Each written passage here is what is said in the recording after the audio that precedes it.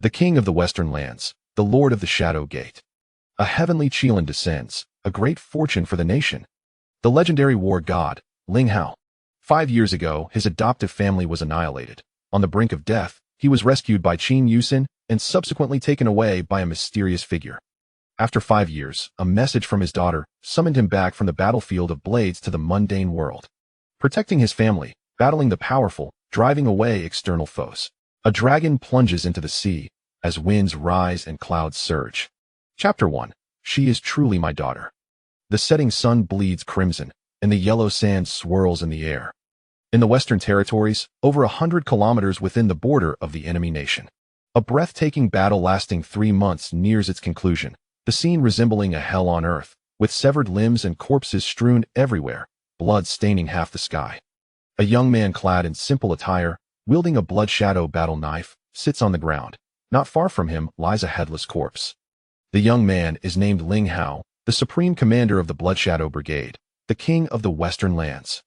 The headless corpse belongs to the enemy's #1 general, the Mad War God. Whoosh, whoosh, whoosh. Shortly thereafter, 5 figures appeared in a flash from 5 different directions, kneeling before the young man. All 5 were clad in battle attire, exuding an aura of righteousness, their bodies radiating a suffocating scent of blood. Reporting to the commander, the enemy's elite have been annihilated. The leader among them, a man in battle attire, spoke respectfully. His name is Lu Yu, the vice commander of Ling Hao. The remaining 4 are the commanders of the 4 major legions of the Blood Shadow Brigade, Qinglong, Baihu, Zhuke, and Xuanwu. Rise, take a moment to rest, and we shall return to the court. Ling Hao ignited a cigarette and took a puff. Thank you, Commander. The 5 rose simultaneously. Beep, beep. At that moment, a notification sound from his phone echoed. Ling Hao pulled out his phone and glanced at it, finding 2 voice messages. Daddy, why aren't you responding to me? I am Rui. I've sent you so many messages, why don't you reply to me? I'm so scared. I've been locked up by bad people. I can't find mommy. A voice message was sent by a little girl, and it was evident that she was engulfed in extreme fear. Little one, you have the wrong number. I am not your father. Have you encountered any bad people? After adjusting his emotions, Ling Hao replied with a message. This number had already sent him 2 messages last night, similar in content to this one. However, he had been engaged in a bloody battle and had no time to address this misdirected message. Beep, beep, beep. Another message arrived. The little girl was now crying profusely. Daddy is lying, Mommy said. This number is yours. Doesn't Daddy not want Rui because she has been naughty? Rui is really scared, I heard. I heard those bad people say that after today, I will never see Mommy and Daddy again. I am truly frightened. Daddy probably doesn't even know what I look like.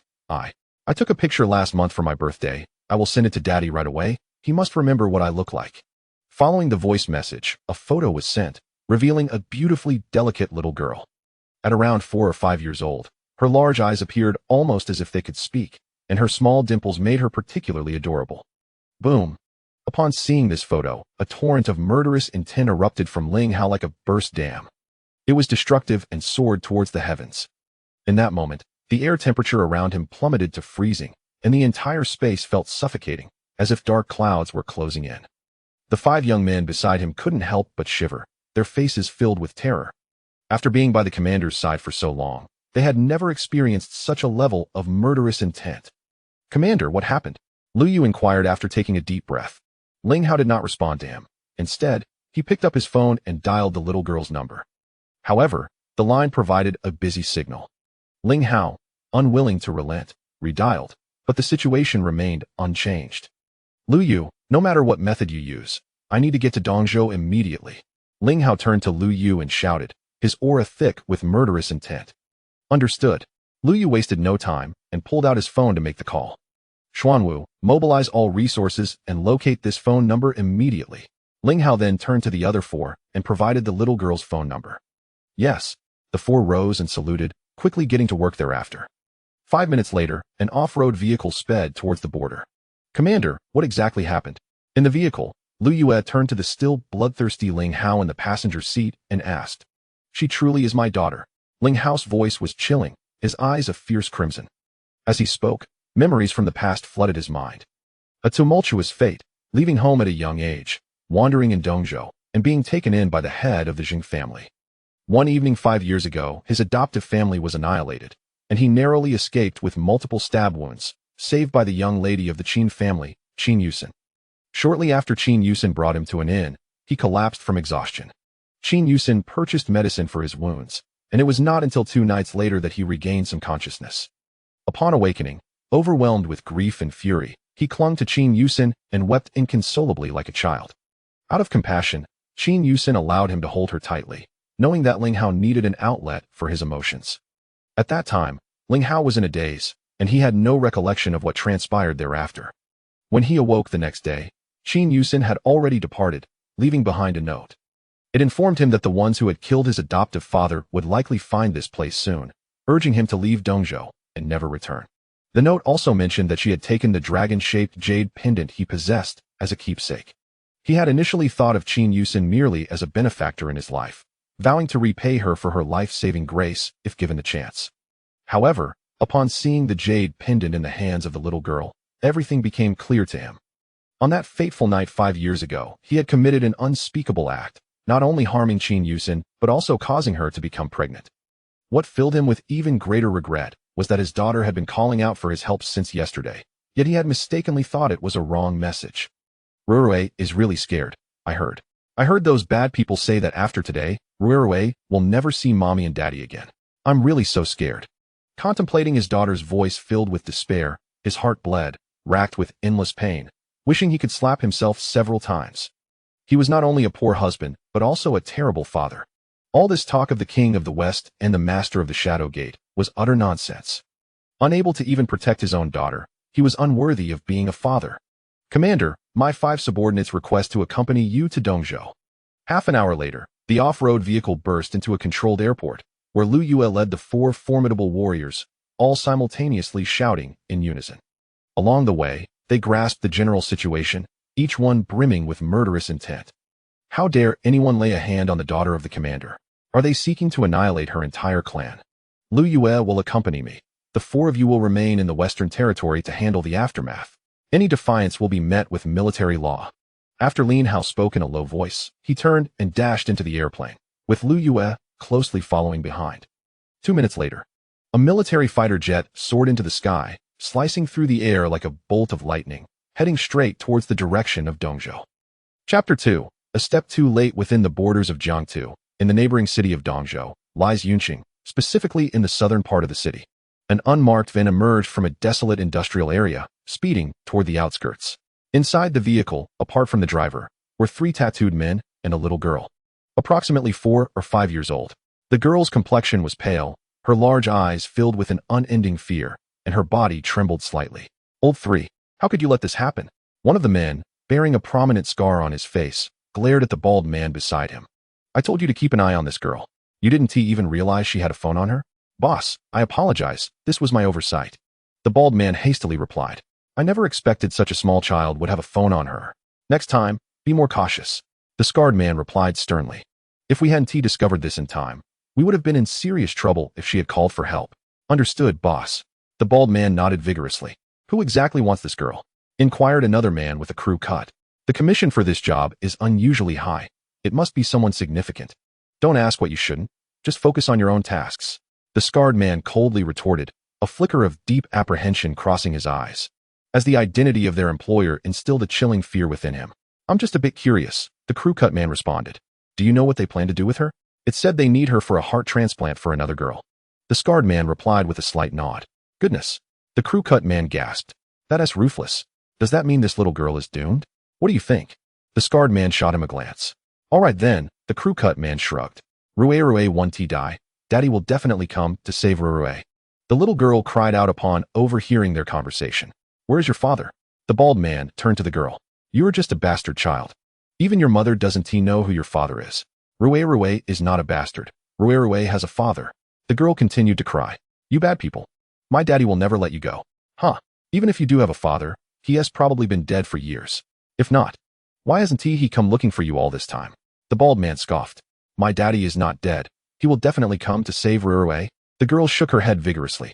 Do you think your father will come to rescue you tomorrow? Or the day after? The bald man grinned. Unfortunately, you're scheduled for surgery tonight. After tonight, even if your father comes, you won't be able to see him. No, that one tea happened. Rui will definitely see Daddy. The girl sobbed loudly. Enough. Stop teasing her. The scarred man said sharply before turning to the driver. Old 4, find a place without surveillance to switch vehicles and leave. Understood, boss. The driver nodded in response. At 1 p.m., a military jeep came to a halt at the entrance of the abandoned factory in southern Yunqing. With a loud bang, the door swung open, and a man radiating an aura of deadly intent, Ling Hao, kicked the door open and charged into the factory. An hour earlier, he and Lu Yu had just disembarked from a plane at Dongzhou Military Airport when they received a message from Xuanwu.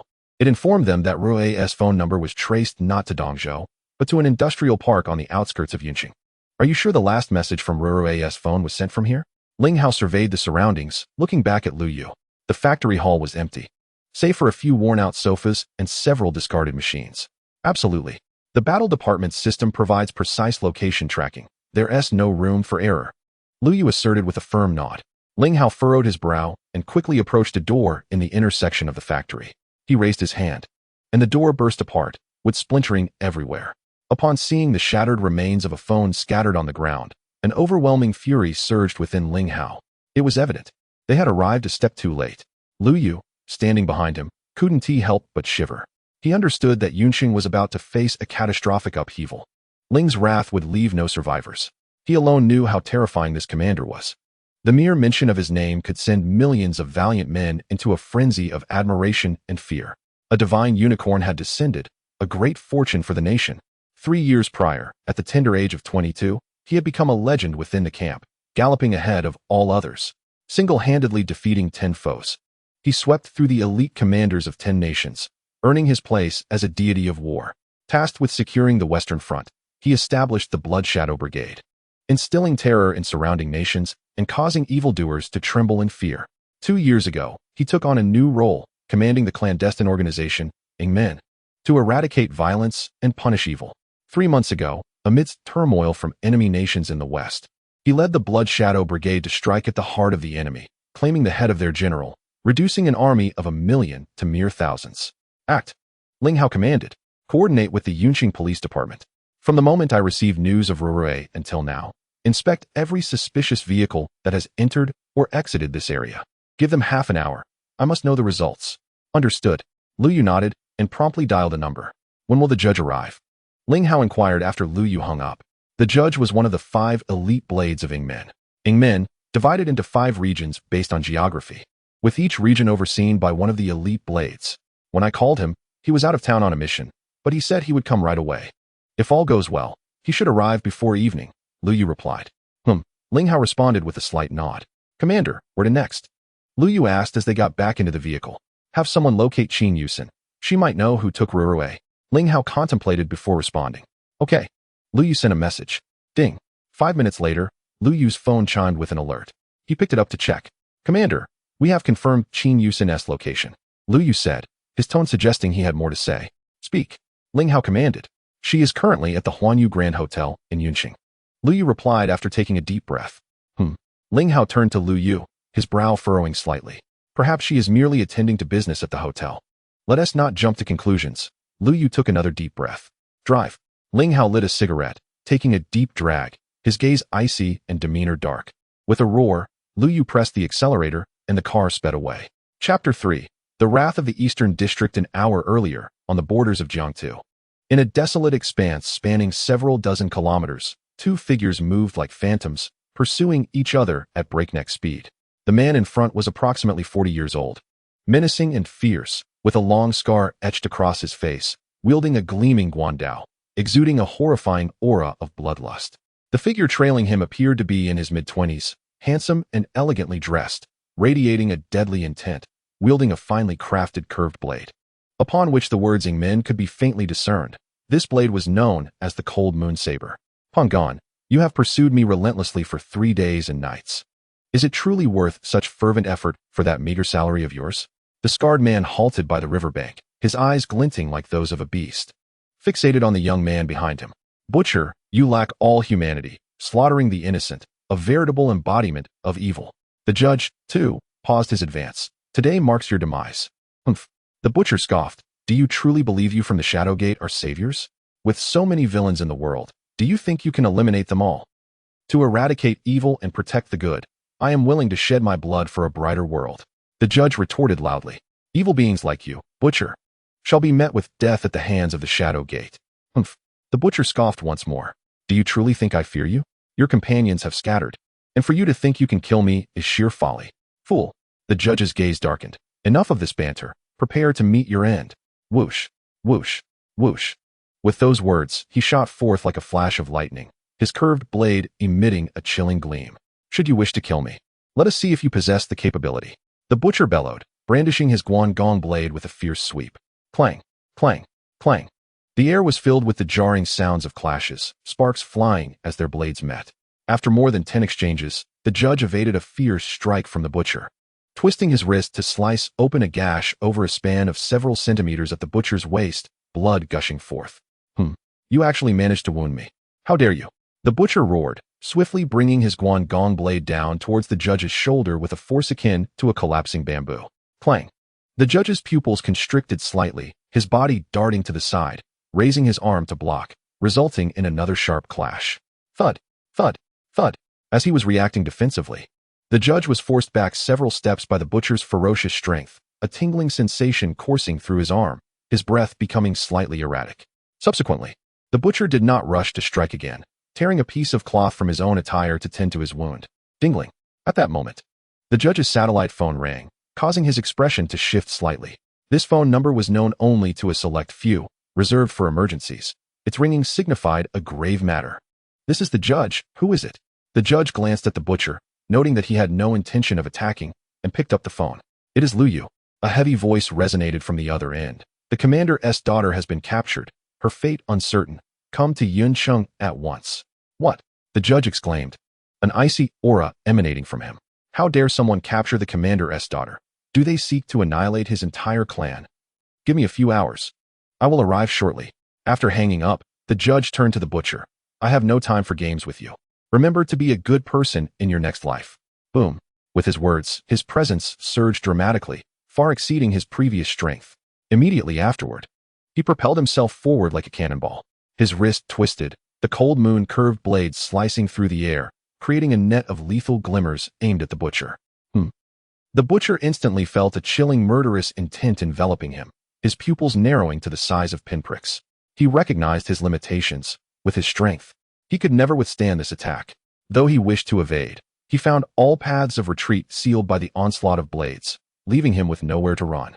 Whoosh, whoosh, whoosh. The endless blade glimmers penetrated the Butcher's body, and the scene fell into silence, save for the whistling wind. Thud. The next moment, the Butcher fell to the ground, his body drenched in blood. After struggling to utter a few words, he kicked his legs and breathed his last. The judge did not cast another glance at the Butcher, turning to speed away along the path he had come. At the same time, he took out his satellite phone and dialed a number, shouting as the call connected. Notify all members above 3 stars in the Eastern District, regardless of where they are or what they are doing, to converge on Yuncheng immediately. Those who disobey shall be executed. With his command, all personnel above 3 stars in the Eastern District of the Shadow Gate ceased their current tasks and rushed towards Yuncheng. This was unprecedented in the history of the Shadow Gate. In an instant, all factions in the eastern region were thrown into a state of panic, unaware of the grave events unfolding. In Yuncheng, at the Huanyu Grand Hotel, in room 808, a young man and woman sat on a sofa. The man, in his late 20s, donned designer attire, exuding an air of confidence. A cigar dangled from his left hand while he held a glass of red wine in his right. The woman possessed a beauty that could make even the heavens envious, around 24 or 25, with exquisite features and a figure that was nothing short of enchanting. Her skin as delicate as a blown silk. She was none other than Qin Yuxin, renowned as the most beautiful woman in the East, and also the mother of Rue. At this moment, her eyes were red-rimmed, her face etched with worry, and her body trembled slightly. Tao, I beg you. Please help me find my daughter. Qin Yuxin rose and knelt before the young man, her voice choked with emotion. Qin Yuxin. You never expected that you would find yourself in need of Sun Mingtao, did you? The young man took a puff of his cigar and blew the smoke towards Qin Yuxin's face. Were you not always so proud? Did you not always disdain men like me? I pursued you for 3 years, even accepting your illegitimate child, yet you never glanced my way. What has brought you to lower your proud head now? Tao Xiao, you can say whatever you like. I only ask for your help. Qin Yuxin pleaded, tears streaming down her face as she bowed repeatedly. Without you, I have no one else to turn to. I beg you. Do you truly wish for my assistance? Sun Mingtao's gaze roamed over Qin Yuxin lewdly. What do I stand to gain? As long as you help me find my daughter, I will do anything you ask. Qin Yuxin trembled. She knew well his intentions, yet she had no choice. Her daughter was nearly her entire world. To find her, she would sacrifice everything, including her dignity, her body, and her very life. Chapter 4: Endless Suffering. Would you truly do anything? Sun Mingtao chuckled wickedly. Indeed, I would. Qin Yuxin replied, her voice trembling. Ha ha. Rejecting the wine offered and instead drinking the punishment wine. What a wretched creature. Sun Mingtao sneered, his tone darkening. If you want me to help you find that illegitimate child, it is not without conditions. First, come sit beside me at once. Let me enjoy some pleasures today.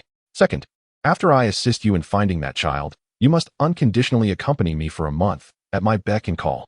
I agree. Qin Yuxin bit her lip and nodded. Then hurry and come over. Sun Mingtao patted the empty space beside him. Come, give me a massage. Once I feel good, I will immediately call someone to help you find that child. I hope you keep your word.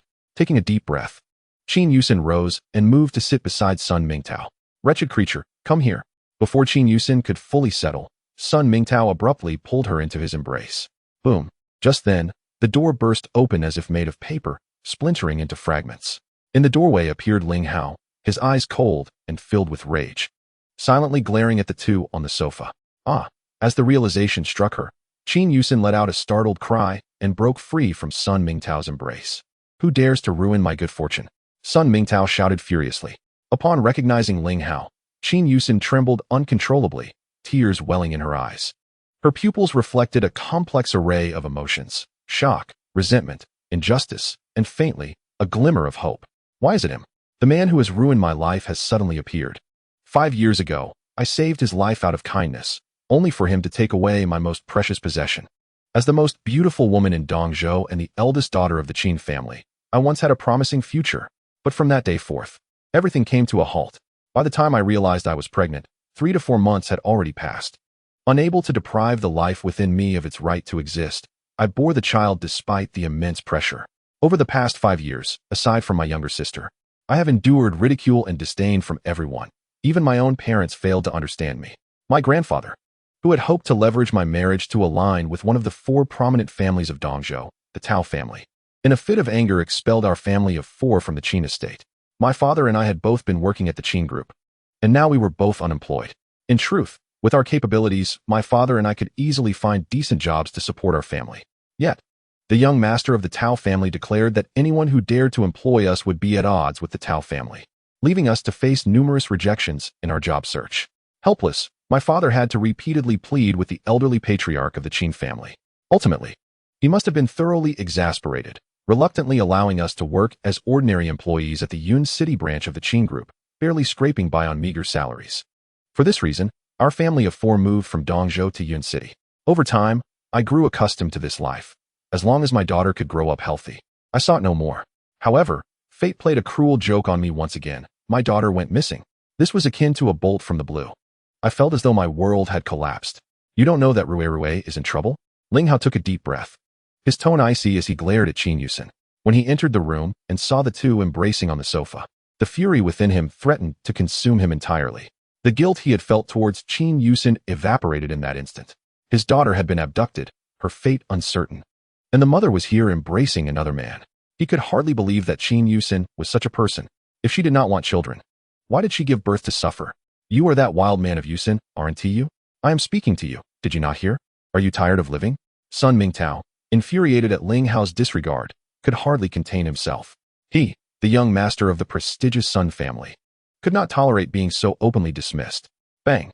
Before he could finish his words, a gust of wind swept by, sending him hurtling like a ball against the wall, crashing to the ground and spitting out a mouthful of blood, howling in pain. How dare you hit me? I swear, if I don't strip your skin off, I want to bear the surname Sun. Ling Hao still did not spare him a glance, his gaze firmly fixed on Qin Yuxin. Yes. Lu Yu entered the room. What do you want? If you dare to touch me, I will kill you. Sun Mingtao screamed again as Lu Yu approached him. Slap. Slap. Lu Yu raised his hand and delivered 2 sharp slaps. If you wish to live, shut your mouth. After saying this, he grabbed Sun Mingtao and dragged him toward the door. Passing by Ling Hao and Qin Yuxin, he opened his mouth, as if to say something, but paused. Commander, saving Rue is paramount. Other matters can wait. With that, he was already outside the door. I am asking you a question. Did you not hear me? Ling Hao inhaled deeply, coldly addressing Qin Yuxin. I do not blame you for neglecting our daughter, but tell me, who abducted Rue? I will go save her. Slap. Before he could finish, Qin Yuxin, with a frigid gaze, approached him and delivered a resounding slap. Naturally, Ling Hao possessed the agility to evade, yet he remained still, staring coldly at Qin Yuxin. Who are you to me? What right do you have to speak to me like this? Qin Yuxin cried out loudly, tears streaming down her face like rain. For 5 years, do you know what kind of life I have endured? Do you think I came to find Sun Mingtao for a date? Am I, Qin Yuxin, merely a woman of easy virtue in your eyes? You not only insult me, but also demean yourself. I truly regret saving you 5 years ago. Had I not intervened, I would not be in this plight today. You return now, questioning me with such arrogance. On what grounds? Rue is my daughter. She has no connection to you, and her matters are not yours to meddle in. From now on, do not let me see you again. As her voice grew hoarse, the weight of her tears drenched her chest, revealing her profound anguish. With that, she shoved Ling Hao aside, covering her face with her hands, trembling, and hurried toward the door. Yuxin, realizing what had happened, Ling Hao rushed forward to grasp her arm. Do not touch me. Get away. Qin Yuxin forcefully shook off his hand and dashed out. Chapter 5, Citywide Lockdown. Miss Qin, where are you going? In the hallway, Lu Yu, who had just greeted Sun Mingtao, called out to Qin Yuxin. However, she completely ignored him and soon vanished at the stairwell. Block Yuxin. Ling Hao burst from the room, shouting loudly. Having heard Qin Yuxin's earlier lament, he vaguely sensed that he might have misunderstood her. Received. Lu Yu turned and chased after her. Just as he had taken a few steps, his phone rang. He answered it while running. Really? The next moment, Lu Yu halted in his tracks. Unbeknownst to him, the person on the other end continued speaking, and he furrowed his brow. We are coming right away. What's wrong? Ling Hao had reached him by then. We found the 4 people who abducted Rue. Lu Yu spoke in a low voice after hanging up, but they are already dead. Huh. Ling Hao's brow furrowed as he glanced in the direction where Qin Yuxin had disappeared. After a brief pause, he spoke. Let us go check it out. For him, rescuing Rue was of utmost importance. Boom. 3 minutes later, Lu Yu pressed the accelerator, and the car surged forward. Commander, you may have misunderstood Miss Qin. Lu Yu spoke while driving. I interrogated that young master from the Sun family. Miss Qin came to see him today to ask for his help in finding Rue. According to his account, Miss Qin does not know who abducted Rue. After the incident, Miss Qin was on the verge of a breakdown, seeking help from everyone. But none of those capable of assisting her were willing to lend a hand. She also reported to the police, but thus far, there have been no leads or progress. In a state of desperation, she had no choice but to seek assistance from Sun Mingtao. Sun Mingtao proposed a condition. He would help find Rue, but only if Miss Qin complied. With no alternative, Miss Qin reluctantly acquiesced. Ling Hao nodded slightly, his eyes reddened. A surge of guilt inundated every fiber of his being, causing his body to tremble uncontrollably. He berated himself for being a scoundrel. During Qin Yuxin's most agonizing and helpless moments, instead of offering her solace, he had doubted her. He felt utterly ashamed to be a man. Suddenly, he coughed up a mouthful of congealed blood, and his entire demeanor became disordered. Commander, Lu Yu exclaimed in alarm. Are you all right? Please do not burden yourself with excessive guilt. Take care of your health. You have old wounds that, under such intense emotional strain, could worsen. As Ling Hao's deputy, he was acutely aware of Ling Hao's injuries. 2 years prior, Ling Hao had engaged in a fierce battle against the 10 elite warriors of other nations. Although he emerged victorious, decimating his opponents, he himself sustained severe injuries, greatly diminishing his strength. Despite Ling Hao's extraordinary medical skills, akin to his martial prowess, a healer cannot treat their own afflictions. And his injuries were too grave to heal swiftly. He could only rely on the passage of time for recovery. I am fine. Ling Hao wiped the blood from his mouth. Hurry. Understood. Lu Yu accelerated and spoke again. Commander, do not rush. Rue will be safe. Ling Hao did not respond. His gaze fixed ahead, an aura of lethal intent radiating from him. 40 minutes later, Lu Yu parked the vehicle at a second-hand goods collection point. As they surveyed the surroundings, they noticed a group of 40 to 50 personnel clad in SWAT uniforms gathered around a small car, engaged in fervent discussion. Good day, gentlemen. May I inquire, who is Commander Lu? Upon seeing the two disembark, the leading officer, a man in his 50s, approached briskly, his tone exceedingly respectful. I am. Lu Yu replied solemnly. The man straightened, saluting sharply. Zhang Minhao from the Yun City Police Department reporting to Commander Liu.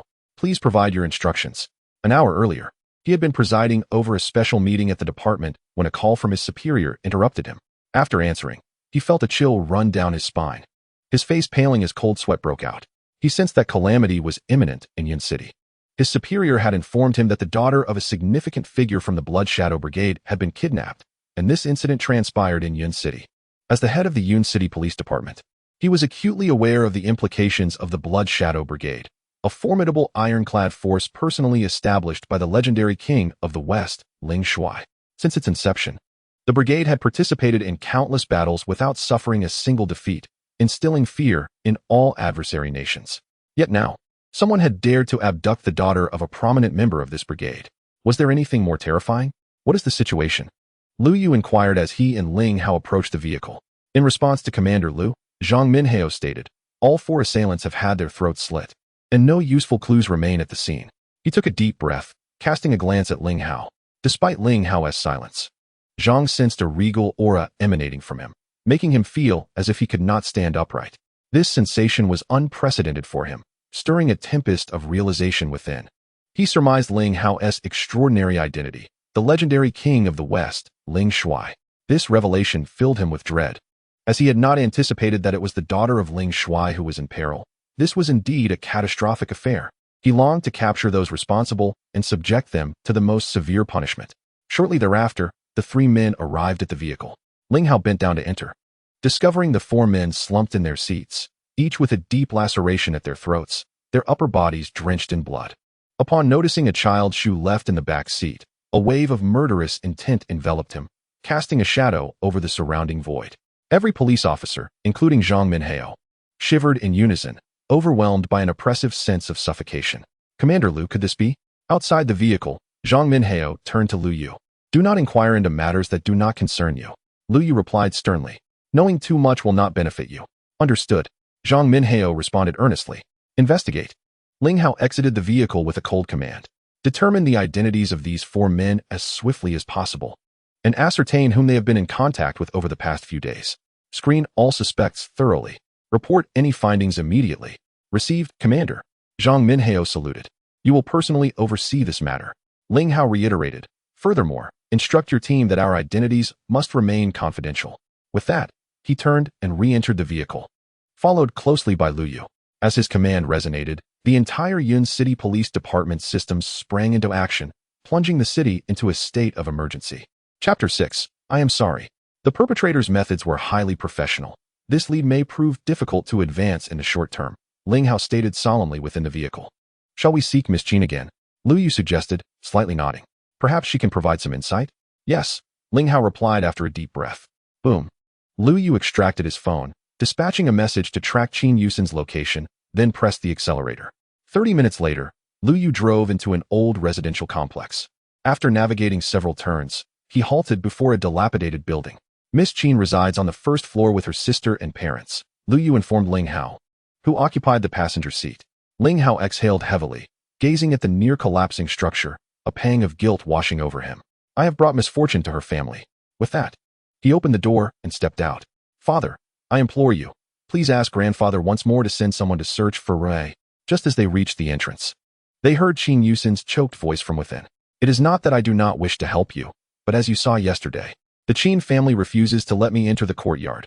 I cannot even meet your grandfather. Qin Yuxin's father, Qin Hongyuan, sighed. I have already called him. He hung up as soon as he saw my number. Qin Yuxin's voice persisted. We should return to Dongzhou to find him. He must be at the company. Qin Yuxin insisted.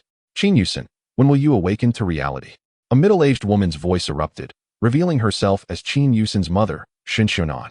The Qin family has severed all ties with us. They will not concern themselves with our lives or deaths. Do you understand? Everything that has transpired is a result of your own actions. You cannot blame anyone else. You have ruined your own life. Initially, when you insisted on keeping that illegitimate child, you refused to listen, even running away from home to give birth to her in a distant place. Now, do you understand the meaning of the phrase a thought can lead to heaven or hell? Had it not been for that child, we would not have ended up in Yunchang, and you would have long since become Mrs. Tao. Mother, I will reiterate, Rue is not an illegitimate child. She has a father. Qin Yuxin responded loudly, I do not wish to hear you utter those 2 words again. Humph. What good is your shouting at me? Qin Yuxin retorted loudly once more. She has a father? Where is he then? After all these years, has he ever come to see you or your daughter? Has he ever called you? Has he ever sent even a single penny your way? None of that, right?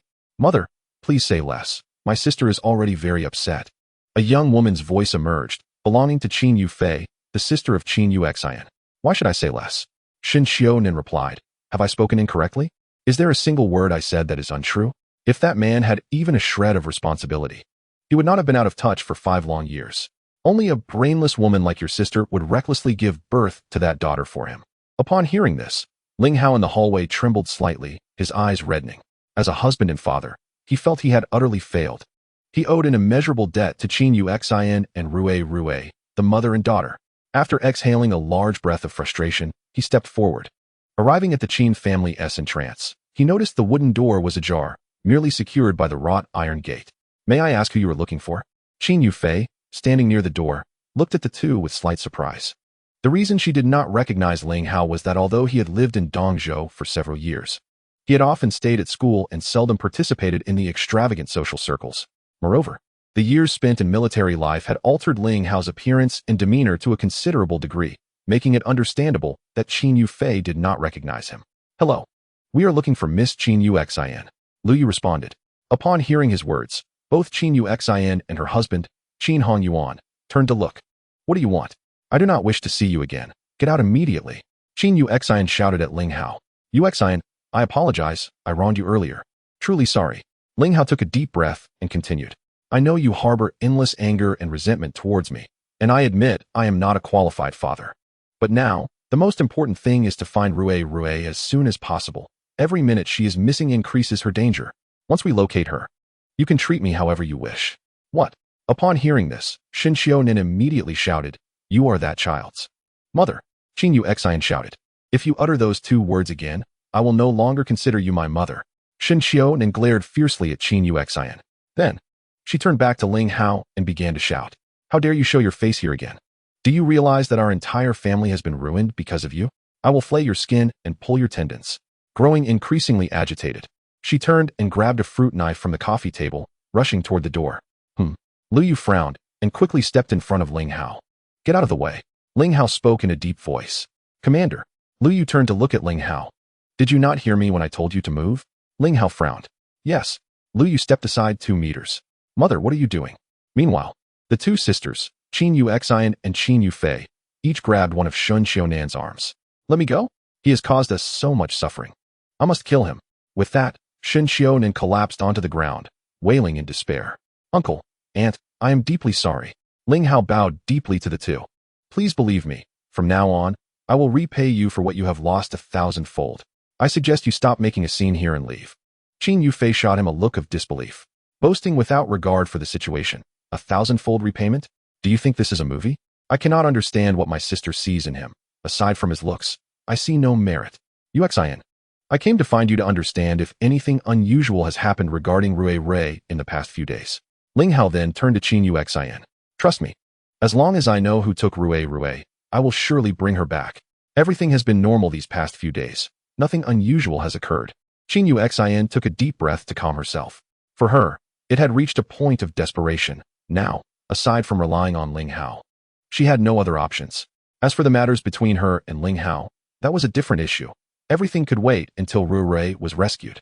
Has anyone unusual been following you or trying to strike up a conversation? Ling Hao quickly inquired as Qin Yuxin finally acknowledged him. No. Qin Yuxin shook her head again. Then, Ling Hao began again. Just then, a cacophony of footsteps echoed in the hallway.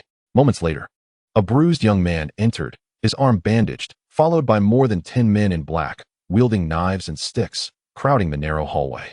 Chapter 7. Infinite guilt. You 2 brats are indeed here. The young man pointed at Ling Hao and Lu Yu, gritting his teeth. I told you. I would make you understand the consequences of crossing me. Today, I will peel your skin off. Do you recognize him? Ling Hao glanced at the young man, then turned to Lu Yu. The young man's face was nearly unrecognizable, and he could not identify him immediately. The young master of the Sun family. Lu Yu shrugged. You should have been more forceful. Ling Hao's lips twitched slightly, then turned to Sun Mingtao with a serious tone. I do not have time to play with you. If you do not want to die, get out now, or bear the consequences. Why you are Tao Xiao? Upon hearing their conversation, Qin Yufei exclaimed in shock. Under the stars of Yuncheng, someone dared to beat the young master of the Sun family like this. Was this courting death? The Sun family is the second-ranked family in Yuncheng. As the young master of the Sun family, Sun Mingtao was always regarded with reverence wherever he went. Yet now he presented such a pitiful sight. Hearing Qin Yufei's words, Qin Hongyuan and his wife also recognized Sun Mingtao, their faces reflecting equal astonishment. Tao Xiao, who did this to you? Shen Xiaonan quickly stepped out after pulling open the iron gate. Ask your own daughter. Sun Mingtao replied furiously. What do you mean? Shen Xiaonan blinked in confusion, then turned to Qin Yuxin. Yuxin, what is going on? Aunt, don't ask, it was me who did it. Ling Hao said nonchalantly. Ah, Qin Hongyuan and his wife both exclaimed, while Qin Yufei gasped in shock. None of them had anticipated that it was Ling Hao's doing. It was truly beyond belief. I warn you, regardless of what relationship this brat has with your family. Sun Mingtao shouted at Shen Xiaonan. If I do not receive a satisfactory explanation today, I will take care of your entire family. Tao Xiao, please do not be angry. I will have him apologize to you immediately. Shen Xiaonan trembled all over. Subsequently, she quickly turned to Ling Hao and exclaimed, Why are you still dawdling? Hurry and kneel to young Master Tao to apologize. If you seek your own demise, do not drag us down with you. Mother, perhaps we should first ascertain what exactly has transpired. Qin Yufei interjected from the side. Return to your room at once. Your presence here is unwelcome. Shen Xiaonan glared at her fiercely. Sister, did young Master Tao truly strike him? Qin Yufei disregarded her mother's admonition. Indeed, Qin Yuxin observed the unfolding drama with a complex expression. Goodness! Qin Yufei gasped. What on earth is happening? Qin Yufei, did you not hear me tell you to go back to your room? Shen Xiaonan shouted. Following that, she turned back to Ling Hao and shouted. How long do you intend to continue harming us? Our family has already suffered enough because of you. What will it take for you to release us? Even if our family owed you from our past lives, it should have been settled over the past 5 years. In a fit of agitation, she knelt before Ling Hao, tears streaming down her face. For the love of mercy, consider this my plea. Swiftly apologize to young Master Tao and seek his forgiveness. Our family can no longer endure any more trials. Do you truly wish to see us perish? Auntie, please do not do this. Rise. Ling Hao was taken aback by her sudden act of supplication and hurriedly helped her up. Seeing the state of Shen Xiaonan's family, his eyes reddened once more, and an overwhelming sense of guilt arose within him. This calamity was indeed of his own making. Enough. Is your performance over? Sun Mingtao bellowed angrily, then turned his gaze to Ling Hao. Kid, I have no time to waste here. If you do not wish to implicate them further, render yourself incapable of using your limbs. I can spare them out of respect for Yuxin. Otherwise, they shall no longer be able to remain in Yun City starting tomorrow. Young Master Tao, we truly have no connection to him. Please spare us. Shen Xiaonan cried out again. Auntie, do not worry. With me here, he dares not harm you. Ling Hao declared, then turned to Sun Mingtao. Are you certain you will not leave? You have 1 minute. If you do not incapacitate yourself, I shall have your home demolished. Sun Mingtao ignored Ling Hao's words. Please no? Shen Xiaonan swiftly turned and closed the door. If he enjoys breaking limbs, then so be it. Ling Hao glanced at Lu Yu. Everyone else, incapacitate one arm and expel them. Understood. Unable to contain himself any longer, Lu Yu nodded and charged forward. Crack, crack, crack. In the next moment, the corridor echoed with the chilling sound of bones snapping. The black-clad men were caught off guard as a shadow flashed past them, leaving one of their arms hanging uselessly at their shoulders, their weapons clattering to the ground. Following this, a chorus of wails filled the entire building, resembling a slaughterhouse. In less than 2 minutes, everyone's Sun Mingtao had brought lay groaning on the ground. Thud.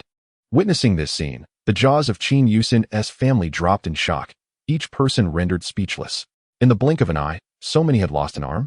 Was this a film shoot? The most exaggerated expression belonged to Qin Yufei, her eyes sparkling with fervor as if watching a blockbuster. What are you doing? I warn you. If you dare touch me, the Sun family will never let you off. Sun Mingtao trembled as he watched Lu Yu approach, his face a mask of terror. He now regretted not bringing more men, having underestimated this formidable opponent. Crack, crack. Before he could finish his sentence, he did not even see how Lu Yu struck.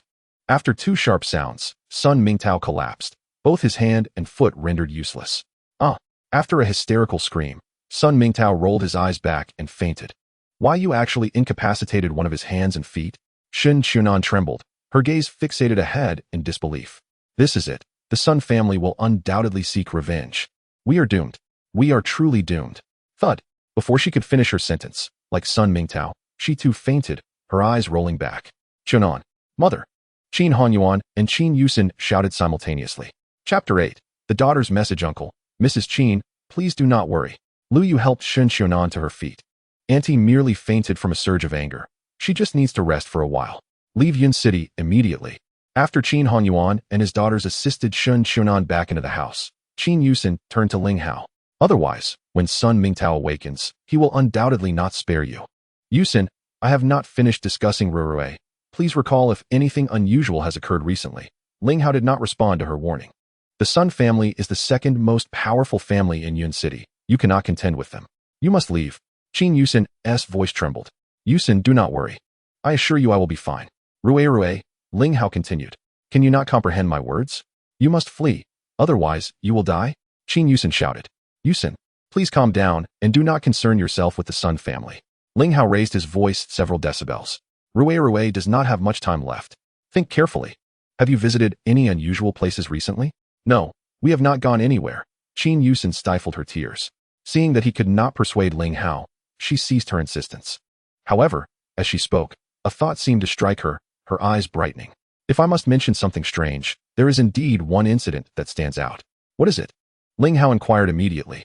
Rue had an accidental fall a few days ago, and I took her to a private hospital for treatment. I happened to notice the doctor checked her blood type, Qin Yuxin recalled. Under normal circumstances, they would not check blood types for a simple bandaging. Furthermore, I saw several blood type reports for other children in the doctor's drawer.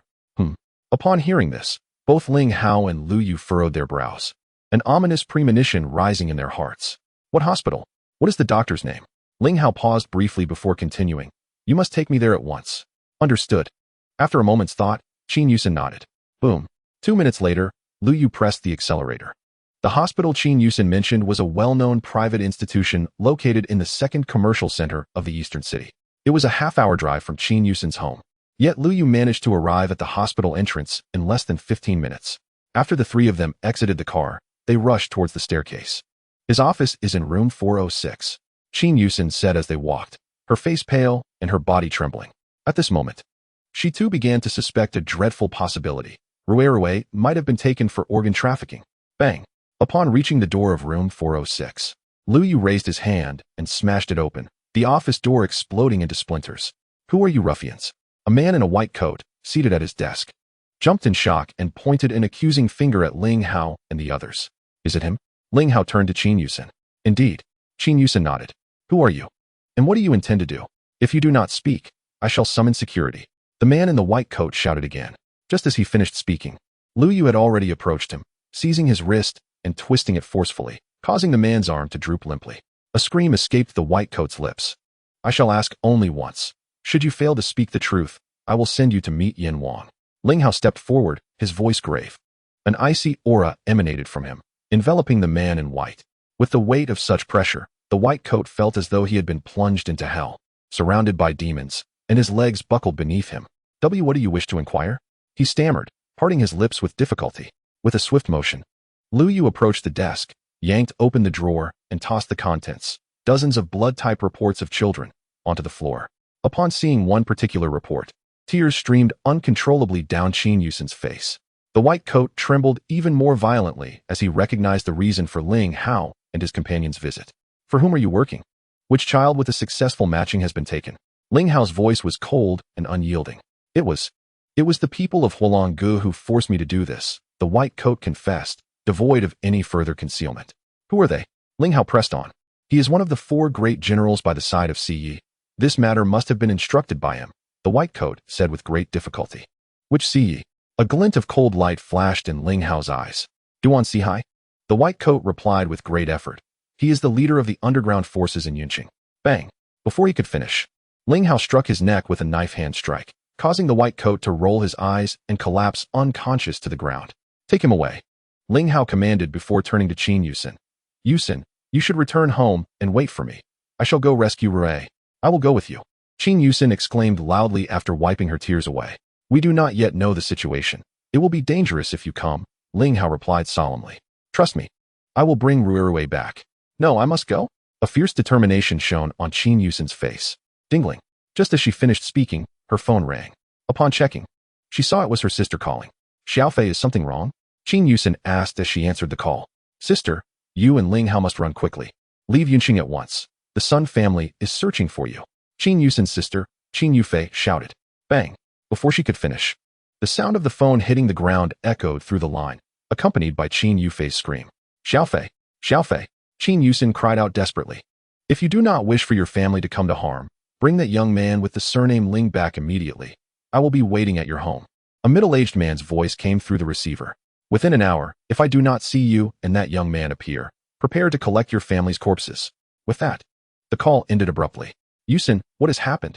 Ling Hao furrowed his brow and inquired. A heart-wrenching scream escaped Qin Yuxin's lips. She clutched at her hair in anguish, her face a mask of extreme torment, teetering on the edge of collapse. Yuxin, do not do this. Ling Hao held her tightly. Tell me, what has transpired? I will help you. I do not want your help. Qin Yuxin forcefully pushed Ling Hao away. She then cried out. Leave, you must get out of Yunqing immediately. Do not appear before me again. It is all your fault. Everything is because of you. My mother was right. You are a punishment sent by heaven for our family. Having said that, she turned and rushed toward the office door. I must follow and ascertain what has occurred. Ling Hao took a deep breath and addressed Lu Yu. Additionally, have someone find Duan Sihai's location and send it to my phone. Understood. Lu Yu nodded vigorously before chasing after her. Chapter 9. The Underground Monarch of Yunqing Boom. 10 minutes later, having received a text, Ling Hao tossed the white coat into the car and drove towards the destination. Dingling. Less than 10 minutes into the drive, his phone rang. Speak. Ling Hao answered, his voice somber. Commander, this is Zhang Minhao. I have identified the 4 individuals who kidnapped Rurui. The voice on the line belonged to Zhang Minhao. This incident was likely orchestrated by Duan Sihai's people. I am aware. He is currently at Tianhai Restaurant. Arrange for someone to handle the aftermath. Ling Hao interrupted. Without another word, he hung up and pressed the accelerator to the floor. Tianhai Restaurant. One of the most upscale dining establishments in Yunqing. On ordinary days, the clientele consists of the wealthy and elite, far beyond the reach of ordinary office workers. Today, starting from the afternoon, the restaurant had refused all walk-in customers, citing that CE would be hosting a birthday banquet there that evening. The disgruntled patrons, upon hearing the name CE, quickly silenced their complaints and left. In Yunqing, the name CE instills fear. Not only ordinary folk, but even members of prominent families must show him respect. At 6 o'clock in the evening, the restaurant's grand hall was bustling with activity.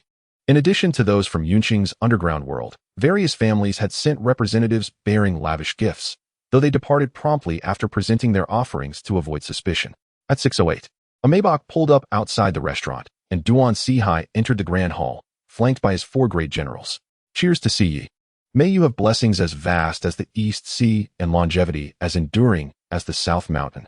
The crowd rose in unison, their voices ringing out thunderously. Thank you. Brothers, I shall drink this first cup in gratitude. Duan Sihai stepped to the central table, raised a glass of baijiu, and downed it in one gulp. To CE. Everyone raised their glasses simultaneously. Just at that moment, a figure clad in white shot through the restaurant's entrance, crashing down onto the main table amidst a spray of food. The white coat, who had lost consciousness, landed squarely on the table, drenching Duan Sihai and the other 10 seated there in a mess. Seeing this scene unfold, every eye in the hall turned towards the entrance, disbelief etched on their faces. Someone dared to cause trouble at Si Ye's birthday banquet? Was this a death wish? Boom, boom, boom. A tall figure appeared at the doorway, devoid of any expression, striding purposefully towards the main table. Duan Sihai's eyes narrowed slightly as he fixed his gaze on the newcomer, a mix of fury and curiosity twisting his features. After years of experience in the underworld, he refrained from immediately reacting. Instead, he lit a cigar and took a deep drag. Since ascending to the throne of Yunqing's underground monarch, he had never encountered anyone bold enough to provoke him in such a manner. This was a blatant disregard for his authority. His curiosity about the identity of the intruder intensified, who possessed such audacity. Seeking death. After a brief moment of silence in the hall, 300 to 400 people surged forward, rushing towards Ling Hao with a clamor that shook the very air. Bang, bang, bang. In the next instant, the grand hall transformed into a scene reminiscent of a film set, with figures hurtling through the air, leaving behind a flurry of crimson arcs. Clang, clang, clang. Tables and chairs lay overturned upon the floor, while shadows writhed in agony, their cries echoing through the air. in less than 3 minutes. All but 10 individuals at the main table had collapsed, leaving behind a scene of devastation, where the remaining hundreds were either lifeless or grievously injured. The 10 at the main table, save for Duan Sihai, stared in disbelief, their jaws dropped as if they had witnessed a ghost in broad daylight. Cough, cough, cough. Tears streamed from Duan Sihai's eyes, choked by the cigar he held, his hand trembling uncontrollably, his face a mask of sheer horror. One person, in a mere 3 minutes, had incapacitated hundreds of his subordinates. What does this signify? It had transcended the limits of his understanding. When had a warrior of such caliber emerged in Yuncheng? Damn, you truly are oblivious to your own mortality. Moments later, a voice resonated from the main table. Bang, bang, bang. 4 of his elite bodyguards simultaneously drew Desert Eagles and aimed at Ling Hao, pulling the triggers as bullets rained down like a tempest. Clink, clink, clink. To their despair, the bullets met an invisible barrier mere centimeters from Ling Hao, falling to the ground with a crisp sound. With a casual wave of his hand, Ling Hao unleashed a ferocious shockwave that surged toward the main table.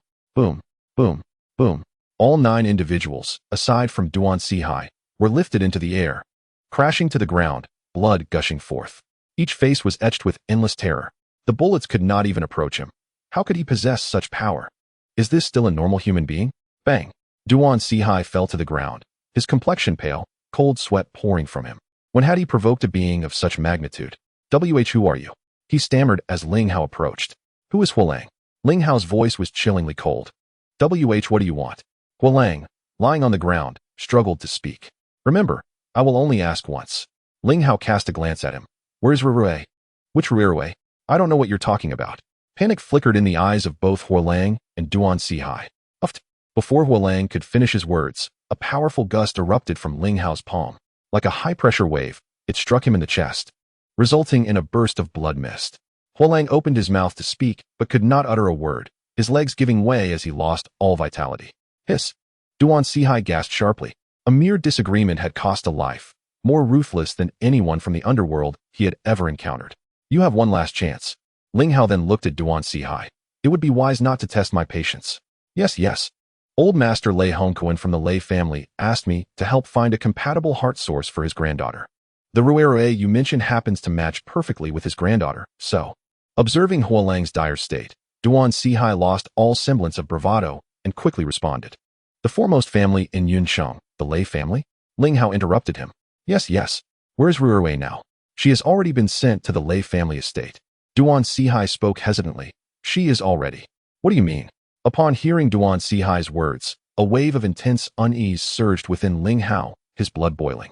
The hospital in Yuncheng lacks the capability for heart transplants, Duan Sihai continued, struggling to articulate his thoughts. 2 hours ago, Old Master Lei personally took Rurue to Jianghai City. His granddaughter has been waiting for the surgery there, and she is expected to arrive at the operating room in no more than an hour. Even if you pursue her now, it may be too late. Boom. Before he could finish his sentence, an overwhelming aura of energy erupted from Ling Hao, a force capable of annihilation. Chapter 10. A Surge of Malevolence. Bang, bang, bang. The surrounding tables and chairs shattered, while the windows exploded into fragments, and the bar collapsed with a resounding crash. Duan Sihai was sent flying like a cannonball, crashing through a wall before landing on the cement ground outside. Struggling to utter a few words, he spewed forth copious amounts of blood, convulsing a few times before succumbing to silence. He could scarcely fathom that one day he, the revered kingpin of Yuncheng, admired by thousands, would lose his life over a little girl. Given another chance, he would never have accepted this job from the Lei family. However, life offers no second chances. Good and evil are accounted for, and all actions have consequences. Uft. Ling Hao, overwhelmed by his anger, suffered a further setback, spitting out a mouthful of blood as his aura diminished. He knelt, tears streaming down his face, releasing a heart-wrenching wail that echoed to the heavens. Ultimately, was it too late? Why must the heavens punish him so? Why such cruelty? Rurue is but a 4 or 5-year-old child. Bang, bang, bang. Moments later, hurried footsteps approached from the entrance. It was Zhang Minhao, rushing in with over 100 fully armed officers, each one on high alert. Hiss. Upon entering the grand hall, the sight before them left everyone gasping in shock. The once vibrant and lively restaurant had transformed into a hellish scene, horrifying to behold. The front line of individuals caught sight of Duan Sihai lying motionless in the distance, their faces reflecting utter astonishment. The man who could shake Yun Cheng with a stamp of his foot is dead? What transpired here? Who possesses such audacity to take the life of this infamous figure on his own turf? Remain on standby. Zhang Minhao tore his gaze away from Duan Sihai's body, turning to his subordinates with a grave voice. His own astonishment matched that of anyone else. Earlier, when Ling Hao had called him to handle the aftermath, he had an inkling that something monumental was about to occur. Thus, he rushed over immediately after hanging up. Having clashed with Duan Sihai for years, he was acutely aware of the man's ruthlessness, cunning, and the thousands of underlings at his command, none of whom were mere pushovers. While he knew that the members of the Blood Shadow Squad were formidable, even they could not contend against 100 foes. If something were to happen to Ling Xiao within his jurisdiction, his fate would be sealed. Now, witnessing the scene before him, he had grasped the extent of Ling Xiao's power. Understood. The crowd came to a halt. Commander Ling, are you all right? Zhang Minhao cautiously approached, stopping about 10 meters away from Ling Hao. It was not that he did not wish to draw closer, but the murderous intent emanating from Ling Hao made it impossible for him to take another step. Nonetheless, he felt engulfed by a palpable aura of hostility, his body trembling uncontrollably. You are aware of the Lei family's situation, correct? Ling Hao exhaled a deep breath, rising to his feet as he turned to Zhang Minhao. The Lei family? Zhang Minhao exchanged a glance with Ling Hao, nearly collapsing. At that moment, Ling Hao appeared akin to a demon emerging from hell. His fury was palpable, and a lethal aura enveloped him, his eyes like twin blades piercing Zhang Minhao's gaze, instilling a profound fear that resonated within his very soul. Who are the main members of their family? Ling Hao continued, his voice heavy with intensity. The elder generation of the Lei family consists of 2 brothers, Lei Hongquan and Lei Hongming. Lei Hongming has no descendants, while Lei Hongquan has 3 children. After taking a deep breath to steady his emotions, Zhang Minhao continued, stating that the eldest son, Lei Xiaobin, and the second daughter, Lei Yunli, are primarily responsible for all the illicit ventures of the Lei family, including nightclubs, clubs, casinos, and martial arts schools. The youngest son, Lei Xiaowang, oversees the legitimate industries of the Lei family, serving as the general manager of the Lei group. He is also the one most favored by Lei Hongquan among the 3 children and is expected to be the next successor of the Lei family. Doesn't Lei Xiaowang have a daughter the same age as Rui? Ling Hao interjected abruptly. Yes, she is 6 years old. Zhang Minhao seemed to suddenly realize something, trembling all over. Commander, do you mean? Lei Xiaowang's daughter requires a heart transplant, and Rui happens to be a suitable match. Ling Hao replied coldly. Zhang Minhao shuddered, realizing the gravity of the situation. Where's Rui now? He asked after a deep breath. She has already been taken to Tianhai by Lei Hongquan. Ling Hao's eyes turned crimson, each word laced with fury. What? Zhang Minhao gasped, trembling, fully aware of the implications. Immediately locate Lei Xiaowang's phone and find him. Ling Hao commanded sternly. Understood. Zhang Minhao replied emphatically, hastily pulling out his phone to give instructions. Dingling. Within 5 minutes, Zhang Minhao's phone rang. Commander, we found Lei Xiaowang. After the call, Zhang Minhao turned to Ling Hao. He is at a club under the Lei family. Send me the address. Ling Hao said as he quickly made his way towards the main entrance, instructing, you take care of cleaning up here. Don't worry about Lei Xiaowang's matter for now. I will call you when I need you. Received. Zhang Minhao responded loudly and sent the club's address to Ling Hao. Boom. 2 minutes later, Ling Hao started his car, pressing the accelerator down, the vehicle roaring out onto the road. Dingling. Shortly after, Lu Yu's call came in. What is the situation? What happened on Yuxin's side? Ling Hao asked in a low voice after answering the call. The head of the Sun family has kidnapped Miss Qin's family, demanding she returns with you to apologize to his son, Lu Yu replied. They truly do not know their place. Ling Hao frowned. Has it been resolved? Yes. Lu Yu nodded. The Sun family should not trouble Miss Qin's family anymore. After a brief pause, he continued, Commander, how is the situation on your side? Have you found Rui? It was done by the Lei family. Ling Hao responded coldly, briefly summarizing the situation. The Lei family deserves to be punished. Lu Yu's voice was equally chilling. I will send you an address. You head over immediately, and we will meet there. Ling Hao continued. Understood. Lu Yu replied loudly. Half an hour later, Ling Hao slammed the brakes in front of a high-end club in the center of Yun City. Commander. As soon as Ling Hao stepped out of the car, he saw Lu Yu approaching swiftly. Let us go in. Ling Hao nodded. Chapter 11. How is this possible meanwhile? In the largest private room on the 3rd floor, Lei Xiaowang was lounging on a sofa, one arm draped around a sultry beauty while the other held a cigar. 2 other young masters were present, equally accompanied by beautiful women, indulging in smoke and drink. Congratulations, young Master Guang, on securing another major project. We look forward to your continued support. One tall young master raised his glass towards Lei Xiaoguang. Rest assured, I won't neglect you.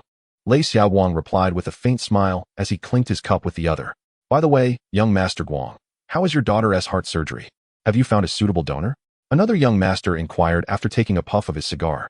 Yes, we have. A smile appeared on Lei Xiaoguang's face. If all goes well, she should be on the operating table in about half an hour. His mood lifted significantly at this thought. His daughter had been waiting for this surgery for almost 2 months, and the Lei family had exhausted all means to finally achieve a result. Whether the little girl who was to be the donor lived or died was of no concern to him.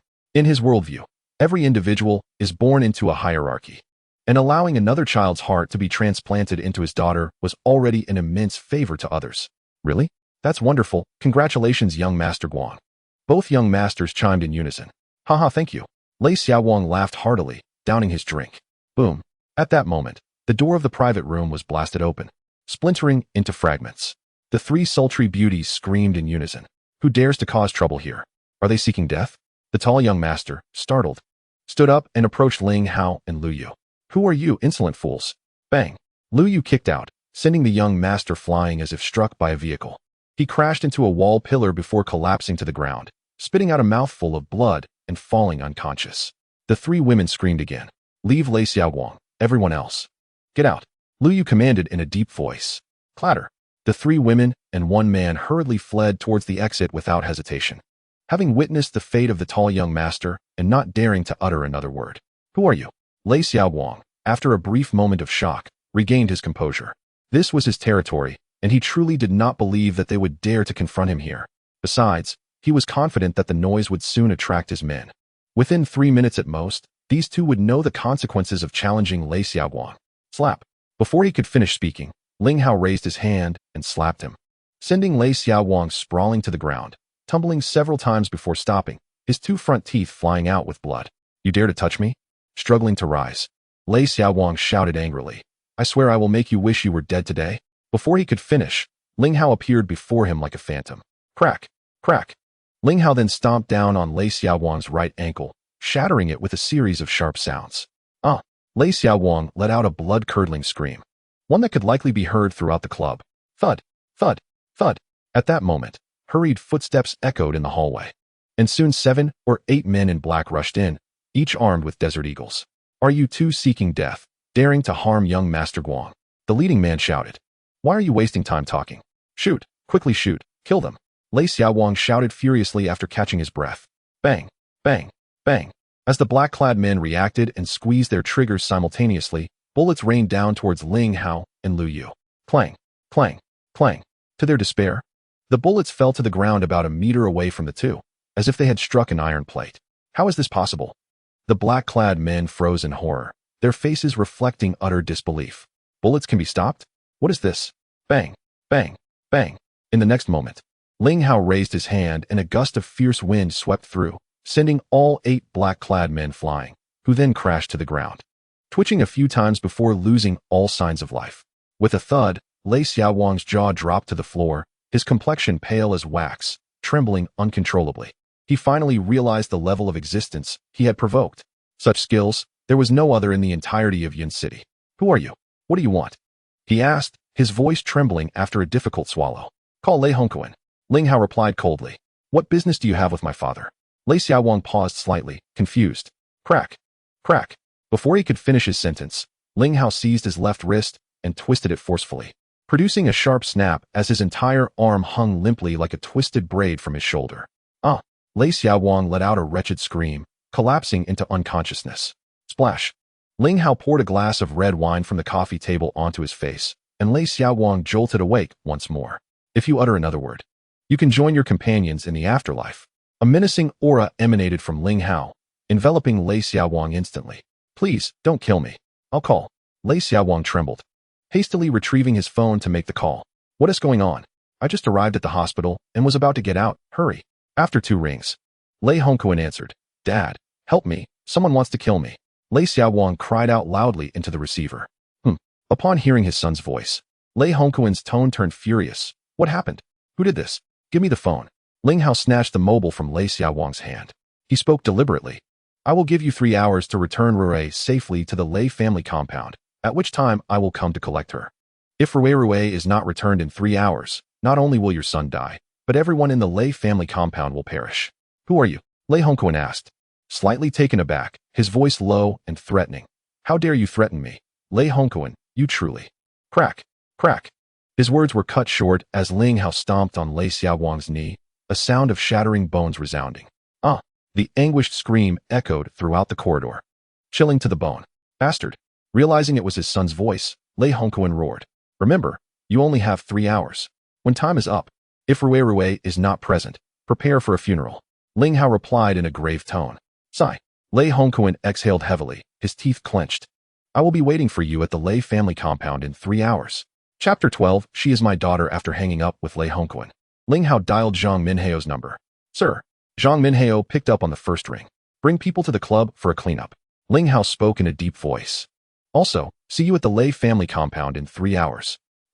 Zhang Minhao was momentarily stunned but quickly responded loudly. Understood.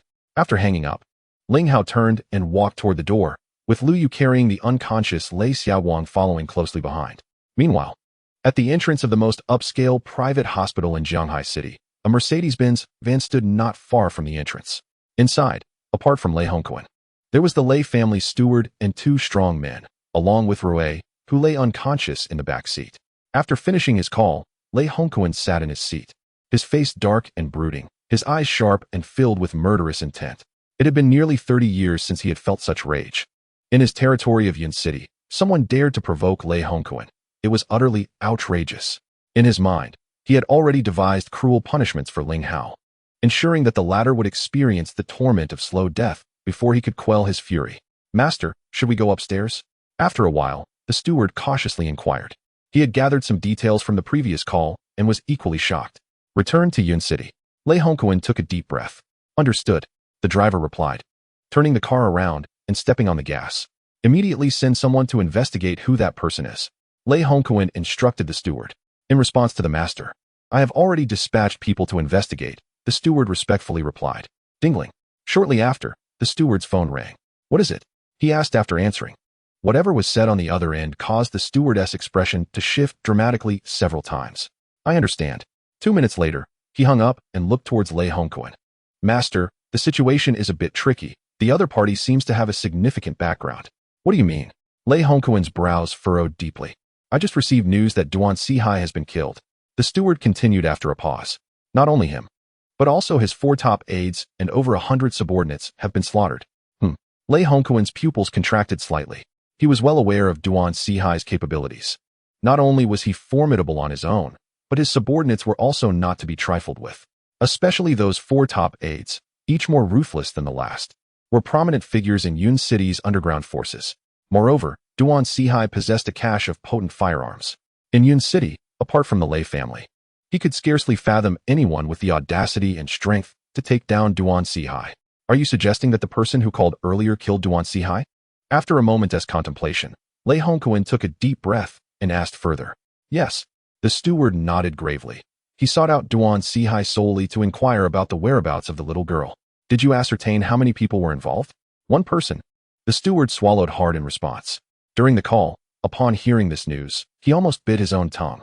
Had the caller not been his trusted confidant, he would have likely erupted in disbelief. It was simply too absurd. 1 person annihilated over 100 of Duan Sihai's men? Who would believe such a tale? Yet, he knew that his confidant could not joke about such matters. The Lei family had likely stirred up considerable trouble this time. What? Lei Hongquan's pupils narrowed to pinpricks. Are you certain? Absolutely. The steward affirmed with a nod. Sigh. Lei Hongquan exhaled heavily. Call Xiaobin. Instruct him to bring all the personnel from Dongzhou back to Yun City immediately. Ensure they are armed. Additionally, have the second master recall everyone in Yun City back to the Lei family compound. Understood. The steward nodded in response. Furthermore, you personally call the heads of the Sun, Zhou, and Huang families, and inform them that the Lei family requests their presence, each bringing 100 elite members swiftly to the Lei family. The 3 families he mentioned were the top 3 clans in Yun City apart from the Lei family. All right, the steward acknowledged before grabbing his phone to get to work. Lei Hongquan then extracted a cigar from his pocket, lighting it, and taking a deep drag. After a moment of contemplation, he dialed his daughter's number. Dad, have you arrived at Tianhai? Is there something you need? A female voice came through the receiver. It was Lei Yunli, the eldest daughter of the Lei family. Your brother is in trouble, Lei Hongquan spoke in a low voice. Meanwhile, Ling Hao and his companion brought Lei Xiaowang to a relatively secluded tea house. The tea house was eerily quiet, devoid of patrons. Lu Yu produced a hefty stack of 100 yuan bills from his pocket and presented them to the proprietor, securing the venue for 3 hours. With a swift motion, he hurled Lei Xiaowang to the ground and delivered 2 resounding slaps. Coughing violently, Lei Xiaowang awoke. His gaze toward Ling Hao filled with trepidation. Who are you? Does your Lei family believe it can dominate Yin City at will? After taking a seat, Ling Hao spoke calmly. In order to facilitate your daughter's heart transplant, you regard the lives of other children as mere trifles. Such acts are not unfamiliar to your Lei family, I presume? For him, the assurance that Ru'ei was temporarily out of danger brought a sense of relief. The number of people Lei's family might send against him was of no concern. As the king of the Western Territories, he regarded the Lei family, a mere trifle, with utter disdain. Should he be provoked, he could obliterate the Lei family with but a thought. Who are you to her? Lei Xiaowang continued to bleed from the mouth. She is my daughter, Ling Hao replied flatly. What? Lei Xiaowang exclaimed in disbelief. Impossible. We have investigated. She is a bastard. And even her mother does not know who her father is.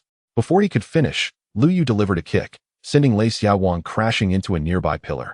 Blood spewed forth, and several ribs were surely fractured. If you don't watch your tongue, you won't survive even 3 hours. Lu Yu warned sternly. You dare treat me this way? The Lei family will never let you off. Lei Xiaowang responded with great difficulty. Is that so? Ling Hao lit a cigarette. Taking a drag. If your Lei family wishes to spare me, they must seek my consent first. Do you believe that after today, the Lei family will continue to exist in Yin City? You have no idea what the Lei family represents. Lei Xiaowang gasped, taking a deep breath. I assure you, you will regret this. No one has dared to provoke the Lei family in Yin City. Not just the 2 of you, but the Qin family will also pay the price. You are truly a fool, Lu Yu retorted, his mind flashing back to scenes from the battlefield. One commander, wielding a blade, surrounded by fallen foes, reminiscent of hell itself. Such formidable power was not something a small clan like the Lei family could contend with. Truly, ignorance breeds fearlessness. Ding ding ding. Soon after, Ling Hao's phone rang. It was a call from Qin Yuxin. Yuxin? He answered gently. Where are you now? Is there news about Ru'ei? Qin Yuxin's anxious voice came through the receiver. Don't worry. Yuxin, Ru'ei is safe. Ling Hao reassured her. You found Ru'ei? Qin Yuxin was filled with excitement. Yes. Yuxin, stay at home. I will bring Ru'ei back shortly. What do you mean? Qin Yuxin was momentarily taken aback. Is Ru'ei still in danger? Yuxin, please do not worry. I assure you, Ru'ei will be fine. Who abducted Ru'ei?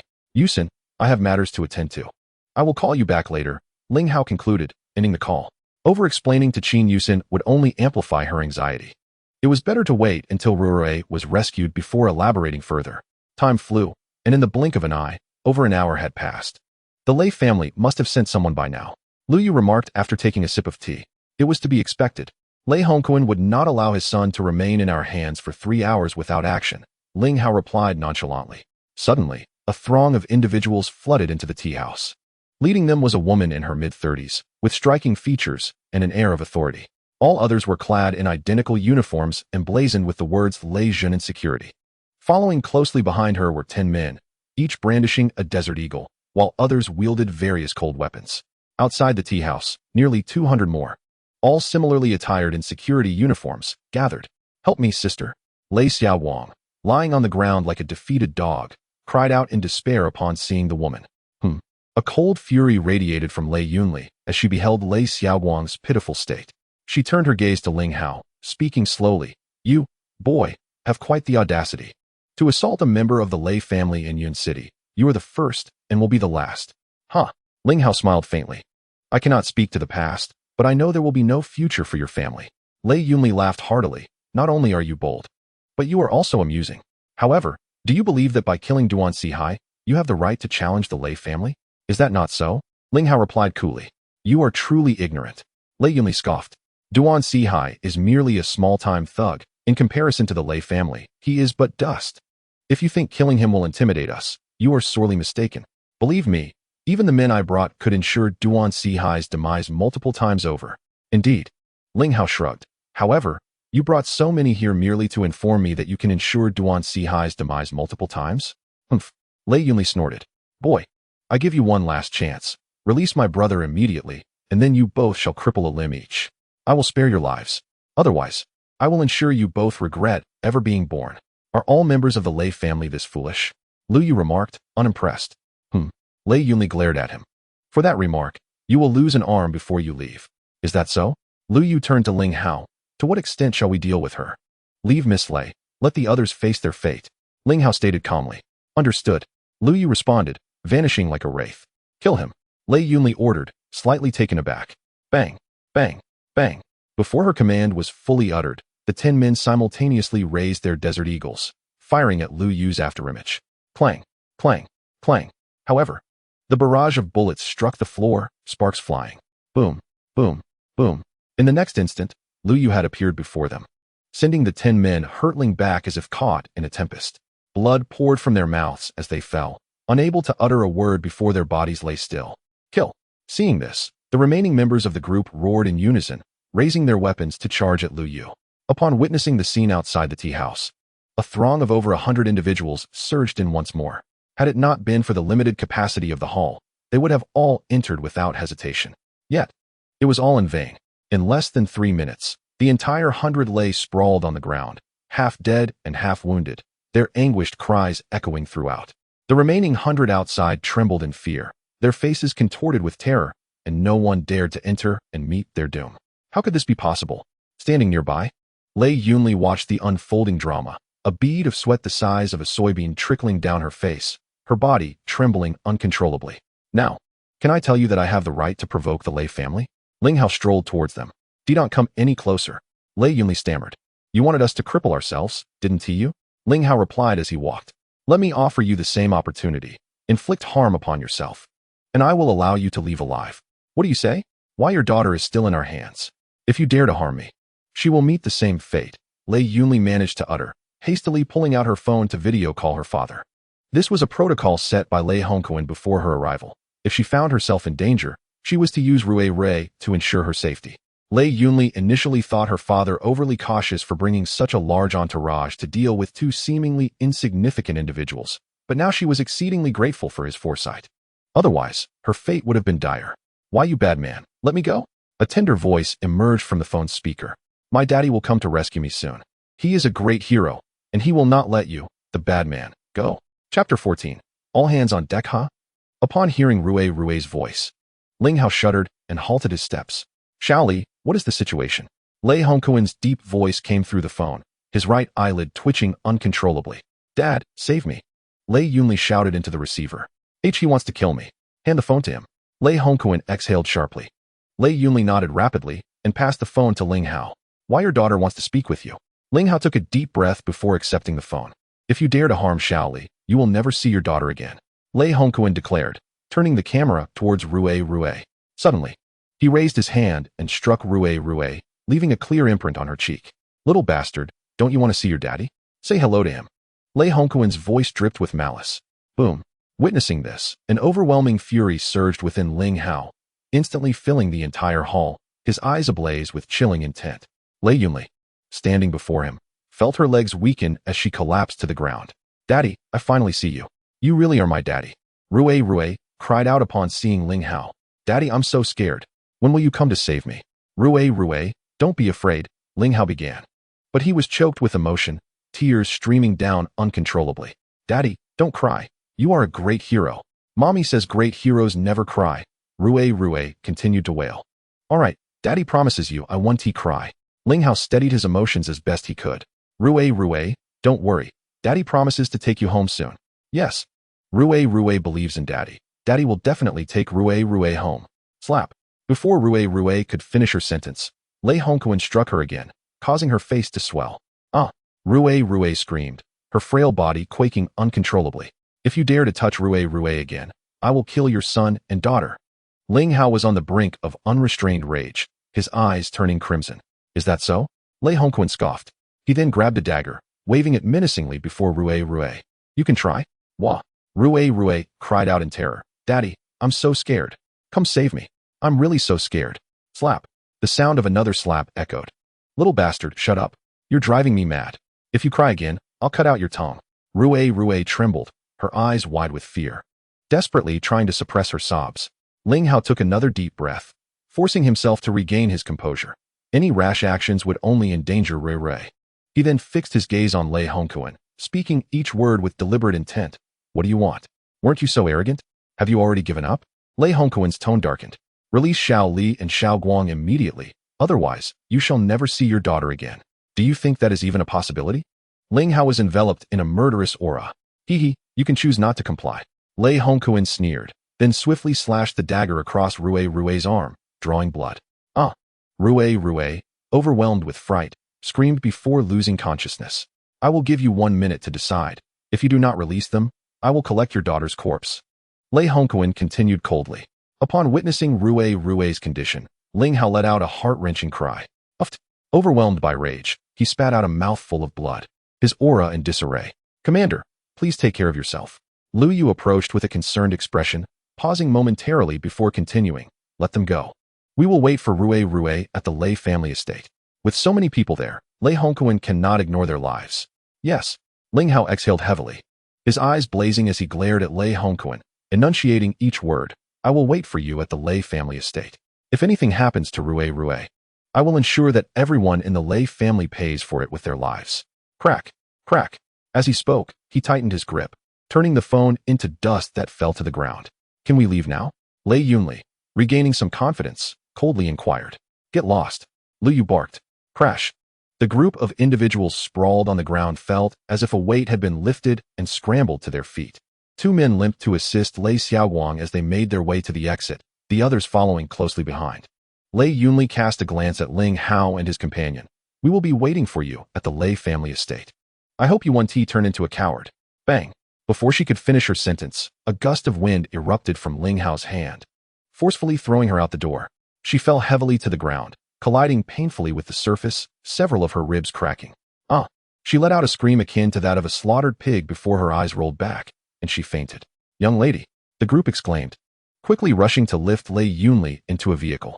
Faced with the 2 formidable figures of Ling Hao, none dared linger for even a moment longer. Meanwhile, Mu Taijun, the chief officer of the Yun City battle zone, sat deep in thought in his grand chair, a cigarette in hand, the smoke curling around him. Bang, bang, bang. The sound of hurried footsteps echoed, followed by a burly man barging into the office without knocking, his face pale. Su Biao, have you forgotten the warnings?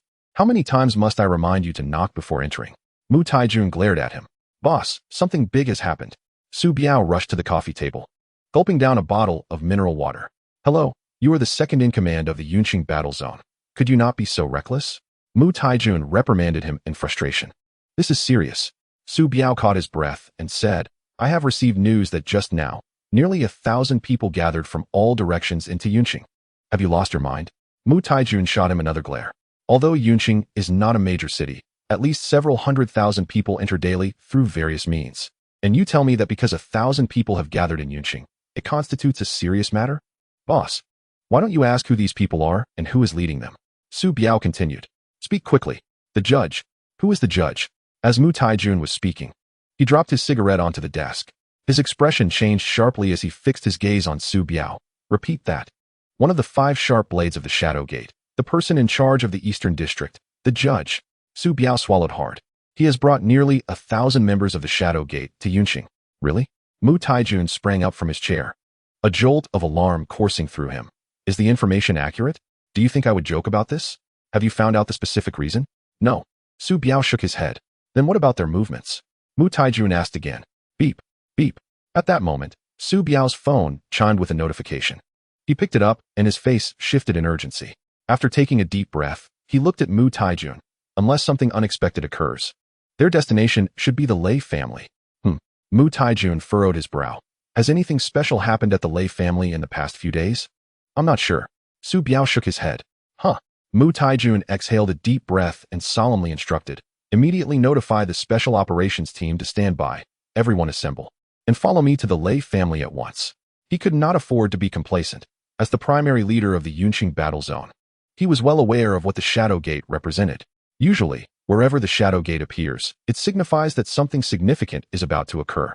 Now, With over 1,000 disciples of the Shadow Gate gathering in Yunqing, he could only surmise that a major incident was undoubtedly unfolding, one that could shake the heavens. Understood. Su Biao saluted and turned to leave. 5 minutes later, 10 battle-zone trucks and 10 off-road vehicles roared towards the Lei family's direction. Chapter 15. The Lei family courtyard. The Lei family of Yunqing is situated at the foot of a picturesque mountain in the eastern part of the city. Sprawling over a vast area, nestled against the mountains and waters, a veritable treasure of geomancy. The Lei family takes pride in their unique stature. In the city, even those perched in the clouds greet members of the Lei family with warmth and respect. The Lei family in Yunqing, though not entirely omnipotent, is nearly so. Whatever they wish to achieve, they seldom fail. However, the current scene at the Lei family courtyard is devoid of the usual bustling activity. Overshadowed by an intense atmosphere of pressure. In the square not far from the main entrance of the estate, over 1,000 individuals stand tightly packed.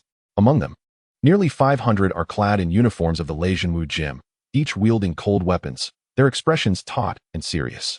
Additionally, around 100 individuals, all in suits and sunglasses, display a cold demeanor, their waistbands bulging, clearly concealing weapons. A further 300 exhibit varied appearances, casually confident, with most adorned in tattoos and each brandishing a machete. Moreover, 2 teams of approximately 200 individuals each, equally robust and imposing, are present. At the forefront of these groups sit 2 elderly men, aged 60 to 70, who are none other than the Lei brothers, Lei Hongquan and Lei Hongqi. Both men wear grim expressions, emanating a palpable aura of hostility, their deep-set eyes occasionally flashing with cold light. Old Lei, who dares to cause trouble at the Lei family? At this moment, the head of the Zhou family turned to Lei Hongquan and spoke, while the head of the Huang family also cast a glance his way. Such a trivial matter. Had you informed me, I could have handled it for you. No need for you to take action personally. The head of the Zhou family took the opportunity, and Lei Hongquan responded with narrowed eyes. To be frank, I am also unaware of who these individuals are. It is precisely because of this uncertainty that I sought your assistance, to be on the safe side. The old Lei chuckled lightly, asserting that in Yunqing, there is likely no one who could incite such concern in him. Lei Hongquan, did you not invite the head of the Sun family? The head of the Huang family inquired, surveying the square. Naturally, I have invited him. He is likely still en route. Lei Hongquan responded solemnly. Master. At that moment, the steward hurried to Lei Hongquan's side. The head of the Sun family just called me. He said he is unwell and probably cannot make it today. Asking for your understanding. A glint of harshness flashed in Lei Hongquan's eyes. After slightly adjusting his demeanor, a faint smile appeared on his face. Since the head of the Sun family is unwell, let us not trouble him. Please convey my regards to him another day. Understood. The steward replied and stepped back. The heads of the Zhou and Huang families exchanged glances, each seeing a hint of surprise in the other's eyes. The Sun family is openly disregarding the Lei family's reputation. Such audacity. Do they truly wish to remain in Yunqing? Boom. Just then, the 2 heavy wooden doors at the entrance of the Lei family courtyard exploded open as if they were made of tofu, wooden splinters flying everywhere. Following this, 2 tall figures appeared in the sight of the Lei family members. Although neither bore any discernible aura, the majority present felt an invisible pressure descend upon them. It seemed that the 2 approaching were not mere individuals, but rather divine dragons capable of obliterating the world with a mere thought. Where's Ruerue? Ling Hao inquired, stepping forward deliberately, quite bold. Lei Hongquan inhaled deeply before speaking in a grave tone. To injure my son and daughter so severely, and still dare to come to the Lei family to demand them. You possess quite the audacity. As he spoke, his gaze, sharp as daggers, bore down on Ling Hao, his murderous intent intensifying. I shall ask you once more. Where is Ruerue? Ling Hao's voice was chillingly cold. You too. Who do you think you are to come here so brazenly? Do you even know where this is? The head of the Huang family hastily attempted to assert himself before Lei Hongquan, addressing the 2 with a stern tone. Who are you? Ling Hao glanced at him. I am the head of the Huang family in Yunqing, and I advise you both. If you do not wish to die, kneel and apologize to old Lei. Perhaps you might still have a chance. You have 1 minute to consider. Ling Hao interrupted him. If you do not take your people and leave immediately, starting tomorrow, the Huang family will no longer exist in Yunqing. The head of the Huang family paused slightly, then burst into laughter. This is the funniest joke I have heard in my life. You are quite the comedian. You have 30 seconds left. Kid, do you not shed tears until you see the coffin? Unfortunately, you have made the wrong choice. Ling Hao replied coldly. Remember what I said. Kid, are you here for a laugh? At this moment, the head of the Zhou family spoke up. And you are? The head of the Zhou family, Qin Yuxin. The head of the Zhou family sneered coldly. Are you also going to give me a minute to consider leaving with my people? Or else the Zhou family will no longer exist in Yuxin. Sorry, you have only half a minute. Ling Hao responded solemnly. Ha ha ha. The head of the Zhou family laughed heartily. Time's up. Ling Hao spoke again. Young man, are you here to amuse yourselves? It seems you are courting death. A burly man behind the Zhou family head shouted at Ling Hao and charged at him with a machete in hand. 8 or 9 others followed suit, brandishing their blades. Fierce and intimidating. Clang, clang, clang. Just as they reached halfway, the 10 men raised their machetes above their heads, producing a crisp sound. In the next moment, the blades shattered, the front halves embedding themselves in the ground before several of them, swaying and gleaming. The 10 figures stood frozen in place, as if under a spell. Their faces pale with terror and cold sweat pouring down. They hadn't even seen when the opponent made their move, and their machetes had already been severed in two. What does this mean? The right eyelid of the head of the Zhou family twitched violently several times. He vaguely sensed that he may have just committed one of the biggest mistakes of his life. A similar expression of shock appeared on the face of the Huang family head. He prided himself on being among the top fighters in Yun City. Yet he couldn't even discern when the opponent had struck. How utterly unbelievable. No wonder they dared to act so brazenly in the Lei family. It turns out they possess formidable skills. I shall see for myself. At this moment, Second Master Lei Hongming spoke up. He then took the Guanyu Dao from a man beside him and steadily approached Ling Hao. I am Lei Hongming, the second master of the Lei family. Please enlighten me. With that, his aura rapidly escalated. He then twisted his wrist, and the sound of slicing wind arose. The Guanyu Dao sliced through the air, leaving several trails of cold light as it swiftly descended upon Ling Hao like a bolt of lightning. Witnessing this scene, the members of the Lei family stared at Ling Hao with expressions akin to witnessing a ghost. Everyone knew that the second master was the foremost martial artist in Yun City, and with a mighty blade in hand, he had yet to encounter a rival. However, in the next moment, all were collectively petrified, their faces resembling those who had seen a specter. Chapter 16. Please, Commander, give your instructions. There. They saw the Guanyu Dao of Lei Hongming, mere inches from Ling Hao's head, caught firmly between his two fingers. It could not descend even a fraction. This is surreal, as if from a movie. Such a thunderous blow was actually seized by 2 fingers? Could it be any more absurd? Drip. A bead of sweat, resembling a yellow bean, fell from Lei Hongming's forehead, and his entire body began to tremble uncontrollably. He could tell with his toes that he had encountered a master, one whose existence filled him with despair. Who exactly are you? After a difficult swallow, Lei Hongming stammered. Crack. Ling Hao did not respond, applying slight pressure with his fingers, snapping the sturdy Guanyu Dao in two. Then, with a flick of his wrist, the front half of the blade shot like lightning towards a nearby tree. Crash. The tree was severed in two, crashing down as leaves flew in all directions. Hiss. A sound of gasping filled the air, with many trembling uncontrollably. If you do not answer my question, you shall die? Ling Hao then turned his gaze towards Lei Hongquan, a chilling murderous intent emanating from him. Young man, do you truly think that with your mediocre skills, you can act wantonly in my Lei family? After a deep breath, Lei Hongquan replied solemnly. No matter how capable you are, there are only 2 of you, while I have over 1,000 people here. Do you think you have a chance? Ignorance. Lu Yu glanced at him, as if he were an imbecile. I will soon let you both know the consequences of provoking my Lei family. Lei Hongquan disregarded Lu Yu and raised his hand. Attack. Kill them. With his command, over 1,000 men simultaneously drew their weapons, and the 100 black-clad men brandished handguns.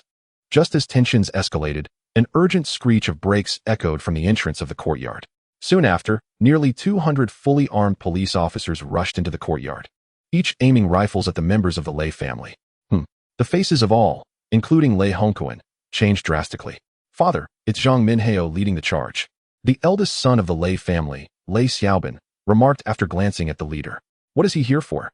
Lei Hongquan frowned, striding toward the approaching figure. Chief Zhang, why such a grand display? I wonder what brings you here. Upon reaching the front, he spoke in a tone that still held an air of superiority. As the stabilizing force of the Lei family, he had his confidence, not overly concerned even in the face of the head of the Yun City police. Lei Hongquan, your Lei family is truly remarkable. Zhang Minhao responded sternly. What has transpired? Please clarify, Chief Zhang. Lei Hongquan's brow furrowed again. You had better pray that Rere is unharmed. Otherwise, the history of your Lei family will end today. Zhang Minhao glared coldly. Chief Zhang, isn't that a bit too grandiose? Lei Hongquan's tone grew somber. And after a slight pause, he continued. This is the Lei family courtyard. If Chief Zhang has matters to discuss, please present the relevant documents. Otherwise, I must respectfully decline your visit. You truly do not realize the gravity of your situation. After Zhang Minhao spoke, he waved his hand toward his men. Immediately, search for Ruwei, even if it requires digging 3 feet into the ground. Yes. A chorus of police officers responded in unison before swiftly entering the courtyard. Zhang Minhao, you are being unreasonable. Lei Hongquan yelled angrily, raising his hand. Stop them. How dare you? Zhang Minhao shouted back. Everyone listen up. Anyone who obstructs official business is to be shot on sight, no exceptions. Yes. The 200 police officers shouted in unison. Upon hearing this, those who had intended to intervene quickly halted. What a joke. The opposing side is armed with genuine automatic rifles. Charging in would be a death sentence. In no time, the police officers dispersed throughout the various corners of the courtyard. Zhang Minhao you. Lei Hongquan's face flushed with rage. In his fury, he could no longer contain himself. Raising his hand, bring Zhang Minhao to me, bind him. Swish, swish, swish. At that moment, a synchronized sound of footsteps echoed from the entrance of the estate. Simultaneously, a dense atmosphere of impending doom enveloped the entire Lei family courtyard. Except for Ling Hao and Lu Yu, everyone else felt a suffocating pressure, involuntarily shivering. Then, 1,000 men came into view. All were clad in resplendent attire, with curved blades at their waists, their eyes resolute, and their aura overwhelming. The district judge reported to the commander, please give your instructions. The leader was none other than the judge, one of the 5 sharp blades of the Ying men. Please, commander, give your instructions. The 1,000 men knelt on one knee, their voices resounding to the heavens, filled with boundless fervor and reverence for Ling Hao. This man before them was their deity, their lifelong faith. Hiss. Witnessing this scene, a profound shock flashed in Zhang Minhao's eyes. As the head of the Yun City Police, he had, of course, heard the name of the judge. He knew that he was one of the 5 sharp blades of the Ying men, an individual standing atop the pinnacle of power. Within a single day, he had encountered 3 legendary figures. He exuded an aura that felt almost surreal. Speak up. Ling Hao directed his gaze towards the members of Ying men, raising his hand. Thank you, commander. The deafening roar reverberated once more, piercing the vast sky and striking the heavens. Who are they? Among the Lei family members, some felt they were on the brink of collapse. The oppressive force was simply too terrifying. They truly appear fearsome. A man beside them trembled in response. I feel that any one of them could contend with over 100 of us. Who on earth are they? How can one possess such fearsome subordinates? We are in deep trouble today. Another gang member glanced at Ling Hao, trembling in fear. Similar conversations echoed around them. Second brother, can you discern who they are? Lei Hongquan inhaled deeply, forcing himself to stabilize his emotions before asking. Elder brother, I fear we have encountered a grave situation. Lei Hongming swallowed hard, his eyes betraying an endless panic. Who are they truly? The right eyelid of Lei Hongquan twitched several times. If I recall correctly, the most mysterious organization within the realm, the foremost leader of the Eastern District, is named the Judge. Lei Hongming began to shiver slightly. What? Lei Hongquan exclaimed loudly. Are you implying they are members of Ying men? Dressed in brocade, wielding the cold crescent blade. This is the standard of Ying men. Lei Hongming took a deep breath. Elder brother, look closely at their blades. Do they not bear the inscription Ying men? Gasp. Lei Hongquan's legs went weak, nearly collapsing to the ground. At this moment, he abandoned any remaining illusions of hope. Chapter 17. Long time no see, Your Excellency. Judge, is there some misunderstanding regarding today's events? After gathering his composure, Lei Hongquan took a few arduous steps forward and addressed the judge. Despite his arrogance, he was not foolish enough to disregard Ying men. He was acutely aware that if Ying men sought to eliminate the Lei family, it would take less than half an hour to reduce them to ashes. May I inquire? Your Excellency, who is this esteemed individual? He then pointed shakily at Ling Hao. Commander, did they instigate this? The judge completely ignored Lei Hongquan and turned his gaze towards Ling Hao. Indeed, Ling Hao nodded slightly.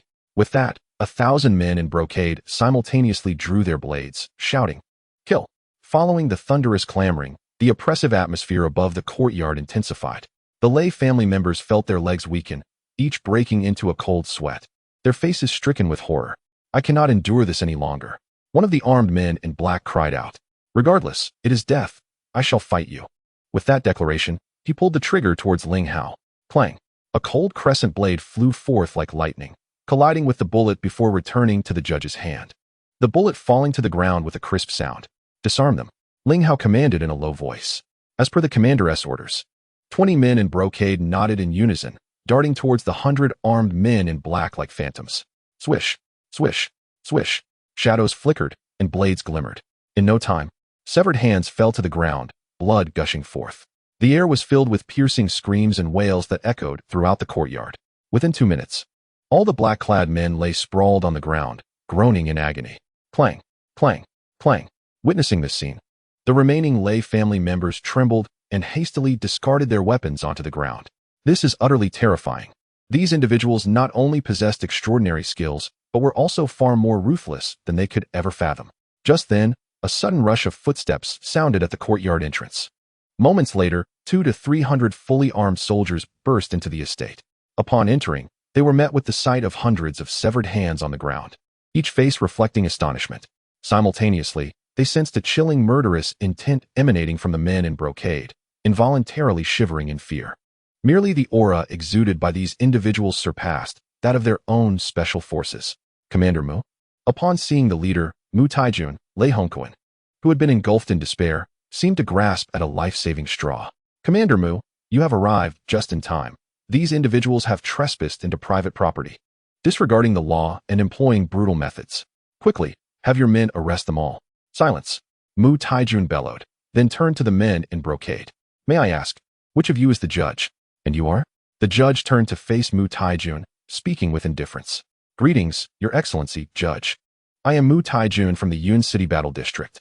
I have long heard of your esteemed name. It is a privilege to meet you today. Mu Taijun bowed slightly. Individuals from Yun City? The judge scanned the soldiers in military attire before continuing. Are you here to apprehend members of Ingmen? Your Excellency, there seems to be a misunderstanding. Mu Taijun shivered. I have only just learned of your arrival in Yun City and was unaware of what significant matter transpired. So I came to see if you had any instructions.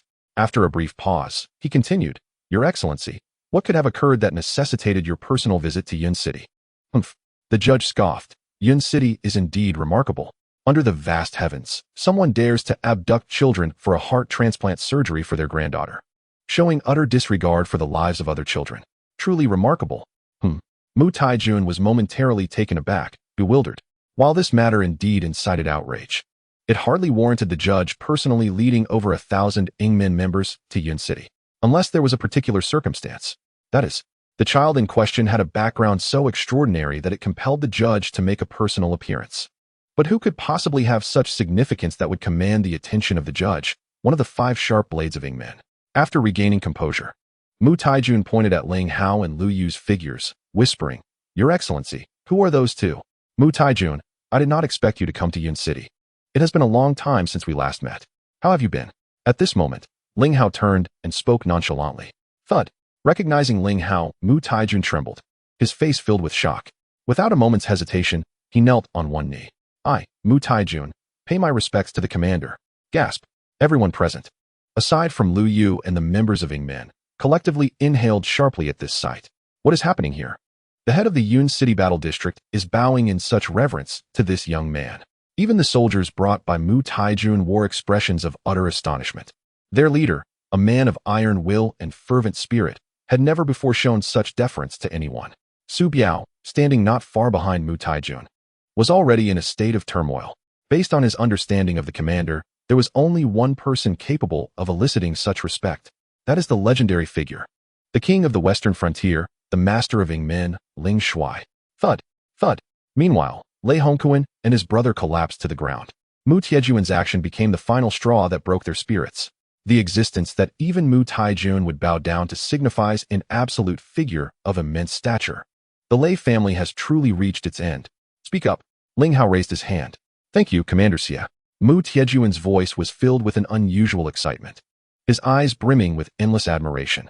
He was once a member of the Blood Shadow Brigade, holding the esteemed title of Deputy Commander under Xuanwu, one of the 4 great generals, having fought alongside Ling Hao in numerous fierce battles. Due to various objective reasons, he eventually withdrew from the Blood Shadow Brigade and came to Yun City. It was Ling Hao who saved his life. At that time, he had been separated from his main force after being detained by an enemy deputy commander, ultimately falling into the enemy's encirclement. Despite his valiant resistance, he could not hold on for long due to the overwhelming enemy numbers and his own injuries, reaching the end of his strength. Just as despair enveloped him, Ling Hao appeared. With a single sword, the blood shadow blade, he slaughtered nearly 10,000 foes, pulling him back from the brink of death. Every time he recalls that moment, his heart swells with fervor. Chapter 18. Decapitation. Pay your respects to Deputy Commander Liu. After standing, Mu Taijun turned to salute Liu Yu with a standard military gesture. Without the rain of bullets, I see your figure has grown a bit portly. Liu Yu chuckled. I apologize for the embarrassment, Deputy Commander. Mu Taijun replied awkwardly. All right, there's nothing more here. Withdraw your men. Ling Hao waved his hand. Yes. After saluting, Mu Taijun called out to his men, all withdraw. Yes. The men responded in unison, leaving the area. You should go too. Once I finish here, I'll find you. Ling Hao then looked at Mu Taijun. Understood. Mu Taijun did not insist further. He was acutely aware that, even with nearly 1,000 members of the Shadow Gate present, it would be but a mere flick of Ling Hao's wrist to annihilate the entire Lei family. This matter has nothing to do with us today. The head of the Zhou family stammered. It was Lei Hongquan who forced us here. We will leave immediately. Yes, it was Lei Hongquan who threatened us. If we did not come, he would deal with our two families. The head of the Wang family trembled in agreement. At this moment, both men regretted their actions profoundly.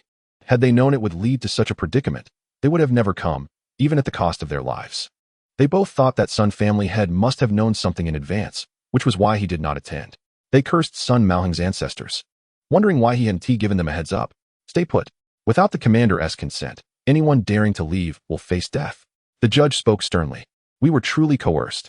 The two men opened their mouths, hoping to plead once more. Silence.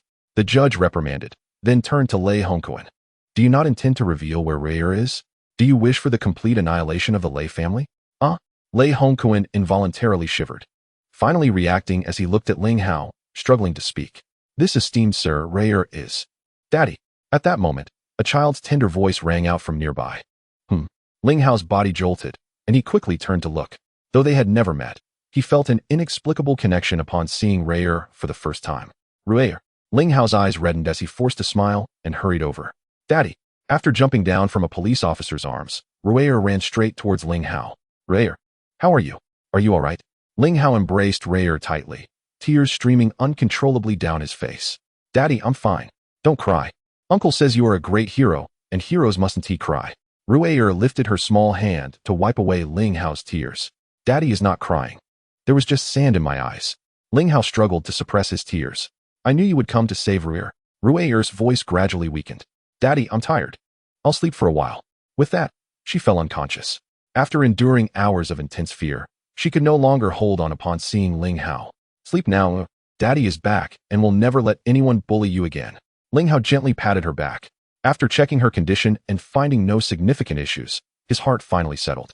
Judge, obey my command, he said, still carrying Ray'er as he walked towards the estate's exit. Please, Commander, give your orders. The judge responded loudly. Lei Hongquan and Lei Hongming. Execute them, Ling Hao declared. The second generation of the Lei family is to be investigated strictly according to the law. All illegal activities they have engaged in over the years must be thoroughly examined. Those who deserve death will die, and those who deserve imprisonment will be imprisoned. All other relevant personnel from the Lei family are to be detained, and once the matters are clarified, they will be prosecuted according to the law. The Zhou and Huang families will be dealt with similarly, and we will show no leniency. Under your command. The judge responded once more. Spare us, my lord. We were coerced. Please, my lord, spare us. The courtyard erupted in cries for mercy. Meanwhile, the Lei brothers lay on the ground, devoid of color, their faces etched with despair. Ling Hao's words had sealed their fate. They never imagined that the Lei family, which had stood strong in Yun City for over 100 years, would be brought to ruin by their own actions, all because they had taken a little girl. Had they known this would be the outcome, they would have never acted thus. Regret surged within them. Puff, puff. The next moment, two heads soared into the air. Thus, the Lei family of Yun City officially exited the stage of history. 2 minutes later, Ling Hao, still cradling Ray'er, got into a vehicle as Liu Yu pressed the accelerator, driving towards the Qin family. Throughout the journey, Ling Hao held Ray'er closely, his gaze never leaving his daughter, filled with endless tenderness. An hour later, the trio arrived at the Qin family's doorstep. Bang, bang, bang. Liu Yu knocked on the door. Who is it? A slightly anxious voice from inside belonged to Shen Xiaonan, clearly worried about potential retaliation from the Sun family. Auntie, hello, I am Liu Yu. Please open the door.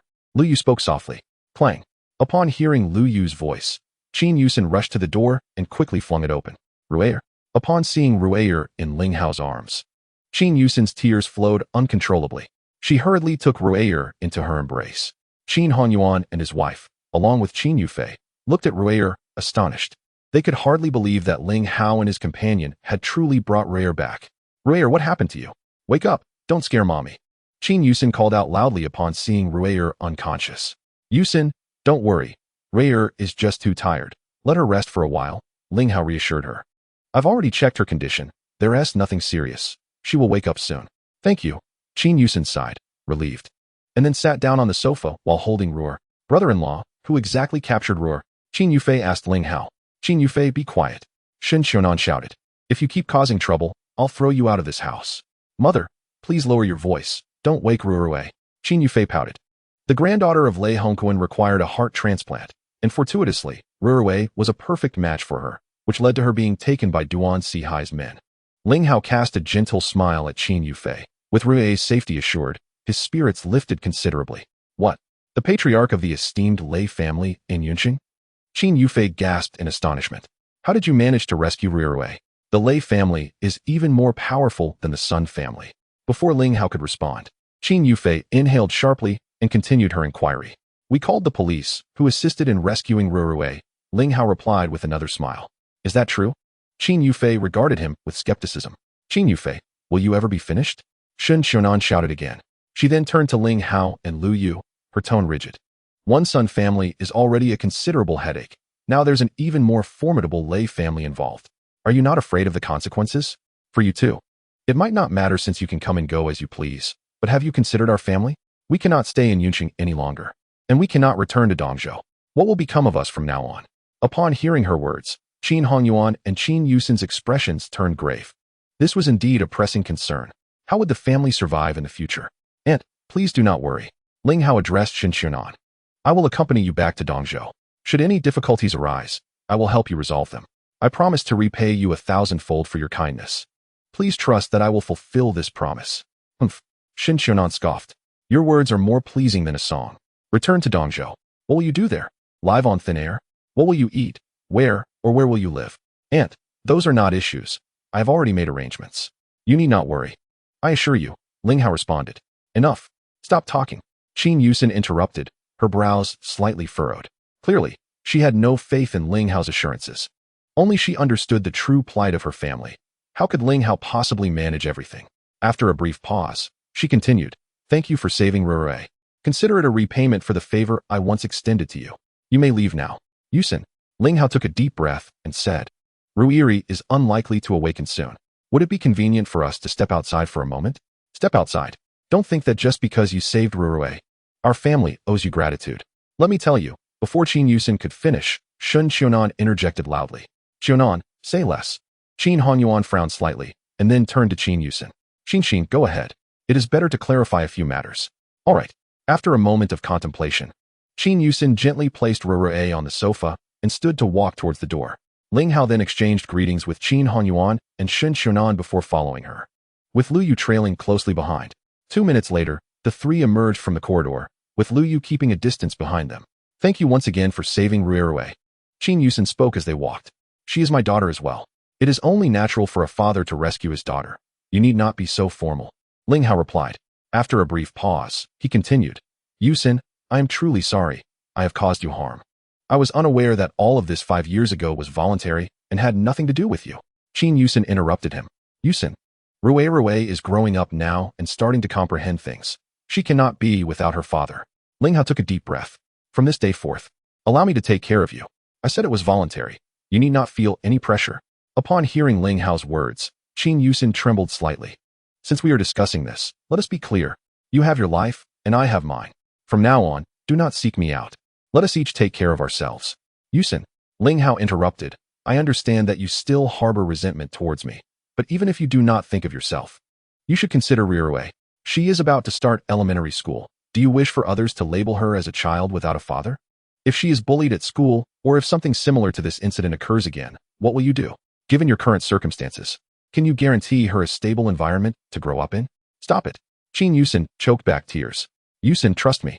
I will ensure a happy and fulfilling home for you and Ru'er. Ling Hao turned to grasp Qin Yuxin's arms. gazing intently into her eyes. It is all right if you cannot accept me for now. I do not expect you to marry me immediately. Our feelings can develop gradually. However, in the meantime, can we at least pretend to be a couple in front of others in Rurue? When you are truly able to accept me, I will certainly arrange a grand wedding for you, making you the envy of all women. Stop. Please, just stop. Qin Yuxin could no longer contain herself, her sobs echoing in the air. What woman does not desire a respectable wedding and a partner who provides her with a sense of security? These were the most beautiful dreams of her youth. Yet, for her, all those dreams had come to a sudden halt 5 years ago.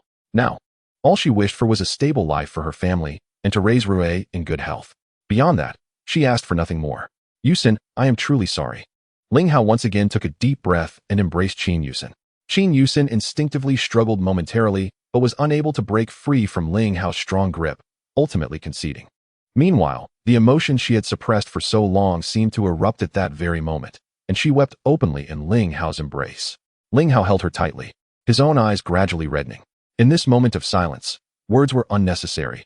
Only Qin Yuxin's sobs filled the air. I am sorry. I am truly sorry for the suffering you have endured for so many years. After a long while, seeing that Qin Yuxin was gradually calming down, Ling Hao released her and spoke softly. Ling Hao, I understand that everything you do is for Rurue, but I do not wish to be a burden to you. Qin Yuxin replied through her tears. Your life is just beginning, and you have a bright future ahead. I cannot selfishly bind you to me and Rue, she continued. Yuxin, my life revolves around you and Rurue. Without you, I have no life. Ling Hao interrupted her again. In truth, even if Rurue were not involved, I had already planned to return to Dongzhou to find you. You saved my life, and I vowed to cherish you for a lifetime. Even if we cannot be husband and wife, I will stand by your side to shield you from the storms of life. But reality is harsh. Qin Yuxin raised her hand to wipe her tears. You have seen our situation. Not only are we destitute, but we are also surrounded by enemies. You will be dragged down with us. These are not concerns, as long as you agree to let me care for you. I will bring about a transformative change in your lives, Ling Hao assured her. Over the years, I have earned some money. While it may not be much, it is enough to support a family. Furthermore, I have several friends who will ensure that no one will bully you again. You and your parents should pack your things in the next few days. We will move back to Dongzhou and start anew. Ling Hao continued. You are overly idealistic. Qin Yuxin inhaled deeply. You have no idea how dire our circumstances are. Dongzhou offers no refuge for our family. That was in the past. Ling Hao spoke earnestly. From this moment forth, everything will become a thing of the past. Trust me, I will make it happen. Alas, why can't you understand? Qin Yuxin sighed. It's futile to say more now. You won't believe me, but you will understand in the future. After saying this, she cast a hesitant glance at Ling Hao. May I ask you one last favor? Certainly. Ling Hao nodded vigorously. Speak. 3 days from now is grandfather's birthday, and our family is going to Dongzhou to celebrate. If it's convenient for you, could you accompany us to the Qin family? They constantly mock Rurue as a wild child without a father, and every meeting is filled with ridicule. Rurue has developed a psychological barrier and is afraid to go to the Qin family. This time, I wish for you to accompany us, hoping you can provide her with a sense of security. She was unsure if this was the right decision, but for her, there seemed to be no better alternative, and she could only take it step by step. It's settled then. Ling Hao nodded emphatically. We shall meet in Dongzhou 3 days hence. Thank you. Qin Yuxin slightly nodded, pausing briefly before adding with a hint of guilt. However, if you go to the Qin family, they will surely hurl cold jibes at you. Do not worry. I am fine. You need not concern yourself with me. Ling Hao smiled faintly. Then, shall we leave it at that for today? Qin Yuxin nodded once more, supplementing her statement. Please do not hold my mother against me. She has a sharp tongue, but a kind heart. Over the years, without her assistance, I understand. Ling Hao interrupted her again. I feel nothing but gratitude and remorse towards your parents. After saying this, he continued, I need to attend to some matters in Dongzhou. I will await your call in 3 days. If Rurue wakes up and wishes to find me, tell her that she will see her father in 3 days, and that I will never leave her again. Indeed. Qin Yuxin nodded with a complex expression in her eyes. The following morning, in Dongzhou, at the back mountain cemetery, Ling Hao knelt before a gravestone. His face revealed no emotion, his eyes reddened. A pervasive chill emanated from him, causing the surrounding air temperature to drop by at least 4 or 5 degrees. 3 meters behind him, Lu Yu stood like a javelin, his demeanor solemn and expression grave. The two maintained their posture for 2 to 3 hours, resembling figures in a painting, motionless. Commander, please accept my condolences. After another hour, Lu Yu finally spoke. Thud, thud. Thud. Ling Hao bowed 3 times heavily before the gravestone. Father, your unfilial son Ling Hao has returned. May you rest in peace.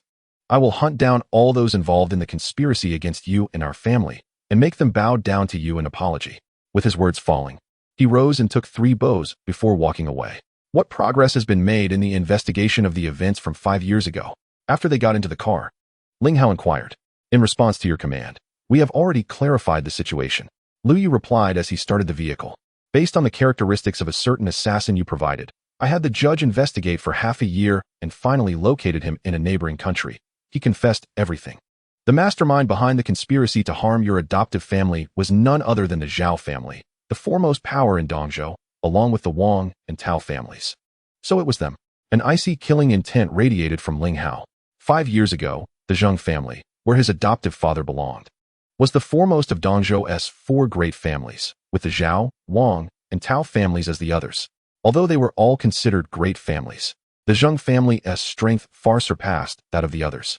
His adoptive father was a man of principle, decisive and strong, often clashing with the other 3 families due to their differing styles. Especially with the Zhao family, having lost several major projects to the Zheng family, they harbored deep resentment.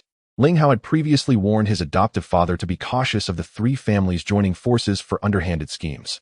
However, his adoptive father firmly believed that righteousness would prevail over evil, and that in the face of absolute strength, all conspiracies were in vain.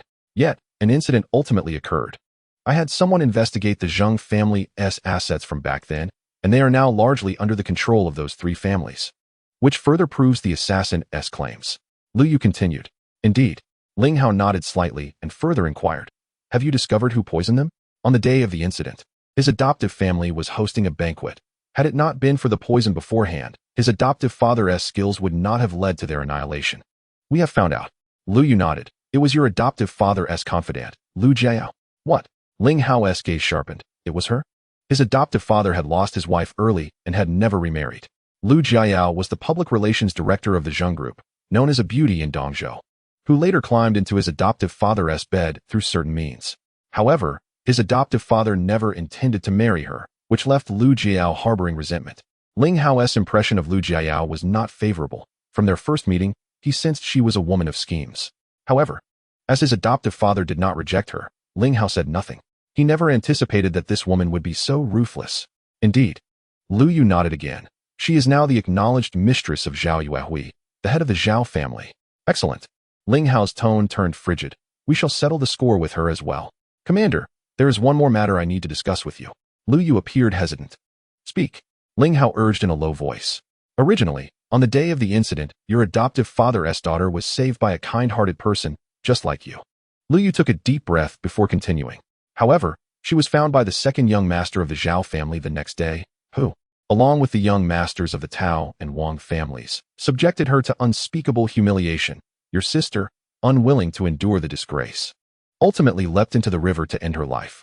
Furthermore, the person who saved her was brutally murdered by the 3 of them. Boom. Before he finished speaking, a surge of immense killing intent erupted from Ling Hao, his eyes gleaming with a ferocious light. They truly deserve death. Ling Hao enunciated each word, his voice chilling to the bone. Have the judge locate those 3 beasts. Tonight, let us collect some interest from their families. Understood.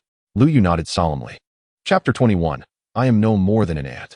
An hour later, the Land Rover stopped in front of a skyscraper in the center of Dongzhou City that had yet to officially open. Is this the Dongzhou Mansion? As they exited the vehicle and walked to the plaza, Ling Hao looked up, his expression complex. This was his adoptive father's greatest wish while alive. He longed to transform this tallest building in Dongzhou into the city's emblem, so that whenever Dongzhou was mentioned, the Dongzhou Mansion would come to mind. According to the plans, once completed, the building would integrate high-end shopping, leisure, entertainment, hotels, and offices. Yet, before the final touches could be made, his adoptive father encountered misfortune. Indeed, Lu Yu responded. After your adoptive father's incident, the project was halted. The relevant departments in Dongzhou considered finding someone to take it over. However, due to the massive investment and a belief that it was inauspicious, no one dared to take it on. A year ago, under your instructions, I contacted Shen Pengzi to take over the project in Dongzhou. He established a branch of Sihai Group in Dongzhou, and after a year of construction, it has now been completed, currently in the phase of recruitment. Indeed, Ling Hao nodded slightly, acknowledging, Shun Pan's eye is quite reliable in his endeavors. Just then, a sudden screech of brakes echoed from the road outside the square, followed by the sight of 2 to 3 dozen luxury vehicles coming to a halt. Leading the procession was a Rolls-Royce Phantom, followed closely by a fleet of sleek black Mercedes, creating an imposing spectacle. Subsequently, from the line of Mercedes, over 100 men dressed in black began to disembark, dispersing in various directions. Before long, the road was cordoned off, and pedestrians in the square were gradually urged to leave. Onlookers, at a distance of 100 meters, cast curious glances, their expressions a mix of astonishment. Who were these individuals with such a grand display? Did you not notice the license plate on the Rolls-Royce? That is the vehicle of the chairman of Sihai Group, and the Dongzhou building belongs to their company. No wonder. It turns out to be the Sihai Group, which has risen dramatically over the past year, causing the prominent Zhao family to retreat. The crowd began to murmur among themselves. At that moment, a pair of men, one elderly and the other young, stepped out from the Rolls-Royce. The elder, appearing to be around 60, had a youthful face and a dignified demeanor. After exiting the vehicle, he stood beside it like a spear, his expression taut. The younger man, under 40, was portly and adorned in designer attire, wearing a smile reminiscent of a benevolent Buddha. This fatso enjoys creating such ostentatious displays, Lu Yu remarked with a hint of exasperation after glancing at the man. Ling Hao? Shortly thereafter, the young man hurried over, bowing deeply before Ling Hao. Shen Lu reports for duty. Please advise, Ling Hao. Witnessing this, the elderly man's eyes widened in disbelief, unable to comprehend what he was observing. As Shen Li's personal bodyguard, he was acutely aware of the formidable background Shen Lu possessed. Not only in Dongzhou but throughout the nation, he was a figure of considerable stature. Having accompanied Shen Lu for nearly a decade, he had never seen him treat anyone with such deference. Do you relish showing off? Ling Hao shot him a glare. First, instruct your men to disperse. Hee. I simply wish to prevent any distractions for Ling Hao. Shen Lu grinned and waved his hand toward the elder, commanding, disperse. Understood. The elder nodded and relayed the instruction to a nearby black-clad man, who promptly pulled out a walkie-talkie and began issuing orders. In a short while, the 100 men in black re-entered their vehicles, and the convoy sped away. Turning to Lu Yu, Shen Lu exclaimed, Lu Laoda, it has been ages. I've missed you. Get lost. I have no such inclinations. Lu Yu shot him a glare. Lu Laoda, you cannot tarnish my reputation. Shen Li's lips twitched before he turned his gaze back to Ling Hao. Ling Hao, the establishment is not yet operational. Shall we head to the office for a chat? Let us sit in our vehicle for a while, Ling Hao suggested, glancing at the building before turning to walk toward the car. Ling Hao, have you not been in the West Territory? What brings you to Dongzhou so suddenly? After they boarded the vehicle, Shen Lu inquired. You've done well. You've lost quite a bit of weight in these 2 years. Ling Hao refrained from responding to him. Hee, that was your request, wasn't it? Shen Lu grinned. I have been diligent in my fitness regimen, achieving the weight loss goal you set for me. Indeed. Not bad. You have shown some resolve. Ling Hao replied with a faint smile. Thank you for your praise, Ling Hao. Shen Lu responded with a smile. Shall I brief you on the progress of the Dongzhou building? No need. Ling Hao shook his head. I trust your capabilities. You may handle this matter independently. Thank you for your trust, Ling Hao. Shen Lu paused momentarily before continuing. Is there something specific you need to accomplish here in Dongzhou? Any new directives? Nothing urgent for now. Focus on the investment work and expedite the operationalization of this building, Ling Hao instructed. Rest assured, there will be no issues. Shen Lu assured him loudly. Additionally, have your team gather intelligence on the assets of the Zhao, Wang, and Tao families, and be prepared to take over at any moment. Ling Hao added after a moment of contemplation. Shen Lu was slightly taken aback. Does Ling Hao mean to take action against these 3 families? My adoptive father perished at their hands. Ling Hao stated solemnly. They truly deserve it. Shen Li's face flushed with anger. Rest assured, dealing with such insignificant pests poses no challenge. To acquire their assets, we may require some funds. Do you have sufficient resources at hand? Ling Hao continued. If not, I can transfer some to you. To Ling Hao, money had long become merely a number. He himself was unaware of the exact amount on the several supreme cards he possessed. However, he was certain that any one of them could easily purchase 10 such skyscrapers without issue. Enough. Shen Lu nodded vigorously. This modest sum can certainly be managed. Good. Ling Hao nodded slightly. Also, please compile a dossier on the Qin family for me. The Qin family? Shen Lu paused briefly before nodding again. Understood. All right. You may return to your tasks. If anything arises, I will have Lu Yu contact you. After chatting for another 10 minutes, Ling Hao waved his hand. All right. Shen Lu responded before bidding farewell to Lu Yu and exiting the vehicle. Young master, who is that man to warrant such respect from you? The elder inquired upon returning to the Rolls-Royce. Old Tang, let me ask you a question. Do you think I am quite impressive? Shen Lu replied evasively. With the young master's achievements today, you stand out among your peers. The elder responded. Hee. Shen Lu smiled lightly. Let me tell you, even if my accomplishments were to multiply tenfold or 100-fold, in comparison to him, I would still be nothing more than an ant. Hiss. The elder involuntarily gasped. His face a mask of shock. Who is he? Shiwang Ling Shuai. Shen Lu replied with a grave tone. Chapter 22. Collecting interest what? Upon hearing Shen Li's words, the elder trembled, his face reflecting boundless astonishment. He finally understood why the young master would show such reverence. With just one individual standing at the national borders, he invoked fear among the surrounding rogues, causing them to tremble in terror. With a single bloodshadow battle knife, he could turn the battlefield into a scene of carnage. In the presence of such a figure, few would dare to stand tall. My life was also saved by Ling Hao. Without him, I would have long since become dust. Shen Lu continued. All my accomplishments and wealth today are equally his doing. One could say, Ling Shao's kindness to me surpasses that of my own parents. As he spoke, his eyes reflected deep gratitude and reverence. Understood. The elder's eyes also glimmered with awe. Ding, ding. Meanwhile, in the Land Rover, Lu Yu's phone notification chimed. Du Shuai, the judge has located the whereabouts of the three young masters. He remarked after reviewing the message. Excellent. Let us pay them a visit. Ling Hao's eyes flashed with a cold glint of menace. Boom. With a swift press of the accelerator, Lu Yu propelled the Land Rover forward at breakneck speed. Tianyu Mountain Villa, located at the foot of a mountain in the western part of Dongzhou City, boasted convenient transportation and picturesque scenery. At this moment, the estate was bustling with activity, filled with people. Zhao Jiahua reclined comfortably in a rocking chair, savoring a fine cigar. To his left sat a popular young model, symbolically massaging his thigh, while to his right, a tall beauty, an acclaimed host in Dongzhou, was preparing fruit for him. As the second young master of the most prestigious family in Dongzhou, Zhao Jiahua enjoyed a rather pleasant life, frequently hosting gatherings for his friends. Hua Xiao, Qin Yuxin, that flirtatious woman, contacted me yesterday, asking me to arrange a meeting with you. She expressed a desire to treat you to a meal, remarked a young gentleman after sipping his red wine and casting a glance at Zhao Jiahua. Qin Yuxin? Zhao Jiahua replied indifferently. Indeed, the young man nodded. Although she is not from a respectable family, to be honest, her looks and figure are nothing short of exquisite. Moreover, I've heard that she excels in bed. Are you interested, Hua Xiao? Haha, a woman who is available to all is better left for you. I have no interest. Zhao Jiahua exhaled a cloud of smoke. Among the three flowers of the Qin family, I am only interested in the two sisters, Qin Yuxin. Indeed, Hua Xiao has discerning taste, chimed in another young man. Especially Qin Yuxin, the most beautiful woman in Dongzhou. She is undoubtedly the most stunning woman I have ever laid eyes upon. Hua Xiao, I've heard that Tao Yiqing still harbors feelings for Qin Yuxin. The previous young man continued. Haha, what does it matter if he does? He cannot win her heart. Does he think he can prevent others from pursuing her? Zhao Jiahua scoffed. Hua Xiao, are you planning to make a move? The young man asked. But Qin Yuxin has been sent to Yunxing by the Qin family, and it seems unlikely that she will return to Dongzhou anytime soon. Such trivial matters can be easily resolved. Zhao Jiahua smiled nonchalantly. With a single phone call, I can have Qin Ming, that old fossil, summon the Qin sisters back to Dongzhou.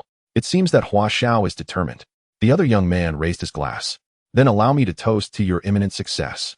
When you tire of her, do not forget us brothers. Let us also savor the beauty of Dongzhou. Haha, well said. Zhao Jiahua lifted his glass and downed it in one go. Just then, a loud crash resonated at the entrance of the estate. A military Hummer barreled through the gates and sped towards Zhao Jiahua and the others. Gasps filled the air as people scrambled to avoid being struck. The Hummer skidded to a halt within 2 meters of Zhao Jiahua and his companions. Thud, thud, thud. Startled, Zhao Jiahua and the others collapsed to the ground. Their faces pale with terror, cold sweat pouring down their brows. They narrowly avoided becoming victims beneath the vehicle's wheels. With a clang, 2 men dressed in ornate attire emerged from the Hummer, their expressions grave and their demeanor formidable. Who are you? Do you know where this is? Are you seeking death? Zhao Jiahua inhaled deeply, attempting to steady his emotions, and shouted furiously. How dare you come to Tianyu Mountain Villa and act so recklessly? Are you Zhao Jiahua? One of the men asked coldly after glancing at a photo on his phone. Who the hell are you? Zhao Jiahua roared again.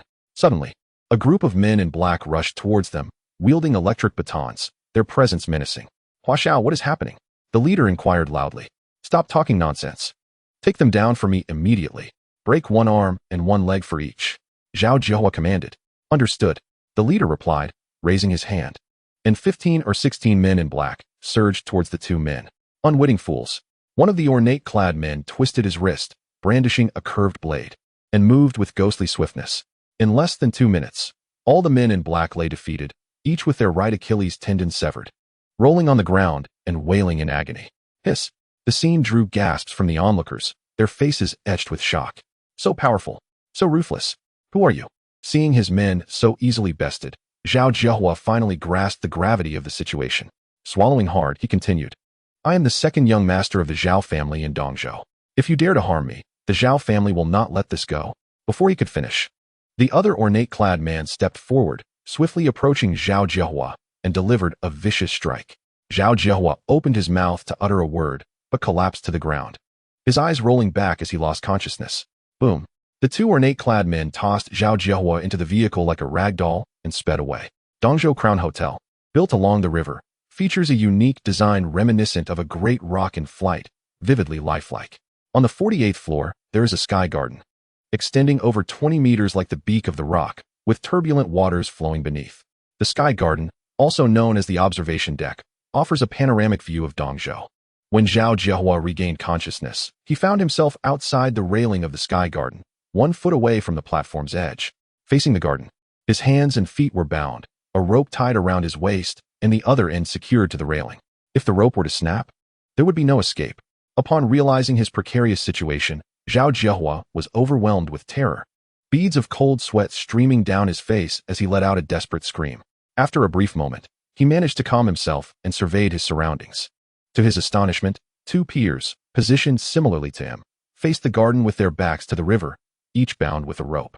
They had already regained consciousness, their faces devoid of color, trembling uncontrollably, and their pants visibly wet. Both were familiar faces to Zhao Jiahua. Tao Yiming, the second young master of the Tao family, and Wang Mingliang, the eldest son of the Wang family. In the center of the garden, seated on a sofa, was a youth with piercing brows and bright eyes. None other than Ling Hao. Lu Yu and the judge stood on either side of him.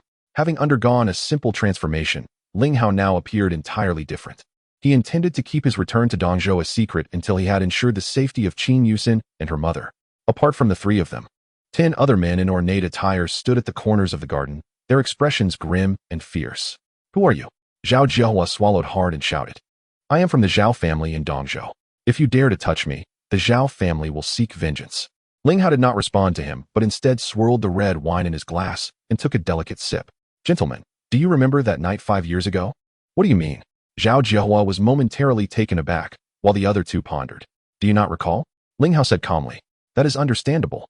You have committed so many heinous acts that it is indeed difficult to remember every detail. Let me remind you. Do you remember Zheng Yunyi? Huh. Upon hearing this, the 3 men widened their eyes, a flicker of panic flashing in their expressions. They certainly remembered Zheng Yunyi. That night 5 years ago was a night of revelry. One of the most exhilarating experiences they had ever had. Each time they reflected on that evening, an inexplicable thrill coursed through them. The only disappointment was that Zheng Yunyi had ultimately jumped into the river. They had intended to keep her around for further amusement. Who exactly are you? Zhao Jiahua took a deep breath and inquired. Internally, he was puzzled as to why this individual would come seeking vengeance for Zheng Yunyi. Could he be a remnant of the Zheng family? That seemed unlikely. 5 years ago, the Zheng family was brutally exterminated, leaving no survivors. Those who seek your life. With an impassive expression, Ling Hao turned to Zhao Jiahua and asked, Are you afraid? Do you dare to kill us? Zhao Jiahua's face twisted in rage, his teeth gritting. Your men brought me here before so many witnesses. My family is undoubtedly on their way. If you dare to act recklessly, my father will flay you alive. Yes. If you kill us, your demise will be 100 times worse than ours. The young master of the Wang family echoed fiercely. Rest assured, I will not kill you. Ling Hao exhaled a puff of smoke, adding, I will have your elders personally escort you to your demise. Suddenly, a series of hurried footsteps echoed. Moments later, the heads of 3 families charged out of the hotel, led by Zhao Jiahua's second uncle, Zhao Yuehui. Uncle, save me. Zhao Jiahua cried out. Father, help me. The other 2 young masters shouted in unison.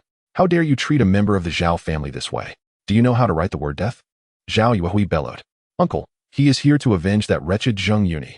Zhao Jiahua yelled desperately, You must have him killed. I want him dead.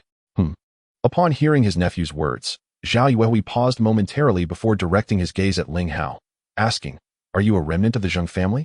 The other two family heads also regarded Ling Hao with astonishment. In their minds, they recalled the Zheng family members, yet none matched the figure before them. 5 years ago, the eldest daughter of the Zheng family was humiliated here by the young masters of your three families before jumping into the river to end her life. Ling Hao did not respond to Zhao Yuehui, instead inhaling a puff of smoke before calmly asking, "How do you believe they should meet their end?" That vile woman brought her fate upon herself. It has nothing to do with my son. The head of the Wang family stepped forward, pointing a finger at Ling Hao. A chilling murderous intent radiated from Ling Hao, his eyes narrowing with intensity. In a flash, a curved blade darted toward the Wang family head's arm, moving with the swiftness of lightning. The next moment, an arm severed from its body fell to the ground, blood gushing forth. The Wang family head let out a horrific scream, his face contorted with agony. It is the fault of the father for not educating the son. Ling Hao cast a dispassionate glance at him and continued, "I am offering you three an opportunity tonight. Personally send your sons to bow before the eldest daughter of the Zheng family and apologize. Of course, you may choose to forego this chance. However, the consequences of such a choice would be that everyone present tonight must leap from this place. Furthermore, your families will also be buried alongside the Zheng eldest daughter. How you choose to proceed is entirely up to you." After speaking, he raised a glass of red wine to his lips. "Damn, who do you think you are? You are truly courting death. I will eliminate you now." A burly man behind Zhao Yuehui roared as he charged at Ling Hao. Courting death. The judge beside Ling Hao's expression darkened, his wrist twisting. In an instant, a sharp blade flashed past the man's waist with blinding speed. The man, propelled by inertia, stumbled forward, his body cleaved in two, blood spraying everywhere, a sight most gruesome. Hiss! The crowd collectively gasped, their faces etched with terror. "You bastard! You dare to kill my Zhao family member before my eyes. You truly deserve to die?" Zhao Yuehui inhaled deeply before erupting in a frenzied roar. With that, he waved his hand. "All of you attack." The second in command, realizing something, rushed to Zhao Yuehui's side. Trembling as he spoke, "They are from the Ying men. I care not for the Ying men. I will see to it that he dies today." Zhao Yuehui retorted furiously. Mid-sentence, he shuddered. "What did you say?" "From the Ying men, clad in fine garments, wielding the cold moon crescent blade, exuding a murderous aura, striking blood. Only the Ying men could be responsible." The elder struggled to speak again. Hiss! Upon hearing this, the color drained from everyone's faces, their bodies trembling uncontrollably. "They are indeed from the Ying men. No wonder they are so ruthless and skilled. Pardon my inquiry, but who are you?" Zhao Yuehui stammered, gathering his composure to address the judge. "From the Ying men. I am the judge." Hiss! Zhao Yuehui and the other two family heads shuddered, their legs weakening as they nearly collapsed. They could never have imagined that the person before them was one of the 5 sharp blades of the Ying men. Each blade governs its territory, and the judge oversees the eastern region, the most powerful figure in the Ying men. Such a personage, not even a minor head of the Zhao family could hope to contend with. What brought such a figure to the eastern region? More unsettling was the fact that, despite being a judge, he stood behind Ling Hao like a mere attendant. What then is Ling Hao's true identity? How terrifying could he be? "Judge, may I inquire about his identity?" After a deep breath, Zhao Yuehui pointed at Ling Hao, his voice trembling. "His identity is beyond your comprehension." The judge replied sternly. "If you wish to avoid dying here today, I advise you to accept his offer. Otherwise, I would not hesitate to send you on your way personally." Thud! Hearing his words, the 3 men simultaneously knelt, bowing deeply before Ling Hao. "I beg you, Great One, spare my nephew this once." Zhao Yuehui was the first to speak. "I am willing to pay compensation as reparations to the eldest daughter of the Zheng family. Name your price, and I shall arrange for immediate payment." The other 2 family heads quickly nodded in agreement, expressing their willingness to pay anything to spare their sons' lives. "You possess considerable wealth." Ling Hao sipped his red wine, inquiring, "How much do you intend to offer? 1 trillion or 10 trillion? Zhao Yuehui stammered, rendered speechless. Although the Zhao family is the leading family in the eastern region, the cash they could muster in a short time would not exceed 100 billion. Even if they sold all their assets, they might scrape together 7 to 800 billion. Provide each of them with a blade. If they do not take their own lives within 3 minutes, let them jump themselves." Ling Hao stated coolly as he took a puff of his cigarette. Clang! 3 cold moon crescent blades were cast before the 3 men, emanating a chilling aura. I will make a phone call." Zhao Yuehui stammered, trembling as he retrieved his mobile phone. He sought to make one last attempt. As the second in command of the Zhao family, he knew a few influential figures in the eastern region, hoping to save his nephew. 1 minute later, the first call connected. However, before he could finish speaking, the other party hung up upon learning it was the Ingmin involved. Drip. A bead of sweat, the size of a yellow bean, dripped from his forehead. Taking a deep breath, he dialed a second number. Predictably, halfway through his explanation, that call was also cut off. The third, fourth, each call met the same fate. Clang. The phone fell to the ground, his face as pale as wax. There is but one final minute. The voice of the judge resounded. Zhao Yuehui exhaled heavily, trembling as he picked up one of the curved blades and staggered towards Zhao Jiehua. The other two family heads, with no options left, bent down to retrieve their weapons and followed suit. Uncle, what are you doing? I am your own nephew. Zhao Jiehua shouted. Huar, do not blame your uncle. You have committed a grave error, and you must bear the consequences. For the sake of the entire Zhao family, I have no choice. Zhao Yuehui declared, taking a deep breath before striking decisively. For him, indeed, there was no other option. No. Zhao Jiehua screamed in despair. In the next instant, his body vanished into the night like a falling leaf. The fates of the other two young masters mirrored that of Zhao Jiehua, as they were severed from their bonds by their own father, subsequently plunging into the tumultuous lake below. Thud. Thereafter, Zhao Yuehui and the two others collapsed onto the ground. As if decades had been added to their age in an instant, tears streaming down their faces, overwhelmed with grief. An hour later, in the Zhao family estate located in the western part of Dongzhou City. What? Zhao Yuehua roared furiously upon hearing his younger brother's words. A chilling murderous intent emanating from him.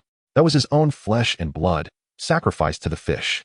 How dare anyone treat the Zhao family with such disdain? Did they wish to overturn the heavens? Bang! In a fit of rage, Zhao Yuehua slammed his palm onto the coffee table, shattering it into pieces, glass scattering everywhere. Please forgive me, elder brother. It is my incompetence that could not save Xiaohua, Zhao Yuehui lamented, tears streaming down as he slumped onto the sofa. Zhao Yuehua exhaled heavily, lighting a cigar and taking a deep drag before gazing at Zhao Yuehui. This is not your fault. Had I been present, I would have made the same choice. After releasing a cloud of smoke, he continued. Are you certain that boy is seeking revenge for that little wretch from the Zheng family? Indeed. Zhao Yuehui nodded in affirmation. He said it himself. Investigate. Zhao Yuehua commanded, turning to the family steward standing at the door. Immediately arrange for an inquiry into whether there are any remnants of the Zheng family still alive.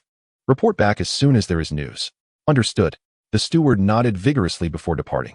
Elder brother, that boy has an extraordinary connection with the Shadow Gate. Zhao Yuehui, also lighting a cigar, took a puff. If he truly is a remnant of the Zheng family, we must be cautious. Humph. Zhao Yuehua replied coldly. What if he has ties with the Shadow Gate? If he is indeed a remnant of the Zheng family, even if he is the lord of the Shadow Gate, I shall ensure his demise once more. After speaking, a glimmer of cold light flashed in his eyes before he instructed, you must call Shao Jie. Inform him that his brother is in trouble, and that he must make time to return in the next couple of days. Elder brother, what are your intentions? Zhao Yuehui asked, slightly taken aback. Whoever that person is, daring to kill my son, I shall ensure they are torn to shreds. Zhao Yuehua gritted his teeth. Understood. Zhao Yuehui nodded solemnly, surprised that his elder brother intended to summon Shao Jie back. Shao Jie was the eldest son of his brother and a source of pride for the entire Zhao family. Not only was he exceptionally strong, but he had also become a candidate for the position of deacon in the Yu Hall at a young age, receiving considerable recognition from superiors, with a bright future ahead. It should be noted that the Yu Hall is an institution on par with the Shadow Gate, a gathering of elites wielding immense power. Within the Shadow Gate, they uphold justice and eradicate evil. Outside the Yu Hall, they defend against foreign threats and uphold national prestige. Young individuals who successfully pass the Yu Hall assessments and become official members are undoubtedly the pride of their respective regions. Furthermore, you must notify the third brother to invite the Pang brothers to Dongzhou, stating that the Zhao family requests their presence, with a reward of 100 million. Zhao Yuehua continued to issue orders. Understood. Upon hearing the name of the Pang brothers, Zhao Yuehui's eyes gleamed with anticipation. Zhao Yuehua then took another puff of his cigar.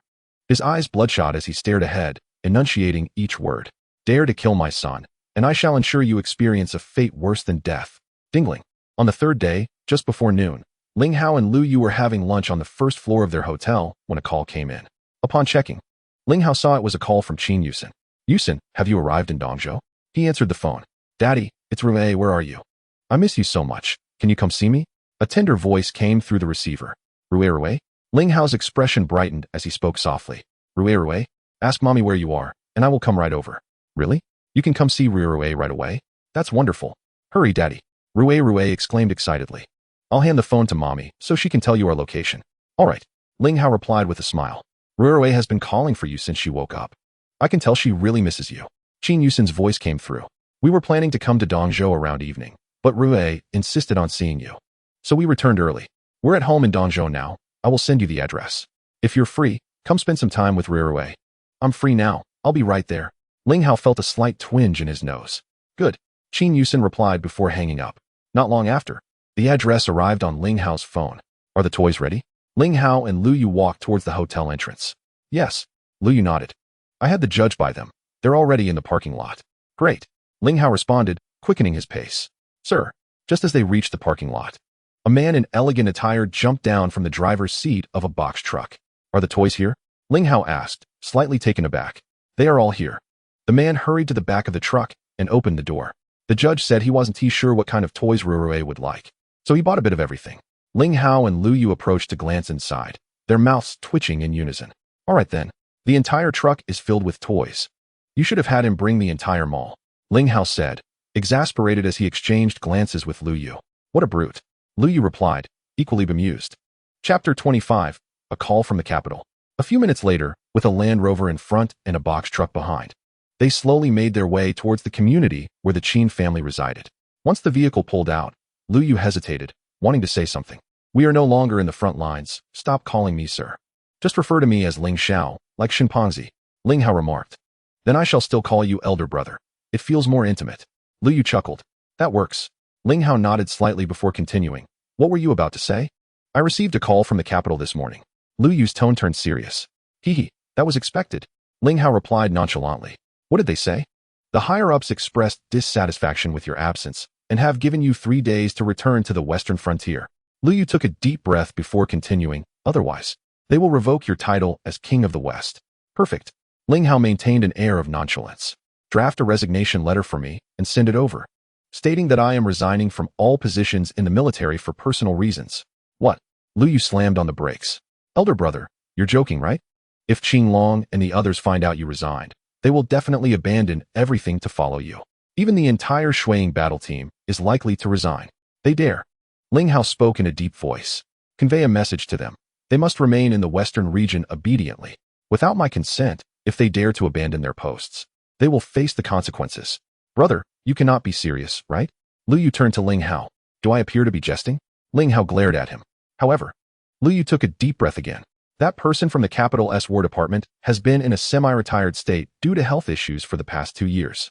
It is said that the higher-ups intend to select one among you 5 lords to replace him, if you resign at this juncture. I've long heard the old man mention this matter. Ling Hao interrupted him. My resignation stems, on one hand, from a desire to spend more time with Rue and Yu Xian. I owe them far too much. On the other hand, it is precisely because of the reason you mentioned. I have no interest in that position. Let the other 4 deal with it. For me, being without an official title is liberating. Understood. Lu Yu nodded thoughtfully and then spoke.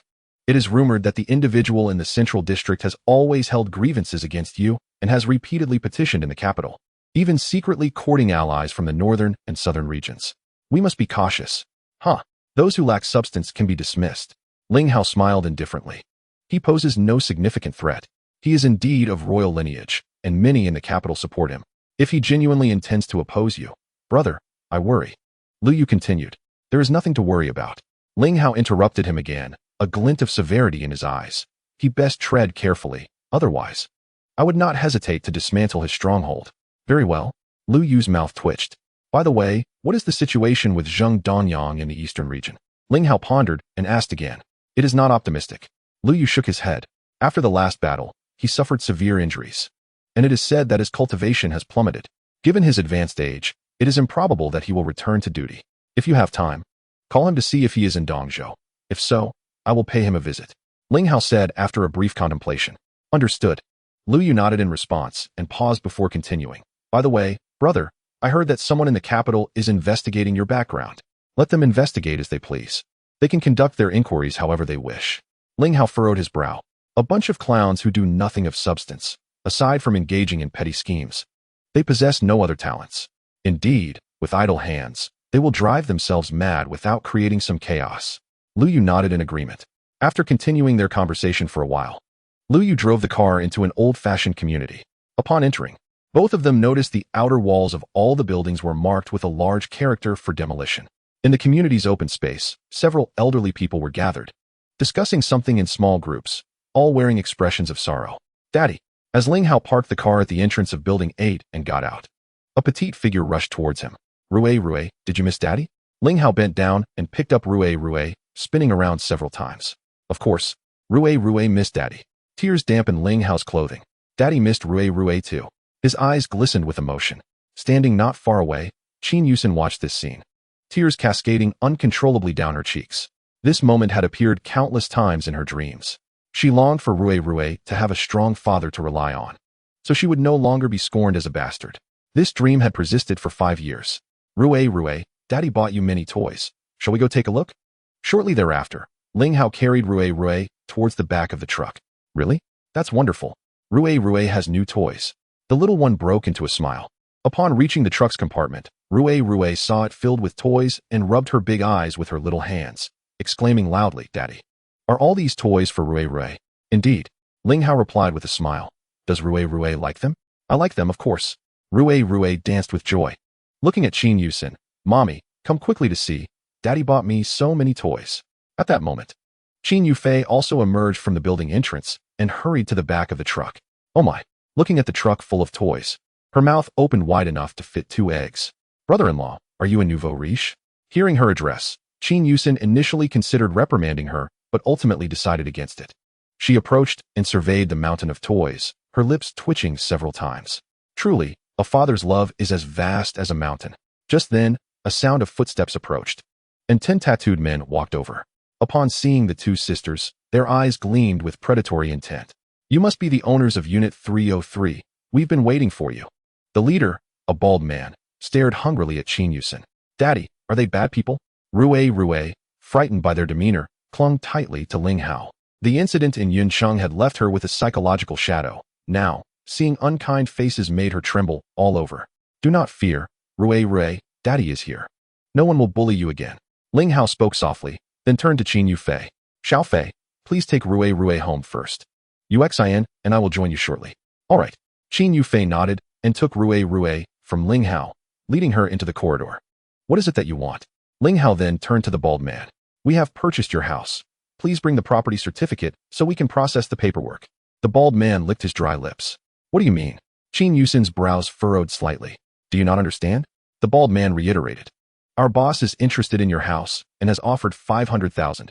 We need to finalize the paperwork today. Sorry, but we do not intend to sell our house. Qin Yuxin replied coldly. Haha, we are not here to negotiate with you today. We are here to formally notify you. The bald man chuckled. If you complete the paperwork obediently today, you can still receive the 500,000. If you wait until after tonight, you may not receive a single cent. By the way, you might not know, but your family is the last one in this community that hasn't sold. The others have all received their money and will be moving out in half a month. This community is about to be demolished. You must be part of the developers, right? Ling Hao, recalling the sorrowful expressions of the elderly in the community earlier, began to piece together the situation. Clearly, the developers were up to no good. Kid, know your place. This is not a discussion for you. The bald man glared at Ling Hao, seeking death. The well-dressed man's expression darkened as he prepared to confront the bald man. Wait. Ling Hao stopped him, then turned to Qin Yuxin. Yuxin. What is the market price for the houses in this community? Although it is not located in the city center, it is in a school district. Even the second-hand houses are priced at least 31,000 per square meter. Qin Yuxin responded. She naturally grasped the other party's intentions and paused before adding, moreover, the properties in this community are all over 80 square meters, with the lowest total price exceeding 2 million. I understand. After a slight nod, Ling Hao turned to the bald man. You're telling me that for a house priced at 2 or 3 million, you're only offering 500,000? Kid, you talk too much. If you keep blabbering, I'll make sure you'll never speak again, the bald man shouted angrily. What is the name of your company? Ling Hao inquired nonchalantly. What, do you intend to call the police? The bald man scoffed. Just tell the police that people from Dongquan Real Estate are conducting business here and listen to what they say. Dongquan Real Estate, is it? I've noted that down. Ling Hao replied again. I'm giving you a chance. Go back and inform your boss that by tomorrow, he must compensate all the homeowners for the price differences according to market rates. Otherwise, his company might as well shut down. Ha. The bald man and a group of tattooed men burst into laughter, some nearly in tears from their amusement. Kid, are you here to amuse us? The bald man finally managed to stifle his laughter. Do you think our Dongquan company is just a small workshop? Is your boss named Chao Dongquan? Qin Yuxin furrowed her brow. Oh, not bad. You even know our boss's name? The bald man snorted coldly. You must know what that name signifies in Dongzhou, right? Yuxin. Do you know their boss? Ling Hao asked Qin Yuxin. Yes, she nodded slightly, her tone somewhat grave. Dongquan Real Estate is the largest real estate company in Dongzhou, and their boss has substantial backing. He operates in both legitimate and illicit circles. Is that so? Ling Hao smiled faintly, then turned to the bald man. Do you remember what I just said? Kid, I think you're asking for a beating. The bald man's patience had clearly worn thin, and he waved his hand. Get them. Teach them a lesson. With a rush, a group of tattooed men charged at Ling Hao, truly unaware of their own mortality. The well-dressed young man swiftly engaged them. In less than a minute, including the bald man, all of them lay on the ground, moaning in pain, their faces displaying fear. They had barely caught a glimpse of the well-dressed young man's figure before they fell, clearly outmatched. Remember my words. If your company hasn't taken action by this time tomorrow, I will personally pay a visit, Ling Hao stated, then turned to Qin Yuxin. Yuxin, let us head up. Kid, you wait for me. I will make sure to kill you. The bald man struggled to rise, gritting his teeth. Disable one of their arms and make them leave. As he reached the corridor, Ling Hao instructed. Understood. Lu Yu nodded in response. The next moment, a series of desperate screams erupted behind Ling Hao. Chao Dongquan wields considerable power in Dongzhou. He will certainly not let this matter rest lightly. Qin Yuxin expressed her concerns as they walked. Yuxin, don't worry. I have friends in Dongzhou. Chao Dongquan won't dare to act recklessly, Ling Hao reassured her. But Qin Yuxin remained visibly anxious. I assure you, nothing will happen. Ling Hao smiled as he interrupted her. As they conversed, they arrived at their home. Daddy. As soon as they entered, Rue rushed over. Rue. Ling Hao smiled as he lifted the little one, then greeted Qin Honyuan and Shin Xiaonan. Daddy, have those bad people left? Rue asked. Yes. Ling Hao nodded with a smile. They've all left. Uncle Lu, you will bring your toys up later. Great. Rue exclaimed joyfully. What bad people? Hearing Rue's words, Shin Xiaonan frowned and turned to Qin Yuxin. The developers' people. Qin Yuxin briefly recounted the situation. 500,000 for our house. Why don't they just go rob a bank? Shin Xiaonan exclaimed. These developers are truly ruthless. Qin Honyuan frowned. No wonder I saw some neighbors looking so distressed earlier. After speaking, he cast a worried look at Ling Hao. You've struck Chao Dongquan's people. They surely won't let this slide. And what if they don't let it slide? I refuse to believe they can control everything. Before Ling Hao could respond, Shin Xiaonan declared loudly. At worst, I'll sit in protest with the neighbors at the relevant department. I refuse to believe no one will address this issue. Don't act recklessly. Chao Dongquan has ways to deal with ordinary citizens like you. Qin Honyuan replied sternly. What if he does? Can he really kill everyone in our community? Shin Xiaonan continued angrily. Uncle, Aunt, don't worry. I'll find friends to handle this matter, Ling Hao said with a calm smile. What kind of friends can a soldier have? Relying on you is less reliable than relying on myself. Shin Xiaonan retorted before preparing to leave. Xiaonan, where are you going? Qin Honyuan called out. To find the neighbors. I'm going to sit in protest at the relevant department this afternoon. Shin Xiaonan replied loudly. Come back. Do you not value your life? Qin Honyuan shouted, his brow furrowed tightly. Chapter 27. He is my fiancé if they have the ability. Shin Xiaonan began again. Aunt, let's not rush. If this matter isn't resolved by tomorrow, it won't be too late to go then. Ling Hao interjected. Besides, aren't we supposed to visit the Qin family for the birthday celebration soon? Daddy, I don't want to go to Grandpa's house. I don't want to go? Upon hearing Ling Hao's words, Rue shook her head vigorously while tears welled in her eyes. Rue, I promise this time. No one will dare bully you anymore. Ling Hao gently patted her back. I don't want to go. I really don't want to go. Rue choked back sobs. Rue, dear. Seeing her daughter's distress, Qin Yuxin felt a pang of heartache. She then took Rue from Ling Hao's arms. This time, your father and I will accompany you. No one will bully you again. Rue, didn't they say you don't have a father? This time, you can bring your father to show them. Qin Rue Fei interjected. Tell them your father has returned, and they should never speak of you again. Okay, I will definitely tell them that I have a father, and my father is a great hero, Rue declared, stopping her tears. Yes, Rue is so good. Qin Rui Fei smiled. Shen Xiaonan opened her mouth to say something, but ultimately remained silent. At 5:30 in the evening, Ling Hao and a group of 6 arrived at a restaurant located in the heart of Dongzhou City. The birthday banquet for the Qin family patriarch, Qin Ming, was being held here. Upon entering the designated private room, they surveyed the scene. There were 3 tables set up, already occupied by many guests, with Qin Ming seated prominently at the head of the table. "Oh, uncle, you're here. I thought you didn't have the fare to come this year for grandfather's birthday celebration." A heavily made-up woman at the main table remarked sarcastically. She was of similar age to Qin Yuxin, with decent features and a voluptuous figure, her makeup weighing heavily on her face. This woman was Qin Yuxin's cousin, Qin Ruijiao. Sitting beside her was a young man in his late 20s, dressed in designer clothing, with slick-back hair and an air of arrogance. "Who is he?" After Qin Ruijiao spoke, her gaze landed on Ling Hao, who was holding Rui at the back. After a brief pause, she turned to Qin Yuxin. "I say, cousin, this wouldn't be your new lover, would it?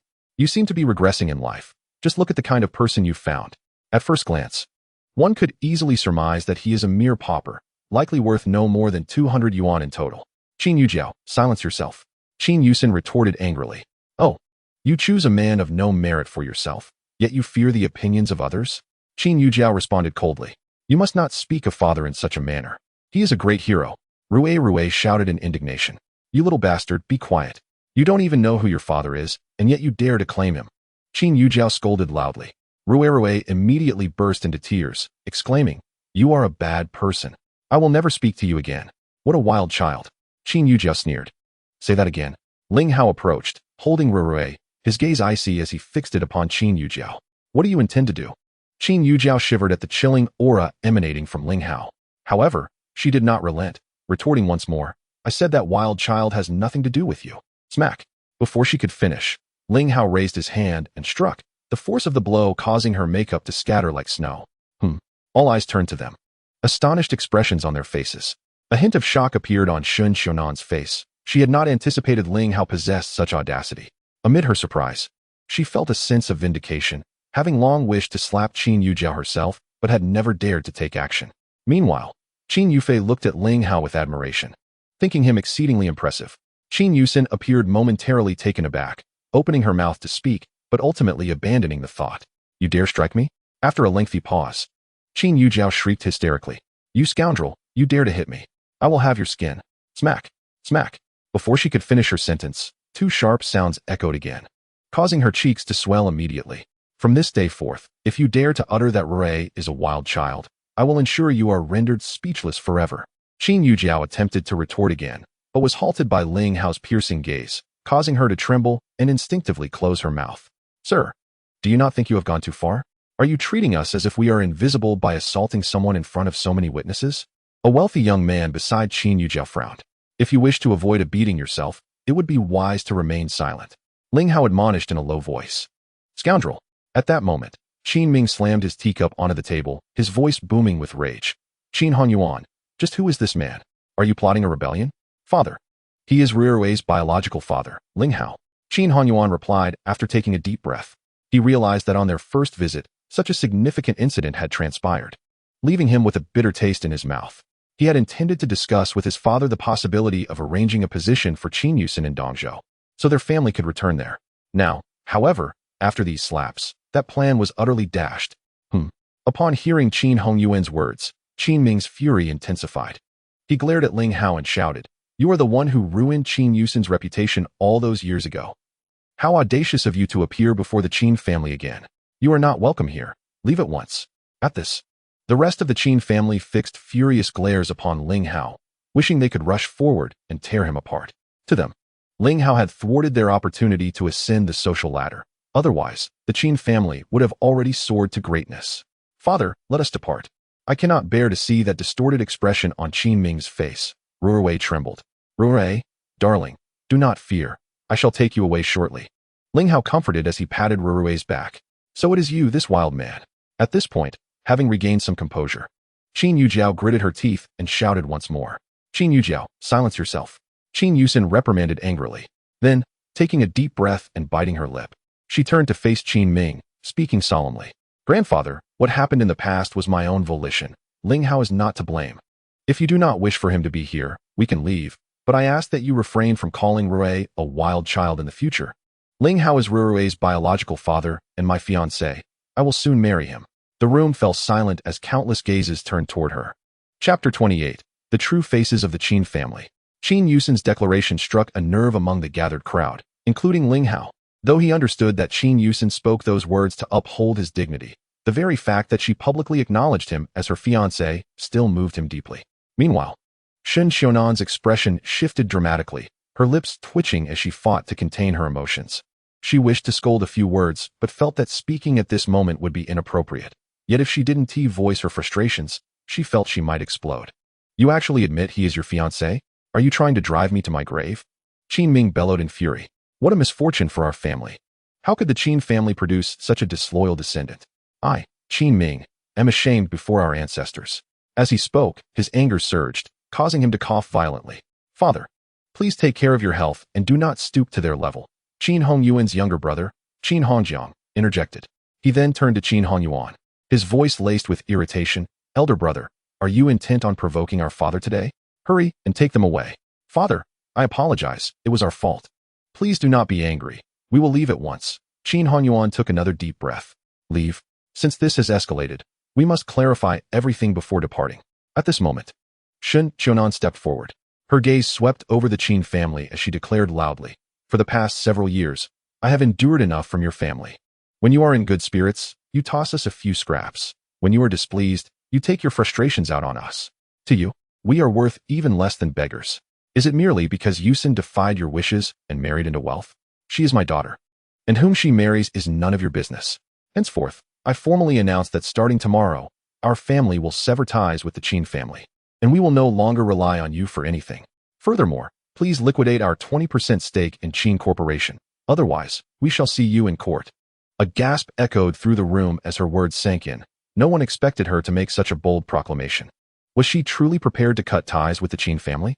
Even Ling Hao was taken aback, having never anticipated Shen Xiaonan possessed such resolve. You. Qin Ming was so enraged he trembled, pointing a finger at Shen Xiaonan before spitting out a mouthful of blood. Father, grandfather, great-grandfather. The room erupted in gasps. Get out of my sight. Qin Ming roared after wiping his mouth with a damp cloth. Rest assured, we shall leave immediately. Do you think I wish to remain here? Not a second longer do I wish to see your faces. Shen Xiaonan retorted. Xiaonan, please remain calm and refrain from saying more, Qin Hongyuan said, his expression grim as he regarded Shen Xiaonan. Silence. Shen Xiaonan shouted back. You are nothing but a coward. Marrying you has been the greatest misfortune of my life. Over the years, what have you done for our mother-daughter duo as the so-called head of the family? They ride atop you, defecating without a care, while you do not dare to utter a single sound. If you wish to remain entangled with them, I will not insist otherwise. Tomorrow, we shall proceed with the divorce formalities. I, along with our two daughters and Rui, shall fare far better than we do now. Mother, Qin Yuxin exclaimed, do not be angry. This is not my father's fault. If not him, then whose fault is it? Had he possessed even a modicum of masculinity, we would not have fallen to such depths. Shen Xiaonan retorted angrily. Xiaonan, I am the one at fault here. Qin Hongyuan sighed heavily, a glint of determination flashing in his eyes. He then turned to Qin Ming. Father, I am grateful for the life you have given me, a debt I shall carry for a lifetime. However, over these years, I have also felt your coldness. As a husband and a father, I must take responsibility for them, and I hope you can understand. What do you intend to do, unfilial son? Qin Ming asked, his voice filled with fury after regaining his composure.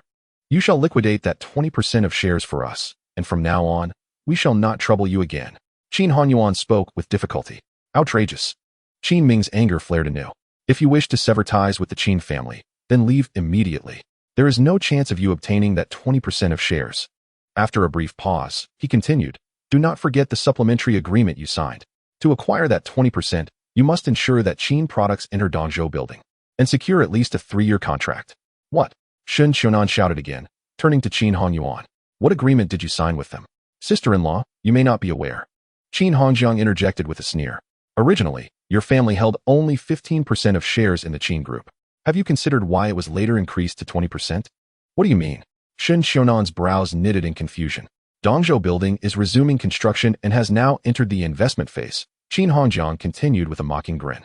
Elder brother volunteered to facilitate the entry of Qin products into Dongzhou building, which is why our father agreed to increase your shares to 20%. Qin Yuan, have you lost your mind? Shen Xiaonan shouted in disbelief. Such a prestigious building requires immense effort, even from international brands to gain entry. What makes you think you can secure a place for Qin products? Qin Yuxin and her sister both frowned, clearly understanding the enormity of the challenge. Father, you should remember my exact words back then, right? Qin Yuan did not respond to Shen Xiaonan, but exhaled deeply before continuing. I stated that if I could secure a place for Qin products in Dongzhou building, not only would you raise our shares to 20%, but you would also allow Yuxin to return to work at the Qin Group headquarters. And if I failed, I would consent to a reduction of our shares to 10%. I no longer desire 20%. Simply liquidate 10% for me, and we shall depart at once. Humph. I only recognize what is written in black and white. Qin Ming replied coldly. The agreement does not stipulate that if you fail, you will be liquidated to 10%. Qin Yuan was momentarily left speechless. Qin Yuan, you are a fool. Shen Xiaonan seethed. Uncle, aunt, please do not be angry. At that moment, Ling Hao approached, holding Rue in his arms. He then addressed Qin Ming calmly. Is it not true that if we secure a 3-year contract with Dongzhou building, you will honor your promise? Chapter 29. A father does not lie. Ling Hao had not anticipated that events would unfold so fortuitously, revolving around the Dongzhou building contract. For him, securing even a 300-year contract posed no challenge whatsoever. What gives you the right to speak here? Qin Yujiao retorted angrily. Qin Yujiao, are you deaf or simply dim-witted? Did you not hear my sister say he is my brother-in-law? Qin Yufei exclaimed loudly. She then turned to Qin Ming. Grandfather, my brother-in-law is addressing you. Please give him a clear answer. In truth, she had no confidence in securing the Dongzhou building contract. Yet, for reasons she could not articulate, she sensed that since Ling Hao had posed such a question, perhaps he indeed had a solution. Of course, Qin Ming replied after taking a sip of tea. As long as you can obtain a 3-year contract with Dongzhou building, not only will I fulfill my previous promise, but I will also provide you with the dividends from that 20% of shares from these past years. To him, as long as they could secure the contract with Dongzhou building, that 20% of shares was trivial. If Qin products could enter Dongzhou building, the company's brand would undergo a qualitative leap, and the long-term benefits would far exceed the mere 20% stake. Moreover, the actual monetary value of that 20% was still within his control, easily manipulated through financial maneuvers. After sipping from his teacup, he continued to address Ling Hao. However, this matter must have a deadline. It cannot be left unresolved for decades before you expect me to fulfill my promise. Very well. It is settled then. I hope you will not go back on your word. Ling Hao replied. This does not require decades. Merely one day. By tomorrow before work ends. Be prepared to sign the contract. His words were met with a chorus of laughter from the banquet hall, as they regarded him as a fool. One day to secure the contract with Dongzhou building. You might as well tell everyone that Dongzhou building is yours. Ling Hao's sudden emergence as a brother-in-law was utterly embarrassing for Qin Yufei, causing her to turn away, her lips twitching in disbelief. Ling Hao, do not jest. Qin Yuan said, his brow furrowed with worry. Shen Xiaonan, having been too impulsive moments ago, now lacked the energy to argue further. Casting a weary glance at Ling Hao without raising her voice. Uncle, do not worry. I have it under control. Ling Hao reassured Qin Yuan with a steady gaze. Grandfather, do not fret. My father is capable, and a hero who keeps his word. Rue's innocent voice chimed in. Rue, you are such a good girl. I promise I will make it happen, Ling Hao said, kissing the little one's forehead. Yes, I believe in Daddy. Rue exclaimed loudly. Haha. One day to secure the contract with Dongzhou building? At this moment, a young man named Qian Haojin snickered from beside Qin Yujiao. You truly broaden my horizons. Do you have any idea how difficult it is to gain entry to Dongzhou building? Who are you? Ling Hao asked, regarding him coolly. This is a discussion for the Qin family. What business do you have here? Jian Xiao is my boyfriend. Why can't he speak? Qin Yujiao huffed. Oh, so it's the young Master Qian. A fitting name. Ling Hao smirked. You seem to have some standing. Care to introduce yourself? Jian Xiao is the eldest son of the Qian family in Dongzhou, and Qian's Jewelry, under the Qian family, is the largest jewelry company in Dongzhou. Qin Yujiao said proudly. Moreover, just yesterday, Qian's Jewelry successfully secured a 1-year contract with Dongzhou building. Oh, impressive. Ling Hao replied with a casual smile. Of course. Qin Yujiao continued. Jian Xiao is currently helping us establish connections so that our Qin family's products can also enter Dongzhou building. Is that so? Ling Hao smiled again. Then you should act swiftly. Otherwise, the opportunity might slip away. Fool. Qian Haojin scoffed. If you can secure the contract for Dongzhou building within a day, I will call you father. Huh. You might as well not call me father. Ling Hao smirked. You should hurry back and discuss your connections at Dongzhou building to ensure your family's contract is not rendered void, or else you will find yourselves in dire straits. Humph. Qian Haojin sneered. You are truly an idiot. Don't you know what black and white means? Our contract has long been effective. Even effective contracts can be voided. At worst, Dongzhou commercial building will just pay you some breach of contract compensation. Ling Hao said nonchalantly.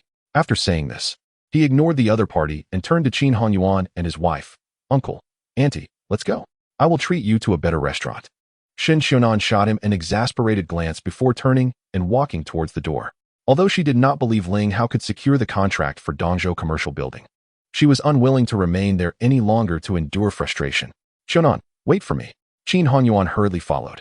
5 minutes later, the family got into the car, and Ling Hao pressed the accelerator. Brother-in-law, could you at least draft a speech before you boast? Qin Yufei pouted after the car had driven a short distance. Boast? Who told you I was boasting? Ling Hao replied coolly. You will find out tomorrow whether I am boasting or not. Jerk. You shut up. You are still boasting. Qin Yuxin finally exploded after holding back her anger for so long. You probably don't even know what Dongzhou commercial building is. Yet you were shouting about securing a 3-year contract in a day. Why don't you just fly to the sky?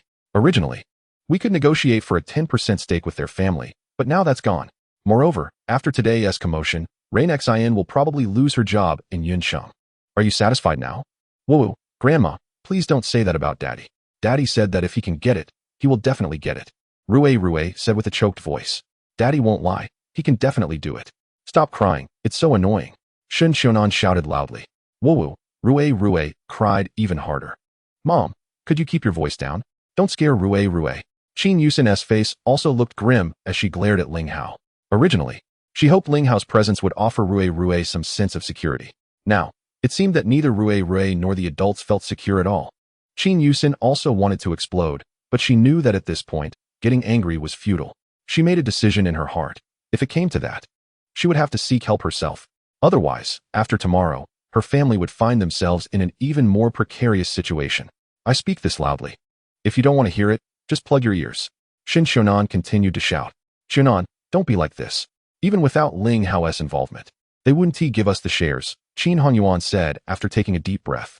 After tonight's events, any remaining hope he had for the Qin family was utterly extinguished. He never expected his father to be so ruthless. Shut up. Qin Yuxin's anger then shifted to Qin Yuxin. I haven't settled the account with you yet. Have you lost your mind? Why do you think you can secure the contract for Dongzhou commercial building? If you had that capability, our family would not have fallen to such a state. I used to know someone in the Dongzhou business department and planned to ask him for help, but he transferred not long ago, Qin Yuxin sighed. Among the people you knew, which one is reliable? Qin Yuxin retorted. When you were thriving, you were calling him Brother Yuan nonstop. But look at us now. After we were kicked out of the Qin family, how many genuinely helped you? They all avoided us like the plague, not even bothering to answer your calls. Don't you see the reality? Auntie, please don't be angry. Take care of your health. Trust me, there will be good news tomorrow. Ling Hao said. Moreover, I guarantee that the Qin family will come to ask Rain Xin to return to the headquarters. Qin Yuxin was so furious she almost spat blood. If I can't do it tomorrow, I will personally compensate you 20% of the shares, Ling Hao continued. Furthermore, from now on, I swear I will no longer disturb your lives. That is what you said. Upon hearing Ling Hao's words, Qin Yuxin shouted, Don't go back on your word. A gentleman's promise is as heavy as a horse's hoof. I will hold you to it. Ling Hao solemnly nodded. All right, Qin Yuxin replied loudly. Half an hour later, Ling Hao dropped off Qin Yuxin and his family at their home. Originally, he intended to invite them to dine elsewhere, but none of them had any appetite. So he had to give up. The toys he bought for Rue during the day were selected, and some small, exquisite ones were placed at the doorstep. The rest were taken away since the house could not accommodate so many large toys. Ling Hao played with Rue for a while before promising to return tomorrow to play with her and then bid farewell to the family. 20 minutes later, he parked the car in the parking lot of a 5-star hotel, where he and Lu Yu were temporarily residing. Brother, is it over so soon? Lu Yu approached briskly. Let us find a place to eat and talk, Ling Hao said while heading towards a nearby restaurant. By the way, call Shin Pengzi and invite him to join us for dinner. Eating? Lu Yu was taken aback. What is going on? Were we not going to a banquet? Did they throw us out before we even got to eat? Have you eaten? Ling Hao asked as he walked. Then come have another meal with me. Hee. I haven't eaten either. Lu Yu grinned and took out his phone to dial Shun Lu's number. 10 minutes later, the two chose a window-side table in the restaurant's hall.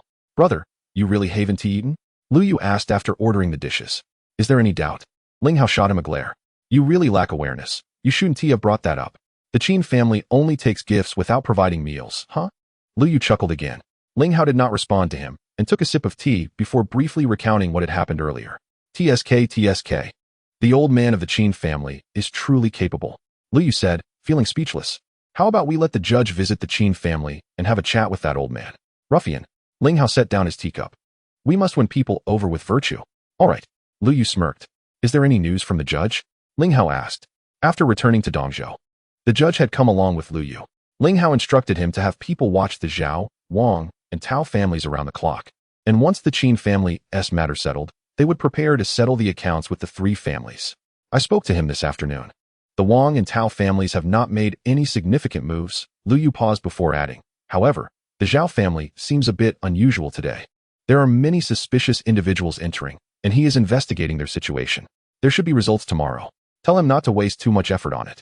A mere Zhao family can't stir up any storms, Ling Hao said lightly.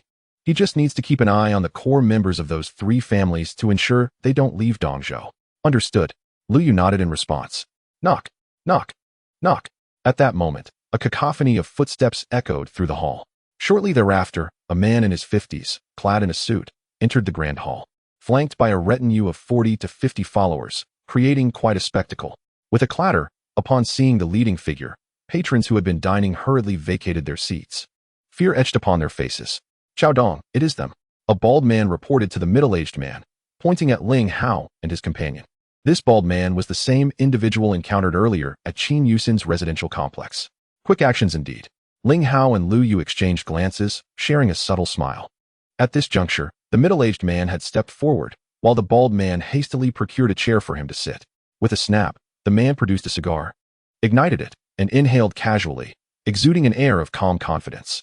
So, you two are the reason I must go to the complex tomorrow to make up the price difference for the homeowners? He remarked, exhaling a cloud of smoke towards Ling Hao and his companion. Where did this monkey spring from? Lu Yu retorted with a dismissive glance. A chill emanated from the man, his demeanor shifting. You're seeking death. The bald man shouted angrily, pointing at Lu Yu. This is our company's owner, Xiao Dong. If you wish to avoid dire consequences, kneel immediately. Oh, so you are the owner of Dongquan Real Estate? Lu Yu turned to Xiao Dong. Are you here to deliver money? He truly was a fearless young man. Xiao Dong took another drag from his cigar. Do you realize that in nearly a decade, few have dared to speak to me in such a manner? Even if they did, they have long since become dust. Is that so? Lu Yu shrugged nonchalantly. And then? I hear you possess considerable fighting skills. Xiao Dong scrutinized Lu Yu. Would you like to test that? Lu Yu replied indifferently. How about this? I'll give you a chance. Xiao Dong exhaled another plume of smoke. If you can incapacitate all the individuals I brought with me, I shall promptly hand over the difference in the housing price. However, should you fail to subdue them, I cannot guarantee the extent of the injuries you may sustain. I shall grant you an opportunity as well. Ling Hao set down his teacup and addressed Xiao Dong. Tomorrow morning, you will personally visit the complex, apologize to each homeowner, and make the necessary payments. If you do this, I shall let you off this time. What do you think? Ha ha ha. Xiao Dong laughed heartily. How amusing. It has been quite some time since anyone has dared to offer me such leniency. After speaking, he stood and moved to a nearby chair, waving his hand dismissively. Attack. Just ensure they remain alive. With a clatter, 40 to 50 men charged forward, weapons raised, towards Ling Hao and Lu Yu. What a pity. You have chosen poorly. Ling Hao shrugged his shoulders. In a flash, Lu Yu sprang into action. In less than 3 minutes, all the attackers lay sprawled on the ground, writhing in pain like overcooked lobsters. A bead of sweat trickled down Xiao Dong's forehead, his expression one of utter disbelief. Simultaneously, he nervously flicked the cigar from his wrist, causing it to sizzle against his slacks. Who are you? He stammered, swallowing hard as he gazed at Lu Yu. He could not help but feel astonished. In just over 2 minutes, all 50 men had been incapacitated. Such prowess was unparalleled in the entire underground world of Dongzhou. He was no fool. Individuals with such skills were far from ordinary. A sense of dread gripped him. Today, had he truly provoked someone formidable? So, do you still wish to summon more people? I can wait for you. After Lu Yu returned to his seat, Ling Hao spoke calmly to Xiao Dong. Exhaling a deep breath, Xiao Dong replied, Brother, we may not have fought, but I must ask if you could extend a favor to me, allowing us to become friends? If you do not intend to summon more people, then prepare your funds. Ling Hao waved his hand dismissively. If I do not see you at the complex tomorrow morning, your company may as well cease operations. Brother, it is wise to leave room for future encounters. Do not act too ruthlessly. In this territory of Dongzhou, Qiao Dong inhaled deeply and spoke gravely. It seems you are still unconvinced. Ling Hao interrupted. Then cease your hesitation. Summon your allies. I grant you half an hour. Bring as many as you can. Qiao Dong exhaled again, feeling a long-forgotten sense of being disregarded. After a brief pause, a glint of coldness flashed in his eyes. As you wish. After speaking, he retrieved his phone and dialed a number. Upon connecting, he spoke into the receiver. You two appear unfamiliar. You are likely not from Dongzhou. After hanging up, Qiao Dong regained some of his confidence, addressing Ling Hao and his companion. Are you finished with your calls? Ling Hao waved his hand again. Once you are done, stand aside and do not disturb our meal. He then called out to the crowd watching from a distance. Wait staff, bring the dishes. Quite audacious. A cold gleam crossed Qiao Dong's eyes. I hope you can maintain such bravado.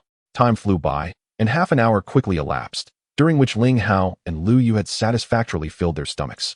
Suddenly, a commotion of footsteps echoed at the entrance, and a group of around 20 individuals made their entrance. At the forefront was a robust middle-aged man, similar in age to Qiao Dong, exuding an aura of power and a predatory gaze, hinting at a bloodthirsty nature. This man was none other than the foremost figure in the underground world of Dongzhou, Bai Yi. Bai Yi, known as Yuan Xiong, had lost a finger on each hand during his youth, earning him the moniker Bai Yi, in comparison to the small-time figure Duan Sihai from Yun City. Bai Yi's strength was leagues ahead, a vastly superior presence. Following closely behind Yuan Xiong was a lean elder, with a prominent forehead and deep-set eyes, emanating a fierce aura. Unmistakably a formidable practitioner. This elder was the strongest ally of Yuan Xiong, known as Ying Yi, and his influence was pivotal in Yuan Xiong's ascension to the throne of Dongzhou's underground realm. Behind the lean elder were Yuan Xiong's 4 elite subordinates, all muscular and exuding an intimidating presence. Besides the 20 who entered, a throng of 200 to 300 individuals stood outside the restaurant, each wielding weapons, their demeanor menacing. Bai Yi. Upon seeing Yuan Xiong, Qiao Dong's eyes lit up as he hastened to greet him. Thank you for personally coming. Qiao Lao Di. Who possesses such audacity to dare harm your people? Yuan Xiong surveyed the direction of Ling Hao and his companion. They seem unfamiliar, likely outsiders. Qiao Dong responded. They possess some skills. Oh, is that so? Yuan Xiong replied with a faint smile, approaching Ling Hao and his companion alongside Qiao Dong. Upon reaching them, he scrutinized the two closely, confirming they were not familiar faces, before speaking coolly. I am Yuan Xiong. May I ask your names? Are you not supposed to have connections with both the underworld and the law? Ling Hao ignored Yuan Xiong and turned to Qiao Dong. Is this the extent of your reinforcements?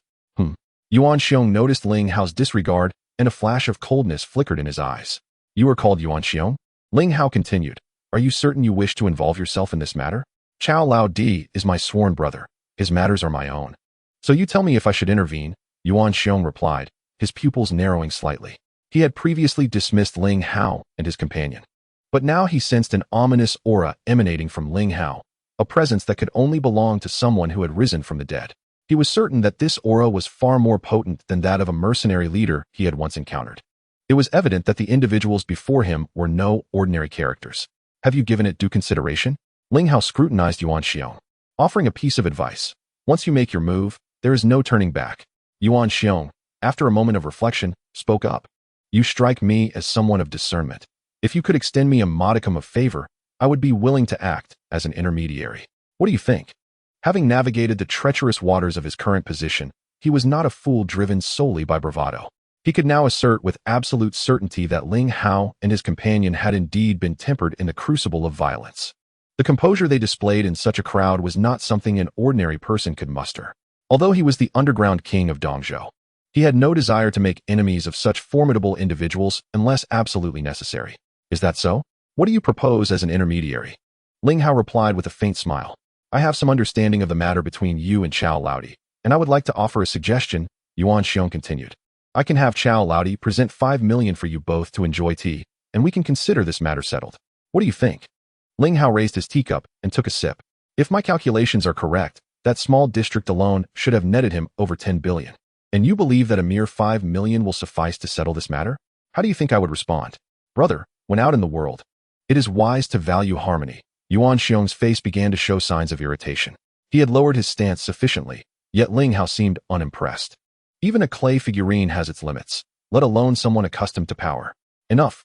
I do not have time for your idle chatter. Ling Hao's tone turned somber. This matter cannot be resolved through mere words. If he does not repay the money by tomorrow, his company will be shut down. If you wish to intervene, then have your men act quickly. After that, I still need to return home to rest, as I must rise early to accompany my daughter. Yuan Xiong's patience had reached its limit, and an icy aura began to radiate from him. Although he felt a degree of apprehension towards Ling Hao and his companion, it did not imply that he would simply endure their insolence.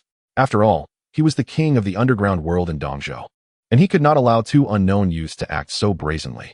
Very well, let me see what you have to rely upon, Yuan Xiong declared, turning to the gaunt elder behind him. Eagle Lao, I leave this to you. The gaunt elder nodded and stepped forward, a glint of cunning in his eyes as he addressed Ling Hao and his companion. If I am not mistaken, both of you must be practitioners of martial arts, correct? I am Hoing. May I inquire about your esteemed names? Quite impressive, Ling Hao observed, his voice calm. You are a half-step into the realm of Zhanshi, which would make you a notable figure in Dongzhou. Practitioners of martial arts were certainly not ordinary individuals. The hierarchy of martial arts begins with Zhantu, followed by Zhanshi. Zhanshi leads to Zhanjiang, and ultimately Zhanshen. The path of martial arts knows no bounds, with only higher levels beyond, never the highest. Each realm is further divided into 5 stages: initial completion, minor completion, major completion, peak, and perfection. Those who merely possess some skills would be considered at most Zhantu initial completion, while common thugs would not even qualify as Zhan Tuesday. Ling Hao's earlier remark about the elder being half a step into Zhanshi implied that his current prowess was at the peak level of Zhanshi. This revelation surprised Ling Hao. Hoing had not anticipated Ling Hao to discern his level of cultivation so swiftly, narrowing his eyes slightly. While your strength may be acceptable among ordinary people, it is still too weak. You would do well to consider whether you truly wish to engage. Ling Hao continued. Why can you not possess a modicum of self-awareness? When I say you are weak, why do you not believe it? The onlookers surrounding Yuan Xiong regarded Ling Hao with expressions of incredulity. They were well aware of Eagle Lao's prowess. While he might not be invincible across Dongzhou, he would certainly rank among the top 3. In the underground world, no so-called elite fighters could withstand even a single strike from him. Yet here was a young man, not yet 30, proclaiming that Eagle Lao was weak. How utterly foolish. How fortunate to encounter a kindred spirit. Let us engage in a friendly exchange. The elder took a deep breath, his gaze intensifying. Please, enlighten me. With that, he transformed his hands into claw-like shapes, creating several afterimages in the air as he rapidly lunged toward Ling Hao. Do you not possess any self-awareness? Why do you refuse to acknowledge your own weakness? Before Ling Hao could react, Lu Yu casually raised his hand, unleashing a gust of wind with a seemingly nonchalant strike. This seemingly casual gesture concealed a torrent of energy that surged forth like a hurricane, producing a deafening sound as it sliced through the air. As Lu Yu's aura fluctuated, the elder's pupils constricted in alarm. It was only then that he comprehended the caliber of the individuals he had provoked. Mocking himself for considering a spar with them. How ironic. He instinctively wished to evade, but the chasm of disparity between their strengths left him with no possibility of escape. With a resounding thud, Ho Ying was sent flying like a broken kite, landing heavily on the ground over 10 meters away, spitting a mouthful of blood. Clearly, Lu Yu had shown mercy, otherwise he would have been a lifeless corpse by now. Silence enveloped the scene, the tension palpable, as if one could hear a pin drop. The greatest martial artist in Dongzhou had been effortlessly sent sprawling by a mere flick of the wrist.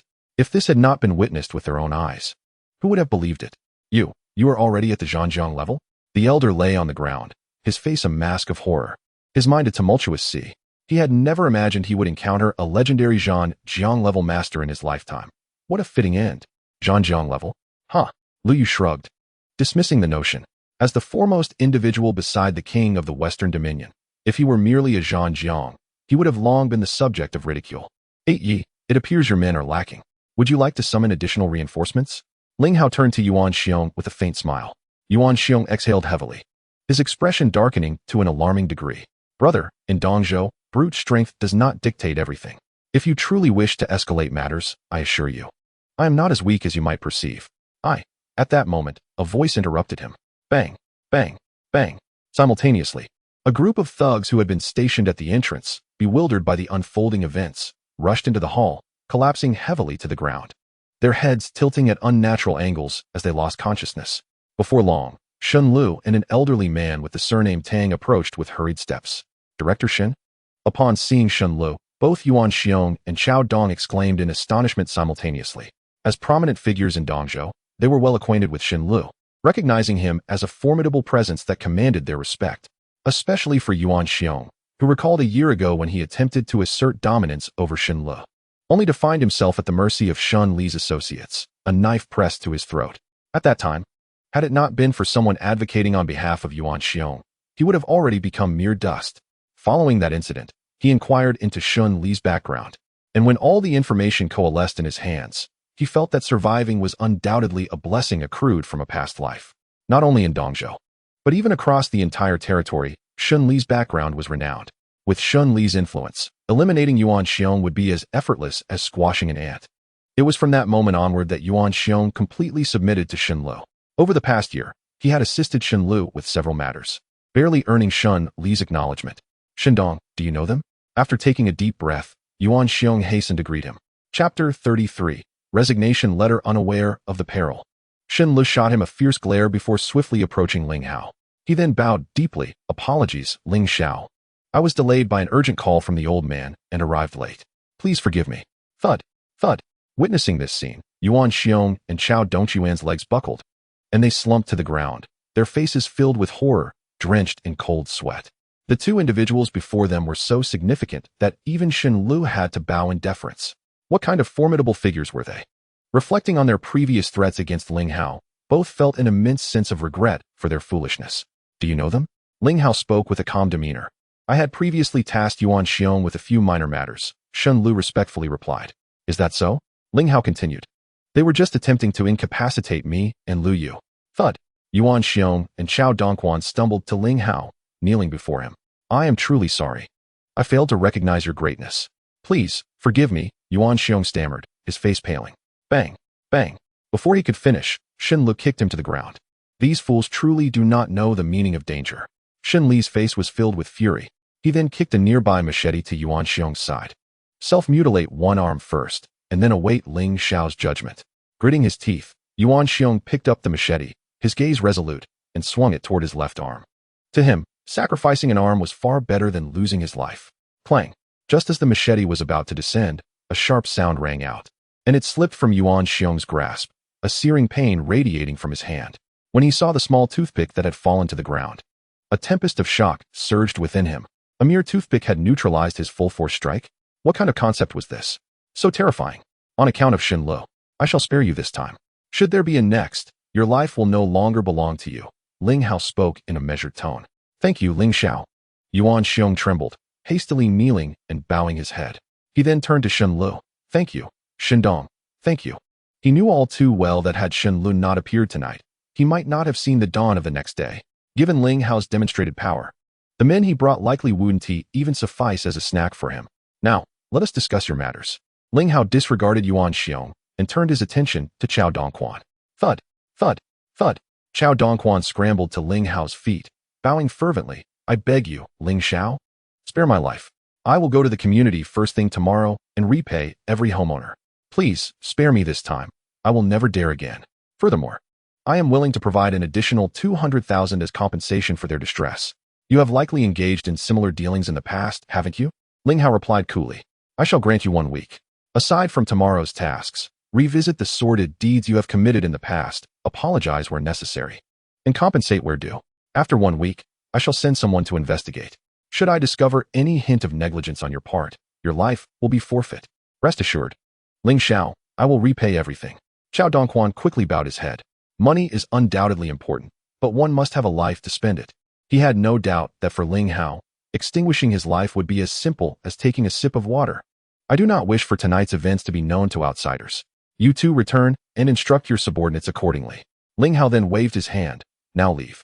Please be assured, Ling Xiao, it will remain confidential.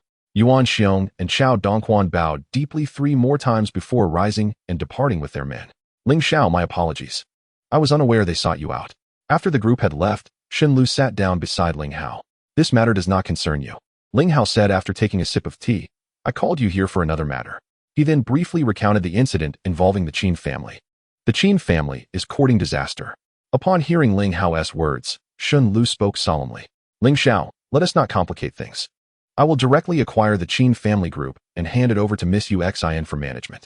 You are as blunt and straightforward as Lu Yu, Ling Hao replied, casting him a disapproving glance. If it were that simple, I would not require your assistance. Ah, Xun Li's lips twitched. I do not wish for Yuxin to know my true identity just yet. Ling Hao continued, on one hand. I worry that she may feel we exist in entirely different worlds and distance herself from me. On the other, the more she knows about my affairs, the more danger she may encounter.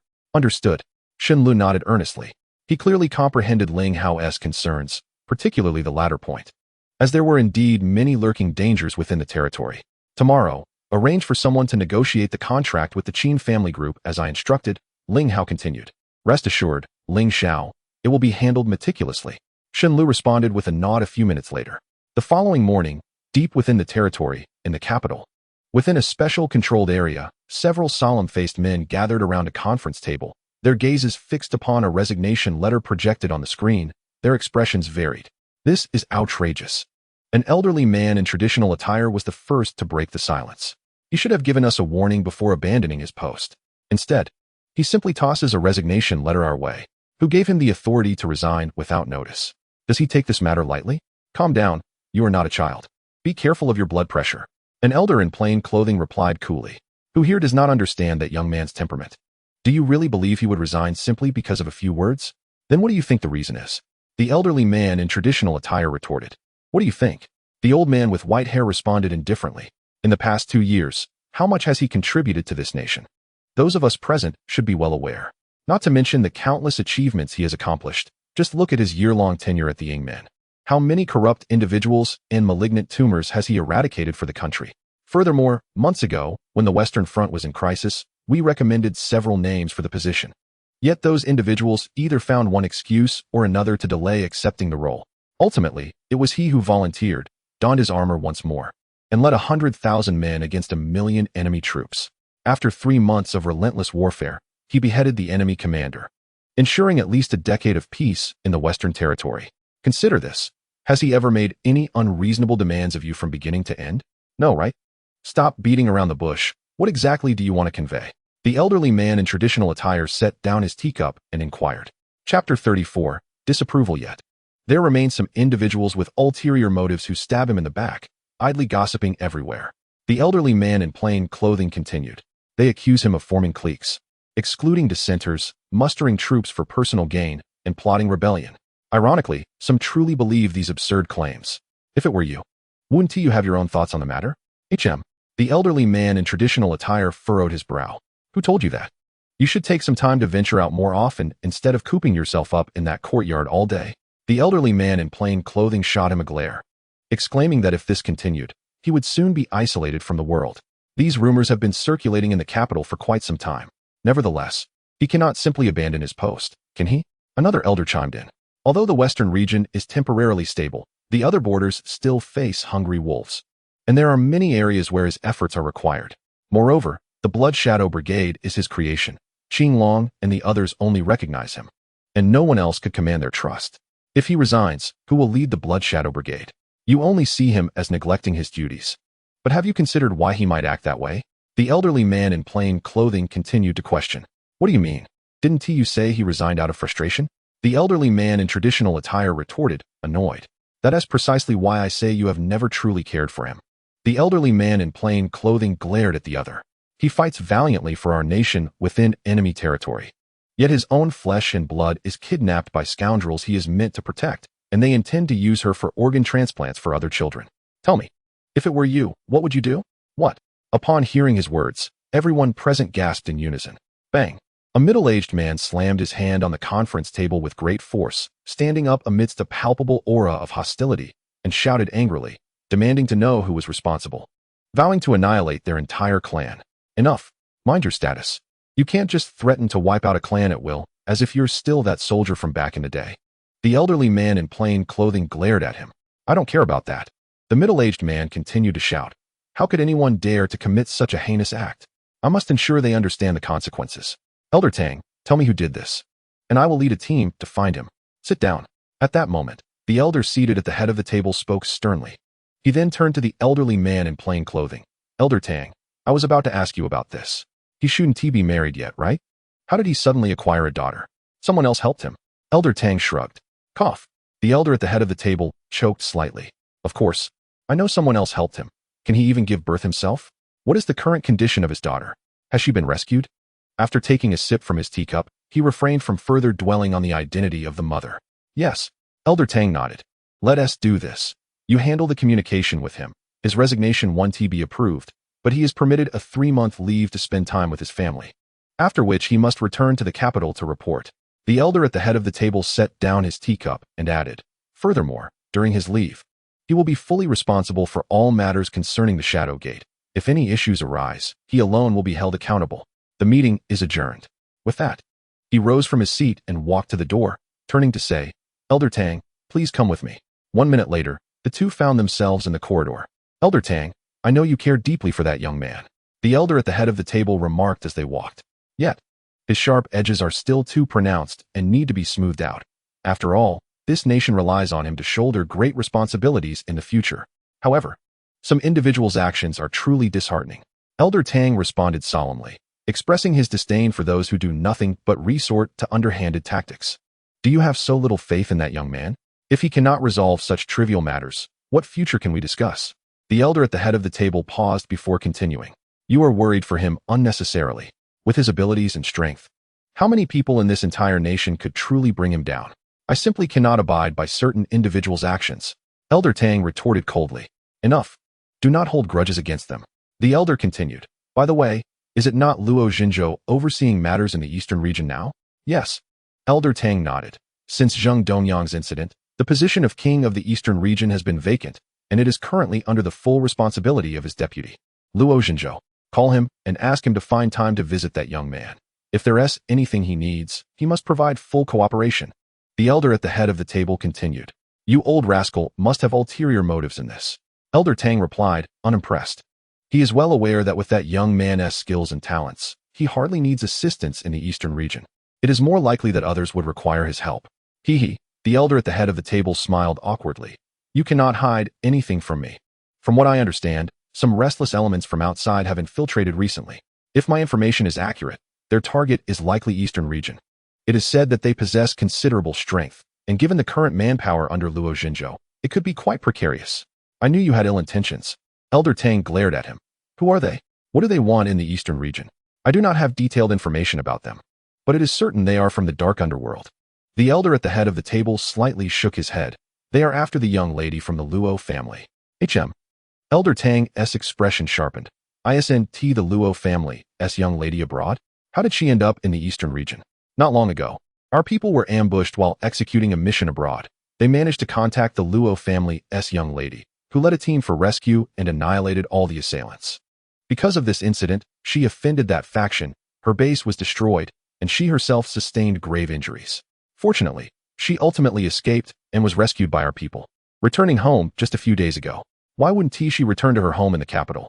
Why venture to the eastern region? Is she simply idling about? Elder Tang said, exasperated. If she cannot handle the situation, how can Luo Xinzhou ensure her safety? She is being naive.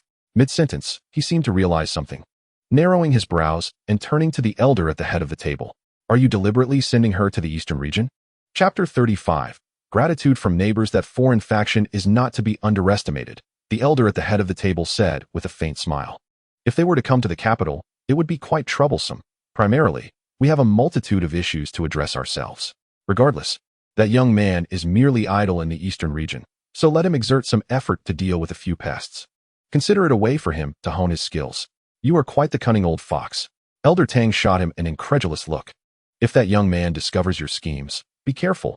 He might storm into your office to settle the score, and don't come to me for help. Perhaps he may even thank me in the future. The elder at the head of the table smiled nonchalantly.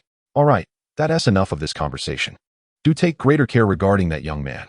Meanwhile, in the eastern region, Ling Hao and Lu Yu finished breakfast and drove to Qin Yuxin's home, with Lu Yu bringing several toys along. Daddy, as the two individuals entered, Rui rushed over. Rui, have you had breakfast? Ling Hao inquired, enveloping her in his embrace. Yes. Grandma made a delicious breakfast. Rui nodded vigorously. Did you thank Grandma? Ling Hao asked with a smile. Of course. Rui replied, her head bobbing in affirmation. What a good girl. After another smile, Ling Hao pointed to Lu Yu and said, "This is Uncle Lu, who bought all your toys. You should thank him." "Thank you, Uncle Lu," Rui exclaimed. "No need to thank me, Rui." Lu Yu chuckled, placing the toy he held down. "Shall I play with you? Really? That would be wonderful." Rui exclaimed as she sprang from Ling Hao's arms. "Uncle, Auntie, good morning." Ling Hao then greeted Qin Yuxin and Shen Xiaonan. "Brother-in-law, good morning." Qin Ruifei cheerfully called out. "Good morning, Ruifei." Ling Hao responded with a smile, then asked, "Are you working now?" "I am studying in Shanghai City, with 1 semester left until graduation. I'm currently on vacation, but will return to school soon." Qin Ruifei replied with a smile. "Brother-in-law, didn't you say you know many people? Please help me find a good job after I graduate." "You're still studying?" Ling Hao paused briefly before assuring her, "Don't worry, I will take care of it." "Hee, it's settled then. Thank you, brother-in-law," Qin Ruifei said with a grin. "Ruifei, if you keep talking nonsense, I'll silence you." Shen Xiaonan glared at her sharply. "What nonsense have I said? This was personally acknowledged by my sister yesterday." Qin Ruifei stuck out her tongue. "Ruifei, stop being silly." Hearing this, Qin Ruixin rolled her eyes at her, then turned to Ling Hao. "You should spend more time with Rui today. We plan to return to Yunqing this afternoon." "So soon?" Ling Hao was slightly taken aback.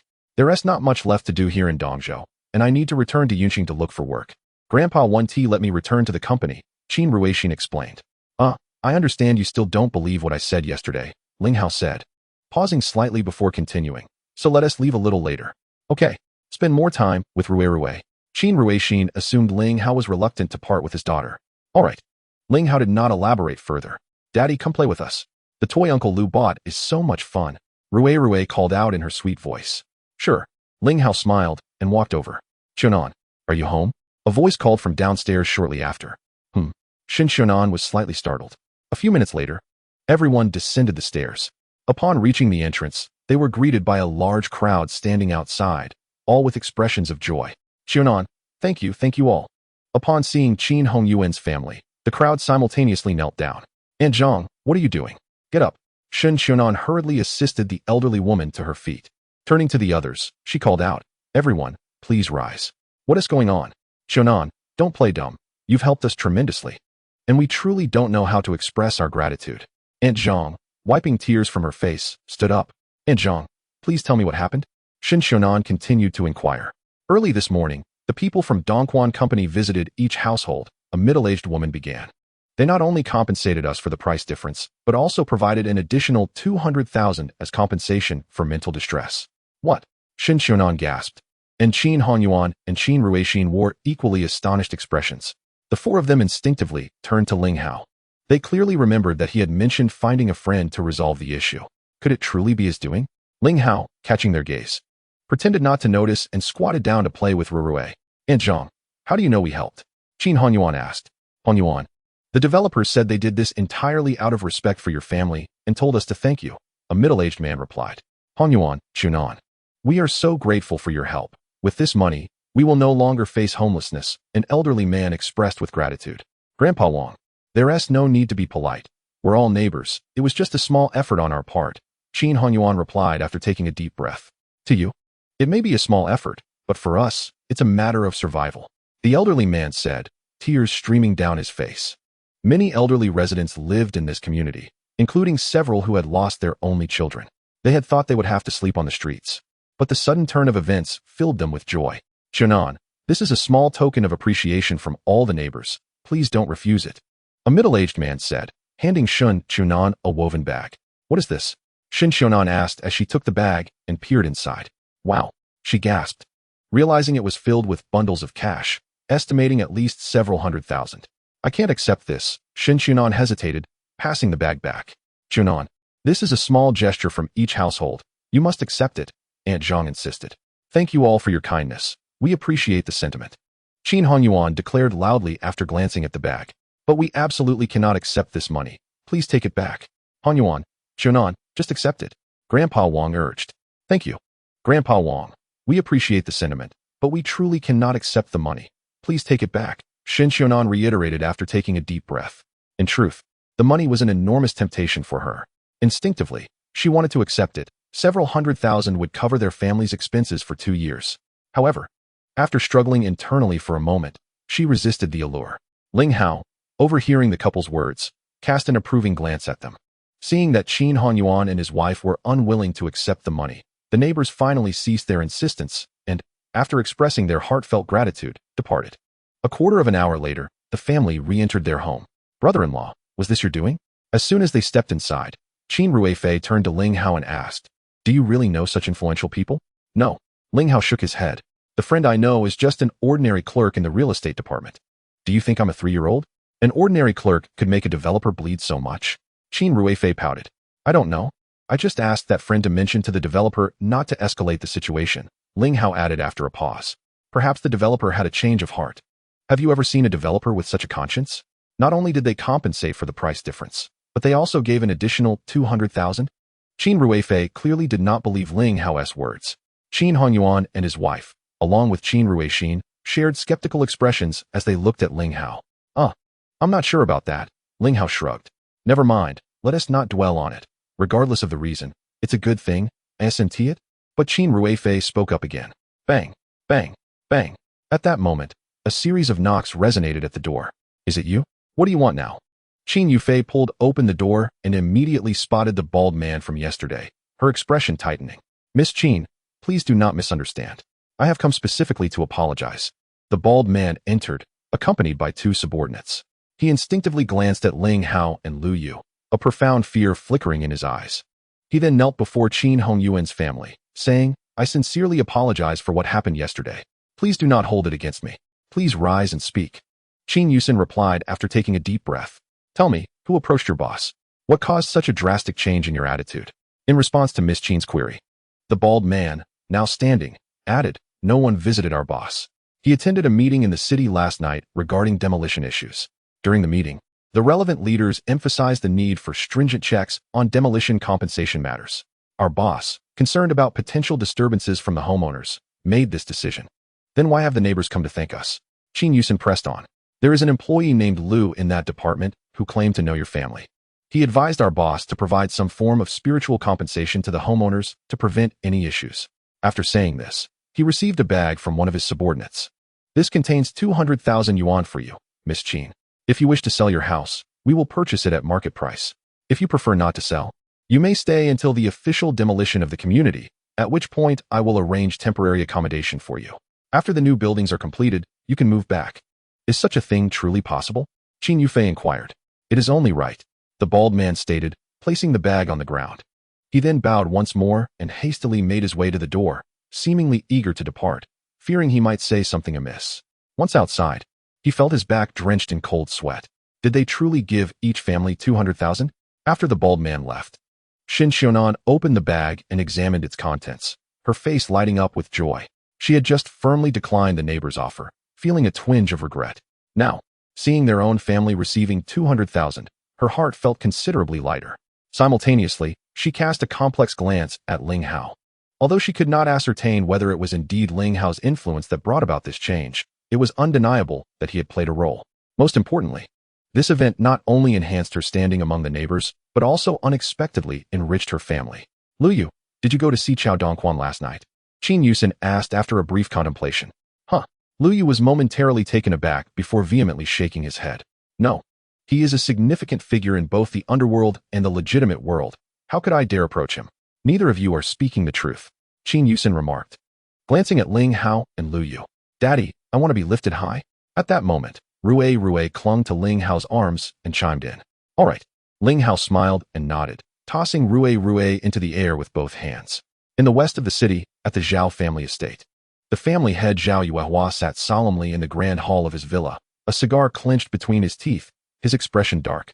Ever since the incident involving Zhao Jiahua, his mood had been persistently bleak.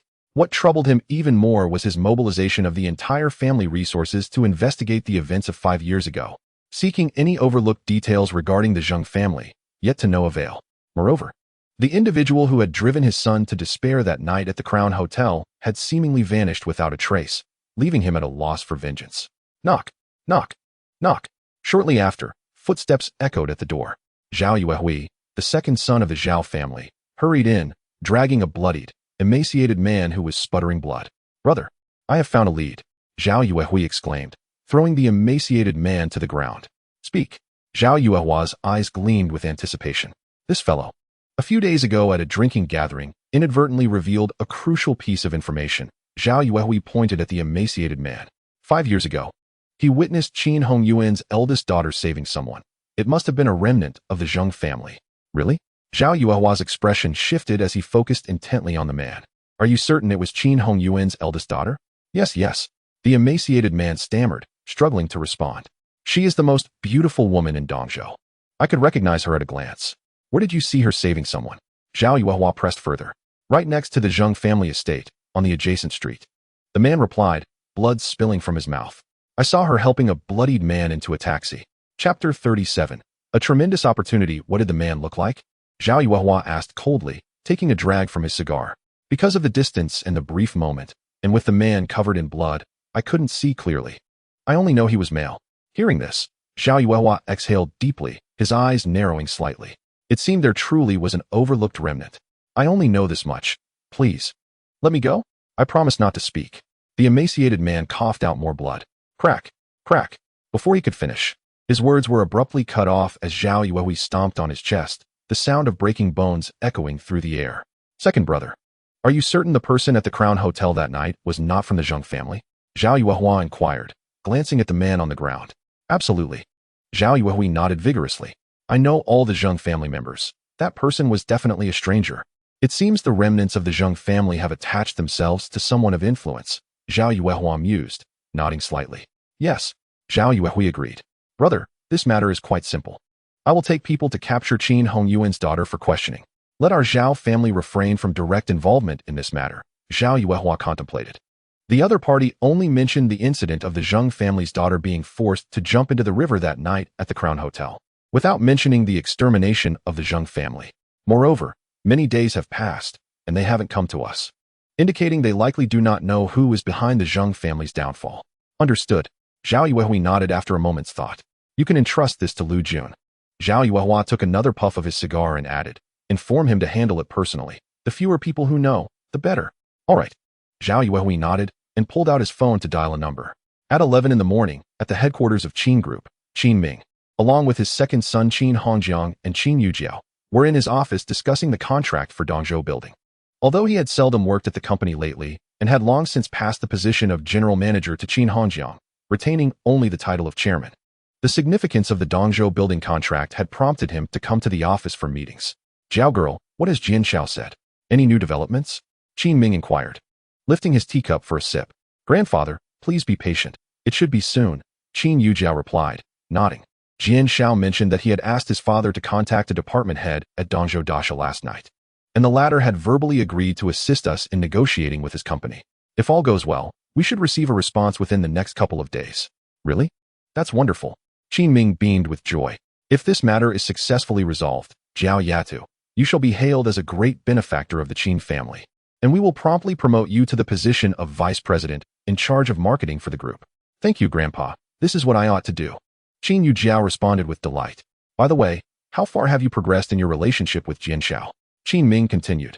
Although their family is not one of the 4 prominent families of Dongzhou, they are significantly stronger than our Qin family. If you could marry him, it would be considered a good match. Grandpa, I have not yet given this matter much thought, so there is no rush. Qin Yujiao replied with a smile. To her, she had no intention of marrying Qian Haojian. She was merely his girlfriend temporarily because she needed to utilize his connections. She held a clear vision for her marriage. She must marry into one of the 4 prominent families. As for whom she marries, it was of no significance, as long as he is a direct descendant of one of the 4 families. Just then, Qin Ming's phone rang, and upon checking, he saw it was a call from his secretary. Does he not know I am in a meeting? After pressing the answer button, Qin Ming spoke in a deep voice. What is it?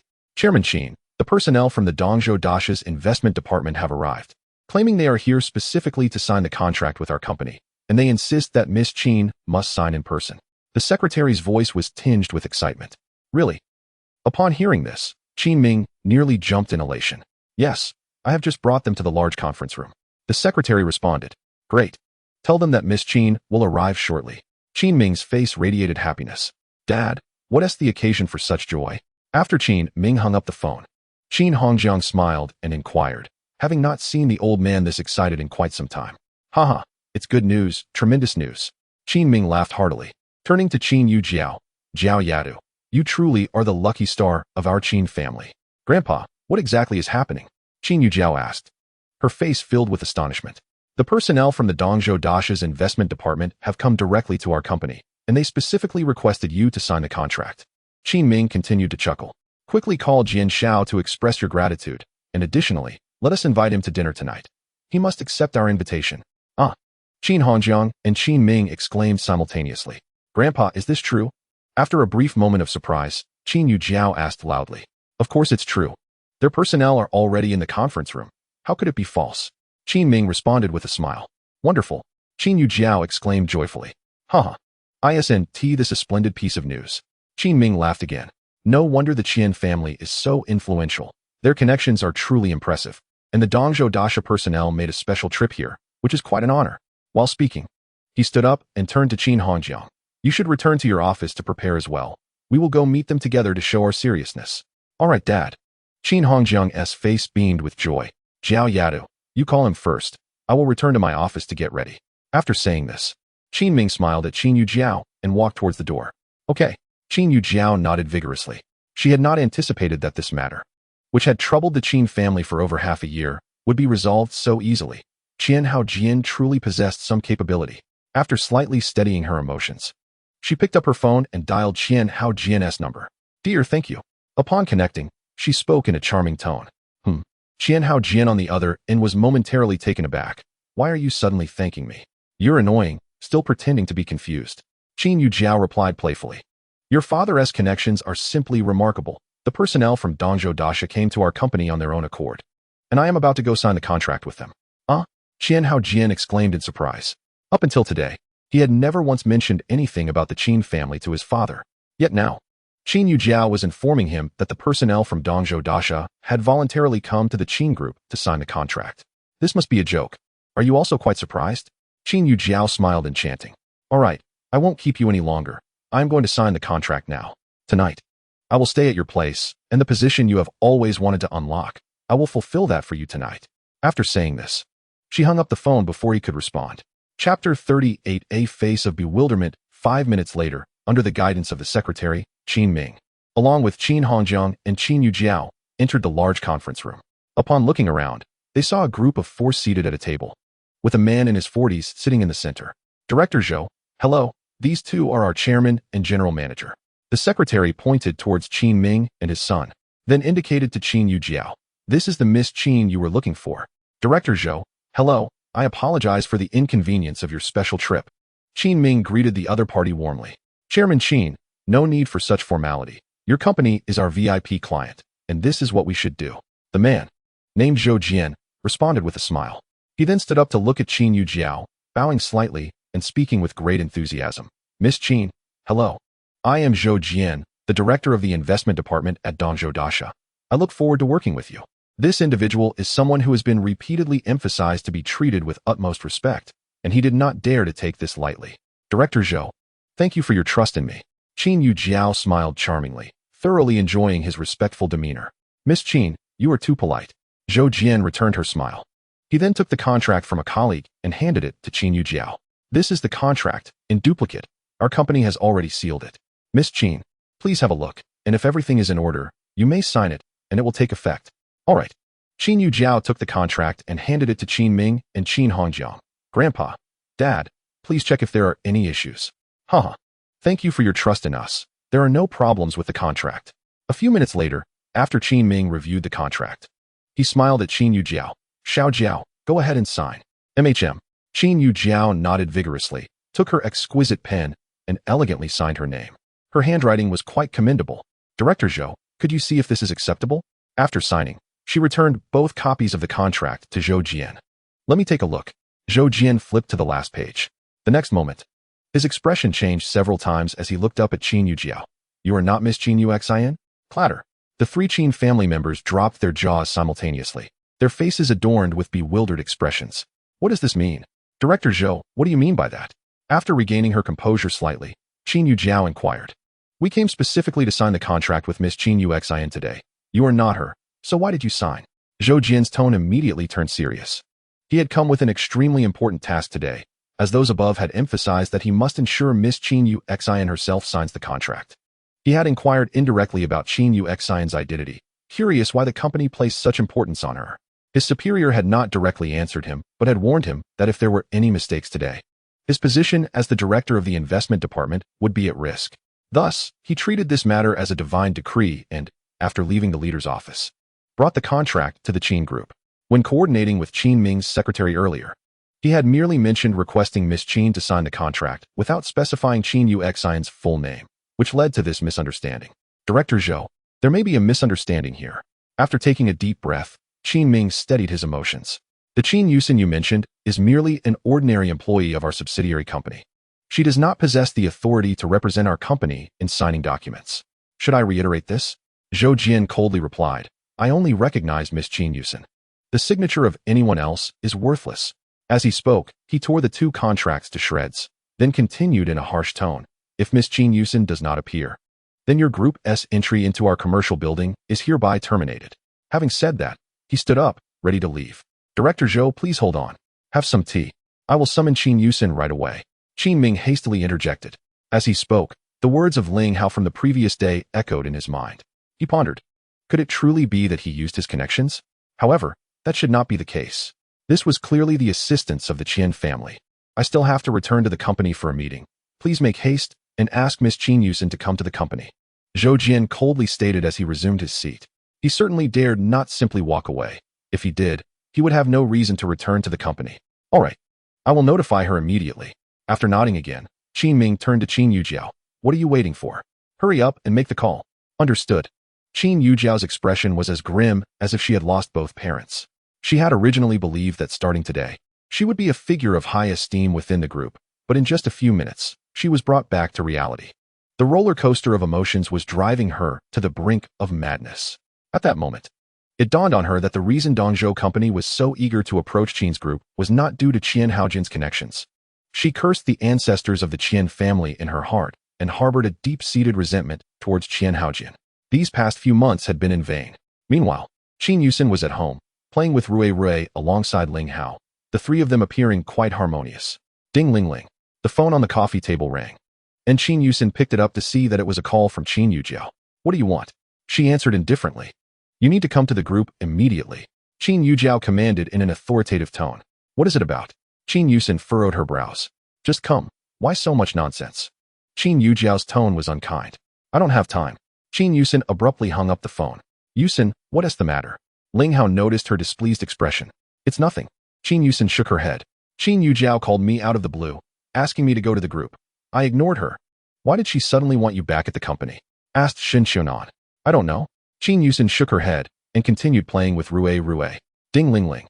The phone rang again, and it was, of course, another call from Qin Yujiao. Yuxin, don't answer it yet. Ling Hao smiled lightly. Let her call a few more times. Sister-in-law, judging by your tone, do you know what she wants from my sister? Qin Yufei inquired, glancing at Ling Hao. Hee. Did you all forget what I mentioned yesterday? Ling Hao shrugged.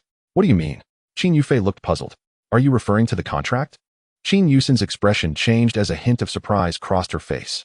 Qin Yufei exclaimed in shock. Brother-in-law, you didn't actually manage to secure the contract for Dongzhou Tower, did you? Chapter 39. Qin Ming's arrival. Upon hearing Qin Yufei's words, Qin Hongyuan and his wife also reacted, turning to look at Ling Hao. I promised Rui that I would keep my word. Ling Hao gently stroked Rui's little face. Right? Rui responded loudly. What Daddy says will definitely come true. I believe in Daddy. Ling Hao, did you really take care of it? Qin Hongyuan asked, astonished. If I am not mistaken, Qin Yujiao's call is to ask Yuxin to go to the company and sign the contract with Dongzhou Tower. Ling Hao replied with a smile. Hiss. The Qin Hongyuan family gasped in unison. Ding ling ling. The phone rang again. Ling Hao, perhaps it's better to let Xiaoxin answer it? Qin Hongyuan suggested. If it's indeed about signing the contract, it would be inappropriate to keep the other party waiting too long. What if they grow impatient? Uncle, rest assured. They will definitely wait. Ling Hao smiled again, looking at Qin Yuxin. Yuxin, tell her that you will sign the contract. But only if old Master Qin personally comes to request it. Otherwise, you will not go. Qin Yufei exclaimed again, brother-in-law, that's quite bold. That old man will surely be furious upon hearing this. Xiaofei, mind your language. Qin Hongyuan reprimanded. I concur with Ling Hao. If Dongzhou Tower insists on recognizing only Yuxin, then let that old man come in person to request it. Shin Xiaonan, rarely aligned with Ling Hao, added. Xiaonan, wouldn't that be inappropriate? Qin Hongyuan interjected. What is inappropriate? Have you forgotten how they treated us last night? Shen Xiaonan responded loudly, then turned to Qin Yuxin. Additionally, remember to have him prepare the broken agreement your father signed and the dividends from these past few years. Indeed, Ling Hao smiled and said, Yuxin, go ahead and answer. Let us proceed, as Auntie suggested. However, Qin Yuxin hesitated slightly. Don't worry, I assure you they will agree. Ling Hao smiled again. All right then. Qin Yuxin nodded and answered the call, relaying the demands to Qin Yujiao. Smack. Upon hearing this, Qin Yujiao on the other end was so furious that she hung up without a word. She hung up. Qin Yuxin frowned. It's fine, ignore her. Just wait for them to come. Ling Hao shrugged. Crash. At the headquarters of Qin S Group, Qin Ming, after listening to Qin Yujiao's account, hurled the teacup in his hand violently to the ground. Unfilial child, truly an unfilial child. Qin Ming roared, his face flushed with anger, his blood pressure surging. He never imagined that he would be threatened, and by his own granddaughter at that. If Qin Yuxin were standing before him now, he would likely have slapped her across the face. It was utterly outrageous. Of course, despite his fury, for the sake of the contract with Dongzhou Tower, he seemed to have no other choice. Dad, what shall we do now? Qin Hongjiang, equally incensed, asked. After taking a puff of his cigarette, he continued. The people from Dongzhou Tower are still waiting. Should I send them back for now? Prepare the car. Qin Ming shouted angrily, kicking over a vase in the process. Dad, are you really going? Qin Hongjiang asked, somewhat taken aback. Do you have any other options? Qin Ming responded angrily. The contract with Dongzhou Tower must be secured by Qin S Group. After we finalize the contract, we can slowly settle the score with that unfilial child. What about the dividends they requested? Qin Hongjiang inquired again. The contract isn't signed, so what is there to discuss about dividends? Qin Ming coldly replied. Everything will wait until after the contract is signed. Understood. Qin Hongjiang's eyes lit up. He clearly understood his father's intentions. Once the contract takes effect, the power of negotiation will be on their side, and when it comes to dividends, it will be up to them to decide. Grandfather, should I call Jin Xiao again? See if he has any news? Qin Yujiao pondered briefly before speaking. Do not continue. I just discreetly inquired with the individuals from Dongzhou Dasha. Prior to this, they had no knowledge of our Qin Shi group. Qin Ming responded in a low voice. I suspect Qian Haojin never mentioned this matter to his father. He has been deceiving us all along. What? Qin Yujiao exclaimed. That scoundrel deserves nothing less than a dreadful fate. I will not let him off easily. Enough. Let us not dwell on him. I shall accompany your father to confront that unfilial son. Qin Ming continued to instruct. You must immediately go to the conference room and stay with the representatives from Dongzhou Dasha. By any means necessary. You cannot allow them to leave before we return. Understood. Qin Yujiao nodded and swiftly made her way to the conference room. Approximately 10 minutes later, the father and son, filled with fury, drove towards Qin Yuxian's residence. Half an hour later, they entered Qin Yuxian's home. Father. Qin Hongyuan stood up. Humph. Qin Ming snorted disdainfully, ignoring him, and cast a cold glance at Ling Hao, his face filled with indignation. Grandfather. Qin Yuxian looked at Qin Ming with a complex expression and called out. Xiao Xian. I know you have been angry with your grandfather. Allow me to apologize first. Qin Ming forcibly suppressed his inner fury. He then turned to Qin Yuxian and spoke. Rest assured, as long as we finalize the contract with Dongzhou Dasha, I will ensure your return to the headquarters of the group and appoint you as the department director. Words alone are insufficient. We seek tangible evidence. Where are the shares and bonuses you promised us? Shen Xiaonan voiced loudly. The share certificates and bonuses have already been prepared by the company before I arrived. Once Xiao Xian signs the contract, they will be handed over. Qin Ming exhaled deeply, attempting to regain his composure. I have no trust in you whatsoever. What if, after signing the contract, you decide to go back on your word? Shen Xiaonan continued. Sister-in-law, we are all family. Is it truly necessary to speak in such a manner? Qin Hongjiang said solemnly. Humph. Excessive? Am I more excessive than you? Shen Xiaonan scoffed. Are you unaware of the actions you have taken over the years? Qin Hongjiang's face turned crimson with anger. Are you not filled with rage, longing to strike? Shen Xiaonan coldly remarked. Huh, can you not endure such a trifling annoyance? Have you ever considered how our family has survived these years? Her voice rose significantly. For the past 5 years, I have constantly felt the urge to kill. Qin Ming exhaled heavily, feeling he was on the brink of exploding with rage. Then tell me, what must be done for Xiao Xian to sign the contract? Chapter 40. Something happened. Did Xiao Xian not already express this over the phone? Must I repeat myself? Shen Xiaonan coldly replied. Allowing Xiao Xian to sign the contract is not a problem, but we must first see the share certificates and bonuses. Otherwise, Qin Hongyuan interrupted her in a deep voice. Preparing the share certificates and bonuses requires time. Since father has made a promise, he will certainly fulfill it. Xin Xiaonan opened her mouth, wishing to say more, but ultimately held back. Xiao Xian, why not accompany grandfather for a moment? Do not keep the representatives from Dongzhou Dasha waiting. Qin Hongyuan then turned to Qin Yuxin. All right. Qin Yuxin nodded after a brief moment of contemplation. Yuxin, I will accompany you. Ling Hao said with a faint smile as he stood up. Daddy, do not leave. I want you to stay with me. I do not want you to go? Rue exclaimed, pulling at his hand with urgency. Brother-in-law, stay at home and entertain Rue. I will accompany my sister for a quick visit, Qin Yufei suggested. That is acceptable. Call me if anything arises, Ling Hao replied after a moment of thought. Qin Yufei nodded and turned to Qin Yuxin. Sister, let us depart. Okay. Qin Yuxin responded as she made her way to the door. Qin Ming shot another glare at Qin Hongyuan and his wife, as well as Ling Hao, before turning to leave. Qin Hongyuan, you are truly a person who would run headlong into a wall without turning back.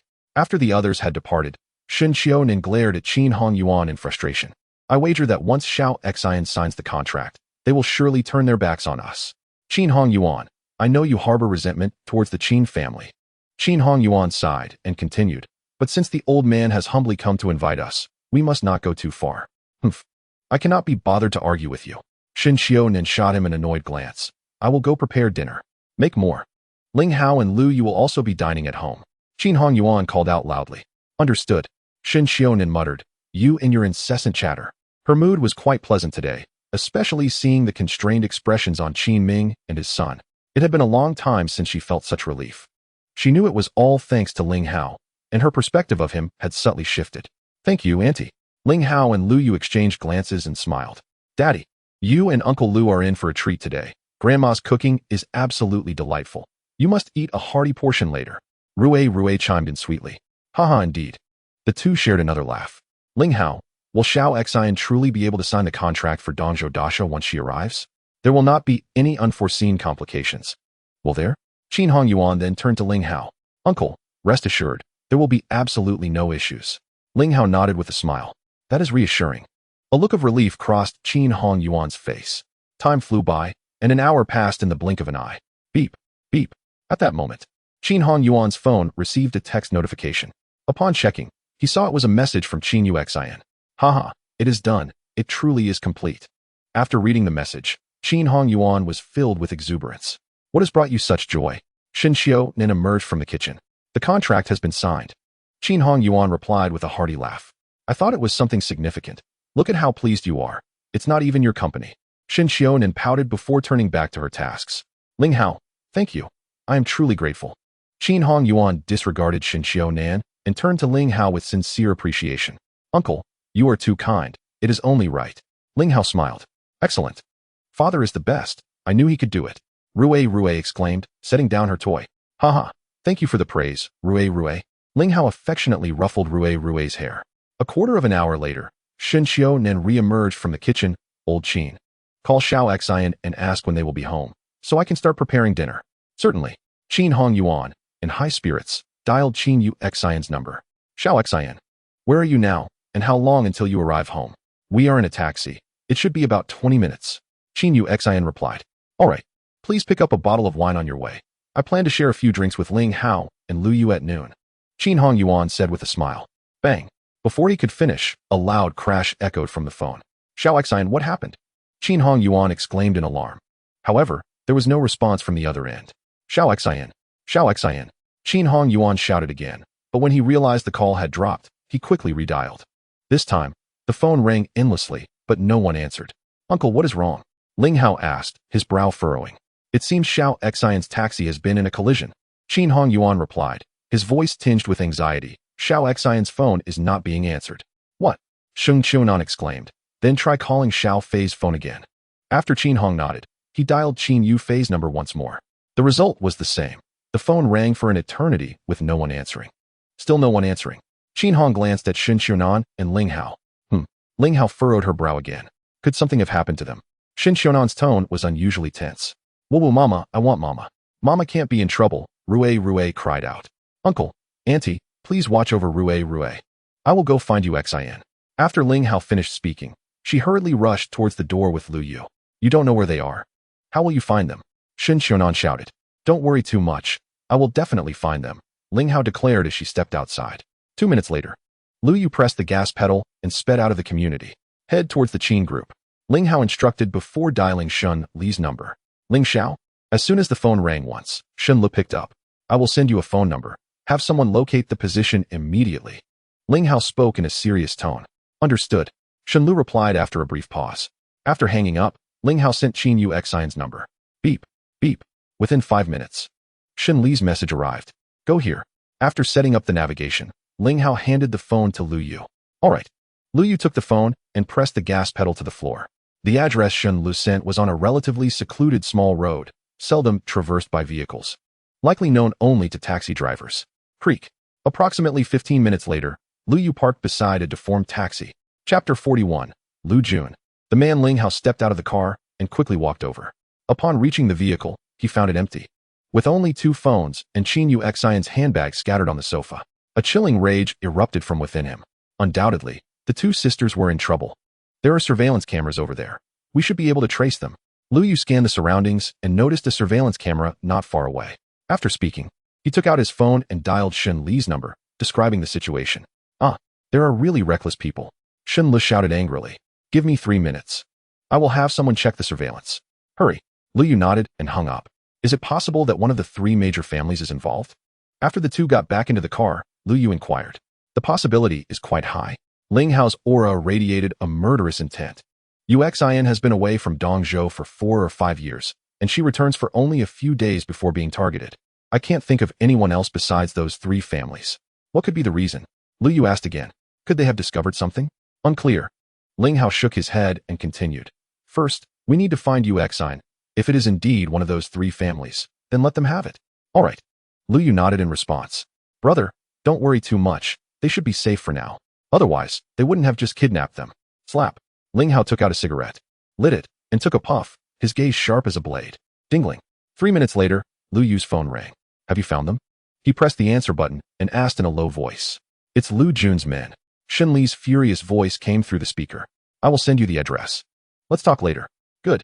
Lu Yu nodded and hung up. Half a minute later, Shen Li's message arrived. After setting the navigation, Lu Yu pressed the gas pedal down hard. Ling Hao then called Shen Lu while putting the phone on speaker. Who is it? He asked in a low voice once the call connected. Lu Jun is the second in command of the underground world in Dongzhou, a representative of the local forces supported by the underground world. Shen Lu responded. Yuan Xiong's subordinate? Ling Hao continued to question. No. Shen Lu replied again. Lu Jun and Yuan Xiong have never seen eye to eye, and there are often conflicts between them. Yuan Xiong has long wanted to eliminate him, but Lu Jun has the backing of several prominent families in Dongzhou. So Yuan Xiong does not dare to act too boldly. As expected, upon hearing this, Ling Hao's suspicions were confirmed. What do you mean? Shen Lu was taken aback. His capturing of Yuxin is the will of his backers. Ling Hao paused slightly before continuing. Notify Yuan Xiong to wait for me at the destination. I will deliver a grand gift to him today. Understood. Shen Lu responded loudly after a moment of surprise. He naturally understood Ling Hao's intention. After today, Lu Jun would no longer exist in Dongzhou. All right, let's leave it at that. We will discuss further if necessary. Ling Hao concluded and hung up the phone. They are truly courting death. Lu Yu shouted angrily while driving. Those who commit sins cannot live. Ling Hao's tone was icy.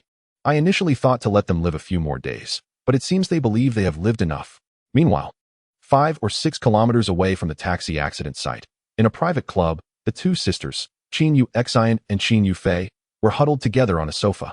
Their faces filled with panic, their clothing disheveled, trembling uncontrollably. Facing them sat a fierce-looking man in his 40s, exuding an aura of bloodlust. It was Lu Jun, the second in command of the underground world in Dongzhou. Behind Lu Jun stood 4 burly men, his trusted subordinates, notorious thugs in the underground realm of Dongzhou. TSK. Lu Yi, these 2 sisters are truly stunning. One of the crew-cut men licked his dry lips and spoke. Of course, otherwise. How could they be called the most beautiful women in Dongzhou? Another man responded. I just didn't expect her sister to be this beautiful too. What a pair of earthly wonders. You bastards, what do you want? Qin Yufei gritted her teeth and shouted loudly. I warn you. If you dare to do anything reckless, my brother-in-law will not let you go. Oh, you already have a brother-in-law? Is he formidable? I'm so scared. The crew-cut man's gaze roamed over the two sisters, glinting with depraved desire. Who are you? Why did you capture us? At this moment, Qin Yuxin took a deep breath, steadied her emotions, and looked at Lu Jun, asking, 5 years ago, did you save someone from the Zheng family? Lu Jun lit a cigar and took a puff. Both Qin Yuxin and Qin Yufei were taken aback. Qin Yuxin had never anticipated that the other party would come for this matter. Over the years, she had been worried about this day arriving, sometimes waking up in fright from dreams. In the past year, this worry had lessened somewhat, thinking that after 5 years, nothing would happen again, but unexpectedly, it had still come. Meanwhile, Qin Yufei, upon hearing Lu Jun's words, glanced at Qin Yuxin in surprise, as she had never heard her sister mention this before. Tell me, who is the person you saved, and where is he now? I will let you go. Lu Jun, discerning her panic from Qin Yuxin's eyes, pressed further. I don't know what you're talking about. I have never saved anyone. Qin Yuxin steadied her emotions once again. Are you certain you won't speak? Lu Jun exhaled a puff of smoke coldly. What can I say about something I haven't done? After taking a deep breath, Qin Yuxin replied. I didn't want to resort to violence. Why are you forcing me? Lu Jun narrowed his eyes slightly, and then waved his hand towards the 4 men behind him. What are you still doing? Aren't you tempted by such a stunning beauty as her sister? Thank you, Lu Yi. 4 men simultaneously exchanged glances, and the crew-cut individual immediately approached Qin Yuxin. What do you want? Do not come any closer. Qin Yuxin shouted protectively, shielding her younger sister. Get lost. The crew-cut man struck her, sending her sprawling onto the sofa. Let your sister sample our prowess first. It will soon be your turn. You scoundrel. Qin Yufei cried out in indignation. Heh, little beauty, come here. You can scream all you want once we get you into bed. The crew-cut man leered at Qin Yufei, his throat visibly swallowing. After saying this, he reached out towards her chest. Get away. Qin Yufei trembled and slapped his hand away. Smack. The crew-cut man's expression hardened, and he retaliated with a slap, leaving a mark on Qin Yufei's face. Rip. He then tore a hole in her sweater, exposing a segment of her fair neck. Chapter 42. The Fear of Lu Jun. Qin Yufei screamed in shock. You beast, get away from me. Qin Yuxin shouted in terror, rising to charge at the crew-cut man. Smack. He effortlessly swatted her down to the ground, a trickle of blood seeping from the corner of his mouth. You have 1 minute to contemplate. If you do not speak, my 4 brothers here will not wait any longer. Lu Jun addressed the fallen Qin Yuxin. You bastards. Qin Yuxin's tears streamed down her face, rendering her speechless. At that moment, she faced a harrowing choice. Revealing Ling Hao's identity would compromise him, while remaining silent would ruin her sister's future. 30 seconds remaining. Lu Jun said coolly after taking a puff from his cigar. You will meet retribution for this. Qin Yuxin managed to utter, her voice full of anguish. It appears you are unwilling to speak? Lu Jun glanced at her before raising his hand. Take her sister to the next room. All right. The crew-cut man grinned wickedly as he reached for Qin Yufei. Boom. At that moment, a thunderous crash erupted as the door to the private room shattered like paper, splinters flying everywhere. 2 tall figures appeared at the entrance, Ling Hao and Lu Yu. Ling Hao, brother-in-law? The 2 sisters cried out, clutching at the lifeline that had suddenly appeared. Upon witnessing the sisters' plight, an overwhelming aura of murderous intent radiated from Ling Hao, causing even Lu Yu to shudder involuntarily.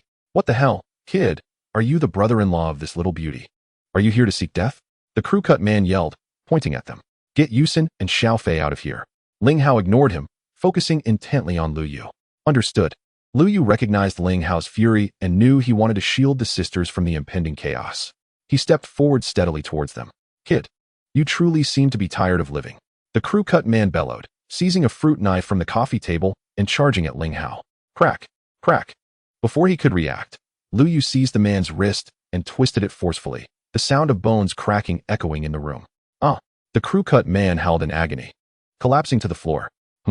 Lu Jun's brow furrowed tightly. He had not anticipated Lu Yu's prowess, and now one of his most competent henchmen lay incapacitated, seeking death. The other 3 men roared in unison, launching themselves at Lu Yu with their most powerful attacks. However, to their shock, they found themselves unable to even touch him, being sent flying as if struck by a vehicle. Hiss!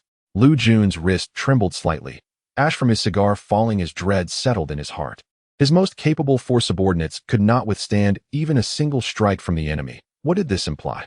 What kind of person had they provoked? Miss Qin, I shall escort you home, Lu Yu said, not sparing Lu Jun a glance as he bent down to help Qin Yuxin up. Ling Hao, aren't you coming? Qin Yuxin inquired nervously as she approached him.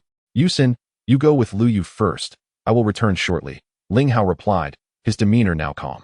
But Qin Yuxin glanced anxiously towards the ominous Lu Jun, trembling. It's all right. I assure you I will be fine. You all leave first. I will follow shortly. Ling Hao interrupted her. Then please be careful. Qin Yuxin took a deep breath. Brother-in-law, do take care, Qin Yufei added in unison. Ling Hao nodded in acknowledgement. Once the three departed, Ling Hao advanced towards the sofa, an overwhelming aura of menace enveloping him. With each step he took, the tiles beneath his feet cracked like spider webs, a sight to behold. Drip. A bead of sweat, the size of a soybean, trickled down Lu Jun's forehead. His body quaking slightly, his eyes filled with unending horror. Who exactly are you? He stammered, swallowing hard. You too, come here. Ling Hao ignored him entirely, taking a seat on the sofa and dialing Shun Li's number. Moments earlier, when he and Lu Yu had arrived at the club's entrance, Shun Lu and Yuan Xiong had already been waiting. The reason for not bringing them upstairs was to avoid burdening Qin Yuxin and her sister with unnecessary knowledge. Received. Shun Li's voice echoed through the phone. Bang, bang, bang. In less than 2 minutes, Shun Lu and Yuan Xiong appeared at the doorway. Yuan Xiong? Director Shin? Lu Jun's astonishment deepened upon seeing them. Why are these two here? One was a titan of the business world in Dongzhou, while the other reigned over its underworld. Their presence in his territory was beyond comprehension. Realizing the authoritative tone Ling Hao had employed earlier, he felt a wave of dread wash over him. Beads of sweat accumulating rapidly. You truly do not know when to quit. Shin Lu shot Lu Jun a cold glance before leading Yuan Xiong to Ling Hao, bowing respectfully. Young Master Ling. Bang. Lu Jun could no longer withstand the pressure, collapsing to the ground as a tempest of terror surged within him. The crew cut men, who had just risen, collapsed once more, trembling and aghast. Ling Hao nodded slightly to Shin Lu and then turned his gaze towards the crew cut men. Who struck Yuxin and Xiaofei earlier? Who are you? The crew cut man quavered. Unwilling to speak? Then I shall assume you are all complicit. Ling Hao replied coolly. He then casually raised his hand, unleashing a tempestuous gust of wind. Puff, puff, puff, puff. The 4 men's bodies exploded like overripe watermelons, showering the room in a mist of crimson before everything fell silent as if they had never existed. Hiss. Yuan Xiong, standing behind Ling Hao, involuntarily shuddered, his face etched with astonishment. Although he had witnessed Ling Hao's prowess the previous night, he had not anticipated it to reach such staggering heights, far exceeding his understanding of martial arts. This esteemed individual, I sincerely apologize. I have erred gravely, I truly have. I implore you, spare my wretched life. Upon hearing this, Lu Jun had completely lost his bravado, crawling towards Ling Hao and fervently bowing his head, every cell in his body saturated with fear. After living for several decades, he had never encountered a powerhouse of Ling Hao's caliber, nor even heard of one. He lamented his ill fate, pondering how he had inadvertently provoked such a celestial-level strongman merely for capturing 2 women. Who instigated today's events? Ling Hao inquired nonchalantly. It was Zhao Yuhui. Lu Jun stammered as he continued to bow. I acted under his orders. Please, I beseech you, spare my life. From the moment you contemplated capturing Yu Xian, your life ceased to belong to you, Ling Hao declared gravely. Rest assured, Zhao Yuhui will soon descend to accompany you. No. Lu Jun shrieked in desperation. In an instant, a crimson mist enveloped him, and thereafter, Lu Jun was no more in Dongzhou. Yuan Xiong gasped sharply. For years, he had yearned to eliminate this adversary, and yet, he had perished so easily, leaving no trace behind. He was simultaneously awed by Ling Hao's decisiveness. He acted without hesitation, embodying an unwavering resolve. Master Ba, I shall leave the remaining matters to you. I grant you 1 night to seize complete control of Lu Jun's territory. Ling Hao announced as he rose. Do not concern yourself with those behind him. They will soon join Lu Jun. With those words, he and Shun Lu exited. Yuan Xiong took a moment to regain his composure and hurriedly bowed in response. Thank you, young Master Ling. This was monumental fortune for him. Henceforth, the underworld of Dongzhou would echo solely with his voice. While elated, the thought of Ling Hao's prior statement sent a shiver down his spine. Was he truly preparing to act against the prominent families of Dongzhou? These were families that had stood for decades. Was he truly capable of such audacity? Young Master Ling, are you genuinely planning to confront the Zhao, Tao, and Wang families? Shin Lu queried as they boarded the vehicle 2 minutes later. Originally, he had intended to allow them to live a while longer to settle matters with Yu Xian before addressing them. However, since they wished for death, why not grant them that wish? Ling Hao replied. You are to organize individuals to begin taking over their core industries starting tomorrow. I give you a fortnight to ensure it falls under the aegis of your C-High group. Rest assured, young Master Ling. I guarantee it will be accomplished. Shen Lu responded loudly. Meanwhile, Lu Yu was driving towards Qin Yuxin's residence, where the two sisters had managed to calm themselves somewhat. Lu Yu, do you think Ling Hao will be alright? After comforting her sister, Qin Yuxin turned to Lu Yu. I recall the one who captured us was named Lu Jun, affiliated with the underworld of Dongzhou. Is it safe for Ling Hao to remain there? Miss Qin, do not worry. Young Master Ling will be fine. He has already notified his friends, who are acquainted with the police. Lu Jun would not dare to act recklessly, Lu Yu assured her. He and Ling Hao had long since agreed to substitute the term friends for any matters requiring discretion. How many friends does my brother-in-law actually have? Qin Yufei inquired, having regained her composure from her earlier fear. Lu Yu's lips twitched. To be honest, I'm not quite sure. By the way, how did you become so skilled? Where did you learn? Qin Yufei continued to question. I was born into a martial arts family and began training at a very young age. Later, I spent a few years in the military. Lu Yu replied after a brief contemplation. Does my brother-in-law practice martial arts too? Is he as skilled as you? Lu Yu nearly choked. Sister, could you refrain from asking such questions? It's rather detrimental to my pride. He thought for a moment and added. He also learned martial arts in the military. I haven't sparred with him, so I cannot say if I could overcome him. Lu Yu, please be honest with me. What is your relationship with Ling Hao? Qin Yuxin took a deep breath and questioned him. What do you mean? Lu Yu appeared slightly taken aback. I am not foolish. Qin Yuxin's brows furrowed slightly. Since the day you both appeared in Yuncheng, everything has unfolded too smoothly, far beyond reason. In Yuncheng, both Duan Si-Hai and the Lei family are absolute giants. Yet you two effortlessly rescued Rui. Then there was the incident with the neighbor this morning, Chao Dongquan. While not the very top in Dongzhou, is certainly a heavy weight. Yet, he willingly offered a substantial sum to quell matters. If not for the influence of someone he feared, he would never have acted in such a manner. Furthermore, regarding the Dongzhou building, Ling Hao claimed he could secure the contract within a day, and he indeed did. Moreover, the other party proactively approached the Qin group, and when I arrived, their supervisor was exceedingly cordial, as if fearing I would not sign. All these events could not possibly stem from merely knowing a few friends. Having expressed her doubts in one breath, Qin Yuxin fixed her gaze on Lu Yu. I only wish for one truthful answer. Lu Yu's lips twitched again. Miss Qin, I truly cannot answer these questions. Perhaps you should wait for young Master Ling to explain. Our identities with young Master Ling are somewhat special, and it is not convenient for me to disclose them at this time. However, please do not misunderstand. My reluctance to share is solely for your safety. The more you know, the greater the danger. Brother Lu, you and my brother-in-law are not spies, are you? Qin Yufei interjected, her eyes gleaming. Lu Yu nearly choked again. Classmate Fei, you've read too many novels. After saying this, he turned back to Qin Yuxin. Miss Qin, please trust young Master Ling. He once told you he would repay your family 100-fold for the debts of these past years, and he will certainly fulfill that promise. Understood. Qin Yuxin took another deep breath and refrained from further inquiries. She was a perceptive woman, given Lu Yu's response. She recognized that pressing further would only lead to discomfort for both parties. Shortly thereafter, Lu Yu parked the vehicle at the entrance of the apartment building. By the way, if your uncle and Anne inquire about why Lu Jun targeted you, it is best not to divulge too much. As the three exited the vehicle, Lu Yu continued.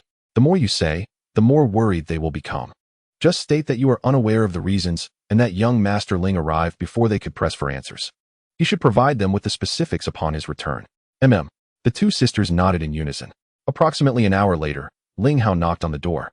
Daddy. Upon seeing Ling Hao, Rui rushed over. Have you been a good girl at home? Have you listened to your grandparents? Ling Hao bent down to embrace the little one and kissed her. Of course. Rui nodded her little head. Rui has been very obedient. Just ask Grandma and Grandpa. I believe you, Rui. Ling Hao responded with a smile. Ling Hao, are you alright? Has the situation with Lu Jun been resolved? Qin Hanyuan approached, concern evident in his tone. Uncle, do not worry, it has all been settled. I had a friend from the police handle it. Ling Hao smiled. Did you inquire why he targeted Xiao Xian and her sister? Shun Xionan's expression mirrored the fear that lingered in her heart. She was acutely aware of who Lu Jun was. If their family became a target, they would never find peace again.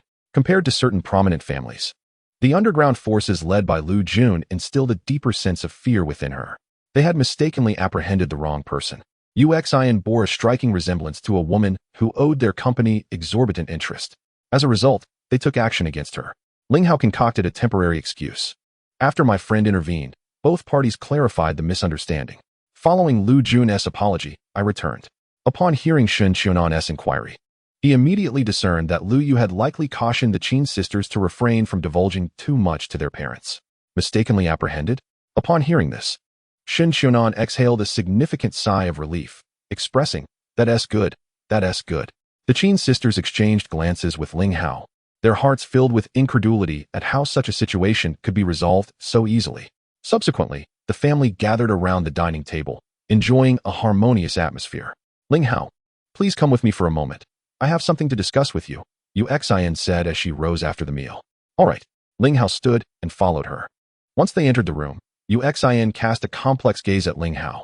"Have you inquired about the person responsible for the Zheng family incident? 5 years ago, she had merely saved Ling Hao. Yet she remained oblivious to the identity of the individual who harbored such deep-seated animosity toward the Zheng family that they sought to annihilate them." "What do you mean?" Ling Hao paused slightly, taken aback. "Are you still pretending to be confused?" Yuxin shot him a glare. "Lu Jun captured me to extract information about the person I saved back then.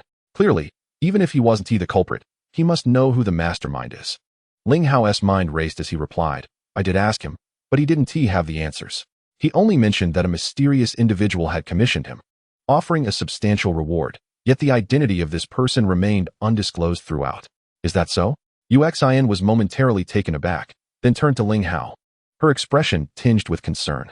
"Since someone is already aware of this matter, I suspect they will not relent. They will undoubtedly devise ways to locate you. You should leave Dongzhou at once." "It's fine, Yuxin. Do not worry. I assure you that I will be safe." A wave of gratitude surged within Ling Hao.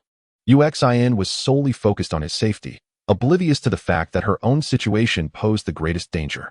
The only clue the adversaries possessed was her, and they would certainly not relent. "I am aware that your identity is somewhat unique, perhaps impervious to ordinary forces," Yuxin continued. "However, since they were capable of exterminating the Zheng family, their power and influence are undoubtedly extraordinary. Remaining in Dongzhou is far too perilous for you. Thank you for your concern." "Yuxin, I truly am fine." Ling Hao gazed at her earnestly. "I promise to look after you and Rue for a lifetime. I am not jesting." "Yet." Yuxin took a deep breath. "Yuxin, let us not discuss my matters for now," Ling Hao interjected. "Let us talk about you. What are your plans moving forward? Will you return to Yuncheng or remain in Dongzhou? You have secured the contract for the Qin group. That old coot Qin Ming should allow you to transfer back to the headquarters." "I'm still undecided," Yuxin replied, shaking her head slightly. "In truth, I do not wish to remain at the Qin group. Even if I return to the headquarters, I will certainly face their exclusion. I want to be able to accomplish anything.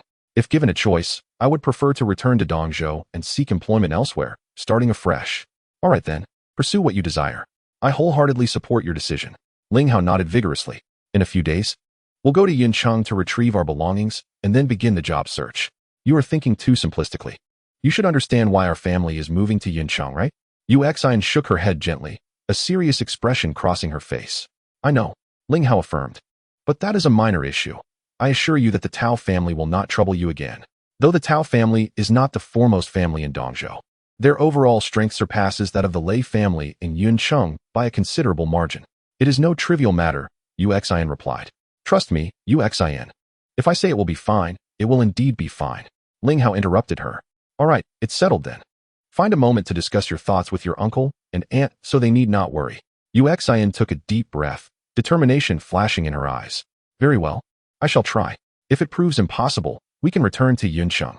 "Good." Ling Hao smiled and nodded. "By the way, did old Qin provide you and Xiao Fei with the shares, contracts, and dividends during your previous visit to the Qin group?" "No." Yuxin shook her head. "He said they weren't ready and asked me to come back tomorrow to collect them." "Haha, that old fox is truly cunning." Ling Hao chuckled lightly. "Are you worried he will sever ties once he secures the Dongzhou Tower contract?"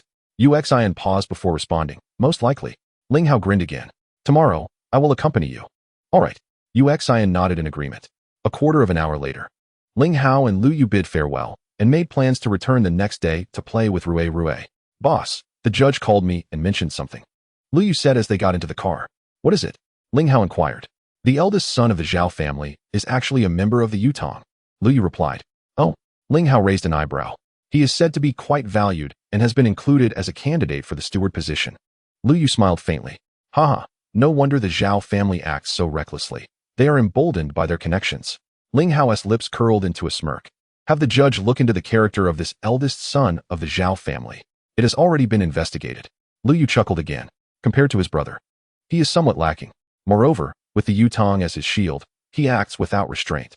If pursued, he could be cut down 10 times over and still not be enough. However, the nefarious deeds he has committed were likely done without the Yutong's knowledge. Otherwise, even the Yutong, however flawed, would not tolerate it. Indeed, Ling Hao contemplated. The Yutong has expanded too rapidly in recent years, inevitably allowing some undesirable elements to infiltrate. According to the judge, the Zhao family seems to be recalling their eldest son to Dongzhou. He is expected to arrive in the next day or two. Lu Yu nodded slightly before continuing. Is that so? Ling Hao's eyes narrowed. Perfect. We shall take this opportunity to cleanse the Yutong of some filth. Inform the judge to keep a close watch on him and remain aware of his movements. Chapter 45. Unyielding integrity understood. Lu Yu nodded, seemingly recalling something. By the way, brother, the matter you asked me to investigate has yielded results. 5 years ago, the aftermath of your adoptive family was handled by the Li family, who also arranged for the cemetery to be maintained. Are you certain? Ling Hao's eyes brightened. 5 years ago, after the Zheng family's incident, he was saved by Qin Yuxin and subsequently taken away by an elder. He was powerless to assist with the Zheng family's funeral arrangements, as he had assumed that no one would dare to intervene. At most, the police department would handle it briefly. However, not long ago, he learned from the judge that a kind-hearted individual had stepped in to manage the Zheng family's affairs. He had instructed the judge to investigate who was responsible, but results had been elusive, as those involved seemed to have left Dongzhou. To his surprise, it was the Li family. The Li family is one of the second-tier families in Dongzhou. Before the Zheng family's misfortune, the relationship between the Li and Zheng families was quite amicable, with many of their industries collaborating. Ling Hao had always held a favorable impression of the Li family, particularly the elder of the Li family, who had spent 2 to 3 decades in the military during his youth, embodying righteousness and unyielding integrity. Perhaps it is precisely for this reason that he was able to step forward and assist the Zheng family in handling their affairs during such a tumultuous time. Lu Yu nodded in agreement, stating that this was also why the Li family had been struggling in recent years. The Wang and Tao families had joined forces to suppress them, and now the Li family could no longer even rank among the third tier of families in Dongzhou. Did the Zhao family not participate? Ling Hao inquired, a sharp glint flashing in his eyes. On the surface, it appeared that the Zhao family had not intervened in the Li family's matters, Lu Yu confirmed, speculating that they looked down upon the Li family's meager assets and thus left it to the Wang and Tao families. Moreover, it was rumored that the elderly had been gravely injured by the people arranged by the Wang and Tao families, losing not only his cultivation but also sustaining a disability. Upon hearing this, a chilling rage erupted from Ling Hao, his gaze sharpening. To the Li family. After a brief pause, Ling Hao instructed in a low voice. Understood. Lu Yu nodded and pressed down on the accelerator. The Li family estate, located near a park in the eastern part of the city, was of moderate size. 5 years ago, the Li family estate was bustling with activity. 5 years later, it had become a desolate place. Before the incident, the group companies under the Li family boasted an annual output value of at least 10 billion, with profits also being quite substantial. At that rate of development, it would not have taken long for them to enter the ranks of the top families in Dongzhou. However, ever since the incident, the Wang and Tao families had joined forces to suppress them, declaring that any companies continuing to collaborate with the Li Group would be opposing them. Consequently, overnight, all major clients of the Li Group ceased their partnerships, plunging the Li Group into a state of paralysis. The two families seized the opportunity to carve up the Li family's assets, with many subsidiaries being forcibly acquired at rock-bottom prices. In just a few years, the Li Group's output value plummeted to less than 500 million, and they had taken out loans from banks amounting to 4 or 500 million, teetering on the brink of bankruptcy and insolvency. The only quality assets remaining for the Li family, apart from their ancestral estate, were a tea house located in the city center. Grandfather, the weather is lovely today. Let me take you outside to enjoy the sunshine. A young woman's voice rang out. A woman in her 20s emerged from a villa, pushing a wheelchair occupied by a white-haired elder. They were none other than the esteemed elder of the Li family, Li Shuilong, and his granddaughter, Li Zixuan. Haha, wonderful. Li Shuilong replied with a hearty laugh. Despite his disability, the elder's spirit seemed commendable. Grandfather, what did the specialist say after examining your condition yesterday? Can he provide treatment? As they reached the courtyard, Li Zixuan inquired. The time has dragged on too long. It is beyond remedy. A fleeting shadow of despondency flickered in Li Shuilong's eyes. Even he cannot help? Disappointment crossed Li Zixuan's face as she sighed inwardly. Zixuan, do not sigh. Your grandfather has grown accustomed to this over the years, Li Shuilong chuckled. Every day, reading and basking in the sun is quite pleasant. Grandfather, do you regret it? Li Zixuan suddenly asked. Regret what? Li Shuilong queried. 5 years ago, had our Li family not intervened in the Zheng family's affairs, none of these subsequent events would have occurred, and your health would not have deteriorated, Li Zixuan replied. Zixuan, remember this. Li Shuilong spoke with a meaningful tone. In life, the most important thing is to find peace of mind, regardless of the challenges we face. We must adhere to our true selves and intentions.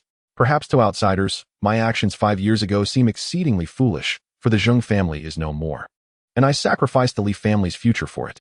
However, I assure you, had I not taken that step, I would have lived in far greater distress. For now, I live with peace and stability. That is sufficient, is it not? Li Zixuan nodded, somewhat understanding. Moreover, you must believe that all actions have consequences. Good and evil will ultimately be repaid. Li Shuilong continued. I understand. Li Zixuan nodded again. Just then, a cacophony of footsteps broke the air. A fierce-looking bald man led a group of 20 or 30 tattooed individuals into the courtyard. Bastards, it's you again. What do you want? Li Zixuan trembled and shouted upon seeing them. Calm down, sister. I wouldn't harm you. The bald man named Hong Chong scanned Li Zixuan's figure and licked his lips. He then turned to Li Shuilong, saying, Old man Li, have you given any thought to that matter we discussed last time? 1 million to purchase our tea house in the bustling district?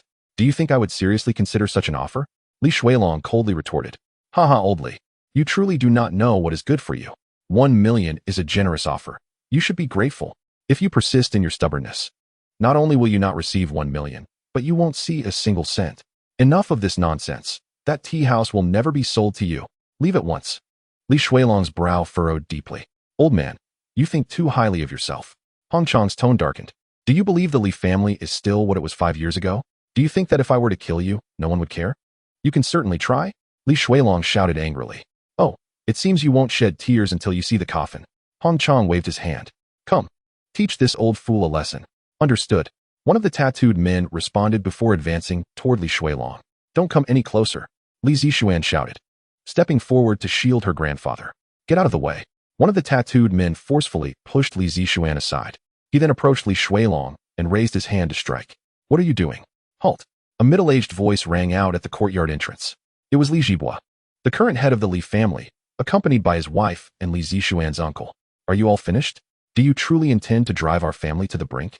Li Zixuan's mother, Zheng Minji, shouted angrily. Father, are you all right? The two brothers rushed to Li Shuilong's side. I'm fine. Li Shuilong shook his head, his brow furrowed. Dad, these scoundrels are becoming increasingly brazen. Let's call the police. As Li Zixuan spoke, she pulled out her phone. Slap. Before she could finish, Hong Chong stepped forward and struck her across the face. Li Zixuan fell to the ground, blood seeping from the corner of her mouth as her phone slipped from her grasp. You foolish girl, do you wish to die? Want to call the police? Do you believe I won't have you working in a club tonight? Xiaoxian, Zheng Minji cried out, quickly helping Li Zixuan up. Hong Chong, I will fight you. Li Zhibing, Li Zixuan's uncle, shouted and charged at Hong Chong. However, just as he took a few steps, Hong Chong sidestepped and confronted him, flipping his wrist to press a knife against Li Zhibing's throat. Although Hong Chong was not a martial artist, he was a notorious figure in Dongzhou's underground world, known for his formidable skills and ruthless nature. What do you think you can use to fight me? Try moving again, and I'll send you to meet the king of hell. Hong Chong glared at Li Zhibing, his eyes cold. Hong Chong, do not act recklessly. Li Zhibua shouted loudly, urging him to release Cindy. With a kick, Hong Chong sent Li Zhibing tumbling to the ground, blood spilling from his mouth. This serves as a warning. If you dare to shout again, I will obliterate you. Hong Chong cast a cold glance at Li Zhibing. Seated in a wheelchair, Li Xiumin observed the scene. Pain flickering in his eyes, his gaze turning red. If it were not for the severe injuries he had sustained, Hong Chong and his ilk would not even be worthy of his contempt. Yet now, he found himself powerless, a tiger fallen low, subjected to the whims of lesser beings. Filled with nothing but rage. Hong Chong, do not go too far. Li Zhibua took a deep breath and spoke sternly to him. I shall bully you as I please. What will you do about it? Hong Chong replied nonchalantly. Do you truly believe that the Li family is powerless against you? Li Zhibua retorted angrily. If you push us too far, we shall fight to the death. Oh, I am so frightened. Hong Chong scoffed disdainfully. It is not that I underestimate you. The current Li family does not even have the qualifications to fight me to the death. After speaking, he pulled out a bank card and threw it at Li Jibua's face. You have returned just in time. That old fool is stubborn and cannot be reasoned with. I will speak directly to you. This card contains 1 million. You have 1 hour to gather the necessary materials and come with me to finalize the transfer of your family's house. Otherwise, you will bear all consequences. Huh? 1 million? Do you truly think you can achieve that? Li Jibua sneered. Do you know how much that tea house and the land it sits on is worth? I do not care how much it is worth. Hong Chong impatiently retorted. Regardless, I have offered you 1 million. You will sell whether you want to or not. Unless you wish to see the Li family suffer. That tea house is worth at least 100 million, and they think they can take it for a mere million. Li Jibua was filled with fury. Moreover, that tea house is the last asset of our Li family. Do they truly intend to force us into a corner? Enough with your nonsense. Bring the materials and come with me now. Hong Chong shouted. Go back and tell your people. They can have the tea house only over my dead body. Li Jibua replied furiously. Bang. Before he could finish, Hong Chong kicked him to the ground. You will not shed tears until you see the coffin.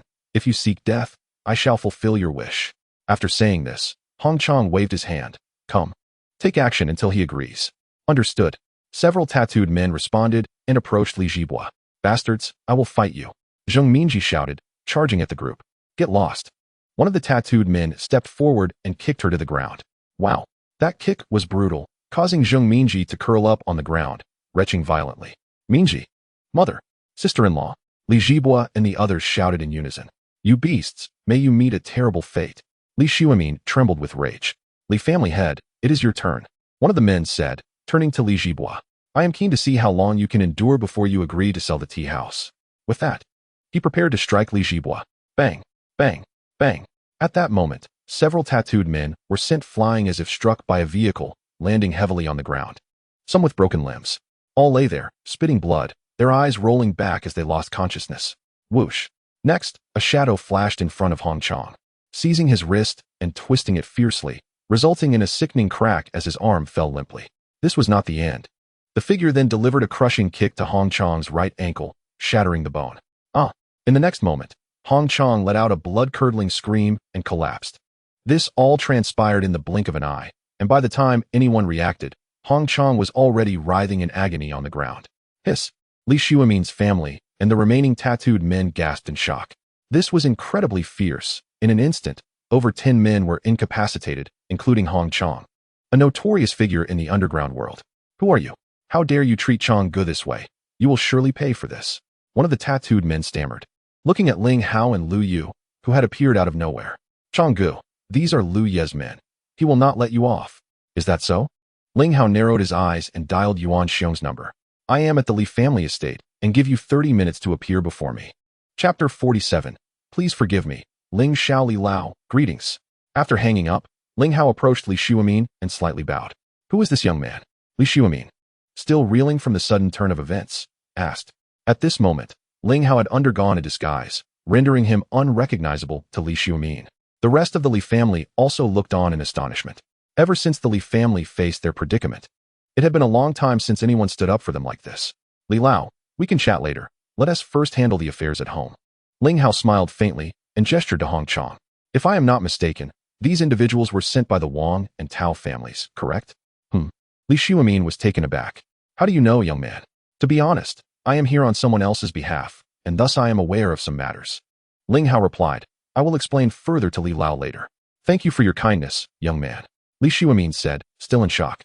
You should not involve yourself in this. The current Dongzhou has reached a point where the Zhao, Wang, and Tao families wield immense power. I worry it may bring trouble to you. Li Lao, do not worry. It is of no concern. Ling Hao smiled lightly, and then walked towards Hong Chong. Boy, if you dare to touch me, I will ensure you live a life worse than death. Hong Chong managed to regain some composure. Listen carefully. I will say this only once. Ling Hao spoke softly. Immediately call your instigator to come here. Just tell him someone is waiting for him. If he does not arrive within 30 minutes, you will bear all consequences. Spit. Hong Chong spat. Boy, I see you are blissfully ignorant of the situation. Crack. Before he could finish, Ling Hao stomped on his right knee, the sound of shattering bone resonating once more. Hong Chong screamed in agony, seeing his plight. The other tattooed men considered intervening but were paralyzed by the oppressive aura emanating from Lu Yu, causing them to involuntarily step back. Next, it will be your left ankle. Ling Hao coldly stated to Hong Chang. Then your left knee, followed by your ribs and spine, and finally your head. If you have the courage. You need not make that call. I will call. I will call right away.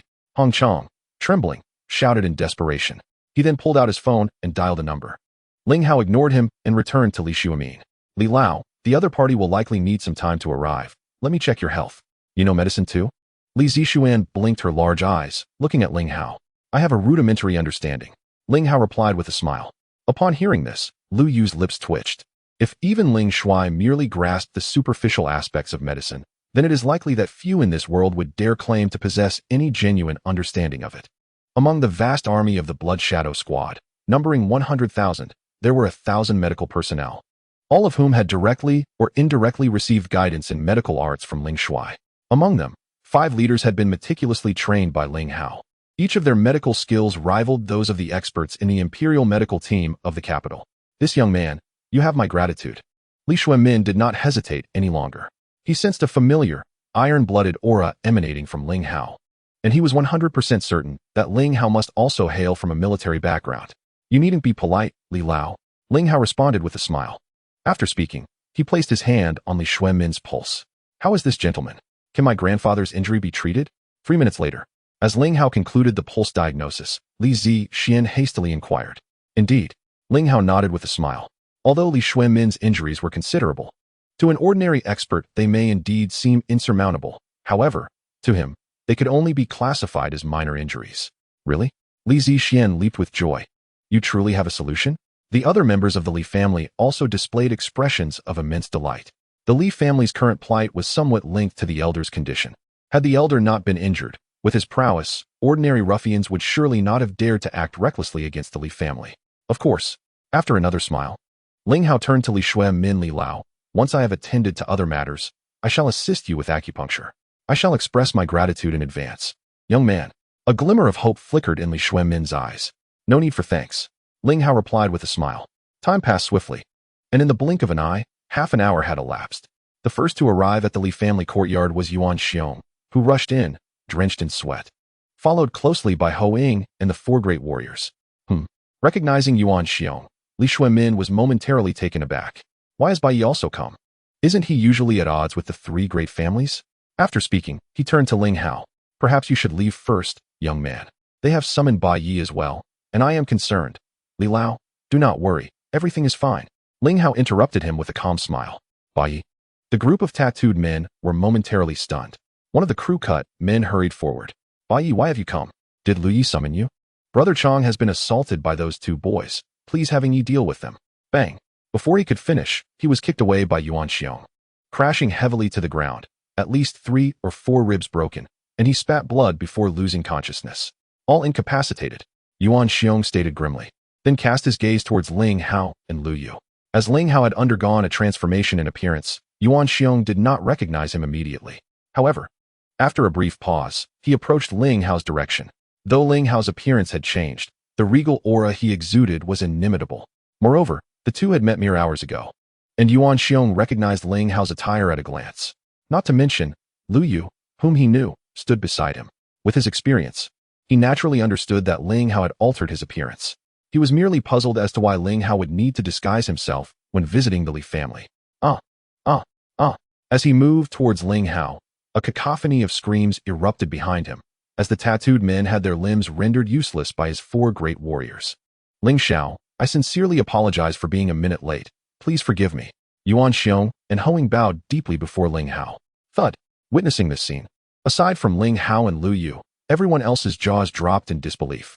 The notorious underground king of Dongzhou, a figure that even the 3 great families dared not provoke, was bowing so humbly before a young man. Who is this young man? Do you recognize him? Ling Hao pointed to Hong Chang, who was not far off. In response to Ling Xiao, he is under Lu Jun. Yuan Xiong bowed in reply. After tonight, do not let me see him again. Ling Hao spoke with a nonchalant tone. His words marked the end for Hong Chang. Understood. After Yuan Xiong bowed once more, he waved to the 4 great warriors. Take Hong Chang away. Received. The 4 nodded and approached Hong Chang. Baba Yi, spare my life. Hong Chang pleaded desperately. Thud. Thud. Thud. Just then, a sound of footsteps echoed at the courtyard entrance, and 2 middle-aged men entered, each leading a group. Elder Tao, Elder Wang, save me. Upon seeing them, Hong Chang clung to them like a lifeline, shouting frantically. Who did this? Upon seeing Hong Chang's state, the middle-aged man named Tao Jianhong frowned. He then surveyed the scene and fixed his gaze on Yuan Xiong. Bai Yi, have your hands stretched too far? In his view, only Yuan Xiong would dare to act against Hong Chang. Ignorant. Yuan Xiong replied coldly. Bai Yi, do you truly think we would not dare to act against you? The other man, Wang Guogang, retorted angrily. Did you too send Hong Chang to the Li family? Ling Hao interjected. Tao Jianhong turned his attention to Ling Hao. Who are you, brat? This is not a place for you to speak. Indeed. Ling Hao continued, turning to Li Shui Min Li Lao. Over the years, how many of your family's assets have been swallowed by the Tao and Wang families? I know. Before Li Shui Min could respond, Li Zixian spoke up loudly. One of our companies, valued at nearly 2 billion, was forcibly acquired by the Wang family for 500 million.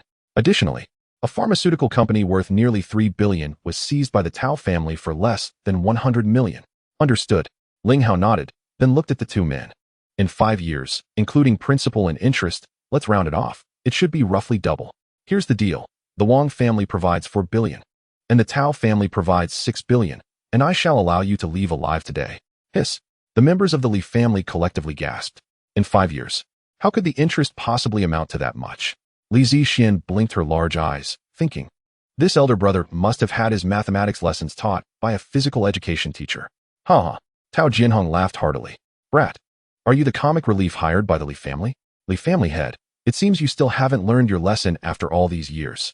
Wang Guogang remarked coldly. Turning to Li Zhibo, given the circumstances, do not blame us. From tomorrow onward, your Li family needs to find somewhere else to rent, as we will take this piece of land. It seems you two are unwilling to repay the debt? Ling Hao continued, his tone remaining calm. Brat, I see you are truly seeking death. Tao Jianhong's voice darkened. Bring someone to break his legs, and make him kneel and speak to me. Received. The entourage behind Tao Jianhong nodded in unison and advanced towards Ling Hao. Gentlemen, I offer you a word of advice. If you wish to avoid death, it would be best to comply with what Ling Xiao has said. Otherwise, you will surely regret it. Yuan Xiong positioned his men to block the assailants. Bai Yi, you should think carefully. Are you certain you want to stand up for this young man? Tao Jianhong spoke icily. Believe it or not, if we truly anger you, we can make you roll out of Dongzhou overnight. You may certainly try. Yuan Xiong narrowed his eyes. Very well, Tao Jianhong replied grimly. Since that is the case, starting tomorrow, you shall relinquish your position as the underground king of Dongzhou to Lu Jun. Apologies, I neglected to inform Tao Yi of an important matter. Yuan Xiong coldly smiled. Several hours prior, Lu Jun and his 4 trusted aides had already reported below. Tao Jianhong furrowed his brow. What do you mean? If you do not believe my words, why not call and inquire? Yuan Xiong spoke indifferently. You better not try any tricks. As Tao Jianhong spoke, he retrieved his phone and dialed Lu Jun's number. Sorry, the number you dialed is not in the service area. Please try again later. A melodious female voice echoed through the receiver. Tao Jianhong's heart sank. He then dialed the number of one of Lu Jun's subordinates, but the outcome was the same. Upon dialing the other 3, he received no different results. Do you believe me now? Yuan Xiong inquired calmly. Yuan Xiong, you are truly despicable. How dare you kill Lu Jun? Have you lost your mind? Tao Jianhong's face was filled with fury. I did it. Before Yuan Xiong could respond, Ling Hao spoke again. You two have 10 minutes. If the money is not transferred to the Li family's account by then, I will send you both down to meet Lu Jun. Wang Guogang was momentarily taken aback. Who exactly are you? A sense of unease crept into his heart as his right eyelid twitched inexplicably. If you wish to know my identity, call your elder brother and ask if he remembers the incident that occurred at the Crown Hotel a few days ago. Ling Hao continued. What? Tao Jianhong and Wang Guogang simultaneously exclaimed, their faces displaying shock. Meanwhile, Yuan Xiong and Hoing exchanged glances, each recognizing a hint of astonishment in the other's eyes. The 3 young masters of the 3 prominent families had their lifelines severed by their respective family elders at the Crown Hotel. They had heard of this incident the day after it occurred. They had long been puzzled as to who possessed such audacity to openly challenge the 3 major families. Now, upon hearing Ling Hao's words, they felt a sense of relief. Given the prowess Ling Hao displayed, not only could he challenge the 3 families, but he could also annihilate them without difficulty. You are the one who appeared at the Crown Hotel that day? Tao Jianhong was drenched in sweat. He had already heard about the incident from his elder brother and understood that the other party was undoubtedly a formidable figure whom the Tao family could not provoke. After the occurrence, including the first-class Zhao family, There had been no significant actions taken due to fear of the powerful shadowy organization backing the other party. The three families had previously discussed among themselves, initially suspecting that the other party had come for the Zheng family's affairs. However, as days passed without further actions from the other side, they had foolishly concluded that the other party was likely only there to avenge the Zheng family's young lady, unaware of who had truly annihilated the Zheng family. But now, the other party had come to support the Li family. Tao Jianhong trembled uncontrollably as he contemplated a certain possibility. You have 5 minutes left to transfer the funds. Ling Hao spoke again. You arrogant brat. Wang Guogang gritted his teeth and shouted loudly. That day, someone from the shadowy organization was present to assist you. Today, I want to see who else can aid you. I will take this opportunity to avenge my deceased nephew. After saying this, he turned to Tao Jianhong. Tao Yi, do not be frightened by him. With so many of us, what is there to fear? Let us go together and kill him. Huh. Tao Jianhong exhaled a breath of foul air, a glint of determination flashing in his eyes.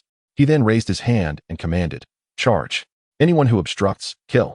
Chapter 49, Xianmen Medical Arts with a crash. The two factions raised their weapons and charged at Ling Hao and his companions.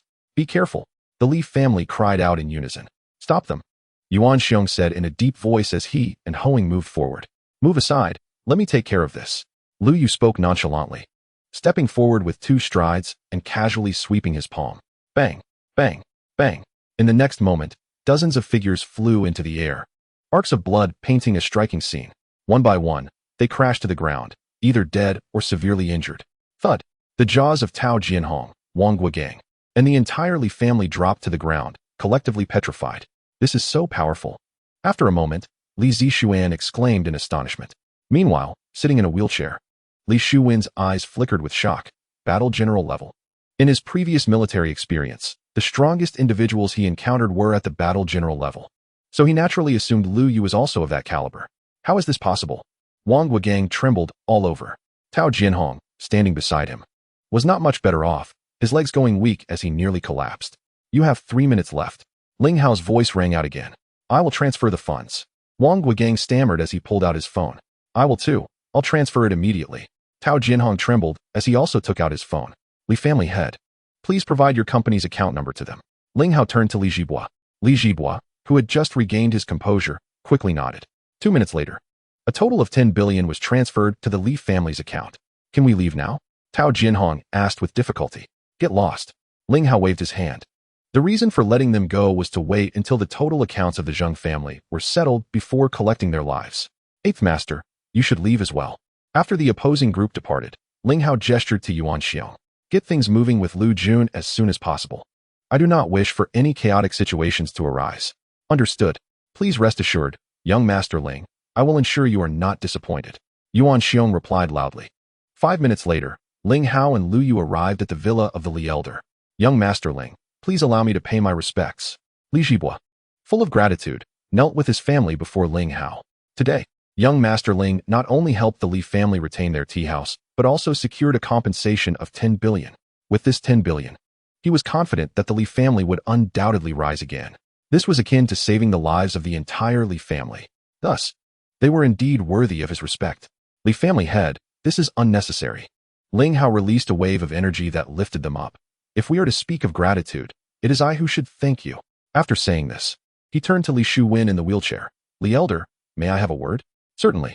Li Shuwen nodded vigorously. Then, Ling Hao pushed Li Shuwen into the study.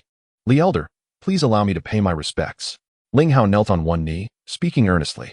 The King of the West, kneeling to heaven, kneeling to the earth, kneeling to parents. Li Elder, handling the affairs of his adoptive father is akin to being a parent, and he is deserving of this bow. Young Master Ling. What do you mean? Li Shuwen was astonished. Please get up. If there is to be any gratitude, it is I, Li Shuwen, who should thank you, young Master Ling. Without you, the consequences for the Li family today would be unimaginable. Li Elder, do you still recognize me? After standing up, Ling Hao removed his disguise, revealing his true appearance. Ling Hao. The next moment, Li Shuwen exclaimed in shock, nearly falling from his wheelchair. 5 years ago, you were unharmed? That is wonderful. Truly wonderful. Heaven truly has eyes. As he spoke, tears welled up in his eyes. Li Elder, I was unable to acknowledge you before due to special reasons. Please do not hold it against me. Ling Hao spoke again. It's all right, it's all right. Li Shuwen shook his head vigorously. Please tell me, how did you remain unharmed 5 years ago? The adoptive father and several individuals, including Mo Lao, fought valiantly to escort me out of the courtyard, and later, we were saved by kind-hearted people. Ling Hao's tone was heavy. So that is how it is. Li Xuanmin nodded in understanding. Li Lao, it is our Zheng family that has implicated you. Ling Hao continued. Had you not sent someone to manage the affairs of my adoptive father's family, the Li family would not have fallen to such a state. There is no question of implication. Li Xuanmin looked at Ling Hao. I, Li Xuanmin, act according to my conscience. If I had not done that, I would live with guilt for the rest of my life. Regardless, I must express my gratitude for Li Lao's great kindness, allowing my adoptive father and the others to be laid to rest. Truly, there is no need for such formality. After a pause, Li Xuanmin continued. Where have you been all these years? Why have you returned now? After being rescued by kind-hearted people, I went to the military camp. I have returned due to some unexpected circumstances. Ling Hao replied. I knew I was right. You are indeed a son of the military. Li Xuanmin nodded slightly. Li Lao, we shall continue our discussion later. I must first assist you with your injuries. After nodding, Ling Hao produced silver needles from his belongings. Very well. Li Xuanmin agreed vigorously. Recognizing Ling Hao, the sense of strangeness had dissipated, and he felt no need for pretense. Subsequently, Ling Hao began to administer acupuncture to Li Lao. With a swift motion, 9 silver needles shot forth from his hands, targeting 9 crucial acupuncture points on Li Lao's body, including Bai Hui, Jian Jing, and Qi Hai. Hiss. Observing Ling Hao's technique, Li Lao's eyes flashed with intense astonishment. To manipulate needles with one's qi. This is indeed the legendary skill. The ability to control needles with qi indicated that Ling Hao's martial arts cultivation was at least at the level of a battle general, if not higher. Furthermore, he faintly sensed a familiarity with Ling Hao's technique, as if he had encountered it before. After a moment of contemplation, Li Xuanmin's face once again reflected a look of deeper shock, and his pupils constricted. The 9 needles of Xuanmin. He was at least 50 to 60% certain that the technique Ling Hao was employing was the long-lost 9 needles of Xuanmin. He recalled a chance encounter in the military camp when he had heard a top-tier healer speak of the 9 needles of Xuanmin. Xuanmin Medical Arts, the ancestor of all healing, with 9 needles returning to their rightful place, defying fate to reclaim life. Legend has it that as long as the patient still has a breath, the 9 needles of Xuanmin can pull them back from the brink of death, achieving a true resurrection. What manner of identity does Ling Hao possess? Not only can he manipulate needles with qi, but he also knows the technique of the 9 needles of Xuanmin. Could it be that Ling Hao is connected to that ancient and mysterious sect? Li Lao, the next procedure may be slightly uncomfortable. Please bear with it. It will not last long. After aligning the 9 needles, Ling Hao placed one hand on Li Xuanmin's dantian. It's fine, continue. Li Xuanmin nodded. Amidst his astonishment, a glimmer of hope began to rise within him. Since Ling Hao could perform the 9 needles of Xuanmin, there was indeed hope for his condition. Chapter 50. It is actually him. All right. After nodding, a surge of pure and vigorous qi flowed from Ling Hao's palm into Li Xuanmin's body. Moments later, Li Xuanmin let out a muffled groan, a hint of pain flashing across his brow. He felt a powerful qi rushing through his body, relentlessly assaulting his meridians, as if trying to break free. Fortunately, this intense pain only persisted for about a quarter of an hour before gradually subsiding. Wow. After another 20 minutes, Li Xuanmin spat out a mouthful of stagnant blood. Li Lao, it is done. Ling Hao then removed his hand from Li Xuanmin Huff. In the next moment, a powerful aura emanated from Li Xuanmin, clearly revealing the presence of a newly formed battle master. Ling Hao, you not only healed my injuries, but also helped me break through to the level of a battle master? Li Xuanmin was astounded. Li Lao, before your injury, you should have already been at the peak of a warrior. I merely assisted you in elevating 2 levels, Ling Hao replied with a gentle smile. If other martial artists had heard this, they would surely have spat out blood in disbelief. What does merely 2 levels mean? Many spend years, even decades, to break through just 2 levels. Moreover, the most significant aspect is that he crossed a major realm, reaching the Battle Master level, a stage that many martial artists struggle to attain throughout their lives. Li Lao, you can now get up and move around. Ling Hao spoke again. Ah, Li Xuanmin exclaimed. Are you saying my legs can stand again? Of course. Ling Hao replied with a smile. Hiss. Li Xuanmin inhaled sharply, then gritted his teeth and attempted to rise. It really works. In the next moment, Li Xuanmin was overwhelmed with excitement. Thank you so much. While speaking, he knelt before Ling Hao. Li Lao, it was a small effort. Do not mention it. Ling Hao supported him with his hand. This is also due to the matters concerning the Zheng family. It is a separate issue. Li Xuanmin bowed deeply to Ling Hao. Thank you. There is truly no need for such formality, Ling Hao chuckled. Li Lao, regarding my identity, I kindly ask you to keep it confidential for the time being. Understood. Li Xuemin nodded earnestly. After a brief pause, he continued. Ling Hao, was that technique you used the 9 needles of Xuanmen? Indeed, you are well informed, Li Lao. To know of the 9 needles of Xuanmen. Ling Hao replied, slightly surprised but smiling. Hiss. Upon receiving Ling Hao's acknowledgement, Li Xuemin gasped in awe. It truly is the 9 needles of Xuanmen. After calming his excitement, he asked again, so are you a practitioner of Xuanmen? The technique I just employed was indeed the 9 needles of Xuanmen. Ling Hao affirmed once more with a smile. However, I am not a true practitioner in the traditional sense. I can only say there is a certain connection. I will explain further next time if there is an opportunity. All right. Li Xuemin nodded in response. 10 minutes later, the two emerged from the study, and Ling Hao restored his disguise. When the Li family saw Li Xuemin's condition, they were overjoyed and expressed their profound gratitude to Ling Hao. Subsequently, Ling Hao and Lu Yu bid farewell and departed. Grandfather, who exactly is this Mr. Ling? As she watched their retreating figures, Li Zixian turned to Li Xuemin and asked, he is truly remarkable. In such a short time, he healed your legs. He is indeed a miraculous healer. Li Xuemin began to speak, but paused after uttering only 3 words, Mr. Ling. In his mind, a sudden realization struck, revealing several clues about Ling Hao's identity. The surname Ling, at least at the level of a battle general. Proficient in the 9 needles of Xuanmen, with a unique connection to the Shadow Gate, accompanied by a battle general level strongman. Looking across the entire territory, there seemed to be only one individual who met these criteria. The king of the western region, the master of the Shadow Gate, Ling Shui. Hiss. Upon this realization, Li Xuemin felt as though he had been struck by lightning, his entire body shuddering, and an expression of boundless shock appeared on his face. I never expected it. Truly, I never expected it. It is actually him. Grandfather, what is wrong with you? Li Zixian asked, perplexed by Li Xuemin's reaction. Who exactly is he? He is a peerless genius, admired even by his rivals. Li Xuemin murmured. The following morning, Ling Hao and Lu Yu arrived at Qin Yuxin's home once more, as today they were to accompany her to the Qin family group to discuss shares and dividends. Daddy, hug me. I want Daddy to hug me. After exchanging pleasantries with the family, Rui dashed over. All right. Ling Hao bent down to lift the little one, asking, have you had breakfast, Rui? Yes, Grandma made a lot of delicious food. I'm stuffed. Rui replied, smacking her lips. Haha. Let us see if your little belly is about to burst. Ling Hao chuckled. No way, that is so embarrassing. Rui retorted, adopting a tone of a little adult. Ling Hao and Lu Yu burst into laughter. Rui, your dad and mom will be out for a bit. Will you play nicely with Uncle Lu and Auntie? Ling Hao said with a smile after spending some time with her. Okay, but you must come back early. Of course. Dad and Mom will return right after finishing their business. Ling Hao then stood up and turned to Qin Yuxin, asking, Yuxin, shall we go? Qin Yuxin nodded. Yuxin, have you discussed with Uncle and Auntie about your 20% shares in the Qin group? Will you continue to hold them or ask for cash? After they got into the car, Ling Hao inquired. We have discussed it. Qin Yuxin replied. Our family agrees on cashing out. We don't want any further ties with the Qin group. Understood. Ling Hao nodded with a smile. About 40 minutes later, they arrived at the Qin group and walked towards the lobby after parking. Hello, Miss Qin, please wait a moment. As they approached the lobby and were about to head to the elevator, the receptionist approached. May I ask, Miss Qin, what brings you to the company? What do you mean? Do I need to report my purpose to you? Qin Yuxin said with a slight frown. She knew without asking that this was definitely a scheme orchestrated by Qin Yujiao to annoy her.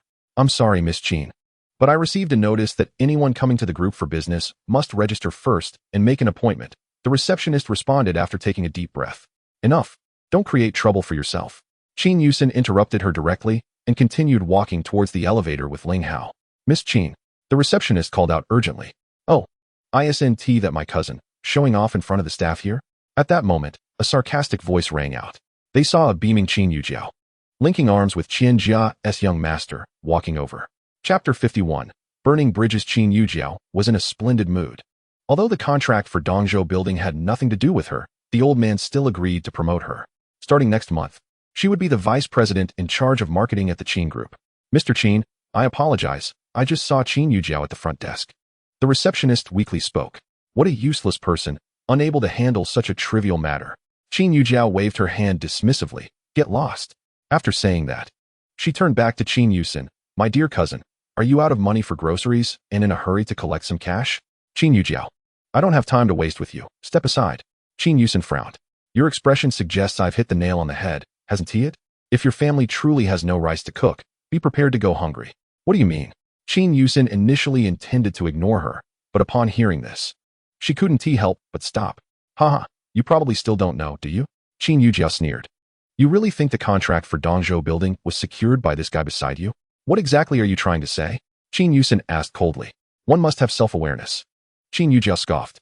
We figured out that the reason Dongzhou building came to our company to sign the contract is entirely due to connections facilitated by Jian Shao's father. Unfortunately, his father mistakenly recorded my name as yours, hence the huge blunder. Oh, upon hearing this, Ling Hao narrowed his eyes slightly. He had anticipated that the Qin family would not easily fulfill their promises, but he never expected them to come up with such an excuse. It was quite clever. They seemed intent on giving nothing at all. I have no desire to discuss this further. Qin Yuxin furrowed her brows and said to Ling Hao, let us go find Grandpa. All right. Ling Hao smiled and followed her. How ridiculous. Do you really think finding Grandpa will help? Qin Yujiao sneered again, trailing behind them with Qian Haojin. A few minutes later, Ling Hao and Qin Yuxin knocked on the door of Qin Ming's office and entered. Grandpa, is what Qin Yujiao said true? Qin Yuxin asked as she looked at Qin Ming, who was sitting on the sofa smoking a cigar. How dare you come to the company? Qin Ming interrupted her before she could finish. I truly do not know what sin I committed in my past life to have such a disobedient descendant like you. You know very well that the contract for Dongzhou building was not secured by this boy beside you. Yet you still demand that I personally come and plead with you. This is utterly outrageous. In truth, he felt quite pleased. Regardless, the contract for Dongzhou building had finally been secured, and the Qin group's rise was just around the corner. However, the thought of having to humiliate himself by pleading with Qin Yuxin yesterday made his blood pressure skyrocket. Moreover, the idea of giving Qin Yuxin 20% of the shares and dividends left him feeling resentful. He had spent the whole night thinking about it, and finally devised a plan. Early this morning, he had Qin Yujiao call Qian Haojin to express deep gratitude without explaining too much. Merely stating that the people from Dongzhou building said it was his father who helped with the connections, but mistakenly recorded the names of Qin Yujiao and Qin Yuxin. Although Qian Haojin was puzzled, he naturally wouldn't refuse such a good opportunity and insisted that Qin Ming and his grandson not be too polite. It was something he should do. Thus, this scene unfolded. Qin Yuxin was furious, her pretty face flushed red. She never thought Qin Ming would be so shameless. Her mother was right. Once the contract was effective, they would turn their backs. What do you mean? I hereby formally notify you that you are dismissed from the Qin group. Qin Ming interrupted her again. You have 1 day to return to Yunqing and complete your handover. Otherwise, don't expect a single cent of this month's salary. Additionally, inform your father that because he failed to fulfill his previous promises, your family's 15% share will be reduced to 5%. You old bastard. Qin Yuxin erupted in anger. What did you say? You ungrateful child dare to insult me? Qin Ming shouted angrily. He rose from the sofa and approached Qin Yuxin, raising his hand to strike her. If your hand dares to touch a single hair on Yuxin's head, you can forget about your entire arm. Ling Hao's voice was cold as ice. Sensing the chill emanating from Ling Hao, Qin Ming trembled, his hand halting in midair. Yuxin, it's not worth getting angry with such a person, Ling Hao said before turning to Qin Ming. Speaking coldly, you better think carefully about whether you truly want to proceed with this. Kid, this is none of your business. Get out of here now, Qin Ming shouted, taking a deep breath and pointing at the office door. You will regret this, Ling Hao said before ignoring him and turning to Qian Haojin, who was not far behind. Jian Shao, was the contract for Dongzhou building really secured because of your father's connections? Of course, if it wasn't he my dad, would it be you? Qian Haojin replied disdainfully. Exactly. Qin Yujiao let out a cold snort, remarking on the rarity of someone lacking the ability, yet still attempting to seize the credit of others. Very well. Ling Hao turned to Qian Haojin, speaking in a low tone. Remember, do not come seeking my help later. After saying this, he took Qin Yuxin's hand and walked towards the office door. Yuxin, let us return. To her surprise, Qin Yuxin felt a shiver run through her body as Ling Hao held her hand, a peculiar sensation rising within her. Nonetheless, she did not resist and followed him out. Yuxin, do not be angry. You should already be aware of their true colors. Not long after, the two reached the hallway, where Ling Hao smiled and said to Qin Yuxin, you should let go first. A flush appeared on her face as she withdrew her hand. For her, although she had previously shared intimate moments with Ling Hao, it had only occurred when he was not fully aware. Since that day, they had been apart, and after 4 or 5 years, Ling Hao felt like a stranger to her. Suddenly being held by him caught her off guard. I apologize for not noticing earlier. Ling Hao chuckled awkwardly. Let us return. Qin Yuxin replied. her tone tinged with a hint of helplessness. Last night, my parents discussed that once I receive the funds today, we would go out to look at houses. Our current place is about to be demolished, and although the real estate company said they could help us find temporary accommodation, my parents believe it is better to secure a mortgage for our own home to avoid the hassle of moving around. However, now that I have not received any money, my mother will surely be furious when we return. Do not worry, Yuxin, I assure you that you will receive the funds today. Ling Hao smiled reassuringly at her. Chapter 52. The frustrated Qin Ming, however, now the contract has already taken effect. They no longer need to seek our assistance. Qin Yuxin shook her head. If he is determined not to give us the money, we are powerless to change it. Haha, an effective contract can also be rendered void. Ling Hao smiled again. What do you mean? Qin Yuxin asked, slightly taken aback.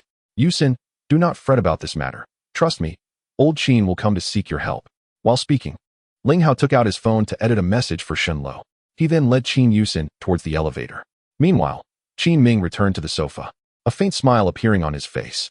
The contract issue had finally been resolved, and he no longer had to worry about how Qin Hongyuan's family would react.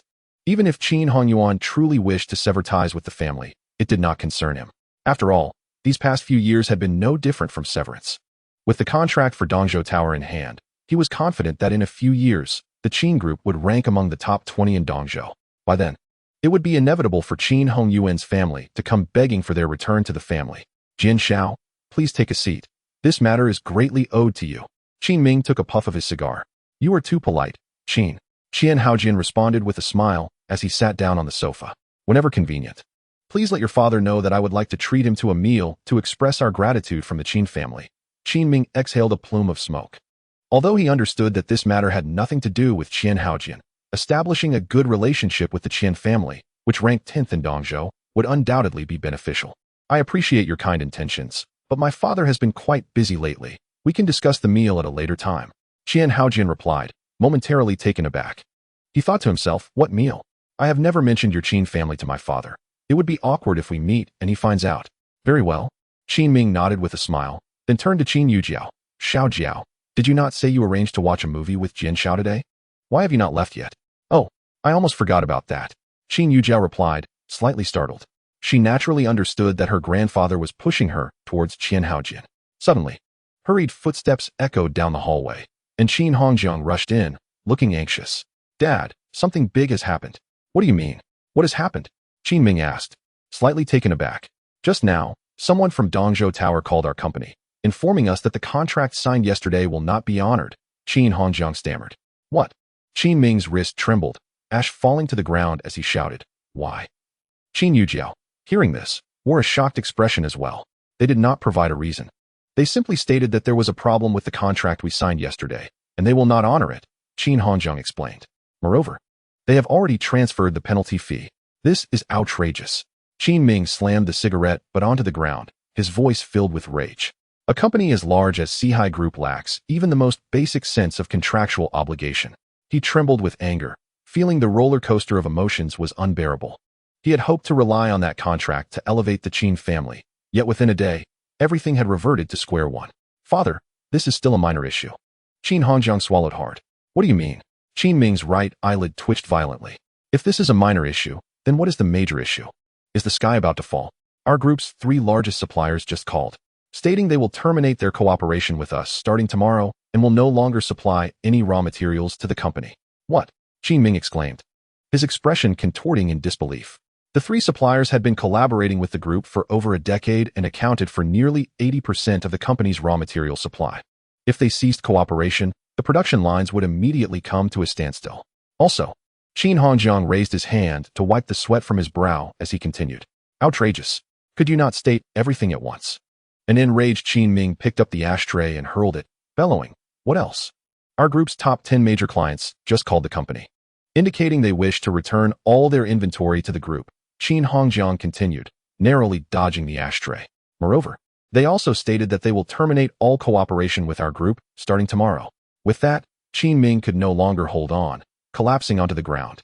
Drenched in cold sweat, the upstream raw material supply was cut off, and the downstream major clients were returning goods. This was tantamount to signing the death warrant for the group. He could surmise that someone was deliberately targeting the Qin group. Who could it be? Who would go to such lengths against us? He mumbled while lying on the ground. Crash! A teacup in Qin Yujiao's hand fell to the ground, her face turning pale. After swallowing hard, she spoke. Grandpa, could it be that kid named Ling Hao who did this? Impossible. Qin Ming shook his head decisively. A kid like him could not possibly have such capability. It is absolutely out of the question. Qian Haojian, hearing this, also displayed an expression of surprise, as he had not anticipated such a significant issue for the Qin group. At that moment, his phone rang, and upon checking, he saw it was a call from his father, quickly answering. Dad, where are you? Where exactly are you now? Qian Haojian barely uttered a word when a thunderous roar emanated from the microphone. I have something to attend to outside. Has something happened, Dad? Qian Haojian inquired, a tremor coursing through him. In his recollection, it was the first time his father had expressed such immense fury towards him. You wretched scoundrel, have you offended someone? The furious voice of Qian Haojian's father continued to echo through the microphone. The people from Dongzhou Dasha just called me, stating that the contract we signed with our group is now void. They will no longer fulfill their obligations. What? Qian Haojian exclaimed, his face contorted with shock. Impossible. That brat cannot possess such power. The first person to spring to his mind was Ling Hao. You ungrateful wretch, it is indeed you. The voice on the microphone grew even more enraged upon hearing Qian Haojian's words. I tell you, I do not care who you have offended, nor the methods you employ. You must go and apologize immediately. If they cannot forgive you, from this day forth, you shall not return to the Qian family. With that, the call was abruptly terminated with a forceful click. Thud. Qian Haojian collapsed onto the ground, his complexion as pale as wax, his body trembling slightly. Jian Xiao, what is wrong with you? Noticing Qian Haojian's state, Qin Yujiao rushed over to assist him. Slap. Before she could finish her sentence, Qian Haojian raised his hand and struck her. You vile creature, you have brought me to ruin. Jian Xiao, what on earth has happened? Qin Yujiao shielded her cheek with her hand. Our Qian family's contract with Dongzhou Dasha has been annulled. Qian Haojian bellowed. It is all because of you, you wicked woman, that I have entangled myself with him. You are a harbinger of misfortune. Ah, it really is him? Upon hearing his words, Qin Ming and the others exclaimed in unison. They exchanged glances before hurriedly rushing towards the exit. Even the dimmest among them understood that the troubles with the Qin group were undoubtedly caused by Ling Hao. As they ran, Qin Ming shouted at the employees in the corridor, Quick, all of you pursue Qin Yuxin. We must bring her back. Otherwise, you will all be out of a job. Clatter. Hearing this, over a dozen employees abandoned their tasks and raced towards the stairwell. The thought of losing their jobs was far too frightening. If not now, when would they strive? Scoundrels, wait for me. Qian Haojian, regaining his senses, stumbled after them. Meanwhile, Qin Yuxin and Ling Hao had arrived in the lobby. Yuxin, let us rest here for a moment before we depart, Ling Hao suggested, once more taking Qin Yuxin's hand and guiding her towards a couch in the corner of the lobby. Why? Upon being held again, a faint blush crept across Qin Yuxin's face, and after a slight struggle, she allowed him to lead her. You will soon understand why, Ling Hao replied with a subtle smile. Once seated on the sofa, Ling Hao turned to Qin Yuxin and continued, Yuxin, have your parents mentioned what kind of house they wish to purchase? My mother has always harbored a dream of owning a villa, Qin Yuxin responded after a brief pause. 5 years ago, before our family encountered difficulties, she told my father that she wanted to sell our house and use the proceeds for a down payment on a modest villa. At that time, our family's circumstances were still manageable, so my father reluctantly agreed. However, before we could even start looking at properties, disaster struck. I see, Ling Hao nodded slightly. Nevertheless, since the incident 5 years ago, she has not brought up the topic of the villa again, Qin Yuxin said with a tone of regret. But I know that dream has always lingered in her heart. As she concluded, tears glistened in her eyes. Yuxin, do not be too hard on yourself. Everything will turn out all right. Ling Hao consoled her. Do not worry about the house. I will take care of it. As their conversation unfolded, many employees in the lobby began to take notice. Most of them were new hires in recent years and were unfamiliar with Qin Yuxin. But her striking beauty captivated their attention. Well, if it isn't Miss Qin? At that moment, a voice laced with sarcasm rang out. A tall woman in her 30s, accompanied by the previous receptionist, approached. By the way, I heard that Miss Qin has taken credit for the second Miss's accomplishments in order to return to the headquarters. Is that true? After several years, how have you fallen so low, Miss Qin? Suing, I am not acquainted with you. Kindly keep your contemptuous remarks to yourself. Qin Yuxin replied, her brow furrowing. Ha ha, could it be that I have struck a nerve, and you are angered? The woman named Suing sneered. Yuxin, who is this? Ling Hao inquired, casting a glance at the woman before turning to Qin Yuxin. She is Qin Yujiao's assistant, the deputy manager of the marketing department. Qin Yuxin explained. This gentleman is not Miss Qin's boyfriend, is he? Su Ying's gaze scrutinized Ling Hao. As she spoke, an inexplicable warmth surged within her. Ling Hao's features and physique embodied her ideal type. Especially the subtle, regal aura he exuded was utterly irresistible. Hello, allow me to introduce myself. I am Su Ying. May I ask how to address you, handsome? After a brief pause, Su Ying adopted a flirtatious demeanor, extending her hand towards Ling Hao. You would do well to apologize to Yusin immediately. Otherwise, you shall soon find yourself without a job, Ling Hao stated calmly. Su Ying was momentarily taken aback before bursting into laughter, her body shaking. Then, with an even more alluring expression, she said, I did not expect you to have such a sense of humor. Handsome. I like it. You have 1 minute to consider, Ling Hao reiterated. Such arrogance. Without a shred of modesty, the receptionist scoffed. Do you even know who Su Jia is? To make Su Jia lose her job. Few in the entire group could accomplish that. By the way, if you do not apologize within a minute, both of you will need to find new jobs starting tomorrow, Ling Hao remarked, casting a glance at them. Handsome, how about a wager? Su Ying licked her enticing lips. If you cannot get me fired today, you must accompany me for drinks tonight. Of course, if you do manage to get me fired, I will be at your disposal tonight. You may do as you please. How about it? Su Ying, do you even have any shame? Qin Yuxin exclaimed angrily. Haha, what is it? Are you afraid I will steal your man? Do not worry, I will return him in a few days. Su Ying continued to smirk. Time's up, Ling Hao stated once more. You may begin packing your things. Su Ying giggled again. Handsome, you thud. Thud. Thud. At that moment, hurried footsteps echoed at the elevator entrance. Soon, Qin Ming emerged, leading a large group of people, all of whom were drenched in sweat and wore expressions of panic. Qin Ming swiftly scanned the lobby and, upon seeing that Ling Hao and Qin Yuxin had not yet departed, breathed a sigh of relief and hurried over. Director Qin? Second miss.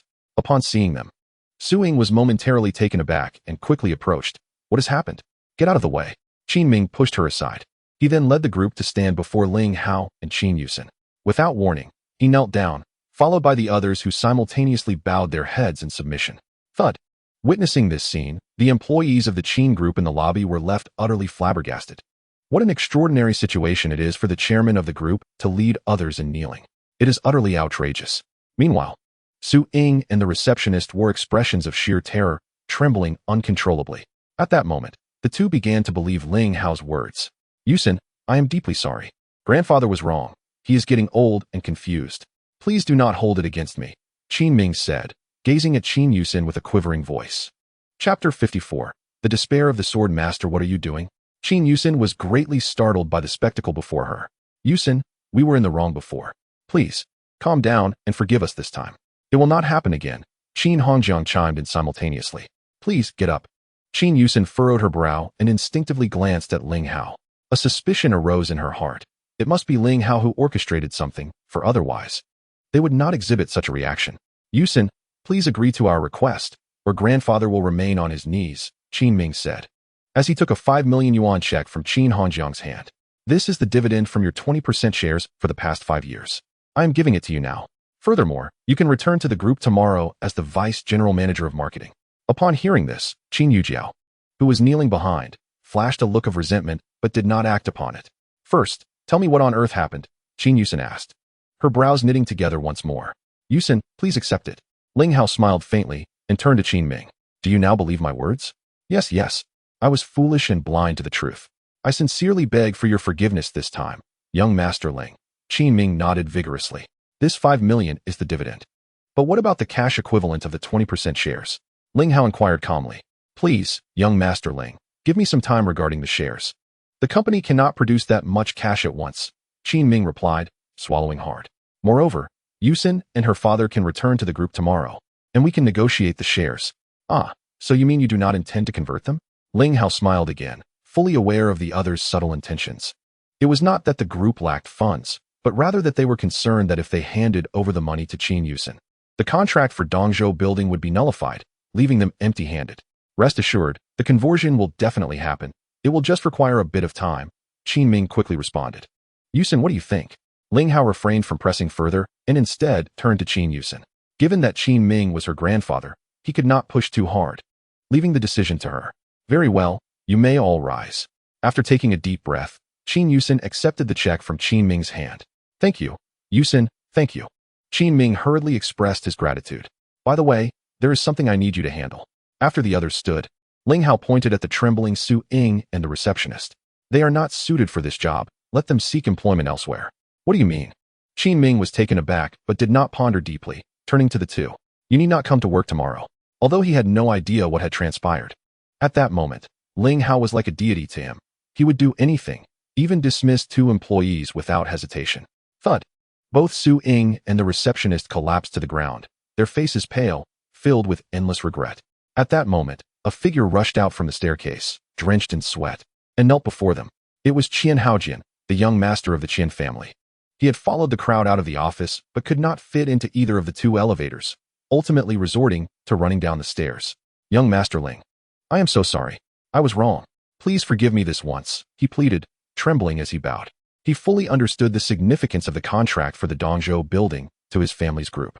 His father had expended tremendous effort and resources to secure it. If the contract were nullified, he would be finished, as his father would never forgive him. Isn't your Qin family quite powerful? Do you really need to beg me? Ling Hao replied with a faint smile. I was wrong. I misjudged you. I truly apologize. I am begging you. Qin Yuxin continued to bow. After glancing around and spotting Qin Yujiao, he crawled over. Yujiao, please help me plead with young Master Ling for forgiveness. You worthless fool, get away. Qin Yujiao kicked him aside. At that moment, she had no interest in Qin Yuxin. After having him accompany her for so long and assist her with everything, he now had the audacity to seek her help. She felt an overwhelming urge to stab him with a knife. Grandfather, please help me plead with young Master Ling for forgiveness, Qin Yuxin shouted as he got back on his feet. Jin Shao, you have truly disappointed me. Qin Ming took a deep breath and spoke with a meaningful tone. I had always thought that it was your father who assisted with our Qin family's contract. But who would have known that you deceived us and caused us to misunderstand young Master Ling? One must act in accordance with their conscience. Fine. A sudden change to a preacher. Upon hearing this, Qin Yuxin felt a surge of blood rush to his head and fainted. 10 minutes later, Ling Hao and Qin Yuxin drove home. The contract with the Qin family was reinstated, and Dongzhou building notified them that they could begin stocking goods next month. Those upstream and downstream clients also called back, confirming their willingness to continue cooperation. This was, of course, Qin Yuxin's decision. She ultimately chose to forgive the Qin family, considering that he was her grandfather and also her father's feelings. As for the Qin family's contract, that was beyond her concern. Heaven's misdeeds may be forgiven. Human transgressions cannot be tolerated. Everything was of his own making. He could blame no one else. Ling Hao, thank you. After the car set off, Qin Yuxin expressed her gratitude. Yuxin, why do you keep coming to me? Ling Hao chuckled. In the future, please do not be so formal with me. It feels too distant. I genuinely want to express my gratitude. Qin Yuxin replied. Without you, I would not have received even 5 yuan, let alone 5 million. With this 5 million, after repaying the 300,000 owed to the bank, there will still be 200,000 left, which will surely delight my parents. As long as Uncle and Anne are happy, that is all that matters to me. Ling Hao smiled again. Half an hour later, upon returning home, they found Rui already asleep in Lu Yu's arms. Upon seeing the 5 million yuan check in Qin Yuxin's hand, Shen Xiaonan leaped up in excitement, tears of joy streaming down her face. Watching his wife's reaction, Qin Hongyuan's eyes also glistened with tears. Their family had indeed endured too much oppression over the years. Dad, you're back? Shen Xiaonan exclaimed, startling Rui awake. She then jumped from Lu Yu's arms and ran towards Ling Hao. Rui, be good. Ling Hao smiled and bent down to pick up the little one. Sis, did something happen? Qin Yufei asked excitedly, looking at Qin Yuxin. How could that old miser Qin agree to give you so much money? Chapter 55, Spring Breeze and Prosperity for Lu Jiao this time. It was entirely thanks to Ling Hao. Otherwise, I would have received nothing. Qin Yuxin replied with a smile as she briefly recounted the events. Wow, brother-in-law. You are truly remarkable. Who exactly do you know at Dongzhou building? Qin Yufei cast an exaggerated glance at Ling Hao. One of the department managers in our company is a good friend of mine, she said. Ling Hao chuckled in response. I find that hard to believe. With a skeptical expression, Qin Yufei continued. Does a department manager truly possess such authority, where contracts can be enacted and nullified at will? Ling Hao smiled again. Well, I am not quite sure about that. Thank you, Ling Hao. At this moment, Shen Xiaonan, having slightly calmed her excitement, spoke up. No need to be so polite, Auntie. It's just a small matter, he replied with a smile. This is far from a trivial matter. A complex expression crossed Shen Xiaonan's face as she continued. Auntie, I sincerely apologize. It was my fault before. Please don't take it to heart. Auntie, please don't say that. If anyone should apologize, it should be me for causing you trouble. Ling Hao responded. However, rest assured, from now on, I will not allow anyone to bully you. Yes, I believe you. Shen Xiaonan nodded vigorously. You two continue your conversation. I will prepare lunch. You and Lu Yu should have a few drinks with your uncle at home. He hasn't had a drink in a long time. All right. Ling Hao replied with a smile. Thank you, Auntie. At 2 o'clock in the afternoon, after finishing lunch, Ling Hao played with Rui for a while before bidding farewell to Lu Yu. Brother, when are we planning to take action regarding the Zhao family's matter? Lu Yu asked after starting the car. Has the Zhao family's young master arrived in Dongzhou? Ling Hao inquired. He should be arriving this afternoon, Lu Yu answered. Excellent. Ling Hao's eyes narrowed slightly. Send a message to the judge. Instruct him to locate Lu Jiayao. We must settle her accounts before heading to the Zhao family. It is indeed time to settle the score. Lu Yu nodded and pulled out his phone to send a message. Within 10 minutes, a response from the judge arrived. Boom. After receiving Lu Jiayao's address, Lu Yu pressed the accelerator. At that moment, Lu Jiayao was hosting a small gathering at her estate, inviting several prominent figures from Dongzhou. Ever since the incident with the Zheng family, Lu Jiayao had transformed into one of the most esteemed women in Dongzhou, earning the title of Queen of Dongzhou. This was partly due to her remarkable social skills, and partly because she was the acknowledged mistress of Zhao Yuehua, the head of Dongzhou's first prestigious family. Being the mistress of the head of the first wealthy family in Dongzhou was enough to elevate her above many, further complemented by her unique feminine charm, making any endeavor seem effortless.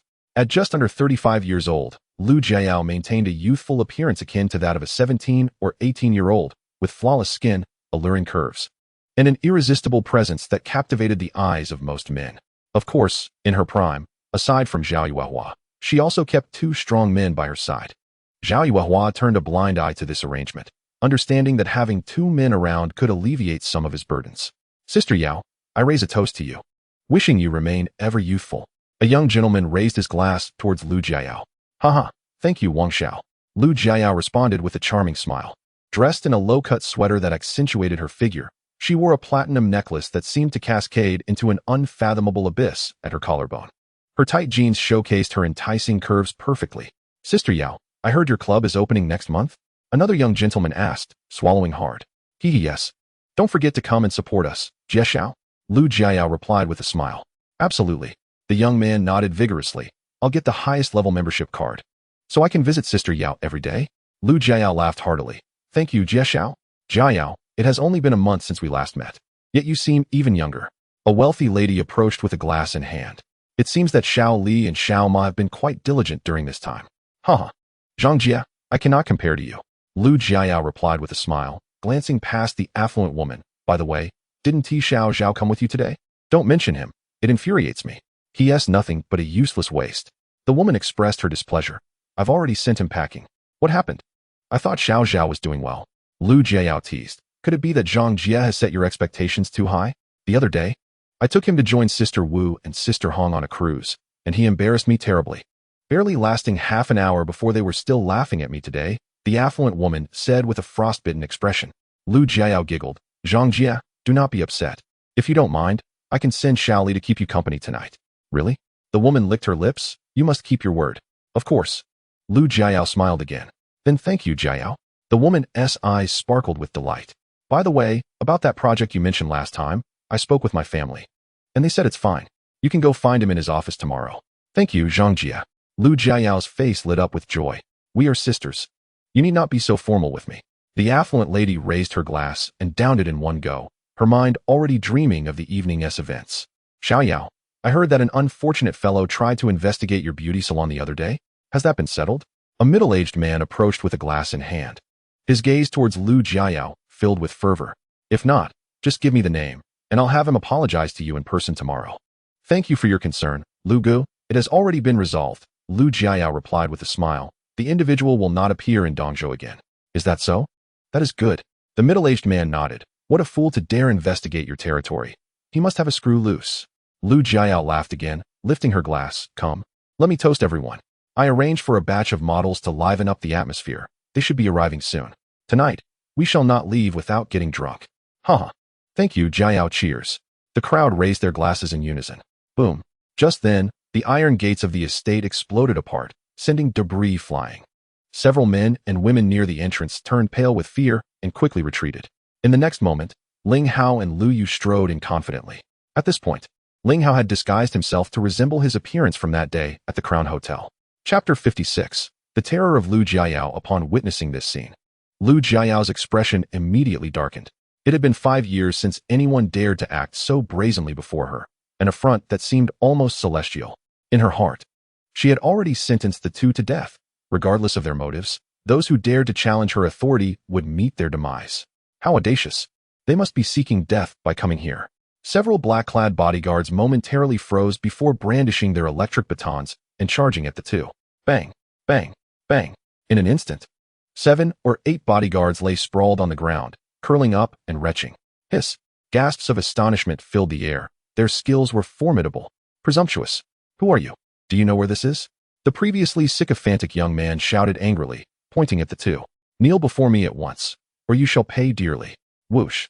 As the words left his lips, a fierce gust of wind erupted from Ling Hao's fingertips, resulting in the immediate severance of the young gentleman's index finger, which fell to the ground, accompanied by a spurt of blood.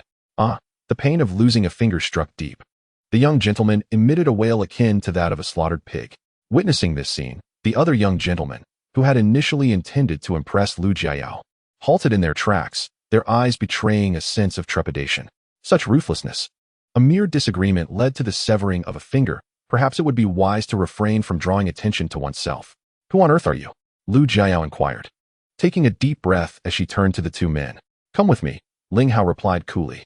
I shall take you to a place where you will understand my true identity. Do you know who I am? Lu Jiayao's voice was frigidly resolute. Will you come with us willingly, or shall we assist you? Ling Hao did not respond to her query. You two are exceedingly audacious. At this moment, the previously frowning middle-aged man spoke up. Regardless of who you are, let me give you a piece of advice. Leave at once. Otherwise, you shall bear the consequences. Ordinarily, with his temperament, he would have ordered his men to expel the two immediately. However, Ling Hao's demonstrated prowess instilled a sense of caution in him. He was well aware that the two subordinates he had brought along were no match for Ling Hao. Do you wish to defend her? Ling Hao glanced at the middle-aged man. State your name. You certainly carry yourself with an air of superiority. A subtle aura of authority emanated from the middle-aged man. He then produced an identification card and tossed it to Ling Hao. Take a look for yourself. Associating with such individuals, you cannot be too distinguished. Let someone investigate. Ling Hao casually glanced at the card before handing it to Lu Yu. Lu Yu examined the card before pulling out his phone to compose a text message. He subsequently returned the card to the middle-aged man. You may begin your prayers. The middle-aged man's brows furrowed into a frown. Observing Ling Hao and Lu Yu's demeanor, his right eyelid twitched uncontrollably, a sense of unease brewing within him. Who are you two? He took a deep breath to steady his emotions. Just wait here for the call, Ling Hao said indifferently before turning his attention back to Lu Jiayao. Do you truly refuse to come with us willingly? Lu Jiayao scoffed. If you wish for me to accompany you, prove that you possess the capability to take me. Thud, thud, thud. As her words fell, the sound of footsteps approached from the rear of the manor. Soon, a robust man accompanied by 4 individuals clad in black arrived swiftly, exuding an intimidating aura, each armed with a desert eagle. Upon seeing the weapons in their hands, the surrounding onlookers paled and retreated. Sister Yao, which fool has come to seek death? The robust man spoke in a deep voice upon nearing them. Lu Jiayao did not respond. Instead, she stepped forward and seized the desert eagle from his hands. She then aimed it at Ling Hao's forehead. Boy, weren't you quite arrogant? Show me your bravado once more. Do you believe that these 5 guns can guarantee your safety? Ling Hao maintained an air of nonchalance. You truly are insufferably arrogant. Lu Jiayao, displeased by Ling Hao's composure under the threat of the gun, shouted in anger, kneel before me at once, or I shall send you to hell. Given your confidence, I shall grant you one opportunity to fire. Ling Hao replied coolly. You are truly unaware of your own mortality. Lu Jiayao, now on the brink of rage, furrowed her brow and pulled the trigger. Bang! The gunshot echoed throughout the courtyard. Many felt a jolt of fear, their expressions shifting once more. Lu Jiayao dared to commit murder in front of so many. Her audacity was staggering. Yet, in the next moment, all faces bore the shock of witnessing the impossible. Clink! The bullet, as if enchanted, fell harmlessly to the ground mere centimeters from Ling Hao, producing a crisp sound. What the hell? Is that Desert Eagle a toy gun? How is this possible? Lu Jiayao's face was filled with disbelief as she swallowed hard. However, after a brief pause, she gritted her teeth and declared, I do not believe you can truly stop a bullet. Prove it again. With her words, she narrowed her eyes and pulled the trigger once more. I'm afraid you only have one opportunity to fire. Ling Hao's voice rang out coolly. Whoosh. In the next instant, Lu Jiayao felt a sharp pain in her wrist, and the Desert Eagle was swiftly taken from her grasp by Ling Hao. Crack! Crack! Ling Hao exerted a casual force, reducing the handgun to mere scraps of metal scattered on the ground. You seek death. The other 4 black-clad individuals, momentarily taken aback, raised their weapons to fire. Bang!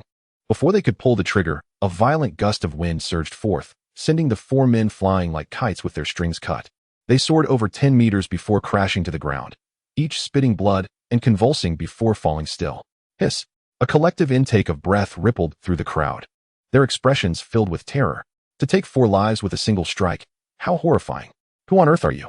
Lu Jiayao could no longer maintain her composure, her face pale with fear and her body trembling slightly. At this moment, she realized the gravity of her predicament. Ling Hao's abilities were beyond anything she had ever encountered. Even the so-called strongest from the Zhao family could not possibly match his strength. Her mind raced, pondering when she had offended such a formidable individual.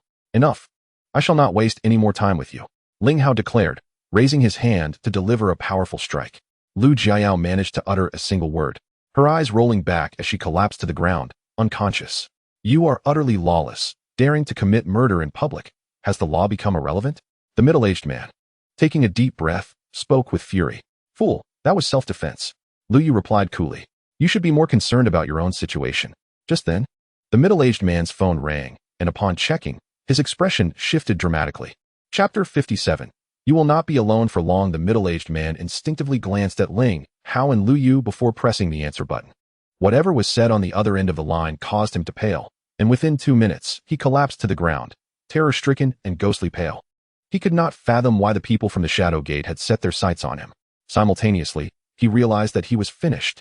Given his past actions, even if he managed to save his own skin, he would likely never emerge from this life again.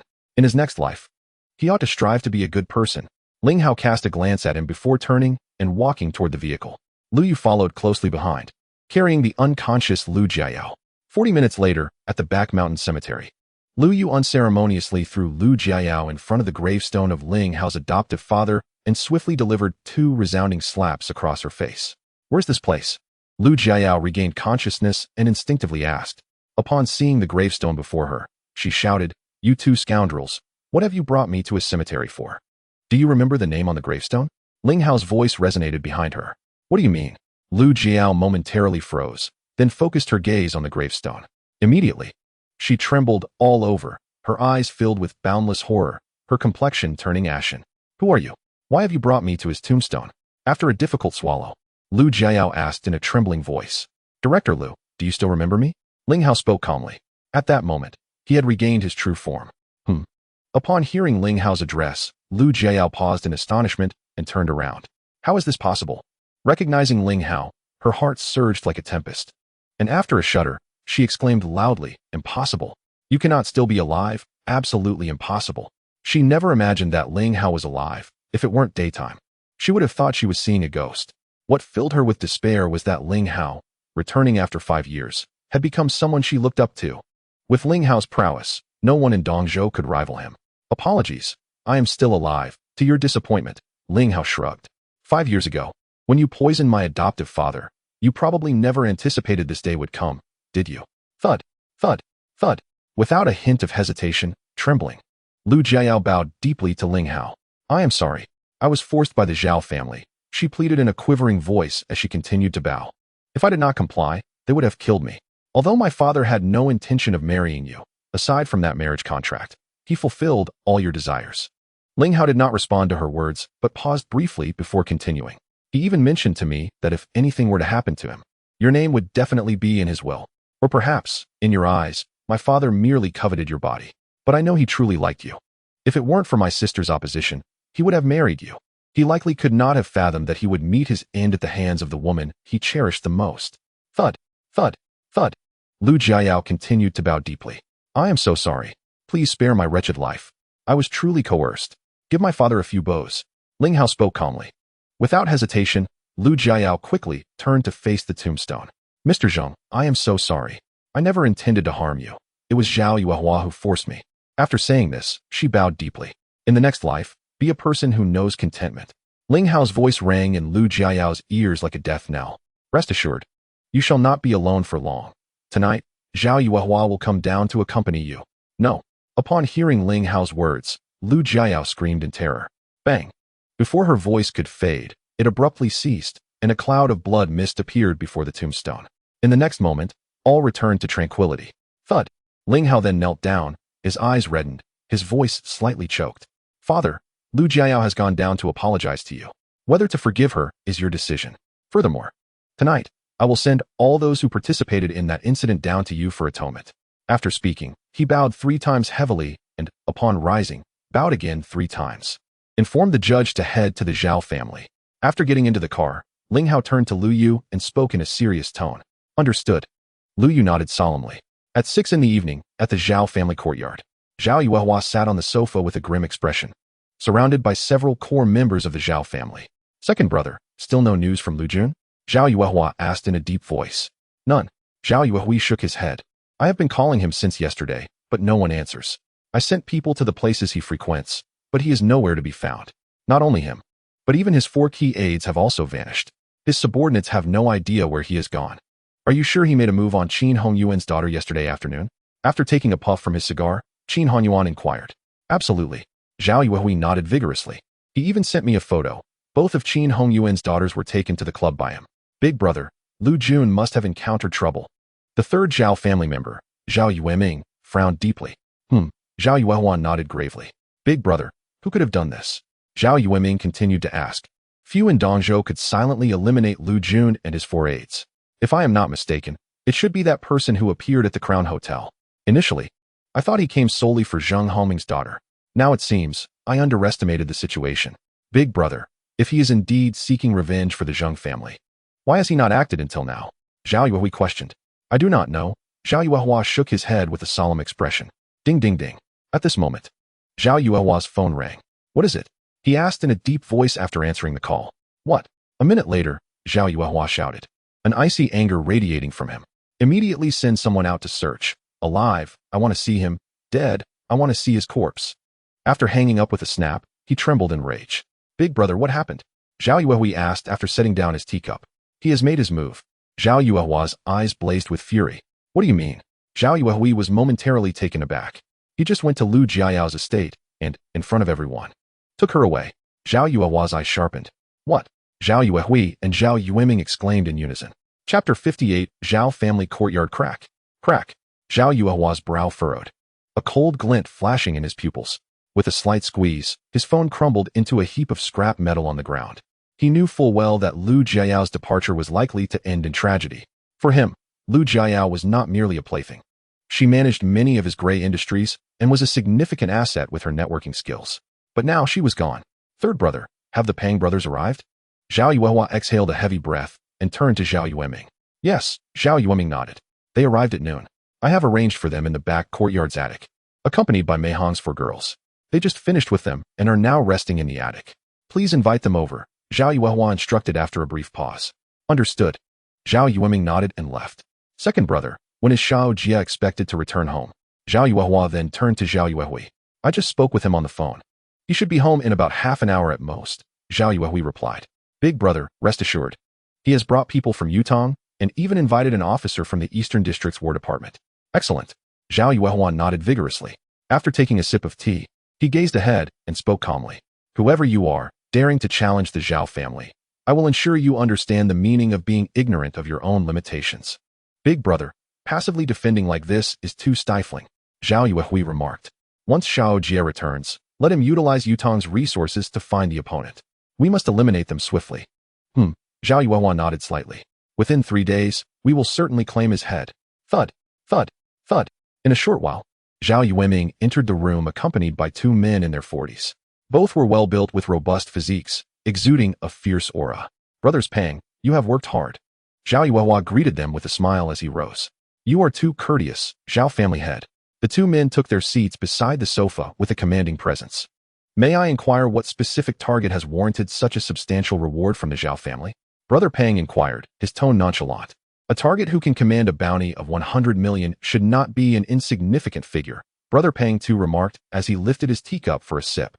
To be frank, I am currently unaware of the specific details regarding our opponent, Zhao Yuehua replied. Thus far, all I know is that he is a young man under 30, skilled in combat, and beyond that, I have no further information. The Pang brothers exchanged glances. Slightly taken aback, Zhao family head, it seems you have grown increasingly timid with age. Brother Pang too stated. You invite us here at such great expense for an unknown boy. Do you have more money than sense? Brothers Pang, I assure you, this young man possesses considerable skills. I implore you not to underestimate him, Zhao Yuehua cautioned, furrowing his brow. How formidable can he truly be? Brother Pang replied calmly. Under 30, I would say he is exceptionally gifted, but if he has been training since birth, he would merely be at the level of a warrior, at best. I am not certain of the specifics, Zhao Yuehua admitted, shaking his head. May I ask what level you both currently stand at? Brother Pang made no response to his question, but instead raised his hand and struck the wooden tea table with a knife hand. Crack! A corner of the table shattered as if sliced by a razor, the break smooth as a mirror. The hidden strength is like a blade, cutting through iron like mud. Warrior level. The Zhao family members gasped in unison, their faces painted with shock. They could hardly fathom that the Pang brothers had reached such a formidable level. Warrior level. There likely isn't another in all of Dongzhou. I am truly impressed that you both have broken through to the warrior level, Zhao Yuehua said, regaining his composure. A weight lifted from his heart. With warriors at the Zhao family's side, they had little to fear. Zhao family head.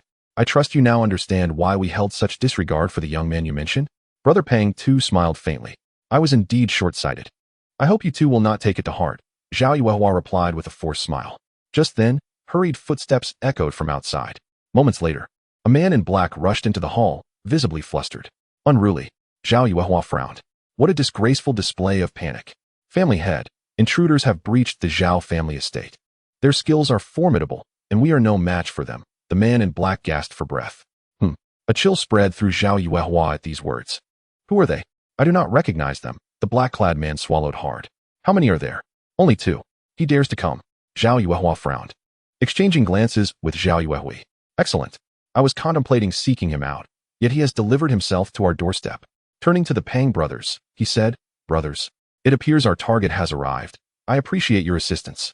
Let us go see who has the audacity to act so brazenly in the Zhao family estate.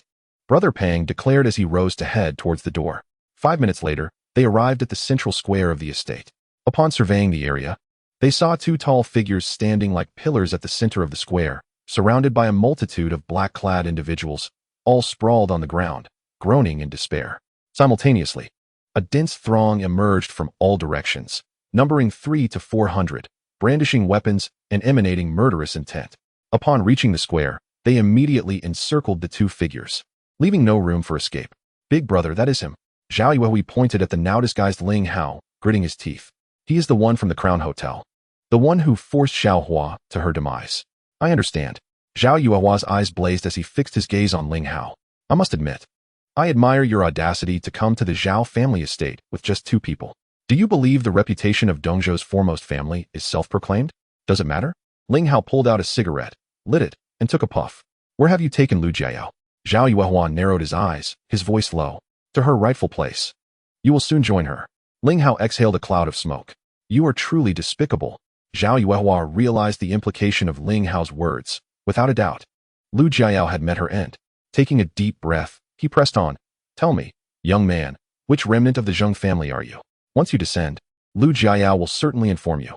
Ling Hao took another drag of his cigarette before continuing. I can offer you Zhao family a final opportunity. The choice is yours. Oh, is that so? Zhao Yuehua sneered. Pray enlighten me. You 3 brothers must atone with your lives. Your offspring must each sever a limb. And you must report all the sordid deeds of the past to the relevant authorities. If you can fulfill these 2 conditions, I will allow the remaining members of the Zhao family, those who have not committed crimes, to leave Dongzhou alive. Zhao Yuehua erupted into furious laughter. The onlookers regarded Ling Hao with incredulity, their expressions akin to that of fools. How utterly ignorant to speak such audacious words. Why not just ascend to heaven? Boy, why don't you just die? Zhao Yueming roared in anger. No one had ever dared to speak so boldly before him. Such arrogance was beyond comprehension. You have 1 minute to consider. Ling Hao ignored Zhao Yueming, continuing to address Zhao Yuehua. Once the time is up, not only will you 3 fall, but your children will also accompany you in atoning for your sins to the Zheng family. After all, when you annihilated the Zheng family. You spared not even the cleaning staff. Boy, the word suicide does not exist in my vocabulary. Zhao Yuehua retorted furiously. Today, I shall ensure you experience a fate worse than death before sending you to join the Zheng family. Time's up. Ling Hao took a puff of his cigarette. The opportunity has been presented. It is you who failed to cherish it. Do not blame me. You truly seek death. Zhao Yuehua turned to the Pang brothers, who were watching the spectacle unfold. Brothers, I kindly ask you to ensure they are left with a breath. Very well. Brother Pang too shrugged, looking at Ling Hao. You have certainly opened my eyes. In all my years of travel, I have yet to encounter someone as bold as you. Were it not for Zhao family head's invitation, I might have considered befriending you. Fool, do you even deserve that? Lu Yu shot him a disdainful glance. In the entire nation, those qualified to befriend the king of the western region are scarcely a handful. A cold glint flashed in Brother Pang Tu's eyes as he glanced at Lu Yu. I regret to inform you, due to your statement, your tongue will soon belong to me. After finishing his words, he turned his gaze back to Ling Hao and said, Here rests the deal. Given your audacity, you will sever a hand and a foot, and I will plead with the master of the Zhao family to spare your life. What do you say? You are not one of the Zhao family, are you? Ling Hao exhaled a plume of smoke, his tone indifferent. State your name. Listen closely, boy. These two gentlemen are esteemed guests of the Zhao family, the illustrious Pang brothers. Zhao Yuehui declared loudly. The Pang brothers? Ling Hao turned to Lu Yu. Have you heard of them? So it is you too. Lu Yu nodded and continued. 10 years ago, dissatisfied with your parents' control, you two brothers took their lives with your own hands. 8 years ago, you fell for a flight attendant, forcibly claimed her, and slaughtered her entire family. 6 years ago, you spent 3 days in a village near Yun City, where you dominated over 20 to 30 women. 5 years ago, while fleeing, upon hearing a passenger remark that you bore a resemblance to 2 wanted criminals on television, you murdered all 10 passengers aboard the bus. Is what I said correct? Lu Yu recounted the numerous crimes, then asked, Do you have anything to add? Upon hearing Lu Yu recite their misdeeds, the Pang brothers' pupils constricted in shock. Who are you? The elder Pang furrowed his brow. I heard you two came to Dongzhou a few days ago. I had planned to seek you out later. But it seems the time has come to save myself the trouble, Lu Yu replied grimly. Boy, stop pretending to be mysterious. We'll escort you out. The elder Pang's eyes narrowed as he charged towards Lu Yu. He felt an unsettling premonition arise in his heart. The younger Pang, after a brief moment of confusion, summoned all his strength to follow suit. With a whoosh, the brothers, both at the minor level of battle masters, unleashed their full power, creating a piercing wind. The surrounding crowd instinctively recoiled several steps, feeling the oppressive force emanating from the combatants. Foolish mortals. Lu Yu's tone darkened as he stepped forward and unleashed 2 gusts of wind with a sweep of his hand. Boom, boom. Without any suspense, the 2 were sent flying as if struck by a vehicle, arcs of blood trailing through the air. After soaring over 10 meters, they crashed to the ground, spewing blood and collapsing like deflated balloons. How can this be? You are already at the battle master level. The elder Pang struggled to raise his hand and utter a few words to Lu Yu before his head tilted and he fell silent. The younger Pang opened his mouth, unable to speak, blood pouring from him as he convulsed before also meeting his end. For these 2 criminals, Lu Yu had sentenced them to death from the start. Showing no mercy, silence engulfed the vast Zhao family estate, leaving everyone, except Ling Hao and his companion, in a state of shock. 1 strike, just a single strike, and 2 battle masters were annihilated. What level of power is this? How terrifying. How can this be? After a long moment, Zhao Yuehua managed to utter a few words, his heart tumultuous and his face a mask of disbelief. It was utterly ironic. The ally he had paid a fortune for had vanished in the blink of an eye. Being a martial artist himself, with considerable skill at the peak of the warrior level, he understood that someone capable of killing a minor battle master in 1 strike was at least a peak battle master, or possibly even higher. Only then did he start to take Ling Hao and his companion seriously, feeling an inexplicable twitch in his right eyelid. Surprised, Ling Hao turned to Zhao Yuehua, speaking with a calm demeanor. Do you regret not cherishing the opportunity one offered you before? Who are you? Zhao Yuehua managed to ask with difficulty. Does it matter? Ling Hao replied coolly. Is the person you are waiting for still not here? If they do not arrive soon, you may not get to see them one last time. Chapter 60. The arrival of the Zhao family's young master, huh? Zhao Yuehua froze for a moment, a sense of foreboding rising within him. Could it be that the other party knows he is waiting for his eldest son to return? Boy, do not be arrogant.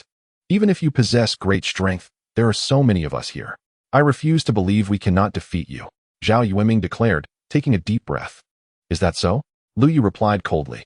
Before he finished speaking, he raised his hand once more, unleashing an even more violent gust of wind, sweeping through the crowd like a tornado. Boom, boom, boom.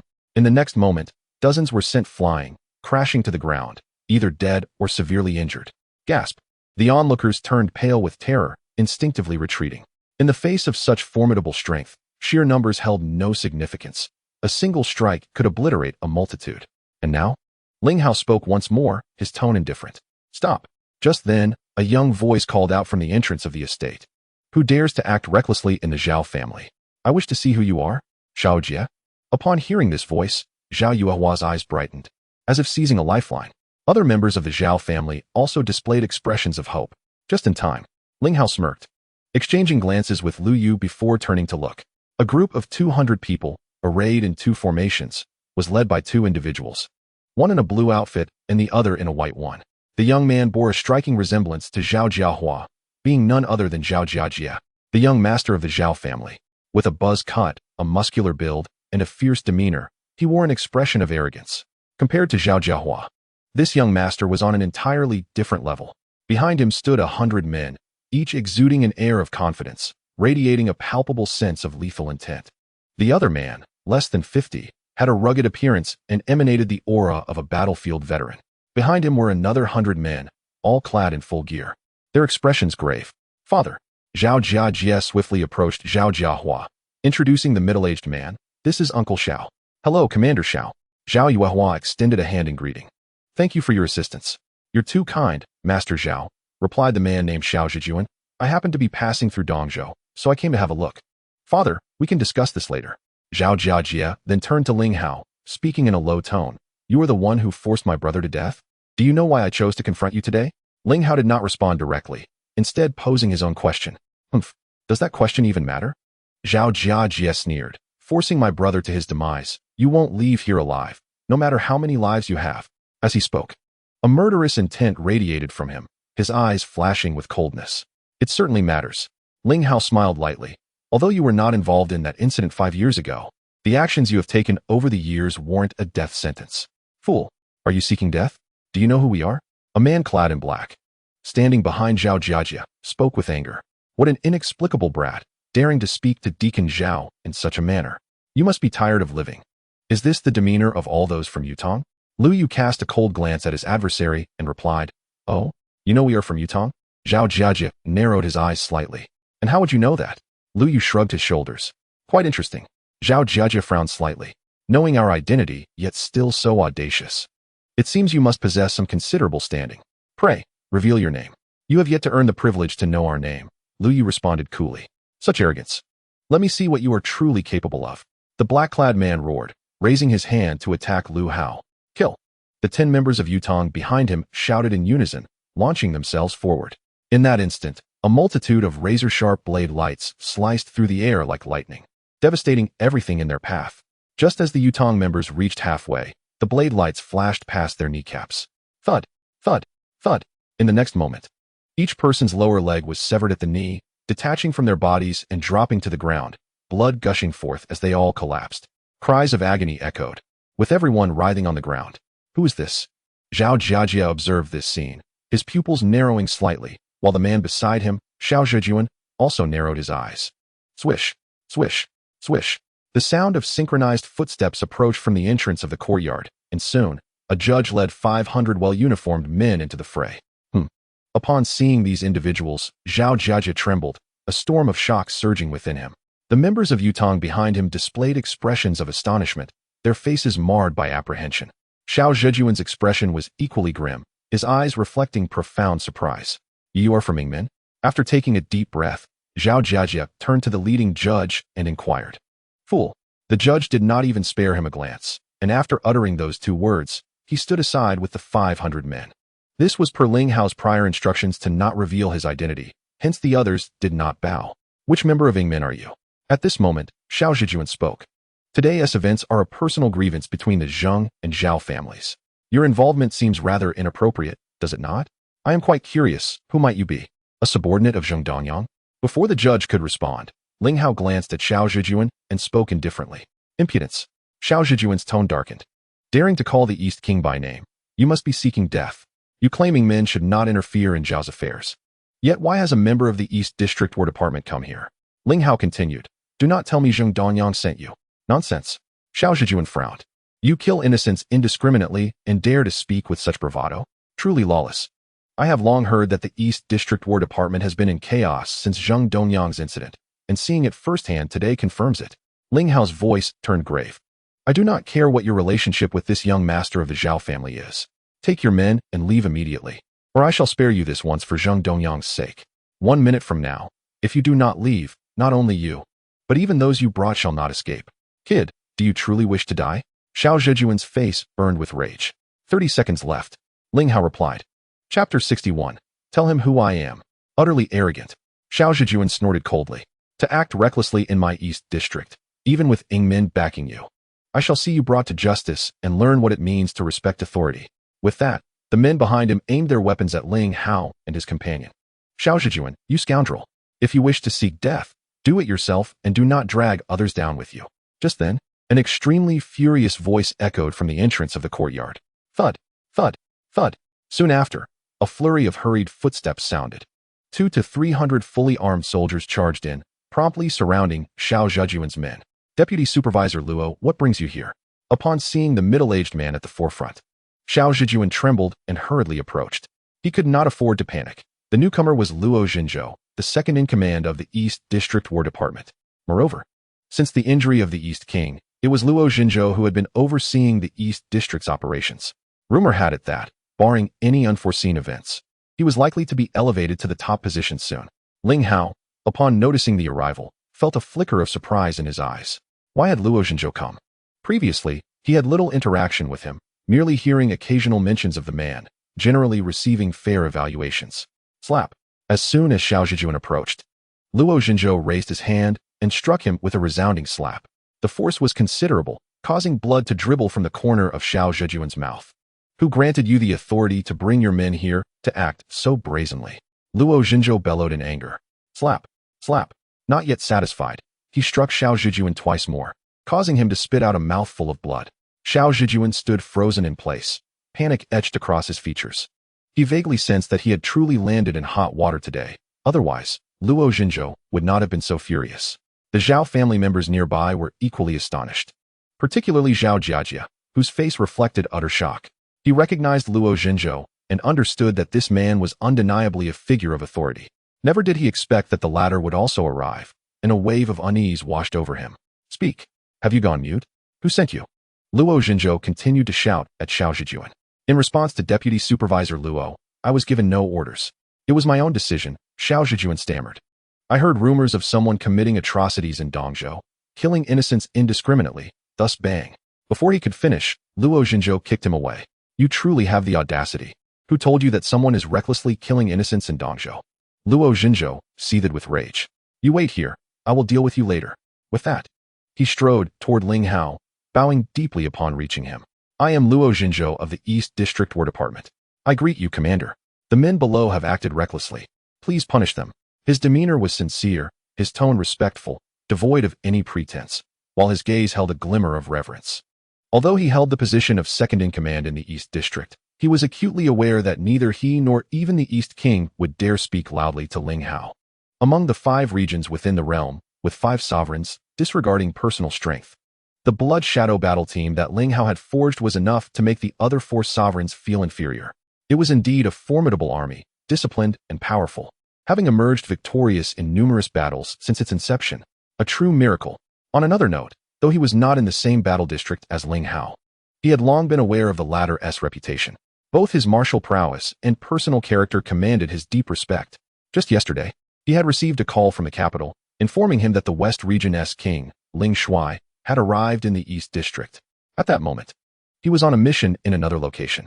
After finishing the call, he hastily set aside his current tasks and rushed back, anxious about potential chaos. However, the very thing he feared came to pass. The reckless Xiao Zhejuan had the audacity to surround Ling Shuai. It was utterly outrageous. Upon witnessing this scene, the onlookers in the square were left slack-jawed, collectively petrified. The esteemed second-in-command of the Eastern District War Department showed such deference to the young man before him? Surely, even Zheng Donyang would not bow so low in the presence of Luo Xinzhou. Who exactly was this individual? Luo, the deputy supervisor. Who was he really? Realizing the gravity of his misjudgment, even Xiao Zhejuan, despite his ignorance, understood he had provoked an exceedingly powerful figure. Coupled with the adoration and reverence that the members of Yingmen displayed towards Ling Hao, he shuddered violently, his heart racing with foreboding. You wish to know my identity? Ling Hao, after acknowledging Luo Zhenzhou with a slight nod, turned his gaze towards the gathered Yingmen. You shall inform him of who I am. In unison, 500 warriors knelt, their voices ringing out. We pay our respects to Ling Shuai. The resounding proclamation echoed throughout the courtyard, reverberating into the heavens. In an instant, countless individuals collapsed, their faces drained of color, trembling uncontrollably, with some even soiling themselves in fear.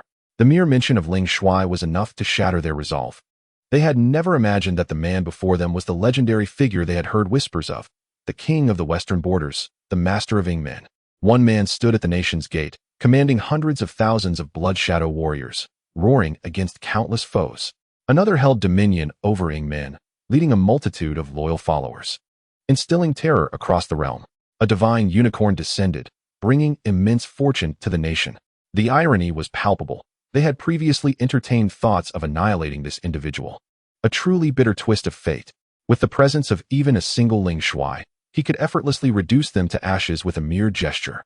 With a face as pale as wax, Xiao Zhejuan approached Ling Hao, trembling in trepidation before kneeling. I apologize, I did not realize you were Ling Shuai. I was deceived by the people of Yutong. They informed me of chaos in Dongzhou and indiscriminate killings, prompting my visit to investigate. My oversight warrants your punishment, Ling Xiao. As he spoke, he quaked uncontrollably, beads of cold sweat streaming down his brow. He was even contemplating killing Zhao Jiajia, regardless of whether Zhao had acted intentionally. The consequences of his actions had spiraled into a calamitous disaster. He is your subordinate. Handle him as you see fit, Ling Hao instructed Luo Zhenzhou nonchalantly. As you command. Luo Zhenzhou saluted and then gestured. Take him and his men away to await their fate. Understood. Two soldiers in military attire hoisted the utterly defeated Xiao Zhejuan away. Deputy Supervisor Lu, long time no see. Luo Zhenzhou then turned to Lu Yu and spoke. Greetings, Deputy Supervisor Luo. It has been a while. It seems your strength has grown even more formidable. Lu Yu replied with a faint smile. You flatter me, Deputy Supervisor Lu. Compared to your prowess, my humble skills are insignificant. Luo Zhenzhou responded with a grin. He then shifted his attention back to Ling Hao, asking, Commander, how shall we proceed from here? Enough. You need not concern yourself with the subsequent matters. Take your men and return. Ling Hao waved his hand dismissively. Understood. Luo Zhenzhou saluted once more, then cautiously inquired, Commander, when might you be available in the coming days for a visit? Is there something you wish to discuss? Ling Hao turned to him. And no. Merely extending a gesture of hospitality, Luo Zhenzhou replied after a brief pause. I shall call you another day. Ling Hao remarked, glancing at him, aware of the underlying concerns that lingered in his mind. Very well, Luo Zhenzhou nodded and departed. The remaining affairs were no longer his worry, with Yingmen present. Even if only Ling Hao or Lu Yu stood alone, their numbers would be as insignificant as ants. Once Luo Zhenzhou's men had left, the Zhao family members all knelt. Trembling, their faces devoid of color. Particularly, Zhao Yuehua wore an expression of infinite horror and despair. He could not comprehend why such a prominent figure as Ling Shuai would come to avenge the Zheng family. Had he known of the Zheng family's staggering background, even 100 lifetimes would not have persuaded him to act against them. He realized that the Zhao family was truly doomed. His greatest regret now was having summoned his eldest son back. He had initially hoped that his son's strength and status would be enough to shield the Zhao family from any trouble. Yet now, it appeared he had unwittingly pushed his son into the abyss. Ling Shuai, the events concerning the Zheng family were orchestrated by my brothers and me, with no connection to the younger generation of the Zhao family. We are willing to sacrifice our lives as atonement. Please spare them, Zhao Yuehua pleaded, trembling as he bowed fervently, soon drawing blood from his forehead. Please, I beg you spare them. Zhao Yuehui and Zhao Yueming, his brothers, also bowed in sorrowful supplication. Do you recall what I said previously? Ling Hao spoke coolly. I granted you an opportunity, yet you failed to cherish it. I am truly sorry, I beg you. I implore you to spare the Zhao family. Zhao Yuehua continued to knock his head against the ground. 5 years ago, when your Zhao family annihilated the Zheng family, surely many individuals knelt before you, begging for mercy? Ling Hao continued. Yet what was the outcome? From the head of the Zheng family to the cleaning staff, none were spared. At that time, did you ever imagine a day like this would come? Zhao Yuehua opened his mouth, but found himself speechless. You truly intend to eradicate us completely? Zhao Jiajia, gritting his teeth, stood defiantly. You seem rather unconvinced, Ling Hao stated with indifference. Everyone speaks of your prowess. I am inclined to witness it for myself today. Zhao Jiajia inhaled deeply, his voice low and resolute. Xiao Jia, what are you doing? Kneel. Zhao Yuehua exclaimed in shock. He could hardly believe his son would dare provoke Ling Shuai to such an extent, completely oblivious to the meaning of death. You are a fool, Lu Yu remarked coolly. What right do you have to challenge the commander? If you wish to fight, I shall oblige. Should you endure a single round against me, I shall grant you a chance to survive. You agreed to this. Do not go back on your word. Upon hearing Lu Yu's words, a glimmer of hope flickered in Zhao Jiajia's eyes. Though he knew Lu Yu's skills might not match Ling Hao's, they were still leagues ahead of his own. However, as a prospective steward of Yutong, he possessed pride, and at under 30, had already attained the rank of battle master. He firmly believed he could withstand Lu Yu for at least one round. A powerful aura emanated from Zhao Jiajia, and like a ferocious beast, he charged towards Lu Yu. He unleashed his most potent technique, the air crackling with the sound of slicing winds. Afterward, remember to apologize to those innocents you have harmed, Lu Yu calmly stated. Stepping forward and launching a punch. Bang! In the next moment, Zhao Jiajia, who had charged halfway, exploded like a ripe watermelon. After a mist of blood, only a few scattered stains remained on the ground. Upon witnessing this scene, Zhao Yuehua let out a heart-wrenching cry, collapsing like a rag doll. Do you have anything else to say? Ling Hao asked Zhao Yuehua with a detached tone. As long as you spare the rest of the Zhao family, I will reveal a secret. Zhao Yuehua understood that his survival was impossible, yet he wished to leave a trace of the Zhao lineage. That depends on whether your so-called secret can bargain for the lives of your family, Ling Hao replied coldly. In fact, 5 years ago, there were hidden truths behind the annihilation of the Zheng family. Zhao Yuehua responded after taking a deep breath. What do you mean? Ling Hao furrowed his brow slightly. Our 3 families indeed contemplated taking action against the Zheng family, but we lacked confidence. Zhao Yuehua paused before continuing. If it weren't for someone approaching us, we wouldn't have acted so swiftly. Among those who later attacked the Zheng family, the 2 most formidable individuals were sent directly by the opposing side. Upon hearing this, Ling Hao frowned again. He had not anticipated that the incident from 5 years ago had such underlying details. The scene from 5 years past flashed in his mind. Indeed, the skills of those 2 individuals surpassed all others. Among the martial artists of the Zheng family at that time, aside from his adoptive father, Old Mo was the strongest, having achieved minor success in battle mastery. With Old Mo's skills, he was undoubtedly the foremost martial artist in Dongzhou. Yet he was severely injured in less than 10 exchanges against the opponent's capable fighters. In retrospect, those individuals must have possessed strength at the late stage of battle mastery. Furthermore, aside from those 2, the others were merely at the initial stage of battle mastery. Few know of this matter. Even Lu Jiayao is unaware. Only the heads of my family and Wang Tao's family are privy to it, Zhao Yuehua continued. Who are they? Ling Hao asked coldly. I don't know specifically. Zhao Yuehua shook his head. I only know that the person is a woman, always veiled when we meet. I sensed she must be extraordinarily beautiful, capable of inciting the desires of most men with her every gesture. Is that all? Ling Hao spoke in a low tone. If this is merely the extent of the information, it is insufficient to bargain for the lives of so many from the Zhao family. I haven't finished speaking. Zhao Yuehua hesitated before continuing. On one occasion, I caught a glimpse of a tattoo on the back of her neck. What kind of tattoo? Ling Hao inquired. It was a blood-red peony, Zhao Yuehua replied. What was their objective? Ling Hao furrowed his brow once more. She did not specify, merely instructing us to proceed with our plans and assuring us that she would send assistance. Zhao Yuehua shook his head slightly. Moreover, she emphasized that every member of the Zheng family must be eliminated without exception. In truth, if it were not for her instigation, we would not have resorted to such extreme measures. Our targets were solely the head of the Zheng family and his powerful ally. Once they were dead, the Zheng family would pose no threat to us, for we held no regard for the others. A chilling aura radiated from Ling Hao as his gaze sharpened. Over 100 members of the Zheng family were slaughtered. Who could instigate such a massacre? I only know this much. Please allow the Zhao family to preserve a trace of their lineage. Zhao Yuehua trembled as he spoke. Before 8 o'clock tomorrow morning, bring all of your direct relatives to the grave of the Zheng family patriarch and bow in respect. Ling Hao's voice echoed once more. You 3 brothers must commit suicide at the grave to atone, while the rest of the Zhao family must kneel there for 3 days and nights.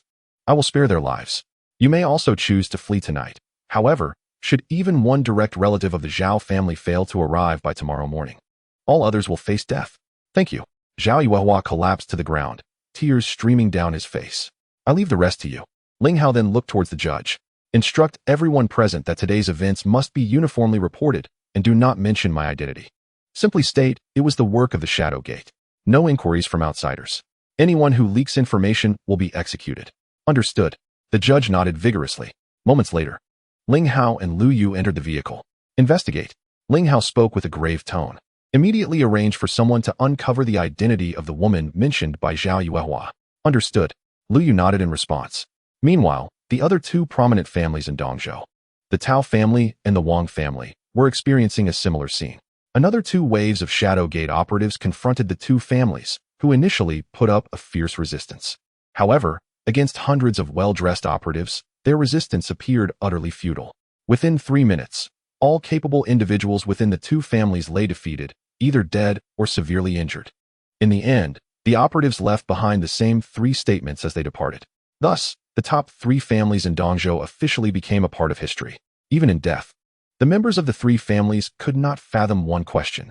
Why did the exalted Ling Shu come to avenge the Zheng family, and what was his connection to them? This question could only be posed to Lu Jiayao. The following morning, news of the 3 families' overnight downfall spread through Dongzhou like wildfire. No one who first heard the news believed it. What an international joke. The 3 families had operated in Dongzhou for a century, wielding immense influence in both the underworld and above, not to mention their formidable combat prowess. Who in Dongzhou possessed the capability and resources to bring down the 3 families overnight? Even the most influential figure in Dongzhou today, Shen Lu, chairman of the Sihai Group, would find it exceedingly challenging. Subsequently, some curious individuals uploaded images of the scene within the 3 families' courtyards that morning. Upon seeing the desolate ground and the empty courtyards, everyone began to believe the rumors. The overnight collapse of the 3 families was indeed true. Following this, everyone's curiosity shifted to another topic. What had transpired?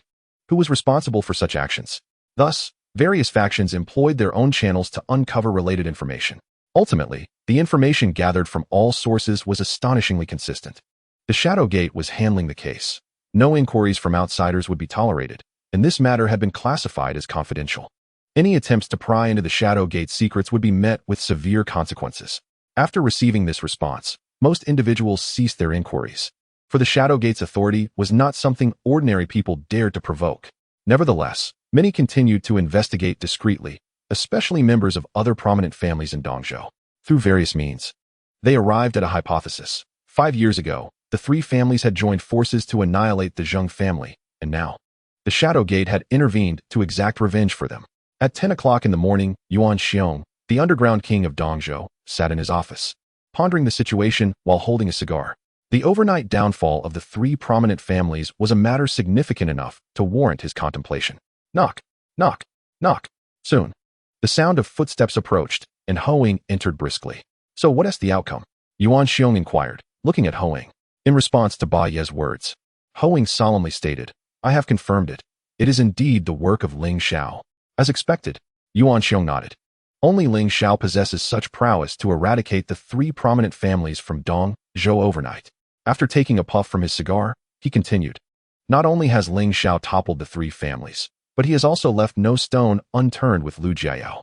Coupled with the events concerning the Li family, all of this cannot be mere coincidence.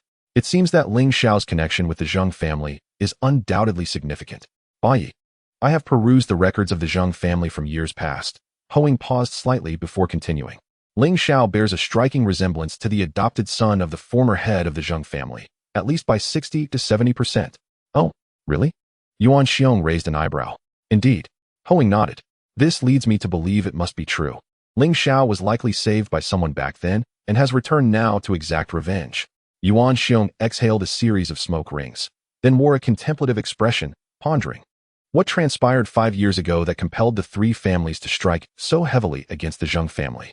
Unfortunately, I was not in this position at that time. Otherwise, I might have gleaned some information. It is said that the Zheng family was excessively oppressive towards the 3 families, inciting their dissatisfaction. Hoing replied. It cannot be that simple. Yuan Xiong shook his head slightly. If it were merely due to oppression, the 3 families would not have annihilated the Zheng family. In chapter 64, I believe in you, Hoing remarked, with the complete downfall of the 3 families. Those families and factions that have been observing should start to take action. After a brief moment of contemplation, he added, should we take some preemptive measures? Indeed. Dong Zhou is on the brink of tumult once more. Yuan Xiong remained noncommittal. After inhaling another puff of his cigarette, he rose and walked toward the door, saying, let us seek out Director Shun. All right. Ho Ying replied, momentarily taken aback, before quickly following suit. Meanwhile, Ling Hao and Lu Yu drove to Qin Yuxin's home. Brother-in-law, have you heard? Last night, an enormous event occurred in Dongzhou. As they entered the house, Qin Ruifei exclaimed with the tone of one who has discovered a new world. What great event? Do share. Ling Hao inquired with a smile. You truly do not know? Qin Ruifei continued loudly. This morning, everyone in Dongzhou is discussing it. You still haven't revealed what it is. Ling Hao chuckled again. I am truly amazed that you two have not heard such colossal news. Qin Ruifei scanned the two with a look of disbelief. Last evening, the top 3 families in Dongzhou, Zhao, Tao, and Wang, were attacked by a group of mysterious individuals, resulting in numerous casualties. Moreover, early this morning, the heads of these 3 families, along with all their direct blood relatives, went to the back mountain cemetery. It is said that the 3 heads and their ancestors committed suicide there, while others knelt in the cemetery. In other words, from this day forth, these 3 families are effectively erased from Dongzhou. Is it true? Such a significant event. Ling Hao feigned shock. Do you know who was responsible? Not too clear. Qin Ruifei shook her head. However, I heard it might be an organization called Ingmin. At this point, as if recalling something, she wore a gossipy expression and said, by the way, brother-in-law, didn't you mention you know many people? You should investigate what Ingmin truly is and why they targeted these 3 families. Ingmin? Ling Hao scratched his head. I have heard of Ingmin. They are akin to a police department, tasked with handling major cases that regular police cannot resolve. If what you heard is accurate, then it is certain that these 3 families had significant issues, which attracted the attention of Ingmin. Is that so? Qin Ruifei blinked. Meanwhile, Qin Yuxin cast a meaningful glance at Ling Hao, opening her mouth as if to speak, but ultimately refrained. Oh, by the way, Qin Ruifei looked at her sister and suddenly exclaimed, Qin Ruifei, what s with your antics? You startled Ruirui. Shin Shonan, who was playing with Ruirui, chided her with annoyance. Dad, Mom, sister, this is great news, truly magnificent news. Qin Ruifei proclaimed with evident joy. With the Tao family gone, we need not return to Yuncheng. Father and sister can find work in Dongzhou even without joining the Qin family enterprise. Clatter. The toy in Shin Shonan's hand fell to the ground as he exclaimed. Indeed. How did I not think of this? Truly wonderful, absolutely wonderful. Upon hearing their words, Qin Honyuan seemed to grasp the situation, and a long-lost sense of relief washed over him, as though a heavy stone had been lifted from his shoulders. Grandma, does this mean we won't have to go to Yincheng anymore? Ruirui appeared to understand something. No more, never again. Shin Shonan wept tears of joy, her eyes misting over. Wonderful, wonderful. I adore Dongzhou and dislike Yincheng. Ruirui began to dance with glee. The entire family, save for Qin Yuxin, whose expression remained largely unchanged, was lost in thought. Ling Hao, come here, I need to ask you something. All right. Ling Hao nodded with a smile and followed Qin Yuxin into a room. 5 years ago, was the Zheng family's incident orchestrated by the 3 families? Once seated, Qin Yuxin began. Also, what is your relationship with Ingmen? Or rather, were you originally part of Ingmen? What do you mean? Ling Hao was momentarily taken aback. Are you still playing coy with me? Qin Yuxin fixed her gaze upon him. The day before yesterday, I was kidnapped and interrogated about who saved the Zheng family back then. And just last night, the 3 families encountered misfortune. Furthermore, you spoke so definitively the other day, assuring me that I need not worry about being oppressed by the Tao family in the future. You must have known the Tao family would face trouble. Additionally, I have found out that those from the 3 families who went to kneel at the back mountain cemetery this morning were precisely at the tomb of the head of the Zheng family. One could attribute a single event to coincidence, but with so many occurrences, you cannot still insist it is merely coincidence, can you? Very well, I confess. Ling Hao realized Qin Yuxin would undoubtedly harbor suspicions. After a brief pause, he continued, 5 years ago, the Zheng family's incident was indeed orchestrated by the 3 families. And the abduction by Lu Jun the day before yesterday was also instigated by them. I am acquainted with the head of Ingmen in the Eastern District. They approached the 3 families for reasons that involve me, but I am not the sole cause. The 3 families have long had significant issues and were already under Ingmen's scrutiny. Ingmen merely extended a helping hand to me. Is that so? Qin Yuxin sought to discern the truth from Ling Hao's expression. Of course it is true. Ling Hao replied with utmost seriousness. For now, I will take your word for it. Qin Yuxin scrutinized Ling Hao once more. What exactly is Ingmen? This question is somewhat complex, Ling Hao responded. You could think of it as an organization dedicated to eradicating evil and upholding justice. Ingmin has connections with numerous departments, so they possess certain societal ties. Previously, I had them assist with contracts for Dongquan Company and Dongzhou Building. I understand. Qin Yuxin nodded. We should treat your friend to a meal sometime. I want to express my gratitude properly. Ling Hao was once again taken aback. All right. I will call him tomorrow and ask when he is available. Qin Yuxin nodded once more. Subsequently, in a solemn tone, someone spoke. Ling Hao, thank you. Why the sudden gratitude? Ling Hao inquired. From the moment you appeared in Yuncheng, you have brought our family countless surprises. Qin Yuxin gazed up at Ling Hao. Not only Rurue, but also my parents and Xiaofei have shown remarkable improvement in their spirits. I feel these past few days have been the happiest for them in the last 5 years. There is no need for such politeness. This is something I owe them. Ling Hao smiled. Trust me, they will only grow happier from here on. I believe you. Qin Yuxin looked at Ling Hao with deep affection. Ding, ding, ding. On that afternoon, 3 kilometers away from the back mountain cemetery, 2 groups were engaged in a fierce battle on an open grassy field. Shadows flickered, and the glint of blades flashed. One side consisted of 10 individuals wielding cold moon sabers from the Shadow Gate.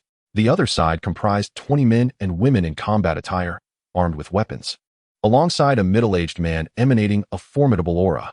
Judging by the combat strength of both sides, they were evenly matched. Although the 10 from the Shadow Gate bore some injuries, their fighting spirit far exceeded that of their opponents. Unless you disclose the location of the judge, none of you shall leave today. The middle-aged man declared in a low voice. Humph. A young man in fine attire retorted. The people of the Shadow Gate are resolute. We would rather stand and die than become deserters. Kill. As he finished speaking, the other 9 young men echoed his battle cry, their fighting spirit surging once more. Whoosh, whoosh, whoosh. The cold moon sabers drew countless icy arcs in the air, striking fiercely at their adversaries, their battle intent overwhelming. Clang, clang, clang. The opposing group of combat-clad men and women was compelled to retreat under this immense pressure, with several sustaining grievous wounds, their morale visibly diminishing. You refuse to heed my warning. I wonder how long you can withstand this. The middle-aged man's gaze darkened as he charged forward, unleashing a tempest of fierce winds, the air resonating with explosive sounds. Bang, bang, bang. The middle-aged man's skills surpassed those of the young men in fine attire by several levels. Under his onslaught, 3 or 4 were sent flying in an instant, crashing to the ground and spitting out blood, their breaths becoming erratic. However, none of them paused. They rolled up from the ground, twisting their wrists to raise their sabers once more. My patience is limited. If you continue to be obstinate, do not blame me for being merciless. The middle-aged man shouted in anger. Enough with your prattle. If you wish to kill, then do it. If you lack the courage, be gone. The young man in fine attire retorted after inflicting a wound on one of the combat-clad men. You seek death. The middle-aged man's fury ignited. Boom. Following this, an even more potent aura erupted from him, showcasing his warrior-level might. Whoosh.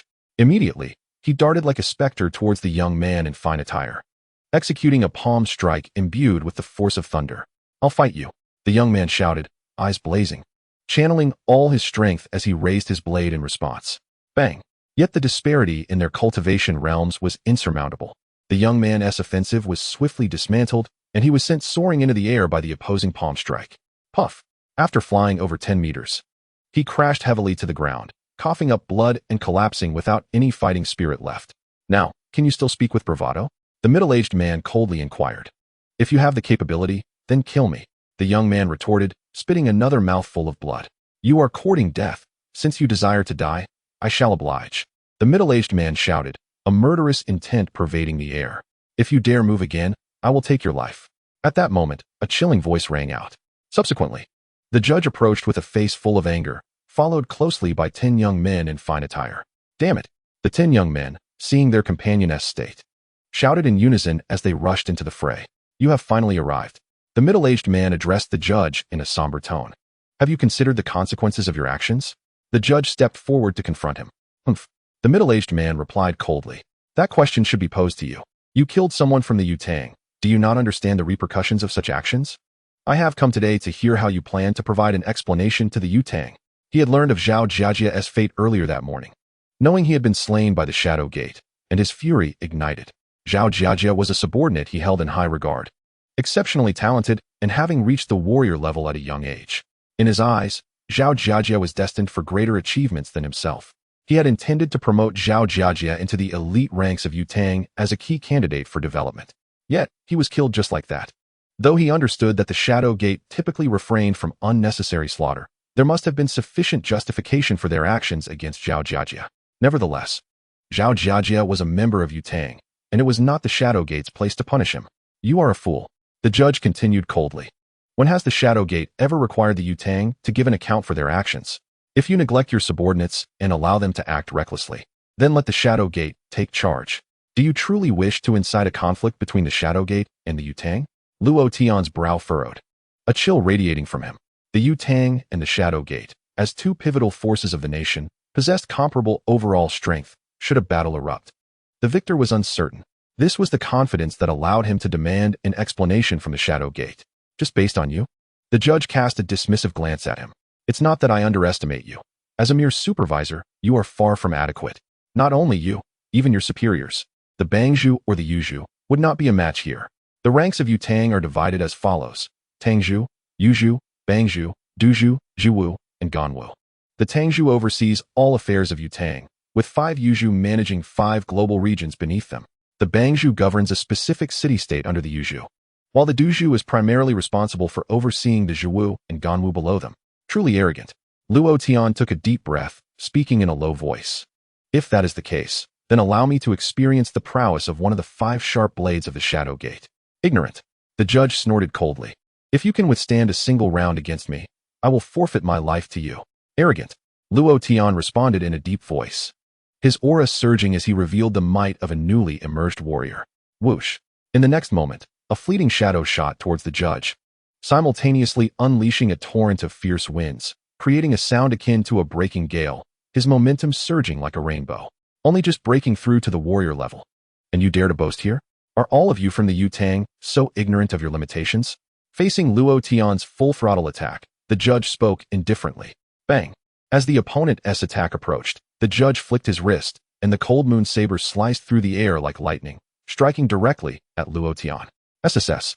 The blade's glimmer, imbued with overwhelming force, shattered Luo Tian's offensive, leaving a gaping wound in his chest, blood spurting forth. If the judge had exerted just a bit more force, Luo Tian would already be a corpse. Step, step, step. Luo Tian staggered backward, retreating 7 or 8 steps, causing the cement beneath his feet to crack completely. How can this be possible? Steadying himself, a look of boundless astonishment spread across his face, disbelief evident in his expression. A battle god level? You have actually broken through to the battle god level? You still refuse to acknowledge your foolishness. The judge spoke calmly. The 5 blades of the Shadow Gate. If one has not even reached the battle god level, then it is truly laughable. Chapter 66. Severing an arm. Taking a deep breath, Ro Tian exhaled a breath of foul air, his complexion extremely grim. He was not unaware of the judge's formidable strength. As one of the 5 blades of the Shadow Gate, he was certainly not an ordinary individual. However, if someone were to tell him that he could not withstand even a single attack from the judge, he would never believe it. After all, he was a formidable expert at the battle general level. How could he possibly be so vulnerable? Yet now he finally believed it. The difference between a battle general and a battle god was as vast as a chasm. What he did not realize was that should a battle god truly unleash their full power, they could easily slay dozens of battle generals with a mere slap. I admit, I am not your opponent. After another deep breath, Ro Tian continued, but regardless, I hope you can provide me with an explanation as to why you wish to kill those from Yutang. Do not forget, when Yutang and the Shadow Gate were established, it was clearly stipulated that mutual sparring was permitted between the 2 organizations, but mutual killings are absolutely forbidden, or it would be considered treason, punishable by death. Is that so? Do you know that the Shadow Gate possesses the authority of prior execution? At that moment, a man's voice resonated. Soon after, Ling Hao and Lu Yu strolled over.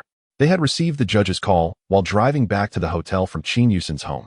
The judge's call was not to seek assistance. Rather, he sought guidance on how to handle the situation with Yutang's personnel. To kill or to spare. If left to his own devices, he would certainly choose to kill first and discuss later. However, he understood that such actions would inevitably cause trouble for Ling Hao. There were already many individuals who were targeting Ling Hao, looking for his weaknesses. If he indiscriminately slaughtered Yutang's people, it would undoubtedly provide those individuals with ammunition against him. He did not want to add to Ling Hao's troubles. Who are you? Tian turned to face Ling Hao and the others.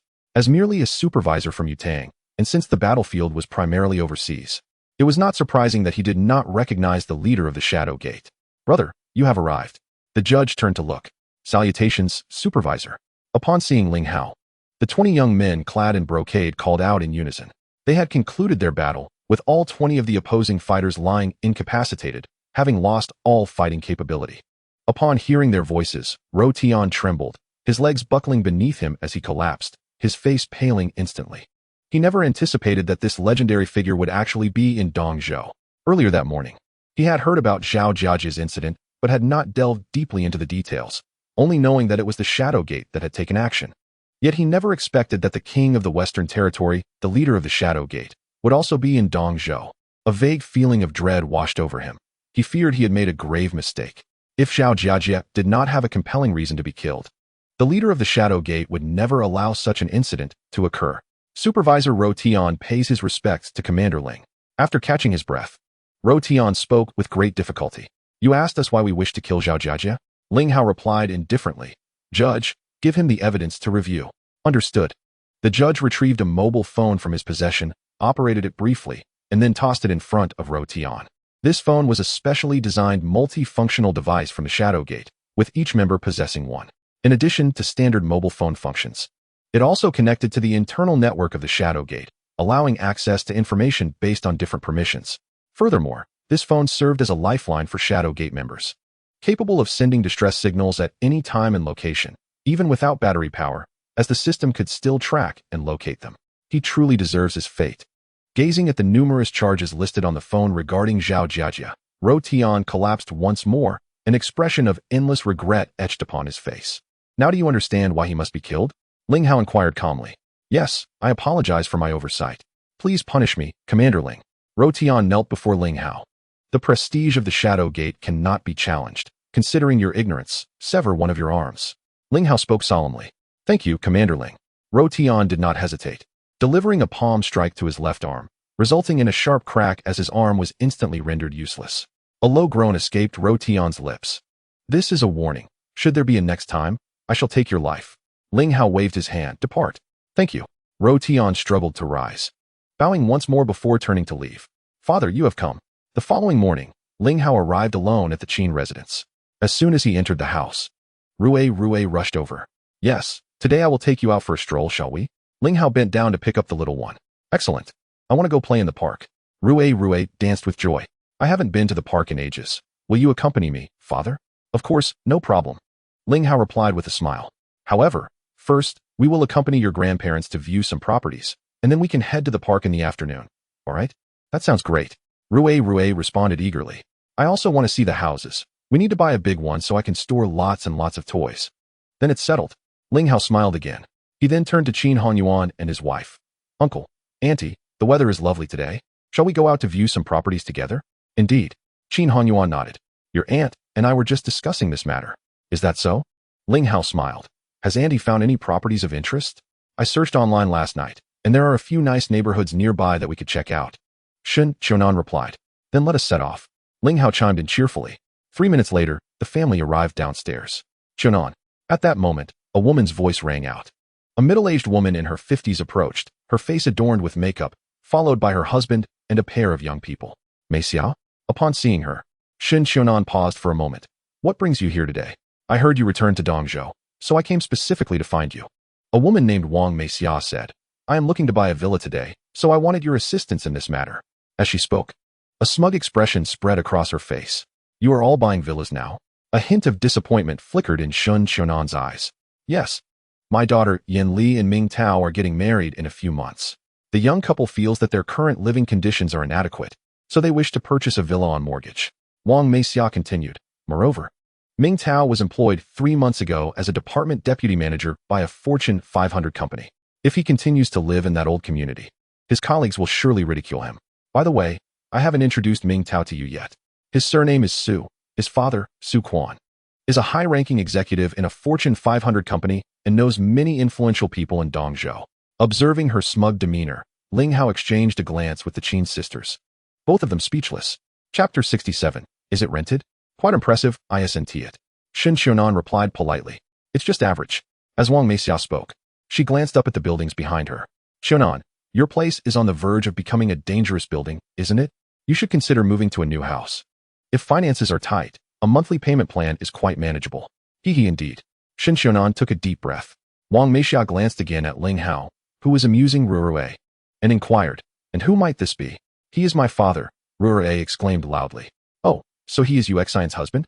Wang Meixiao paused before looking back at Shen Xiaonan. That's splendid. Let him contribute to your new house. With a bit of effort, young people can easily save for a down payment. Having spoken, she continued before Qin Hongyuan's family could respond. All right, Xiaonan, let us be on our way. That villa community is not far from here. We will reach it shortly by car. Meixiao, we have other matters to attend to today. Perhaps we should skip it, and you all can go explore on your own. Shen Xiaonan replied after taking another deep breath. That won't do. I specifically came to ask for your assistance in this matter. And you must accompany me to take a look, Wang Meixiao insisted. By the way, we arrived in Ming Tao's BMW. You all probably don't have a car yet, right? Perhaps you could take a taxi, and I will reimburse you later. She then turned to a young man. Ming Tao, please go fetch your BMW. Sure. The young man flashed a confident grin at the Qin sisters. You need not worry, Annie Wang. We have our own vehicle. Ling Hao replied with a subtle smile. A vehicle? Wang Meixiao was slightly taken aback. Is it a minivan? I'm rather pressed for time, and I worry you might not keep up. Perhaps you should still take a taxi.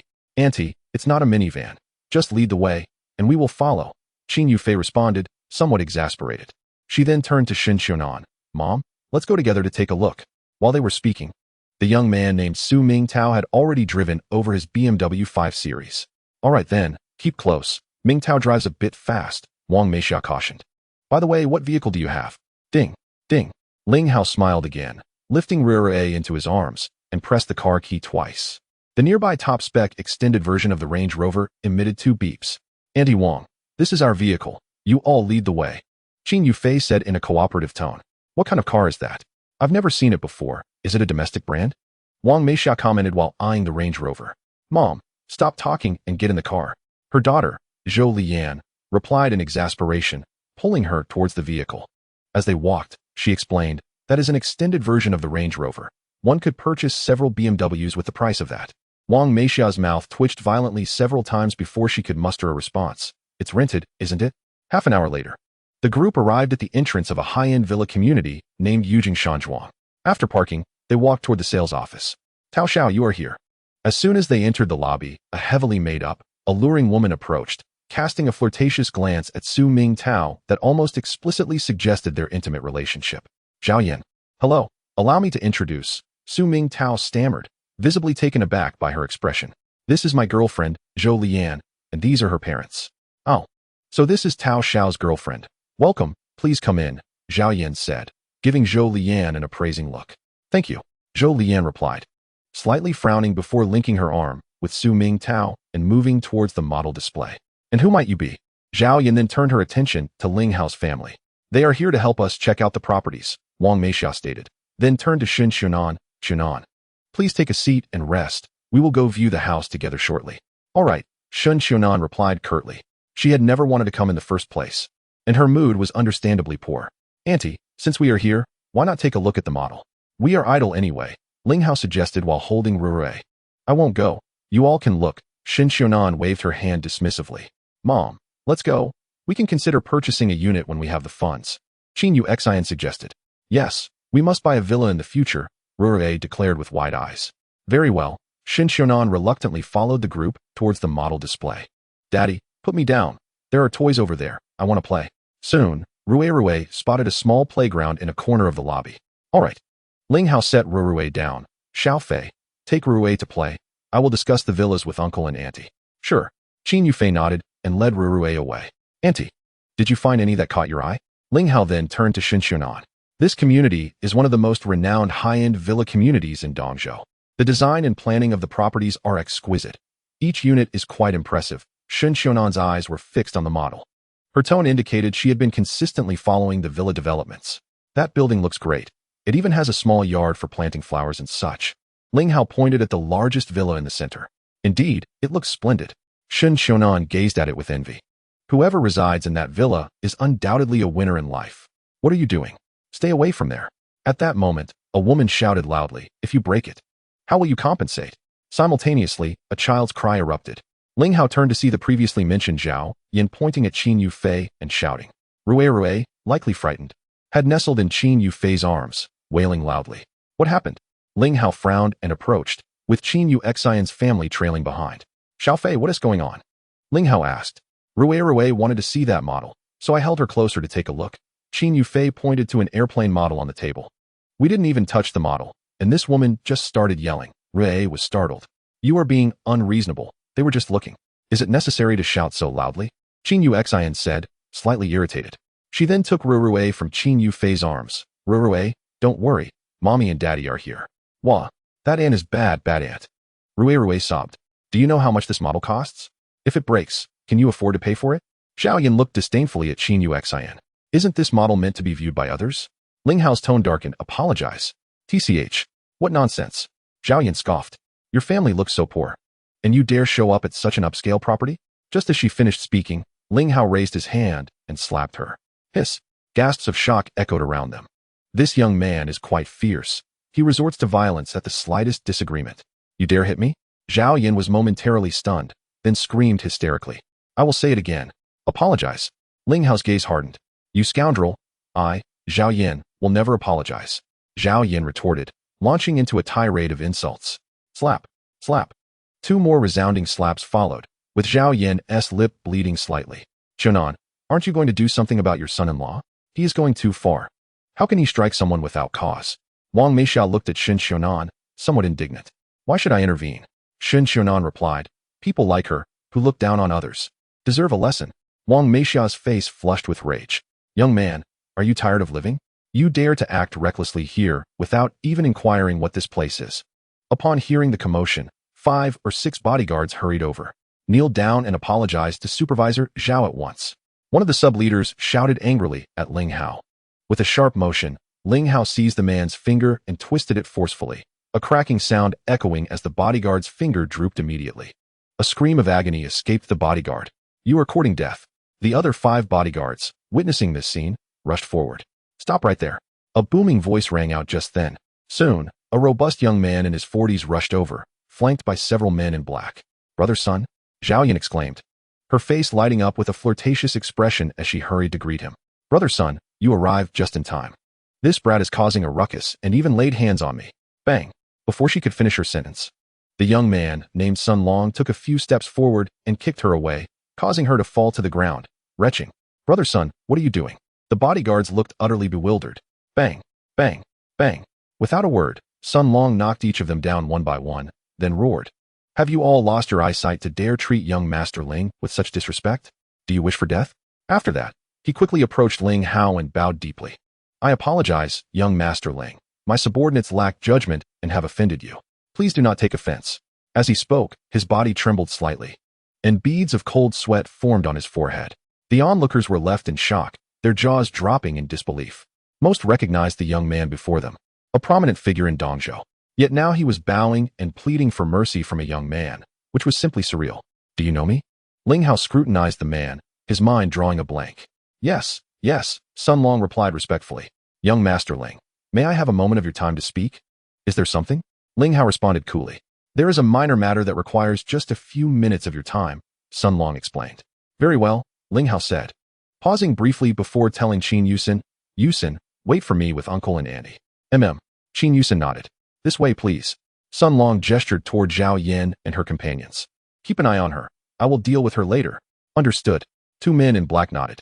2 minutes later, Ling Hao and Sun Long entered a large office. Thud. Sun Long abruptly knelt before Ling Hao, trembling all over. Please forgive me, young Master Ling. I had no idea my subordinates would dare behave this way toward you. Rise. Ling Hao raised his hand. How do you know me? In response to your question, I am under Lord Chao's command. We met that night at the restaurant. Sun Long replied. Chao Dongquan. Ling Hao finally connected the dots. This property belongs to Dongquan Company? Yes, yes. Sun Long nodded vigorously. No wonder. Ling Hao remarked nonchalantly. Is the conduct of your sales staff always like this? I sincerely apologize. It is my failure to manage my subordinates properly. I ask for young Master Ling's forgiveness. Sun Long trembled again. He was now filled with the urge to eliminate Zhao Yin for her audacity to offend young Master Ling. She had practically put him in jeopardy. This esteemed figure before him was someone even Shen Lu and Yuan Xiong would bow to, a prominent personage standing on high. Moreover, that night, he had witnessed the underground world's strongest, Ho Ying, being effortlessly swept aside by Lu Yu with a mere flick. One could only wonder what kind of person would dare provoke such a figure. After speaking, Sun Long moved to the large desk and handed Ling Hao a document resembling a contract. Young Master Ling, Lord Chao is aware that your property is set for demolition. So he specifically instructed me to present this building to you. I had planned to visit you with Lord Chao tomorrow, but I did not expect you to come personally. You only need to write the homeowner's name and ID number on this document, and I will have the rest taken care of. Once we obtain the property certificate, I will deliver it to you. Oh, Ling Hao did not anticipate that Chao Dongquan would have such consideration.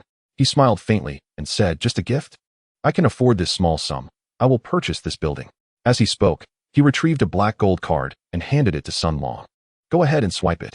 The password is 6 sixes. No, young Master Ling, you really mustn't. Sun Long quickly shook his head. If Lord Chao finds out I accepted your money, he will surely break my hands. Seeing Ling Hao casually produce a black diamond card, Sun Long involuntarily gasped. He recognized the card. As far as he knew, the minimum deposit for such a card started at 10 billion. Additionally, it had an overdraft feature, with the overdraft limit also beginning at 10 billion. Just swipe the card and have him call me afterward. I will speak with him. Ling Hao insisted. I truly cannot accept it. Sun Long shook his head again, his face filled with trepidation. How could he dare to accept Ling Hao's money? Chao Dongquan had long instructed him to find ways to curry favor with such prominent figures, let alone gifting a building. Even offering an entire estate would be acceptable. Do you want me to personally call Chao Dongquan? Ling Hao's tone grew colder. Well, then, Sun Long trembled, fearfully accepting the bank card. He silently lamented that this money was not easy to handle. 5 minutes later, the two emerged from the office. Auntie, please fill in your name and ID number. Ling Hao smiled gently as he handed the document to Shen Xunan. What do you mean? Shen Xunan paused slightly, while Qin Yuanhang and his daughter also looked over. I have already paid for that building. Ling Hao smiled again. Just fill in your identity information. When it comes time to process the property certificate, your name will be on it, so I need your information. Ah, the entire Qin family exclaimed in unison. Shen Xunan nearly collapsed to the ground, her legs giving way. Chapter 69, We Are Family. Gasps of astonishment echoed around them as everyone cast envious, jealous glances at Shen Xunan. Given the price of the villa, that building must be worth nearly 200 million, and he simply bought it outright. Truly a winner in life. The most animated expression was on Wang Meixia's face, her mouth twitching several times. Recalling her earlier boastful display, she wished she could find a hole to hide in. How ironic. Meanwhile, Zhao Yan, watched by the two men in black, trembled uncontrollably, her face awash with panic. The person she had mocked as impoverished had just purchased the most expensive building outright. Reflecting on her previous words and actions, she felt utterly hopeless. How could she ever offend such a person of this caliber? Wonderful, wonderful. We'll have a big house to live in. Rue exclaimed joyfully, dancing around. Brother-in-law, did you really buy that building? After a while, Qin Yuxin swallowed hard and asked, is there any doubt? Ling Hao replied with a smile. This lady, young Master Ling, has indeed purchased that building. Just fill in the information, and we can handle the property certificate. Sun Long stepped forward, responding respectfully. He ultimately did not dare to swipe a large amount from Ling Hao's card, only symbolically charging 10 million. He was acutely aware that if Ling Hao were to genuinely produce nearly 200 million to purchase this villa, Chao Dongquan would undoubtedly deal with him. Furthermore, he had just curiously glanced at the balance on Ling Hao's card, nearly collapsing in shock. The amount was far beyond 100 billion. What exactly is Ling Shao? I, Shen Xunan, was so agitated that I could barely articulate my thoughts. Ling Hao, this is far too extravagant, Qin Hanyuan remarked after taking a deep breath. Uncle, this is a trifling matter, and it is something I promised you. Ling Hao turned his gaze back to Shen Xunan. Auntie, please go ahead and fill it out. Once we finish, we can take Rue to the park for some fun. Yuxian, what do you think? Shen Xunan turned to Qin Yuxin. Mom, since this is Ling Hao's heartfelt gesture, you should graciously accept it. Qin Yuxin watched her mother's ecstatic expression, tears streaming uncontrollably down her cheeks. Her mother's lifelong wish had truly come to fruition. She then gazed affectionately at Ling Hao. This man is genuinely fulfilling his promises step by step. After taking a deep breath, Shen Xunan looked at Ling Hao and said, Thank you. Ling Hao? Auntie, no need for formalities. I insist it is a trivial matter. Ling Hao responded with a smile. 2 minutes later, Shen Xunan completed the paperwork and handed it to Sun Long. Auntie, Once the property deed is ready, I will have someone deliver it to you, Sun Long said with a smile as he accepted the documents. He then turned to the two black-clad bodyguards standing beside Zhao Yan. Break one of her legs and throw her out. Understood. The two black-clad men nodded vigorously. With a thud, Zhao Yan trembled in fear, collapsing immediately before hastily crawling towards Sun Long's son brother. Please spare me. I had no idea he was your friend, otherwise. Even with 100 lives, I wouldn't dare. After speaking, she glanced around, and, upon seeing Su Mingtao standing beside Zhou Yanli, cried out again. Tao Xiao, your father knows many people. Quickly call him to ask for son brother's mercy. Su Mingtao frowned and interrupted her, saying, we are not acquainted. What do you expect me to do for you? Are you joking? His father was merely a senior worker. Could someone of Sun Long's stature possibly give his father face? Moreover, even if his father could intercede, he wouldn't make the call. With his girlfriend's family nearby, it would be absurd for him to plead for a saleswoman he barely knew. Su Mingtao, you scoundrel. You actually stand by and do nothing? Zhao Yan shrieked in despair. When we were together, why didn't you say we weren't familiar? Splash. The scene was met with collective gasps. This is explosive. Su Mingtao, is what she said true? Zhou Yanli shouted. She is a madwoman. Do not listen to her nonsense. Su Mingtao sprang up, pointing at Zhao Yan and shouting. You harlot, what are you babbling about? Su Mingtao, you are nothing but scum, abandoning responsibility after the fact. Zhao Yan continued to scream. You don't recognize me, do you? After saying this, she pulled out her phone, opened a video, and tossed it to Zhou Yanli. You see for yourself, does he recognize me? Zhou Yanli frowned as she took the phone and watched the video, revealing a scene of Zhao Yan and Su Mingtao in bed. Slap. In the next moment, she raised her hand and struck Su Mingtao. You scoundrel. After saying this, she covered her face, weeping as she ran out. Li Yan, Wang Meixia, and her husband hurriedly pursued her. 10 minutes later, Ling Hao's family exited the sales office and drove towards the park. Brother-in-law, where did you get so much money? As the car drove off, Qin Ruifei asked Ling Hao. I've been doing a bit of small business these past few years and saved some money, Ling Hao replied with a smile. Weren't you in the army all this time? How did you end up doing business? Can't you say something truthful? Qin Ruifei expressed her disbelief. I mentioned knowing a few friends. They helped manage it. Ling Hao smiled again. I find that hard to believe. Qin Ruifei gave him a skeptical look. What kind of business can earn over $1 billion in just a few years? Are you robbing a bank? Xiao Fei. Do not be rude, Qin Hanyuan admonished. Ling Hao, thank you so much. I am truly grateful. Shen Xiaonan, still overwhelmed by excitement, felt as though she were in a dream. After a slight pause, she continued, I was wrong about everything before. Please do not take it to heart. Auntie, you've already thanked me more than 10 times, Ling Hao said with a smile. There is truly no need for formality. This is what I ought to do. Mom, brother-in-law is family. You need not be so formal. Qin Ruifei teased Ling Hao, sticking out her tongue. Brother-in-law, am I right? We are indeed family. Yes. We are family. Before Ling Hao could respond, Qin Hanyuan laughed heartily. Indeed. Shen Xiaonan nodded vigorously and turned to Qin Yuxin. Xiao Xian. Ling Hao is indeed a good man. Marrying him will be your lifelong fortune, so cherish him well. Mom. Qin Yuxin's face flushed slightly as she cast a complex glance at Ling Hao. Thank you for the compliment, Auntie. Ling Hao responded with a smile as he locked eyes with Qin Yuxin. You are no longer allowed to call me Auntie.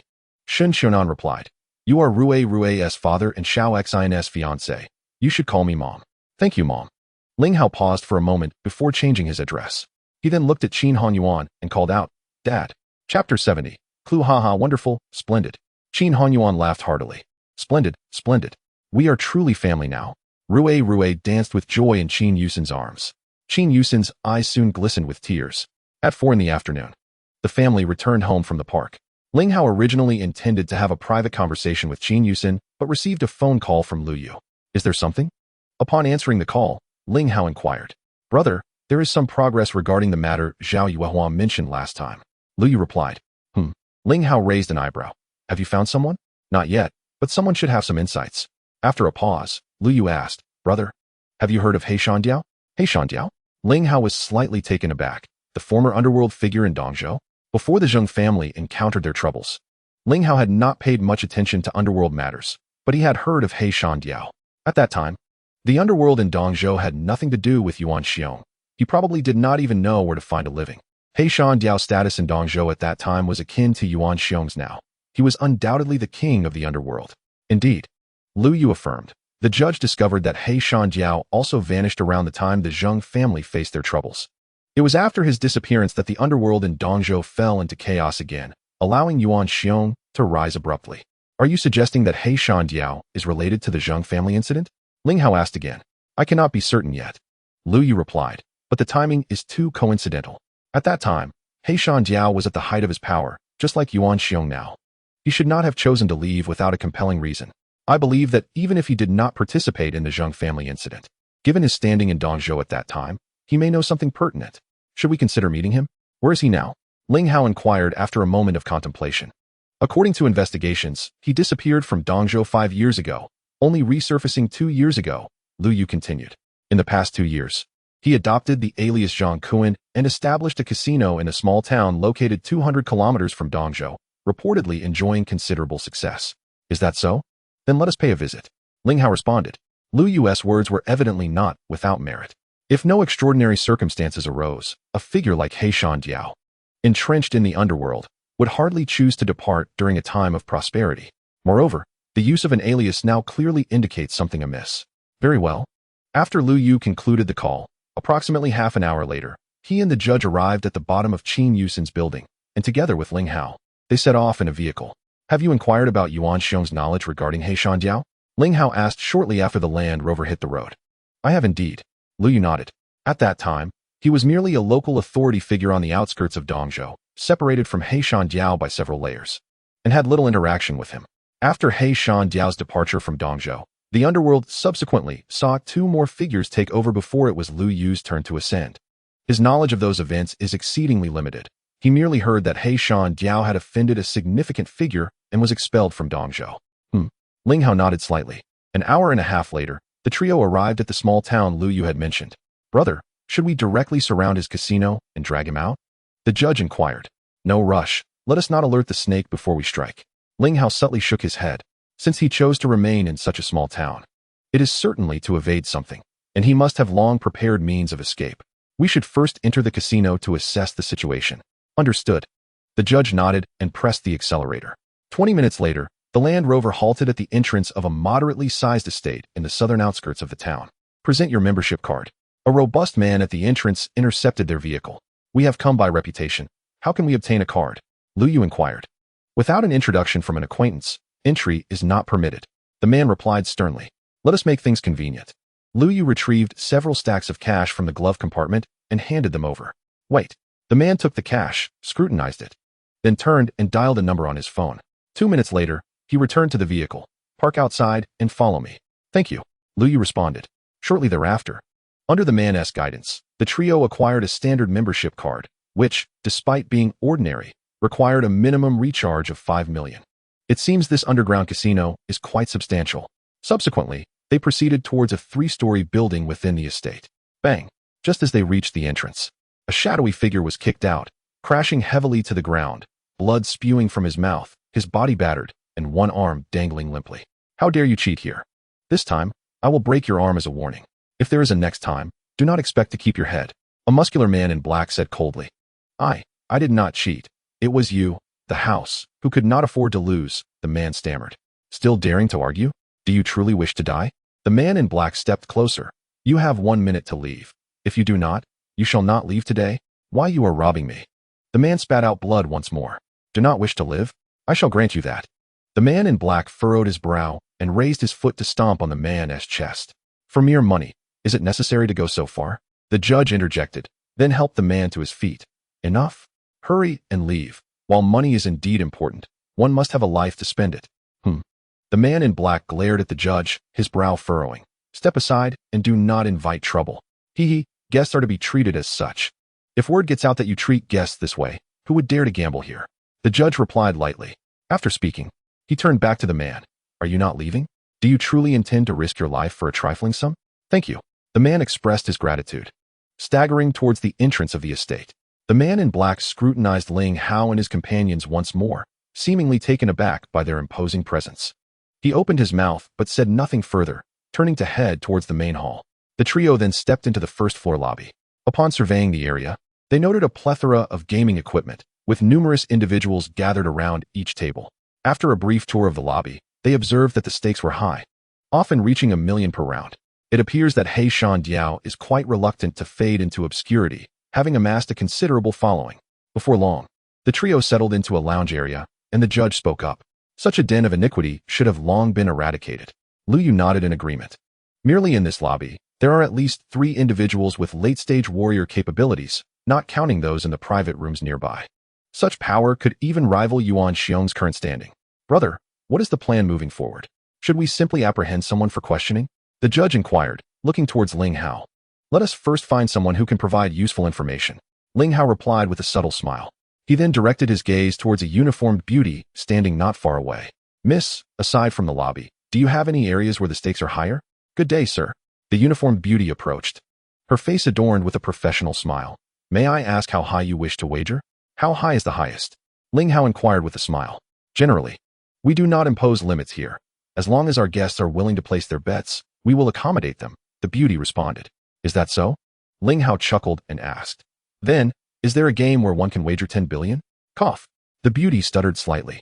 Having worked in this casino for nearly 3 years, she had encountered many wealthy individuals, witnessing bets of several tens of millions, even 1 billion once or twice. However, she had never come across a patron willing to bet 10 billion in a single round. After carefully assessing Ling Hao and his companions, the beauty asked, Sir, are you serious? Do I appear to be jesting? Ling Hao smiled once more. Please hold on a moment, the beauty said, momentarily taken aback. Before turning to walk towards a VIP room across the way. Before long, she returned with a tall, alluring woman with striking features. May I inquire your surname, sir? The tall woman asked with a charming smile. My surname is Ling. Ling Hao replied. Ah, so you are Mr. Ling. The woman responded, gesturing gracefully. Please follow me. Thank you. Ling Hao stood up, and the group proceeded into the VIP room. Upon entering, they noted 7 or 8 men standing in the corners, each exuding a considerable aura. By the gaming table stood a beautiful dealer, clearly not an ordinary person either. Mr. Ling, allow me to introduce myself. My surname is Wu, with the single name Mei, and they call me Sister Mei, the person in charge of this casino, the woman explained to Ling Hao. I have heard from Xiao Lan that you wish to wager 10 billion on a single round. It depends on whether the house dares to accept. Ling Hao remarked nonchalantly. You jest, Mr. Ling. We welcome all patrons. How could we refuse a bet? Wu Mei smiled. May I ask what you wish to play? Anything. Ling Hao replied. You seem quite confident, Mr. Ling. Wu Mei's eyes narrowed slightly. Since this is gambling, it relies entirely on luck. Until the outcome is revealed, anyone may win, no? Ling Hao replied with a smile. Indeed. Wu Mei giggled. Please, have a seat. Thank you. Ling Hao took his seat. Mr. Ling, shall we keep it simple? Wu Mei suggested as she settled down across from him. We shall engage in a game of dice, each participant wielding 6 dice. The one with the lower score shall emerge victorious. The stakes are set at 1 billion. What say you? Ha, splendid. Ling Hao smiled. Mr. Ling is indeed a straightforward person. After Wu Mei spoke, she cast a glance at the beautiful dealer. The exquisite dealer, understanding the cue, retrieved 2 dice cups from the side, handing one each to Ling Hao and Wu Mei. Ladies first. Ling Hao smiled at Wu Mei. Very well. Wu Mei's spirits lifted as she grasped the dice cup. Subsequently, her wrist flicked with practiced ease, the cup creating a series of afterimages before her. Her technique was remarkably adept, clearly indicative of a seasoned player. With a thud, after approximately a minute, Wu Mei slammed the dice cup onto the gaming table, slowly unveiling its contents. Without a hint of suspense, the 6 dice aligned in a row, with the top die revealing a score of 1. The banker has a score of 1. The beautiful dealer spoke, a glimmer of admiration flashing in her eyes. Mr. Ling, my apologies, but fortune seems to favor me today. A faint smile graced Wu Mei's lips. Playing dice with oneself is akin to giving away money. She had never experienced a loss in this gambling establishment over the years. Indeed, quite impressive. Ling Hao replied with a subtle smile. It is now your turn, Mr. Ling. Wu Mei reciprocated with a smile. Very well. Ling Hao seized the dice cup, casually flipping it a few times before setting it down. Hiss. As Ling Hao revealed the contents of the cup, a collective gasp echoed through the room. Once more, 6 dice lay in a line. However, the topmost die, after spinning for a moment, precariously balanced on the die below it, resulting in a score of 0 for Ling Hao. Observing the reactions of Wu Mei and the others, Lu Yu and the judge exchanged subtle smirks. Competing in gambling skills with their boss was sheer folly, akin to showing off in front of a master. The Blood Shadow Brigade, boasting hundreds of thousands, was not devoid of extraordinary individuals. Many possessed exceptional capabilities beyond mere martial prowess, excelling in various fields such as medicine, toxicology, marksmanship, gambling, metaphysics, computing, and finance.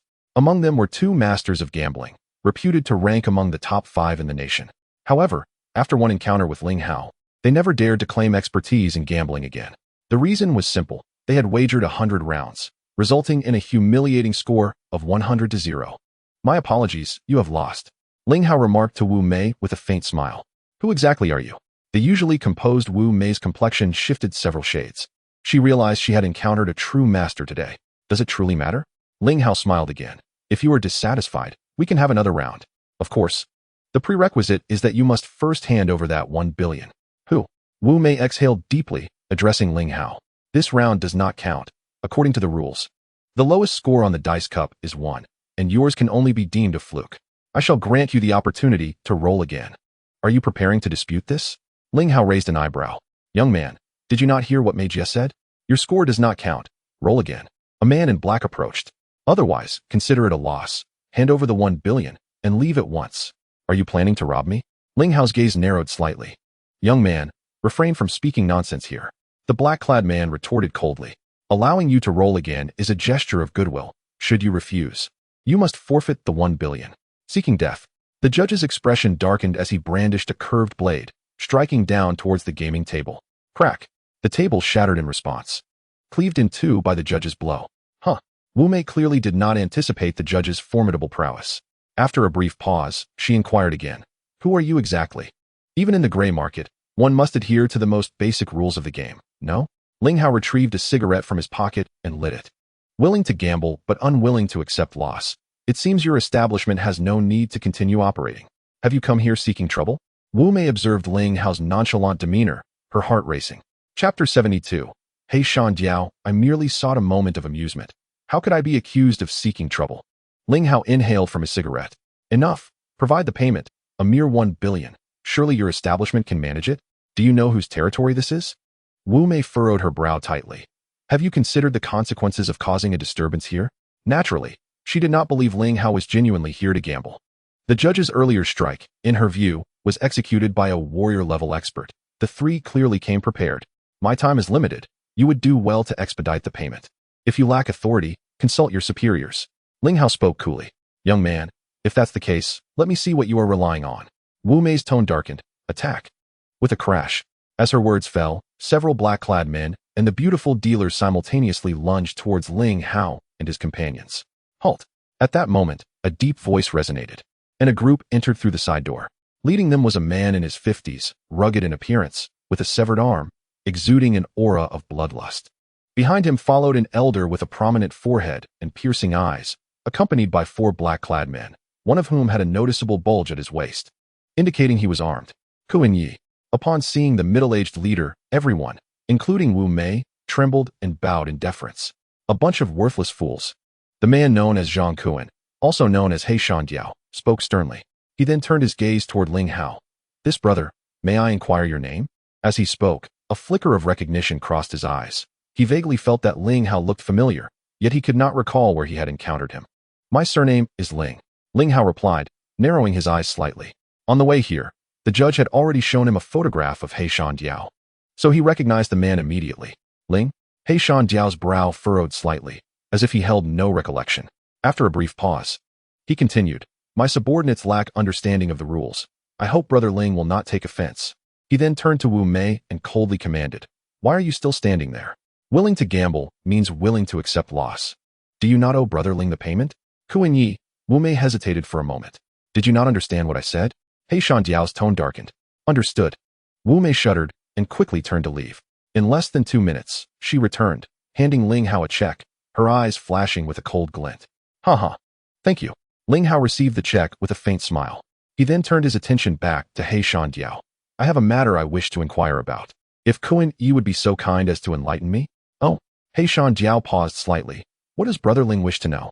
Allow me to ask a side question. Should I address you as Qin Yuxin or Diao Yi? Ling Hao smiled again. He Shan Diao's pupils narrowed to pinpricks. A shiver coursing through him. Simultaneously, an uncontrollable chill spread from his body. It had been 5 years since anyone had mentioned that name in his presence.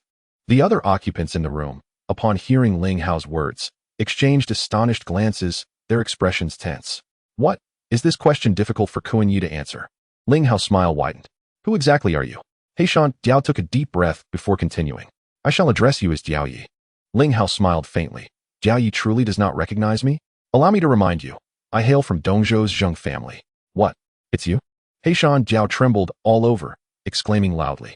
He finally understood why Ling Hao seemed somewhat familiar. The individual before him was indeed the adopted son of the Zheng family. Yet, he could not comprehend why Ling Hao was still alive, considering that the entire Zheng family had been silenced. Are you surprised? Ling Hao smiled once more. How could you possibly still be alive? A flicker of panic crossed Heishan Jiao's eyes. Jiao Yi, you must know why I have come to seek you, right? Ling Hao did not respond to his inquiry. With a huff, Heishan Jiao exhaled a breath of frustration, his gaze darkening as he spoke in a low tone. Attack. Kill them. Bang, bang, bang. As his words fell, four black-clad individuals following him drew desert eagles from their bodies and pulled the triggers at the three. Overreaching. The judge uttered solemnly, stepping forward with 2 strides, his wrist twisting rapidly as his curved blades sliced through the air, creating dozens of residual shadows. Clang, clang, clang. The bullets were entirely deflected, clattering onto the ground and producing a series of crisp sounds. Hiss. A collective gasp resonated through the room, astonishment etched on each face. Kill. Once the 4 had expended their ammunition, everyone, apart from Heishan Jiao and the elderly man, inhaled deeply before swiftly charging towards the judge. Whoosh, whoosh, whoosh. The judge struck again, his blade emitting a cold gleam that erupted like lightning, slashing outward with ferocity, leaving behind over 10 arc-shaped trails of blood in the air. Thud, thud, thud. In less than a minute, everyone lay defeated, either dead or severely injured. How is this possible? Witnessing the scene before him, Heishan Jiao's face was a mask of shock, trembling slightly. For the past 2 years, he had brazenly operated his gambling den, relying on the formidable martial artists under his command. He had been confident that with these individuals guarding him, he could fend off any disturbances, even from the authorities. Yet now, in the blink of an eye, they were all incapacitated. He realized that today would likely end poorly for him. Boy, do not be so arrogant. At this moment, the elderly man inhaled deeply and charged forward at high speed. Simultaneously, he raised his hand, unleashing a torrent of violent winds towards the judge, attacking with all his might and creating a deafening sound. Too weak, the judge coldly remarked, delivering another decisive slash. Thud, thud. The elderly man, halfway through his charge, was cleaved in 2 by the blade's radiance, collapsing to the ground with blood gushing forth. Thud. Heishan Jiao could no longer hold on, collapsing to the ground in a heap, trembling all over, his eyes filled with unending terror. Even his most formidable ally could not withstand a single blow. Meanwhile, outside in the hall, the group of black-clad individuals heard the commotion from the private room and rushed over. Whoosh, whoosh, whoosh. Just as they had taken a few steps, streaks of cold light flashed from the entrance, surging forth with unstoppable force towards the black-clad men. Thud, thud, thud. The 20 or so black-clad individuals had not yet comprehended the situation when they all fell, each suffering broken limbs, blood spurting as they writhed on the ground in agony. The gamblers in the hall finally registered the chaos, erupting into screams. The Ying men are conducting an operation. All unrelated personnel must evacuate immediately. A booming voice echoed throughout every corner of the hall. Dozens of elegantly dressed men stood at the door, their expressions grave, their aura formidable. Chapter 73, Important Clue Crash. The gamblers abandoned their chips on the tables, hurriedly fleeing towards the entrance. A few minutes later, the place was cleared, leaving only the black-clad individuals sprawled on the ground, moaning in pain. Inside the private room, Ling Hao turned to Heishan Jiao. So, Jiao Yi, is there anyone left to call? You have actually become a member of Ying Men. Heishan Jiao stammered. Someone of his status naturally understood what Ying Men represented. If there is no one left, shall we have a chat? Ling Hao took a puff of his cigarette. The events from 5.5 years ago have nothing to do with me. It was the Zhao Wang and Tao families' doing. Heishan Jiao continued to speak with difficulty. I never claimed it was you. Ling Hao replied. However, Jiao, you must have some information to share with me, correct? What information? A flicker of panic crossed Heishan Jiao's eyes once more. Could you first enlighten me on why? After the incident with the Zheng family, you left Dongzhou? Ling Hao inquired again. I grew weary of that life of violence and merely wished to find a place. Heishan Jiao shivered all over. Jiao Yi, I strongly advise against testing my patience. Otherwise, you shall undoubtedly regret it. Ling Hao interrupted him. Thud, thud. Thud. At that moment, 30 to 40 elegantly dressed young men marched in unison to the door of the private room, then bowed in unison, reporting to the commander. The entire estate has been cleared. Please provide instructions. Call the local police station and have them send personnel to take over. Ling Hao responded. Understood, Commander. The group replied in unison. Thud. Heishan Diao, who had just risen from the ground, collapsed once more, his face now displaying an even deeper shade of horror. He looked at Ling Hao, trembling, and asked, Are you Ling Shuai? With his understanding, he knew that only one person could be addressed as commander by the members of Yingmen within the territory. The king of the western region, the master of Yingmen. Ling Shuai, may I speak now? Ling Hao continued. Can you tell me who the woman was that ordered the 3 major families to act against the Zheng family? Huh. Heishan Diao exhaled heavily. If he had harbored any glimmers of hope before, now he was devoid of any such thoughts. This individual is none other than Ling Shuai, a towering figure beyond his reach. I do not know her exact identity, only that she is a very beautiful woman. After swallowing hard, Heishan Diao continued. 5 years ago, she first approached me, asking me to deal with the Zheng family. However, at that time, I was already firmly entrenched in my position as the underground king of Dongzhou, and I had no significant grievances with the Zheng family, so I declined her request. Originally, this matter could have ended there. But then, during that meeting, an unexpected incident occurred. The woman may have suffered a relapse of an old ailment. Curling up on the sofa in agony, I heard someone beside her call her Madame Yuden. Moreover, her veil fell due to her movements, and I saw her true face. It was this very reason that prompted her to harbor murderous intent towards me. The day after our meeting, she sent people to find me. Fortunately, I had been prepared. After losing an arm to her men, I managed to escape with the desperate protection of my companions. However, I knew they would not easily let me go. So I fled Dongzhou and hid abroad for 2 to 3 years. Later, I heard that the Zheng family had been exterminated, their objective achieved. I thought they might gradually abandon their pursuit of me, which is why I dared to return to the country 2 years ago. You have quite a knack for survival. It seems. Ling Hao narrowed his eyes. Can you still recall her appearance? It has been too long, and I only caught a fleeting glimpse. I do not remember her clearly. Heishan Diao shook his head in response. I can only recall that she had a beauty mole the size of a grain of rice on her brow. After speaking, she looked at Ling Hao again and said, I only know this much. Please, Commander Ling, spare my life. Take him back, sketch the outline of the opponent, and remember whatever you can. Ling Hao gave a brief instruction. Understood. The judge nodded. Immediately afterward, a swift chop of his hand knocked Heishan Diao unconscious on the ground. 10 minutes later, the 3 of them drove back to Dongzhou with Heishan Diao. By the way, big brother, we received a response from the capital. After the car had been driving for about 10 minutes, Lu Yu spoke up. They did not approve of your resignation, but granted you a 3-month leave, asking you to return to the capital to report in 3 months. Let them be. Ling Hao replied nonchalantly, as he had already anticipated this outcome.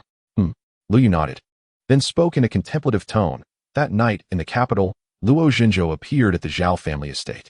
It seems it shouldn't be so simple, right? There is no connection between us, and we didn't notify him in advance that we would act against the Zhao family that night. How did he know to rush over? Hee.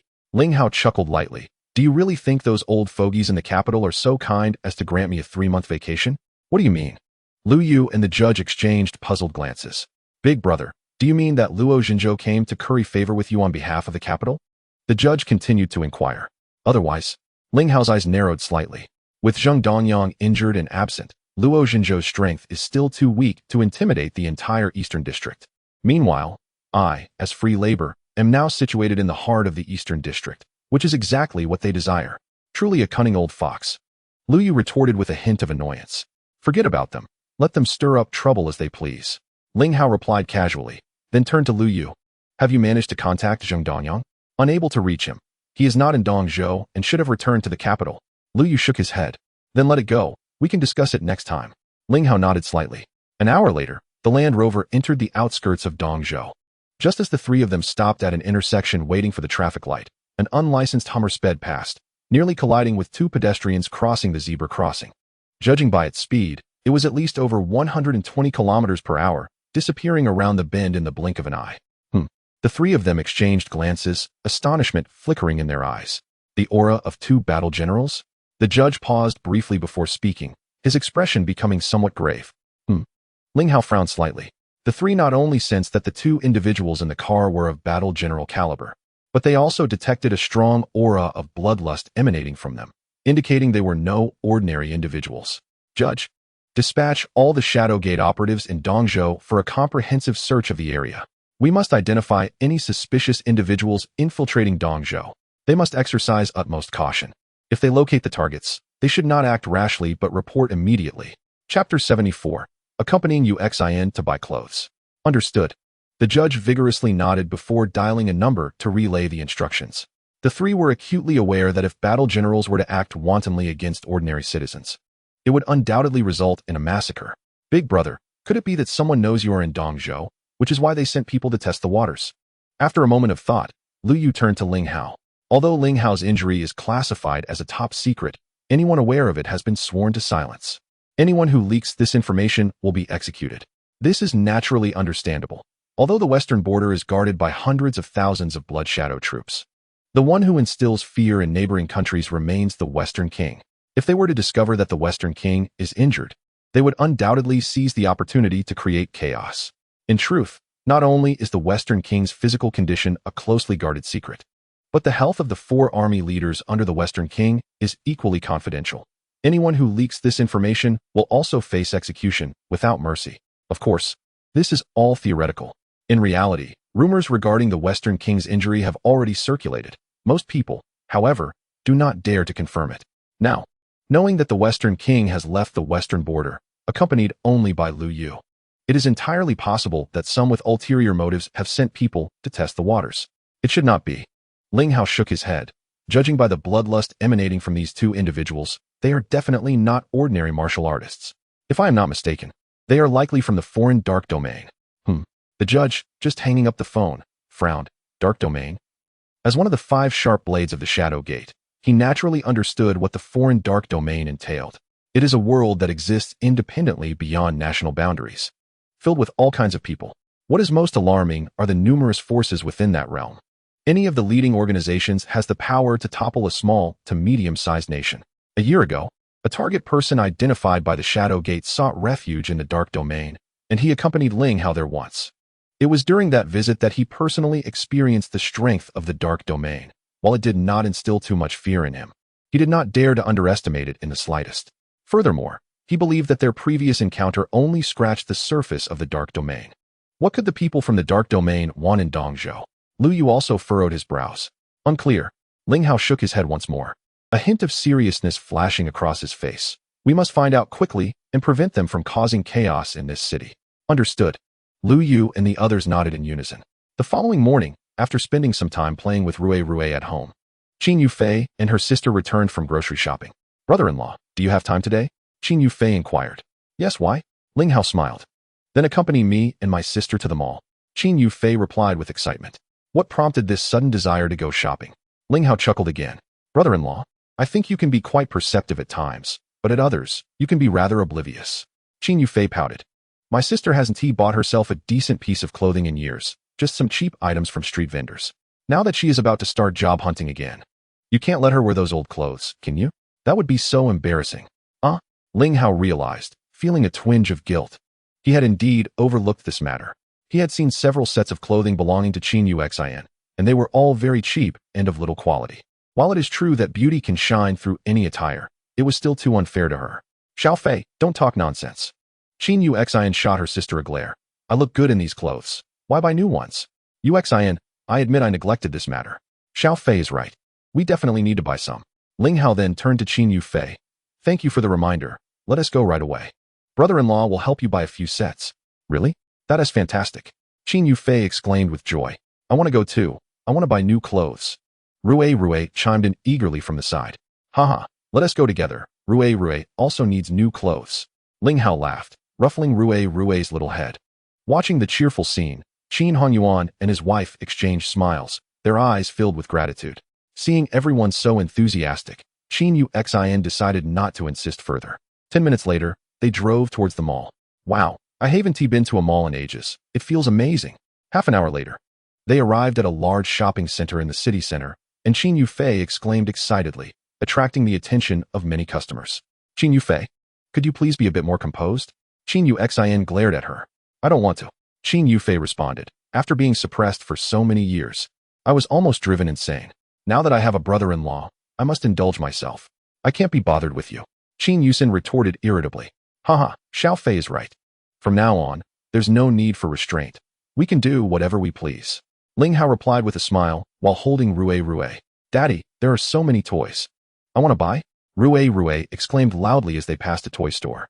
Rue, Uncle Lu has already bought you so many toys that you haven't even played with yet, and now you want to buy more? Qin Yuxin interjected. Although the toys Uncle Lu bought are fun, most of them are for boys. I want to buy toys for girls, Rue pouted in response. Haha. Today Rue can buy whatever she wants, Daddy agrees. Ling Hao said with a grin. Great. I want to buy a Barbie doll, Elsa, and a princess castle.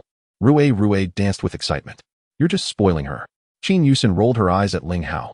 Hee, it's rare to see Rue so happy. Ling Hao replied with a smile. Half an hour later, Rue had picked out over 10 girls' toys. After settling the bill, Ling Hao temporarily left the toys with the store, planning to pick them up after they finished shopping for clothes. Soon after, they arrived at the women's clothing section on the 3rd floor. Wow, they are all high-end brands, and they are this year's latest styles. Qin Yufei exclaimed excitedly. Brother-in-law, you are going to go bankrupt today. Haha, don't worry about spending. Money is no object. Ling Hao chuckled. Indeed, he was not short on funds. Any black gold card he possessed could easily purchase the entire mall. Such generosity. Qin Yufei responded with a smile, then pulled Qin Yuxin into the Chanel store. Welcome to Chanel. Please browse at your leisure. If you find something suitable, feel free to try it on. A sweet-looking saleswoman approached with a smile. A glimmer of astonishment flashed in her eyes as she looked at the two sisters. What beautiful young ladies. Thank you. We'll just take a look first. Qin Yufei replied with a smile. Of course. The saleswoman responded cheerfully. The two sisters had just examined a few coats when they gasped in disbelief. One coat was priced at nearly 200,000. Besides that, the other jackets were also priced in the tens of thousands. Isn't this a bit excessive? Qin Yufei remarked. Holding up the most expensive coat, her eyes wide. Hello, miss. This is our store's latest arrival, and the price is indeed somewhat high, the saleswoman explained with a smile. If you find it too expensive, you can look at other styles, which are also classics. You two are so beautiful. You would look stunning in anything. It's too expensive. Let's skip it and check out other stores. Thank you. Qin Yufei said as she hung the coat back on the rack. You're welcome. And we look forward to your next visit, the saleswoman replied with a smile. If you can't afford it, don't touch it. Stop pretending to be wealthy. At that moment, a woman who appeared to be a supervisor approached. She looked at Qin Yufei with disdain and then turned to the sweet saleswoman. Xiao Su, you've been working here long enough. Can't you have some discretion? Why let just anyone touch the clothes? If they get wrinkled, how will we sell them? Manager Wang. They were just looking, the saleswoman named Su Jia replied weakly. What is there to see? Just indulging in the experience? Manager Wang interrupted coldly. These clothes are meant for wealthy customers to try on. You certainly can't afford them. So what are you doing here? Qin Yufei's face turned crimson with anger. Miss, please watch your words. Qin Yuxin frowned. Regardless of whether we can afford them, aren't the clothes here for customers to try on? Let me reiterate. We only allow customers who can afford to buy to try on clothes. Poor people shouldn't waste our time. Manager Wang replied coldly. You better apologize at once. Ling Hao, holding Rue, stepped forward. Oh, such bravado. I'm genuinely curious to see how you plan to make me lose my job. Manager Wang scoffed, glancing dismissively at Ling Hao. She was confident, as the store manager had her backing. Otherwise, she wouldn't have that position. You will see, Ling Hao said, giving her a glance before turning to Qin Yuxin. Yuxin, this coat looks great. It would surely be stunning on both of you. Why not buy one each? Wow, brother-in-law. Have you seen the price? Qin Yufei said, smacking her lips. No need to worry about the cost. If you like it, that's all that matters. Ling Hao replied with a smile, then turned to the saleswoman named Su Jia. Hello, please wrap these two up for me. What a pretender. Manager Wang scoffed from the side. Just then, the sound of high heels echoed as a tall woman entered, linking arms with a young man. Both wore dark sunglasses and displayed an air of arrogance. Is that her? Qin Yufei said, slightly surprised upon seeing the woman. Do you know her? Qin Yuxin inquired. Sister, you don't recognize her? She's the third female lead from that popular drama a while back, Huang Yanli. Qin Yufei responded. I don't know her. Qin Yuxin shook her head. How shall Miss Huang welcome? Please, come in. Manager Wang rushed to greet them with a flattering smile upon seeing the two. Are there any new coats? The woman, Huang Yanli, asked indifferently. Miss Huang, you're just in time. We received 2 new coats yesterday. They are this year's latest styles, Manager Wang replied with a smile, leading the two towards Ling Hao and the others. They look pretty good. Please wrap them up for me. Huang Yanli remarked after a cursory glance at one of the coats. Then, She casually swept a glance at Qin Yuxin and her sister before turning to Manager Wang. Wait, have these clothes been tried on by them? Give me a new one. What is wrong with your store, allowing just anyone to try on clothes? Who would buy clothes that have been worn by people like them? Miss Huang, I apologize. I will get you a new one right away. Manager Wang nodded eagerly. But Manager Wang, Zhao Jia seemed poised to speak when she said, there are only 2 of these coats in the store, and this gentleman just said he wanted to buy 2. You shut your mouth. Manager Wang glared fiercely at her. Miss, what did you mean by that? Qin Yufei asked angrily as she looked at Huang Yanli.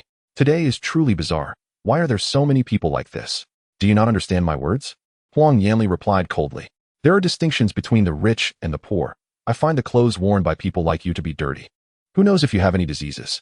With a sharp crack, a resounding slap echoed through the air, causing Huang Yanli's sunglasses to clatter to the ground. Silence engulfed the scene immediately. The other saleswomen who had just gathered were left stunned, mouths agape. They recognized both women and knew their backgrounds were formidable. Ling Hao had the audacity to slap her, and now they were in for an exciting spectacle. You dare to hit me. After a while, Huang Yanli regained her composure and let out a piercing scream. You scoundrel! How dare you strike Miss Huang? At the same time, the manager surnamed Wang shouted in outrage. A resounding slap echoed in the air as the manager staggered, nearly losing his balance. Young Master Hang, he hit me.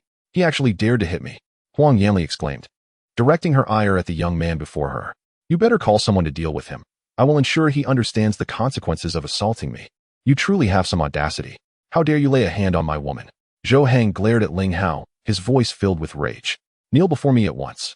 Ling Hao, however, ignored him and turned to Qin Yufei. Xiaofei, please take Rurue over there to check out the toys. Understood. Qin Yufei recognized Ling Hao's anger and picked up Rurue, heading towards a nearby resting area. Are you deaf? I'm speaking to you. Zhou Hang's tone grew colder. She is your woman? Ling Hao replied icily. Very well. Then you should kneel and apologize alongside her. What? Zhou Hang's brow furrowed. Do you know who I am? Speak up. Ling Hao responded nonchalantly. The Zhou family, ranked 6th in Dongzhou. I presume you are aware? Zhou Hang puffed up with pride. The Zhou family, is it? Ling Hao cast him a disdainful glance. You have 1 minute. If you do not kneel, I shall summon your father to apologize on your behalf. You are courting death. Zhou Hang's expression darkened, and he launched a punch at Ling Hao. Boom. His fist barely extended before he was sent sprawling to the ground, unable to rise. Young Master Hang. Huang Yanli gasped and hurried to help him up. Very good. You even dare to strike me. You truly are remarkable. Zhou Hang's eyes blazed with fury. I assure you, today, if you do not kneel and call me grandfather, you will bear my surname. With that, he pulled out his phone and dialed a number. Ling Hao. Shall we leave? Qin Yuxin glanced at Ling Hao, her concern evident. Let us find another place to look for suitable clothes. Yuxin, it's fine. If we do not teach them a lesson, they will continue to bully the innocent. Ling Hao reassured her with a steady gaze. Please wait a moment. I need to call a friend. After finishing, he dialed Shen Li's number. Ling Xiao? Shen Lu answered promptly. 3 matters. Handle them immediately. Ling Hao instructed. First, there is a Chanel boutique in Hongdu Commercial Center. Inform the company that the manager surnamed Wang will not be returning to work starting tomorrow. Second, that so-called 2nd or 3rd-tier celebrity, Huang Yanli, is to be blacklisted starting tomorrow. Third, inform the head of the Zhou family in Dongzhou that I am giving him half an hour to come to the Chanel counter in Hongdu Commercial Center to collect his son. Once the time is up, he shall bear all consequences. After hanging up, he turned to Huang Yanli, who scoffed at his conversation. You are delusional. You think you can blacklist me? Why don't you ascend to the heavens? She warned, if you do not kneel and apologize today, do not expect to remain in Dongzhou. Indeed, the manager surnamed Wang scoffed. Your phone call was likely never even connected. You think I won't come to work tomorrow? How absurd. You will soon discover whether my call was connected. Ling Hao shot her a glance. You wait. I will ensure you understand the consequences of provoking me. Zhou Hang seethed after finishing his call. Being publicly humiliated as the heir of the Zhou family was utterly intolerable. Days prior, the top 3 families in Dongzhou were overturned overnight, and the Zhou family now ranked among the new 4 families of Dongzhou. Dealing with an inconsequential youth was akin to swatting an ant. He then turned his attention to Qin Yuxin. If I am not mistaken, you must be Qin Yuxin. What is your relationship with this brat? He recalled that she had seemed familiar upon first sight. After a moment of thought, he recognized her as the renowned beauty of Dongzhou. Qin Yuxin merely glanced at him, remaining silent. Yuxin, why not check out other styles to see if anything else catches your fancy? Ling Hao suggested, turning towards her. They are too expensive. Let us not shop here. Qin Yuxin shook her head. Do not worry. I am not short of funds. As long as you like it, that suffices. Ling Hao smiled and addressed the attendant named Zhao Jia. Hello, could you recommend us a few more styles? Zhao Jia, finally coming back to her senses, was interrupted by the manager, surnamed Wang's furious declaration. I officially inform you that you are fired. Get out at once. Zhao Jia hesitated momentarily before exhaling a breath of frustration, removing her name tag and placing it on the counter. If I am to be fired, I was already considering resigning in a few days. Sycophancy towards superiors and bullying subordinates. How on earth did they select you as manager? Turning to Ling Hao and his companion, she bowed slightly. I sincerely apologize. We can no longer serve you. We should be the ones apologizing. It is our fault that you were involved in this. Qin Yuxin expressed with regret. It is nothing. I did not intend to stay in this job for long. Zhao Jia replied with a faint smile as she made her way to the exit. Wait. Ling Hao called out with a composed smile. Do not rush to leave.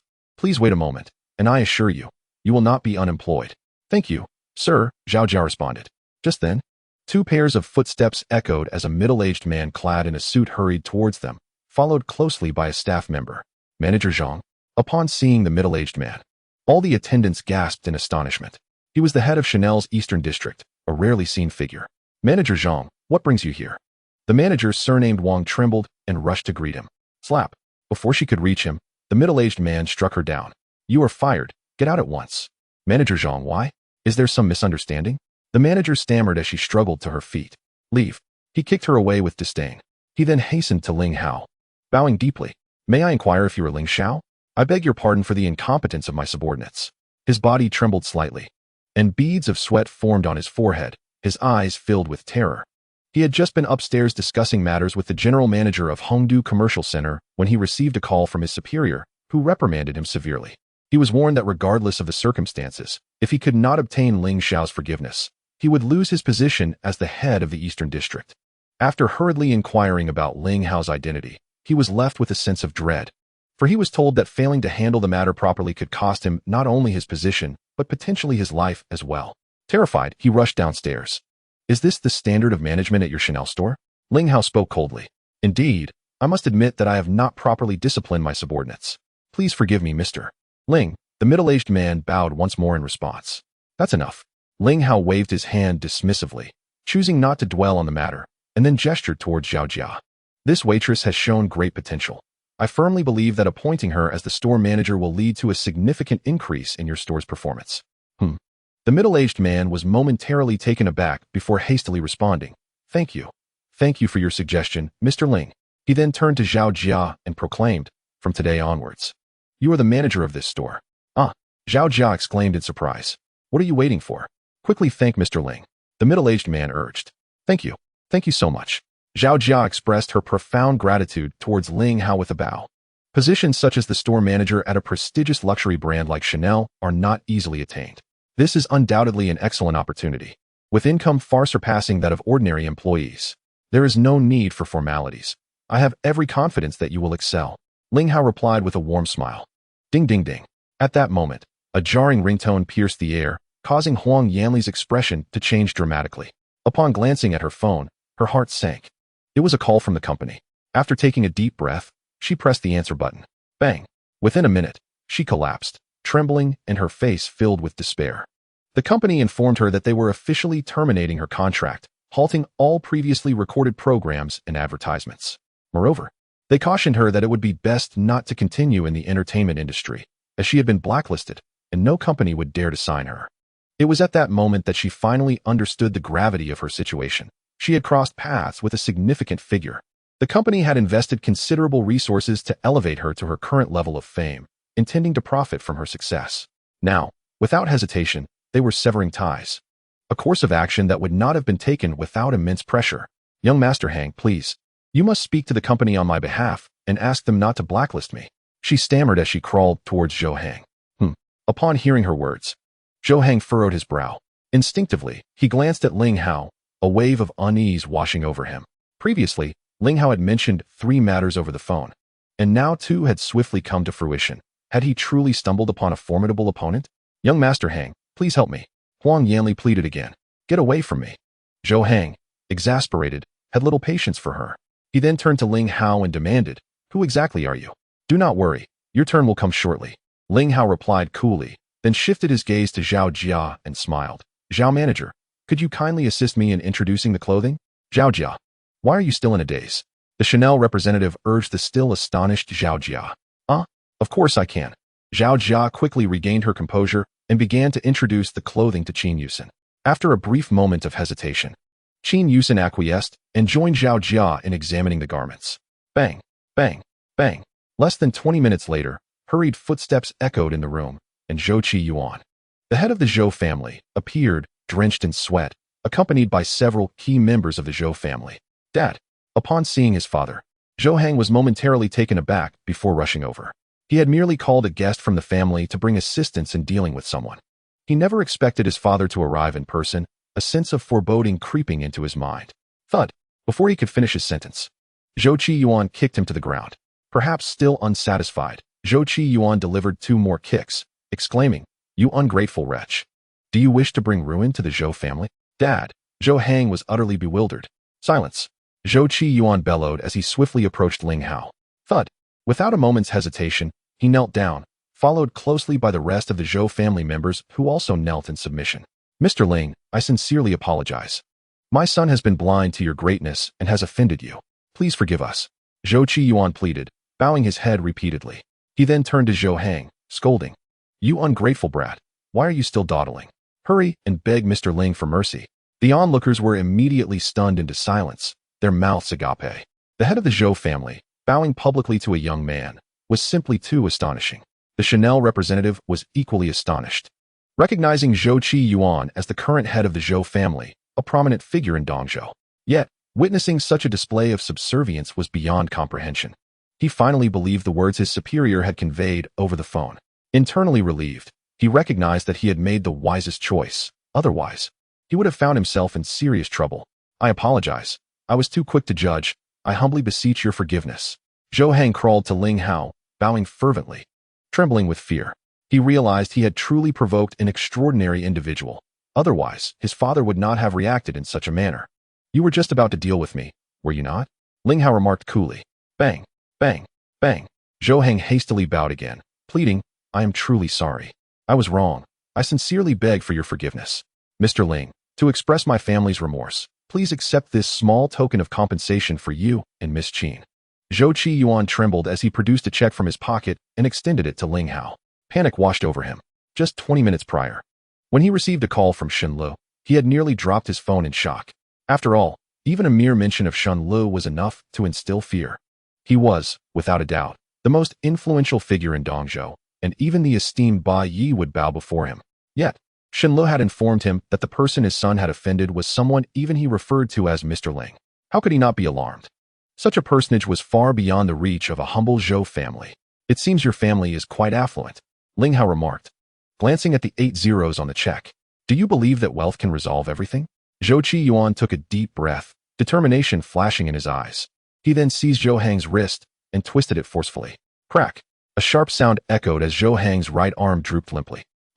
Zhou Hang screamed in agony, drenched in cold sweat. Mr. Ling, is this satisfactory? Zhou Qi Yuan stammered, looking towards Ling Hao with great difficulty. Ling Hao, let it go. Allow them to leave. Qin Yuxin approached, her heart aching at Zhou Hang's plight.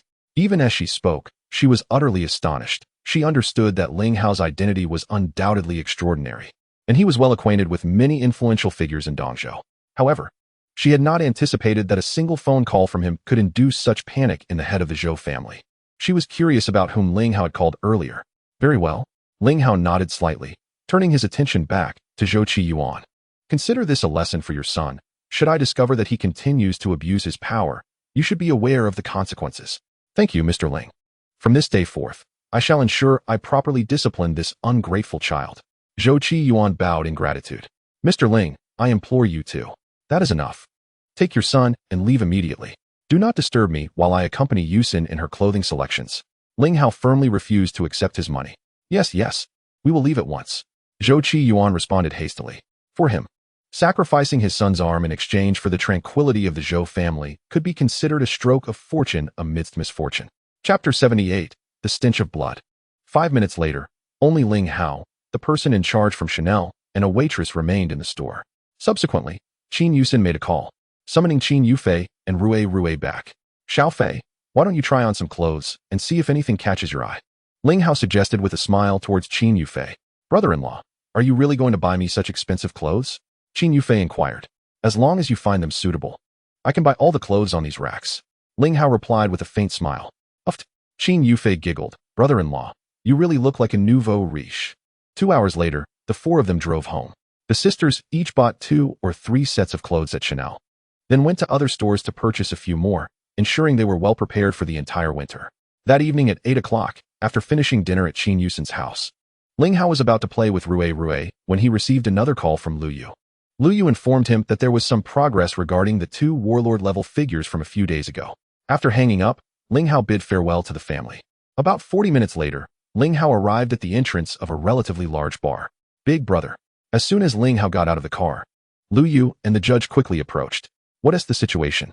Ling Hao inquired after nodding.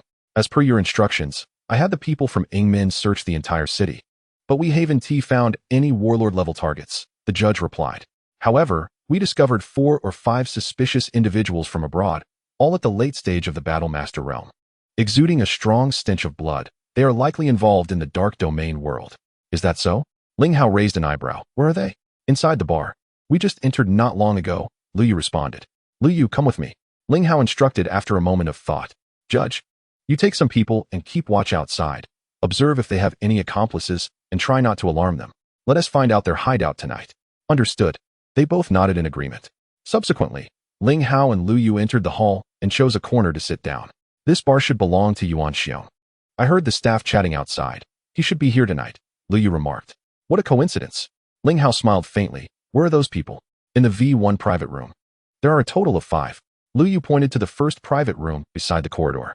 Are they all Battle Master level? Ling Hao asked. Yes, Lu Yu confirmed. Among them, 2 have 1 foot already in the warlord level. Just then, a loud sound of a door being forcefully pushed open echoed from the corridor. Help! Help! A terrified woman cried out. Following that, a distressed waitress dashed out from the corridor, screaming as she ran. She was completely naked, her body covered in bruises, with blood trickling from her mouth. Thud! Thud! Thud! Upon witnessing this scene, 5 or 6 sturdy security guards in the hall quickly rushed towards the private room. Hiss! Upon arriving at the private room's door and peering inside, they collectively gasped in shock. Inside, 7 or 8 waitresses were all stripped bare, with 5 of them lying on the ground, each sustaining varying degrees of injury, curled up and trembling. Meanwhile, on the sofa, 2 men were engaging in vigorous activity with 2 of the waitresses, while another waitress was pinned down on the sofa, and one of the men was dripping candle wax onto her. The room was filled with the pleas and screams of the waitresses. You scoundrels, you truly deserve to die? One of the lead security guards exclaimed in fury, gritting his teeth. As soon as he finished speaking, he raised his electric baton and charged inside, shouting, "Let them go." The other security guards followed suit. "Get out of here, don't disturb our fun." The remaining man, leisurely smoking a cigar, replied indifferently. Immediately after, he moved with lightning speed, unleashing a flurry of violent punches. Bang! Bang! Bang! The 5 or 6 security guards had no chance to resist and were sent flying, lying on the ground, spewing blood. What are you? The head of the security team coughed up a large quantity of blood. This is the territory of 8th Master. Dare to cause trouble here. You will surely die? Is that so? Then why don't you call him over? The man returned to the sofa and sat down. Also, have him bring a few more beauties. These ones are too fragile for fun tonight. The head of the security guard spat out another mouthful of blood. Thud, thud, thud. A series of footsteps sounded, and a group of people with grim expressions descended from the loft. Leading them was Yuan Xiong, followed closely by Ho Ying and 4 of his top subordinates. Upon seeing Yuan Xiong, the security guard struggled to call out, "8th Master, help. The waitresses inside are screaming." Yuan Xiong stepped into the private room, and upon witnessing the scene, his pupils constricted, a chilling aura emanating from him. "8th Master, they shouldn't be ordinary people," Ho Ying remarked, taking a couple of steps closer to Yuan Xiong. Yuan Xiong nodded slightly. Being a martial artist himself, he had already sensed a formidable pressure from the opposing individuals, mixed with a dense stench of blood. They were undoubtedly not comparable to those who mingled in the underground world during a time of peace. He couldn't fathom who they truly were. "You are truly seeking death," one of Yuan Xiong's subordinates roared, raising his hand and charging at the opposing party.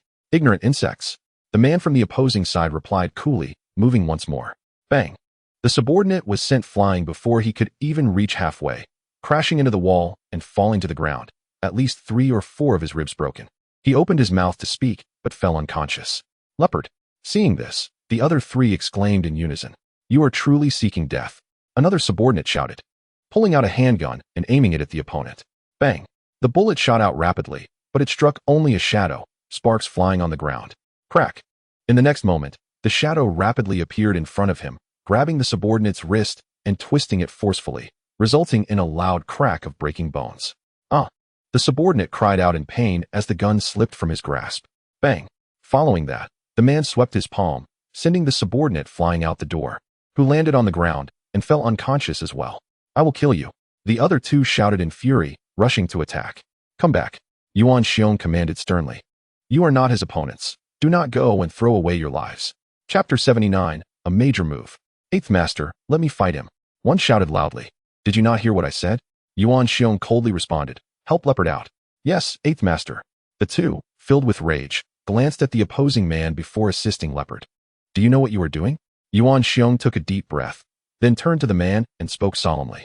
You must be the so-called 8th Master. The man grinned at Yuan Xiong. I'm giving you a chance. Clear everyone out and bring all the women in your bar here for our enjoyment. What is your name? Yuan Xiong's pupils slightly constricted. If you wish to avoid death, it would be prudent to refrain from excessive chatter.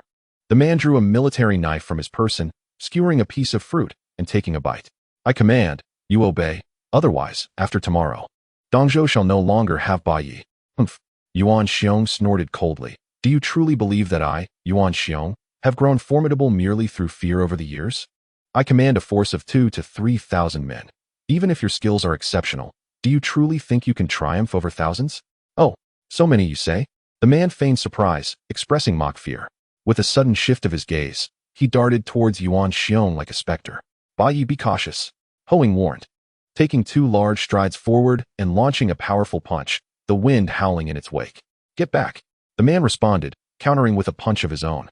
The 2 forces collided violently, creating a powerful shockwave that rippled outward.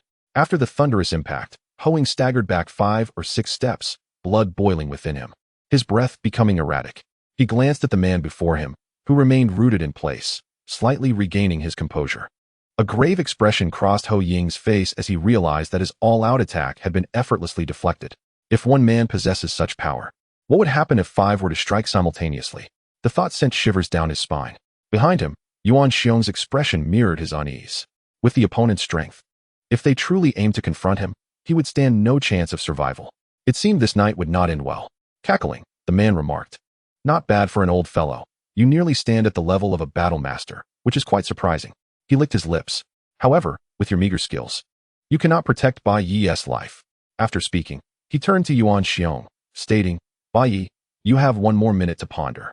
If you do not summon all your little sisters here, I shall take your life. Though I, Yuan Xiong, may not be a paragon of virtue, I cannot disregard the lives of those beneath me. Yuan Xiong spoke solemnly. Come then, it has been many years since I last fought. Even if I know I am no match for you, I shall still engage. Cackling, the man grinned, clearly intent on ending Yuan Xiong's life. Ba Yi, be careful. Hoing cried out once more. He wished to intercept the blow aimed at Ba Yi, but due to his prior injuries, he could not react swiftly enough, helplessly watching as the man's fist flew toward Yuan Xiong. Upon sensing the power of the attack, Yuan Xiong's pupils constricted to pinpricks. He had intended to fight with all his might, but now he realized how naive he had been. In the face of absolute strength, he had no possibility of resistance. Just as Yuan Xiong believed he could not escape his fate, a fierce gust of wind swept past him, causing everyone's clothing to flutter. Boom! In the next moment, the man was sent flying like a broken kite, crashing through the wall behind him and landing heavily on the concrete of the courtyard. What kind of person? The man gasped, struggling to speak, his pupils dilating as he kicked his legs in vain, losing consciousness. Hiss! The room filled with gasps of shock, everyone wide-eyed. A battle master had been dispatched with a single blow. How terrifying! Ling Hao, Yuan Xiong, and Hoing turned to see Ling Hao and Lu Yu step in with purposeful strides. Amidst their astonishment, a wave of relief surged within them. They had not anticipated Ling Hao's arrival. With Ling Hao present, it seemed they would overcome this crisis tonight. In their minds, both Ling Hao and Lu Yu possessed strength at least above the level of a battle general, making it as easy to dispatch a few battle masters as squashing ants. Damn it! The other 4 men glanced at their fallen comrade, shouting in anger. Leave one alive, kill the others. Ling Hao commanded. Understood. Lu Yu nodded, darting forward. You seek death. The 4 men shouted in unison, raising their hands to attack Lu Yu. Bang, bang, bang. In the next moment, 3 gusts of wind swept through, and 3 of the men exploded like balloons. Blood mist filled the air, and the 3 men vanished without a trace. Several accompanying sisters screamed and fainted. Thud. Yuan Xiong and the others dropped their jaws in shock. Although Yuan Xiong and Hoing were well aware of Lu Yu's formidable abilities, they had not expected him to be this powerful. Bang. Simultaneously, the remaining man's punch struck Lu Yu without any hindrance. Crack. To his despair, the full force of his strike did not even graze Lu Yu. Instead, it shattered his own arm, spitting out a mouthful of blood after being forced back 10 steps. His face was etched with horror. Battle General? Boom. Before he could finish his words, Lu Yu struck again, sending a gust of wind that lifted him into the air. Thud. He landed heavily on the ground, his bones crushed, lying like a rag doll, barely clinging to life. Who are you? In Dongzhou, apart from the battle department, how could there be a battle general? The man coughed up another mouthful of blood. Ding ding ding. At that moment, Ling Hao's phone rang. Upon answering, he saw it was a call from the judge. What is it? Brother, the opposition is definitely planning something significant tonight. Came the judge's irate voice over the line. Our brothers have discovered that not only these 5, but several of their accomplices have appeared in various locations throughout Dongzhou, resulting in numerous casualties. The Dongzhou Police Department and the Battle Department have been alerted and are now conducting a citywide search. I will head over to investigate. Chapter 80. The opposition's intentions. Ling Hao frowned. Inform the police not to intervene. They are no match for them. Furthermore, dispatch all members of the Shadow Gate within Dongzhou. If any are discovered, execute them on the spot. Understood. The judge replied before hanging up. Brother, what is going on? Lu Yu inquired. They are certainly up to something tonight. Ling Hao recounted the judge's warning, then turned to the man before him, speaking gravely. What is your purpose in coming to Dongzhou? Where are the 2 battle generals? The man spat blood. Whether you wish to kill or torture me, do as you please. If you want to pry open my mouth, that will be in your next life.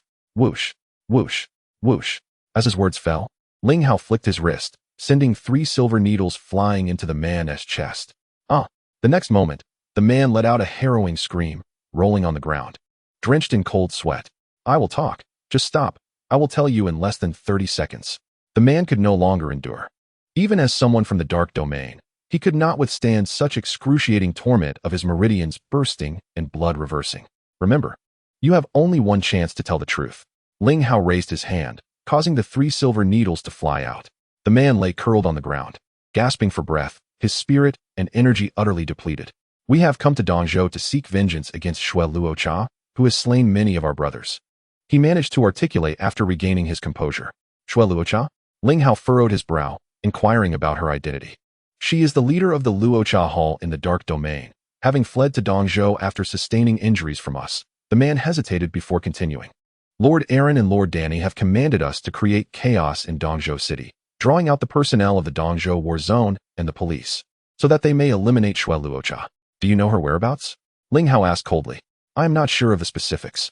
The Dongzhou War Zone should have that information. The man continued with difficulty. This is infuriating. Ling Hao uttered darkly, unleashing a punch that obliterated the man's body. Immediately head to the Dongzhou War Zone. Before his words could fully resonate, he was already outside the door, with Lu Yu closely following. 2 minutes later, Lu Yu pressed the accelerator to the floor, and the Land Rover surged forward with great speed. Ling Hao then retrieved his phone and dialed Luo Jinzhou's number. Commander Ling. A respectful voice emanated from the receiver. Have you heard that there is chaos unfolding tonight? I have already dispatched personnel. Where is Shui Luocha? Ling Hao interrupted him sharply. Luo Jinzhou was momentarily taken aback. Very few are aware of the situation regarding Shui Luocha, and he did not expect Ling Hao to be informed. If you wish to avoid a catastrophe in Dongzhou, answer me immediately. Ling Hao's voice turned icy. The Special Patrol Division is protecting her. She is at a base in the east of the city. Luo Jinzhou could sense the coldness radiating from Ling Hao even over the phone. Send me the location at once. Ling Hao commanded sternly. Commander Ling, may I ask what is happening? Luo Jinzhou trembled slightly. There are at least 2 late-stage war generals from the Dark Domain who are set to assassinate Shui Luocha. Neither your forces nor those of the Special Patrol Division can stop them. Ling Hao spoke again. Luo Jinzhou gasped, quickly responding. I will send you the location immediately. 2 late-stage war generals. Moreover, their strength is formidable. This is outrageous. In the entire Eastern District, the only true war god-level expert, aside from the injured Zheng Dongyang, is the commander of his 4 legions, who are currently stationed at the border. Though he himself is the deputy in the Eastern District, his focus is more on internal management, thus his cultivation remains at the peak of war general level. Currently, in the Dongzhou war zone, aside from him, there is only one minor war general, who is of little consequence. The strongest personnel in the Dongzhou Special Patrol Division is merely a major war general. The arrival of 2 late-stage war generals would undoubtedly obliterate them. With no time to waste, he hastily sent the address to Ling Hao. He could only hope for Ling Hao now. Otherwise, a major incident would surely occur tonight. Hurry. After setting the navigation, Ling Hao handed the phone to Lu Yu. Understood. Lu Yu nodded, flooring the accelerator as the Land Rover roared to life. Why are the Special Patrol Division involved? Who exactly is Shui Luocha? Lu Yu asked, his voice grave as he drove. The Special Patrol Division, as the name implies, is tasked with extraordinary surveillance. They do not have a defined duty, directly taking orders from the capital, responsible for unusual matters assigned by the higher-ups, maintaining close cooperation with the war departments of various districts. During their time in the Western region, Ling Hao and his companions had frequent dealings with personnel from the Special Patrol Division. The Dark Domain harbors numerous potent organizations, publicly functioning as mercenaries and assassins. Ling Hao answered evasively. Yet, it is common knowledge that all powerful factions have corresponding national support, often assisting these nations with matters that cannot be publicly addressed. Brother, do you mean to suggest that Shui Luocha might be an asset arranged by the higher-ups within the Dark Domain? Lu Yu continued to inquire. Even if not explicitly arranged, there is certainly a connection. Ling Hao nodded. Otherwise, she would not have the protection of the War Department and the Special Patrol Division. Then why doesn't she return to the capital, but instead causes chaos in Dongzhou? Lu Yu retorted, exasperated. How can Dongzhou's capabilities contend with the Dark Domain? It is quite simple, for I am in Dongzhou. Ling Hao replied calmly. By heavens. Lu Yu swore. Are those old geezers doing this on purpose to give you something to do? Did they not say they would grant me a 3-month leave? Ling Hao nodded slightly. A pack of cunning old foxes. Lu Yu fumed. Once we finish this busy period, we shall pay a visit to the capital. Ling Hao narrowed his eyes, speaking coldly. Very well. Lu Yu's eyes sparked with determination. He understood that certain individuals were about to face significant troubles. Meanwhile, at the outskirts of the eastern city, within an unknown training base at the foot of a mountain, 8 armed plainclothes men stood guard at the entrance, each with a serious demeanor and tense expressions. Under normal circumstances, they would not be this highly strung. The reason for their heightened alertness was the arrival of a special guest. The guest's identity was known only to a select few, and no one was aware of her true nature, only that she had sustained grave injuries. The orders from above mandated utmost secrecy and vigilance, leaving no room for error. Initially, they had not taken the matter seriously, as this was the territory of the War Department, and who would dare to act recklessly here? However, the previous afternoon, a guard had been penalized under military law merely for dozing off, prompting them to pay adequate attention to the situation. Suddenly, the sound of 3 brakes echoed, and soon Luo Jinzhou appeared, leading a group of individuals hastily towards the entrance. Deputy Commander Luo. The 8 plainclothes men stood at attention, saluting sharply. Yes. Luo Jinzhou nodded slightly, then turned to the 2 middle-aged men following closely behind. Move quickly. Transfer Shui Luocha at once. Understood. The 2 men nodded in unison. Just then, the sound of footsteps broke the silence of the night, echoing ominously. Before long, 2 imposing figures appeared 100 meters away. HM. Luo Jinzhou's pupils constricted sharply. There is no time. Notify everyone to go to level 1 alert. Chapter 81. You have crossed the line. Understood. A plainclothes man responded loudly before sprinting toward the base. As they spoke, the 2 figures 100 meters away, like phantoms, swiftly approached them.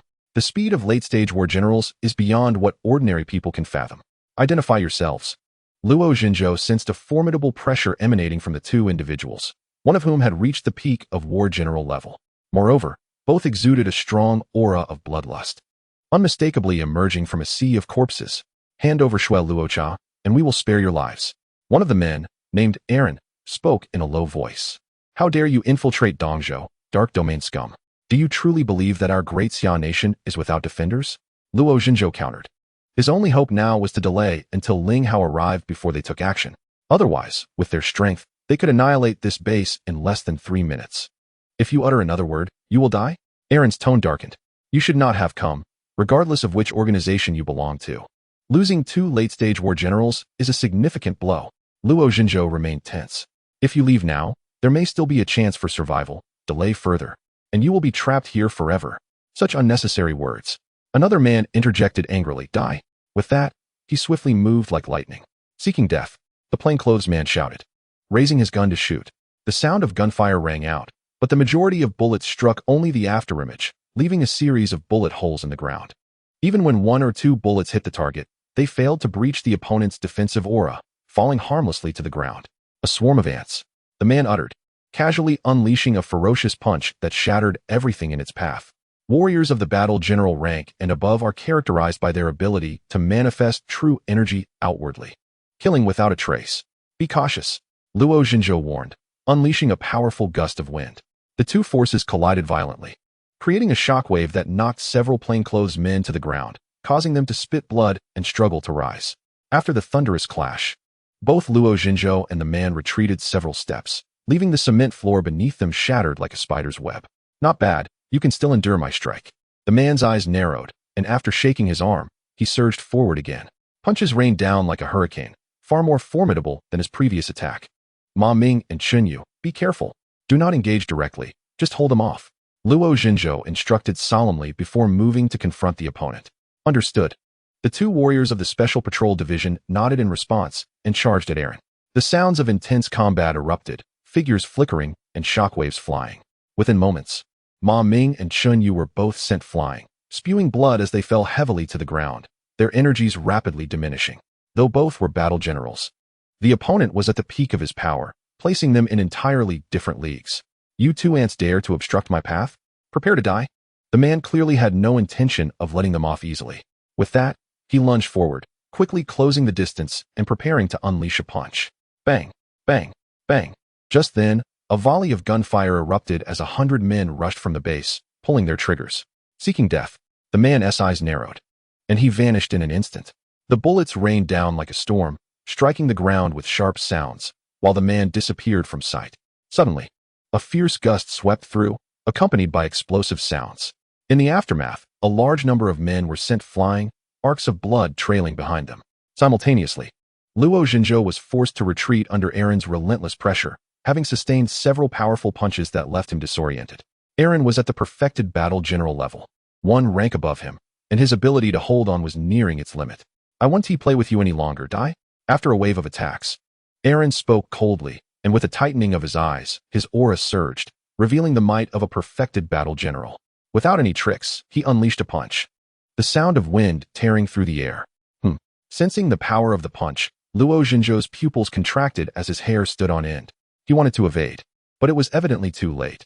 He could only watch as the opponent's fist rapidly enlarged in his vision. Boom. At the moment of despair, a thunderous explosion rang out, and Aaron's body exploded like a bomb, a cloud of blood mist blooming in the air. Ling Shui, Luo Xinzhou knew without looking that Ling Hao had arrived. Only a warrior of the divine level could obliterate a perfected battle general with a single strike. In Dongzhou, besides Ling Hao, Lu Yu, and the judge, there could be no fourth. Are you all right? Ling Hao asked calmly. I am fine. Thank you for saving me, Commander Ling. Luo Xinzhou bowed deeply in gratitude. Having narrowly escaped death, the other man, witnessing his companion being obliterated, lost all will to fight and swiftly dashed to the side, his mind awash with turmoil. The intelligence was wrong. Absolutely wrong. Wasn't he? It said that the strongest in Dongzhou was only at the peak of battle general? How did a divine-level warrior suddenly appear? This is utterly deceptive. Run. I must flee. Otherwise, there will be nothing left. You cannot escape. Lu Yu's eyes narrowed as he quickly pursued. Who are you powerful warriors? Our target is only Shui Luosha. It has nothing to do with you. I advise you not to meddle. The man shouted as he ran. From the moment you infiltrated our great Xia, your fate was sealed. Lu Yu replied coldly. This is not the realm of shadows. You have crossed the line. The consequence is death. As he spoke, he had already closed the distance to within 10 meters of the man. Do you know who I am? The man cried out in panic. If you kill me, my backing will not let you go. I'm sorry, but I have no interest in knowing who you are. Your backing does not intimidate me, Lu Yu declared, striking out with a palm, causing the air around them to surge violently. No, the man screamed in desperation. Boom. Before he could finish, his voice was abruptly silenced. Following the gust of wind, a cloud of blood mist erupted in the void, and soon, everything fell silent. Chapter 82. Shui Luosha 5 minutes later. Ling Hao and the others arrived at a small reception room within the base. Thank you, Commander Ling and Deputy Inspector Liu, for saving our lives. Ma Ming and Qin Yuxin simultaneously bowed in gratitude, their eyes filled with endless excitement and admiration. They had long heard of Commander Ling's illustrious name, knowing he was a peerless strongman at the pinnacle of martial arts. Not only in the West, but even across the nation, he was a figure to be revered. Enough. Ling Hao waved his hand. Now, tell me, who exactly is Shui Luosha, and what connection does she have with the foreign realm of shadows? Responding to Commander Ling's inquiry, Luo Jinzhou spoke. Shui Luosha is from the Luo family. Ling Hao paused slightly. The Luo family from the capital? Yes. Luo Jinzhou nodded. She went to the realm of shadows years ago and established the Luosha Hall, becoming its leader. Over the years, she has aided our country significantly. Recently, personnel from the capital's Special Patrol Division were surrounded while on a mission abroad by a group from the Blood Slaughter Hall. They contacted Shui Luosha, who led her people to annihilate that group from the Blood Slaughter Hall. Somehow, the Blood Slaughter Hall got wind of this and, in a fit of rage, sent 2 of their strongest members to attack Luosha Hall. Shui Luosha was severely injured by the 2 of them working together, but managed to escape and was rescued by our people. The Blood Slaughter Hall. Ling Hao's brow furrowed slightly. The one ranked 5th among the comprehensive forces in the realm of shadows? Yes. Luo Jinzhou responded gravely, fully aware of what it meant for an organization to rank in the top 5 in the realm of shadows. If they were to mobilize entirely, they could certainly obliterate a small nation. The members of Xue Shatong have suffered total annihilation in Dongzhou, and they will undoubtedly seek retribution. Ling Hao spoke once more. What are your plans? Will you continue to leave Shui Luosha in Dongzhou? Ma Ming hesitated, his tone suggestive of restraint. We have consulted with the capital, and their response was that Shui Luosha must remain in Dongzhou until her injuries are healed. A group of old scoundrels. Lu Yue furrowed his brow. Upon hearing this, the corners of Luo Jinzhou's mouth twitched. In the entire territory, it is likely only Ling Hao and his companions would dare to describe those individuals as old scoundrels. Ling Hao, I am unworthy, but may I ask you to take a deep breath? Luo Jinzhou began. Will Shui Luosha be able to leave once she recovers? Ling Hao interrupted him. Indeed. Luo Jinzhou nodded. After all, Shui Luosha belongs to that particular realm, and she will eventually return. Where is she? Ling Hao continued. Bring her to me. I wish to see the extent of her injuries. What does Ling Shui mean? Ma Ming was momentarily taken aback. Just go and fetch her. Stop with the unnecessary chatter. Lu Yue spoke in a low voice. Do you know that my elder brother's medical skills surpass his martial prowess? Hiss. The 3 of them gasped in unison, their faces filled with astonishment. Could it be that such a thing exists? Go, let her come out. If she can be treated, let her leave early. Dongzhou cannot withstand too much turmoil. Ling Hao waved his hand. Dongzhou is not only a city where he has lived for many years, but it is also home to those he wishes to protect for a lifetime. Naturally, he does not want it to be placed in jeopardy. Please wait, Ling Shui. Ma Ming stood and walked toward the door. Ling Shui, I heard that you severed an arm of the person from Yutong? Luo Jinzhou turned to Ling Hao and inquired. The news travels quickly, does it not? Ling Hao replied nonchalantly. Ling Shui, the people from Yutong are particularly protective. Luo Jinzhou continued. Let them be. Ling Hao interrupted. Next time, it won't be just an arm. Luo Jinzhou's lips twitched. He had long heard that the Western King Ling Shui was the most formidable among the 5 lords, and it was indeed true. If it were his direct superior, the Eastern King Zheng Dongyang, dealing with Yutong's people would certainly not be so direct. Ling Shui, Shui Luosha has arrived. Shortly after, Ma Ming's voice echoed from the entrance. Ling Hao and the others turned to see a young woman following Ma Ming. She appeared to be of a similar age to Ling Hao, with exquisite features, a naturally alluring presence, and a tall figure with voluptuous curves. Her raven hair elegantly pinned at the back of her head. Anyone unaware would find it impossible to associate such a striking beauty with the dark realm. However, at this moment, Shui Luosha's complexion was as pale as wax, her martial aura disordered, and her spirit diminished. Thank you, Ling Shui, for your assistance. Shui Luosha bowed deeply to Ling Hao, her eyes flashing with intense excitement. She had actually met the true Ling Shui. In her exhilaration, she was even more astonished to discover that the renowned Ling Shui was a young man of similar age to herself. This young man stood at the nation's gates, commanding respect from the countries of the Western Front, instilling fear in a host of nefarious individuals. Even in the dark realm abroad, legends of Ling Shui existed. It was said that once, an S-rank fugitive fled to the Dark Realm, hiding in the stronghold of a power-ranked 6th at the time. Upon receiving the news, Ling Shuai entered the depths of the Dark Realm with only one companion, negotiating with that power to surrender the fugitive. The opposing faction clearly underestimated Ling Shuai and his companion, dismissing the two as a mere joke, believing the Dark Realm to be a playground. However, what transpired next moved the entire Dark Realm. Ling Shuai and his companion uprooted that faction in less than 10 minutes. Thousands of thugs within the stronghold were ruthlessly slain by an endless barrage of blades, leaving no survivors, blood flowing like a river. From that incident onward, Xue Luosha became deeply curious about Ling Shuai, wondering what kind of person could possess such strength. At that time, Xue Shatong was also among the top 10 in the Dark Realm, yet she was aware of her limitations. Compared to that faction, they were not in the same weight class. It is important to note that the opposing faction's 6th rank indicated at least 5 formidable warriors stationed there. Warrior class. Even in the Dark Realm, they were undoubtedly exceptional. Yet it was rumored that those 5 warriors had no opportunity to strike against Ling Shuai's blood-tinged blades. So incredibly powerful. Ling Hao looked at Xue Luosha and nodded. Please have a seat. I will check your pulse. I apologize for troubling you, Ling Shuai. Xue Luosha complied and took a seat. Ling Hao then placed his hand on her pulse. 3 minutes later, he withdrew his hand and looked at Xue Luosha, saying, I admire your tenacity. It is remarkable that you have endured so long in such a state. Chapter 83. 1 month's time. Ling Shuai, do you have a solution? Luo Zhou asked from the side.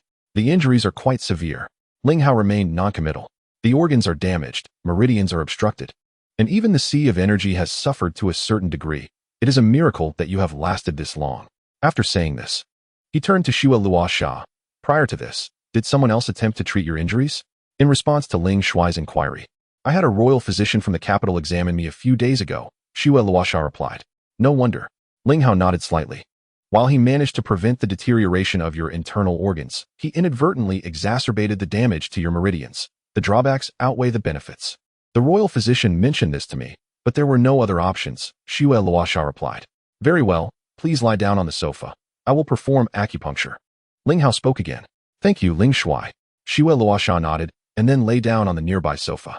Whoosh, whoosh, whoosh. Subsequently, Ling Hao took out silver needles and began the acupuncture on Xue Luosha.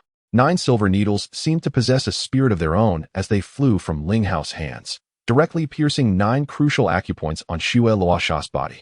Hiss. Upon witnessing Ling Hao's technique, Luo Zhou and the others gasped in awe, their faces filled with astonishment. Using qi to manipulate the needles, Ling Shuai actually possesses this legendary acupuncture technique. The three began to believe Lu Yu's earlier claims that Ling Shuai's medical skills surpassed even his martial prowess. Truly the chosen one. As the 9 needles settled into place, a flicker of pain crossed Xue Luosha's brow. Her hands clenched tightly, her body trembling slightly. Soon, cold sweat soaked her clothing, revealing a captivating sight. Luo Zhou and the others quickly diverted their gazes. Bear with it. You will feel better soon. Ling Hao's voice echoed as he pressed his hand against Xue Luosha's abdomen. A surge of pure, vigorous energy flowed into her body, rapidly spreading throughout her meridians. Xue Luosha emitted a muffled sound, her body shaking more violently, veins bulging on her forehead, her fingers tearing several gashes into the sofa. Wow. After approximately a quarter of an hour, Xue Luosha coughed up a large mouthful of congealed blood, collapsing onto the sofa as if utterly depleted. That should suffice. Ling Hao then began to remove the silver needles one by one. Sit up and circulate your energy. I will assist in clearing your meridians. All right. After taking a deep breath, Xue Luosha crossed her legs and began to cultivate. Ling Hao approached her from behind, placing his hand atop her head at the Baihui acupoint, while simultaneously channeling a surge of true energy into the body of Xue Luosha. Boom. 10 minutes later, a ferocious aura erupted from Xue Luosha, shattering the surrounding ceramics and glassware. The formidable pressure of a fully realized war god was unmistakable. Clearly, Xue Luosha had regained her combat prowess. The 3 individuals beside Luo Zhou felt an overwhelming sensation, akin to the weight of Mount Tai pressing down upon them, causing involuntary shivers. The might of the war god was sufficient to instill despair in those of the battle general rank. Thud. In the next moment, Xue Luosha rose from the sofa and knelt before Ling Hao. Commander Ling, not only have you healed my injuries, but you have also aided me in breaking through to a new martial realm. Such immense grace. I can never repay in this lifetime. From this day forth, my life belongs to Commander Ling. I shall heed any command, regardless of the peril involved. Her eyes brimmed with boundless gratitude. Previously, she had feared that her time was nearly at an end, unable to recover her strength, let alone sustain her life. Yet now, in less than an hour, not only had her injuries healed by 70 to 80%, but she had also advanced a level. It is known that once one enters the war god realm, each advancement is akin to scaling the heavens, with many war god experts spending years, even decades, to elevate just one tier. Commander Ling had granted her not only a second chance at life, but also a magnificent gift. Rise. Ling Hao waved his hand. Your injuries are not yet fully healed. It will take some time. I will prescribe a medicinal formula for you to follow for a month. Thank you, Commander Ling. Shui Luocha expressed her gratitude with a bow before standing. You should use this month to solidify your cultivation. Ling Hao took a piece of paper and a pen from Luo Jinzhou, swiftly writing down a prescription and handing it to Shui Luocha. In the war god realm, there are no shortcuts to breakthroughs. My ability to assist you in this regard is tied to your prior accumulation. However, you can only be considered a pseudo-great achievement at this stage. You must quickly consolidate your cultivation, lest your efforts be in vain. I understand. Shui Luocha nodded vigorously. All right. That will suffice. Ling Hao gestured. I will give you a month. Once your injuries are healed, leave promptly. Dongzhou cannot withstand repeated incursions from the dark domain. Understood. Shui Luocha nodded again. Ling Hao, do you have time this evening? This afternoon. Ling Hao was at home playing with Rui when Qin Yuxin received a phone call and spoke up. I am free, what is it? Ling Hao replied with a smile. I have 2 friends who know I returned to Dongzhou and insist I join them for dinner, specifically requesting that I bring Rui's father along. I initially hesitated to go, but they are among the few friends who have not distanced themselves from me in recent years, and they occasionally visit Yun City to see me and Rui. After a pause, Qin Yuxin continued, slightly troubled. However, if you do not wish to go, I can decline their invitation. Why not go? Friends are meant to be met. Ling Hao cheerfully interrupted her. Thank you. A glimmer of joy crossed Qin Yuxin's face. Is there a need for thanks? Ling Hao chuckled and looked at Rui. Rui, Daddy and Mommy have something to attend to. You must listen to Grandma and Annie while at home, all right? Are we going to see Aunt Zhou and Aunt Chow? I want to go too. They like me so much. Rui exclaimed loudly. Be good, Rui. Mommy and Daddy will be back soon. Qin Yuxin reassured her. You can play with your toys at home. And another day Mommy will take you to meet the 2 aunts, okay? All right then. Rui pouted slightly. 5 minutes later, the 2 set off in their car. Ling Hao, I still haven't had the chance to thank you for the villa. After a short while, Qin Yuxin gazed at Ling Hao earnestly. My mother has been incredibly happy these past few days. She hasn't stopped smiling. As long as Mom is happy, that's all that matters. Ling Hao responded with a smile. But spending so much money at once. Qin Yuxin began to speak again. It wasn't much. They gave me a significant discount because of my friend's connections. Ling Hao interjected with a grin. Moreover, we are now family, so there's no need to be so polite. He had only discovered later that Sun Long charged him a mere 10 million after seeing the deduction message on his phone. Initially, he considered calling Chao Dongquan to transfer the money back, but realizing that the other party would likely refuse, he entrusted the matter to Shen Lu. Confident that Shen Lu understood his intentions, Ling Hao and Qin Yuxin exchanged glances, both appearing hesitant to speak. What is it? Ling Hao inquired. My parents have talked to me a lot these past 2 days about us, Qin Yuxin replied after taking a deep breath. Oh really? What did they discuss? Ling Hao paused before asking. They talked about our future. Qin Yuxin reflected for a moment before continuing. They want us to. Yuxin, do you wish for me to care for you and Rui for a lifetime? Ling Hao turned to look at Qin Yuxin. Rui is growing up and will soon start elementary school. She needs a complete family. Qin Yuxin responded, sidestepping the question. Yuxin, let's not talk about your parents or Rui for now. If we focus solely on us, do you wish to be with me for a lifetime? Ling Hao pressed on. I. Qin Yuxin hesitated, taking a deep breath before speaking. You are my first and only man. No woman can ever be without a place for you in her heart. In fact, over these past 5 years, I have never hated you. Often, I dreamed of you. My behavior towards you in Yun City was a reflection of my fragility over Rui's situation. I needed an outlet for my emotions. However, during this time, I have witnessed your dedication to this family and your genuine paternal love for Rui. Therefore Qin Yuxin did not finish her sentence. Knowing Ling Hao understood her meaning. Yuxin, thank you. Ling Hao spoke softly. Thank you for your recognition and acceptance. Trust me, I will never let you or Rui down. Qin Yuxin nodded slightly. I believe you. Yuxin, shall we go get our marriage certificate another day? Ling Hao smiled as he continued. How unrealistic. You haven't even proposed. Qin Yuxin playfully retorted, a blush creeping onto her cheeks. This was the purest smile she had worn in a long time.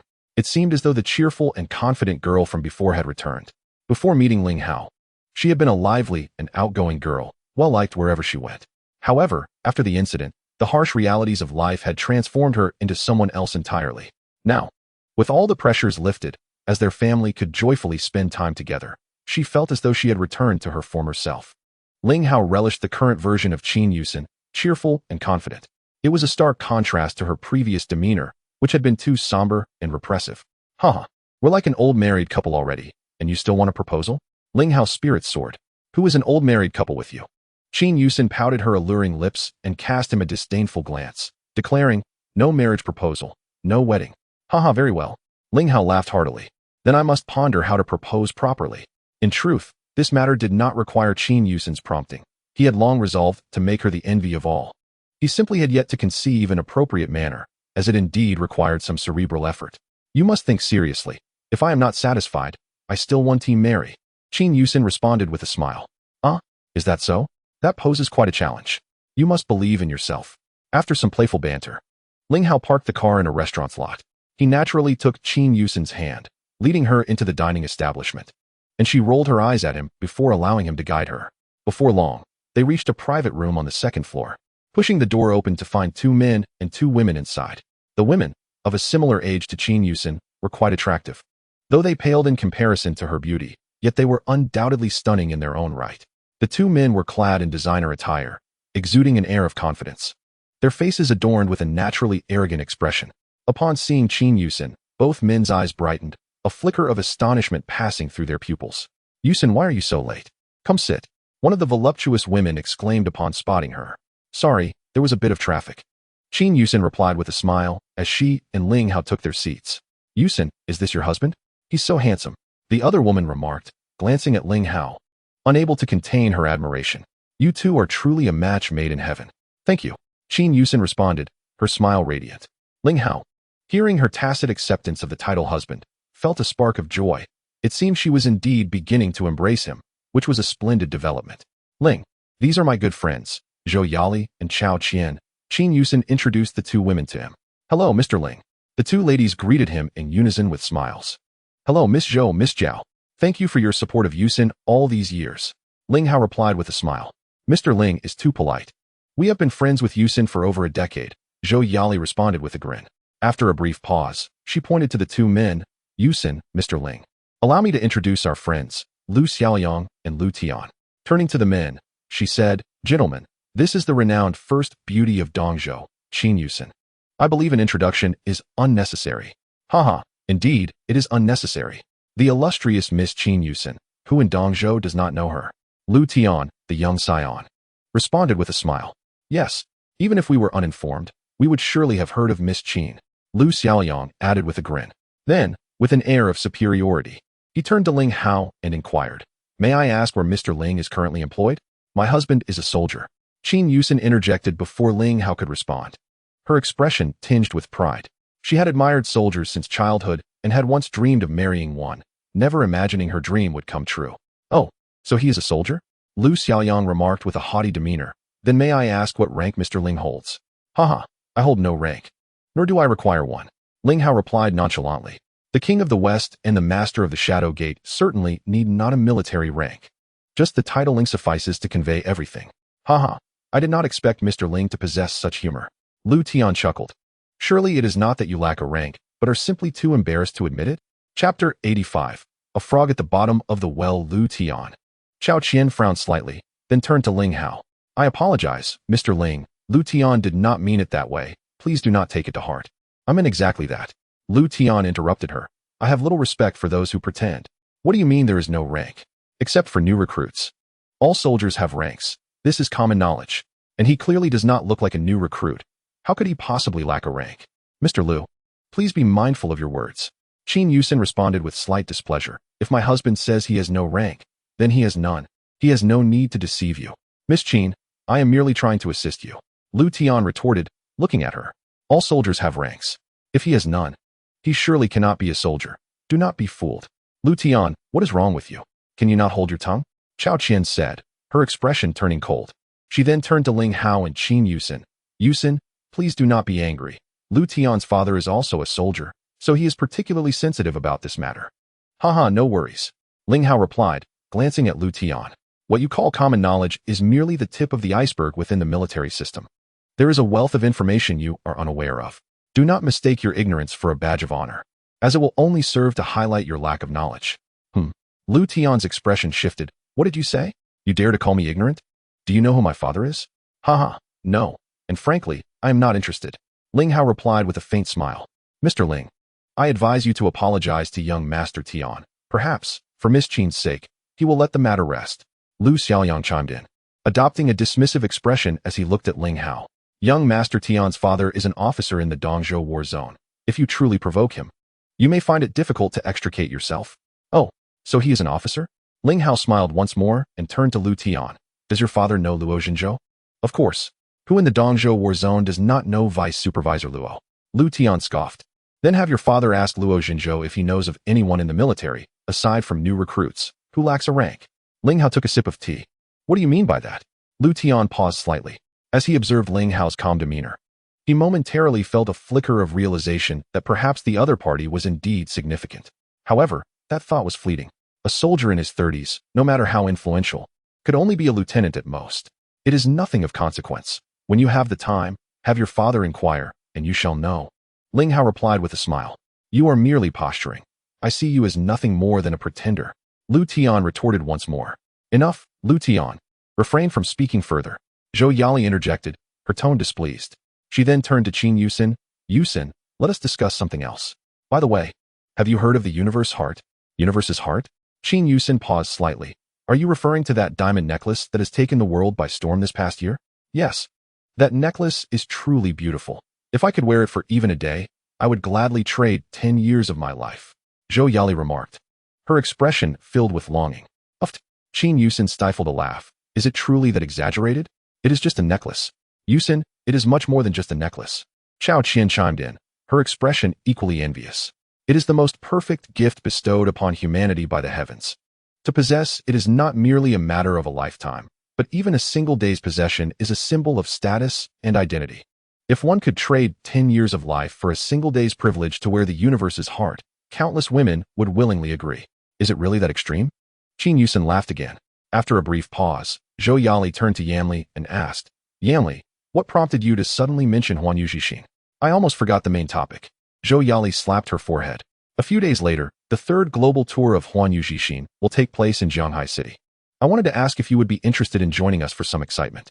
I think I will pass. You two should go, Qin Yuxin replied with a smile. But we should go together. It's more fun with all three of us. Zhou Yali insisted. Although they would likely be unable to enter the venue even if they went to Jianghai, at least they could experience the atmosphere from outside. Why can't we enter the venue? Qin Yuxin asked curiously. Is it because of an invitation? Yes, Zhou Yali nodded.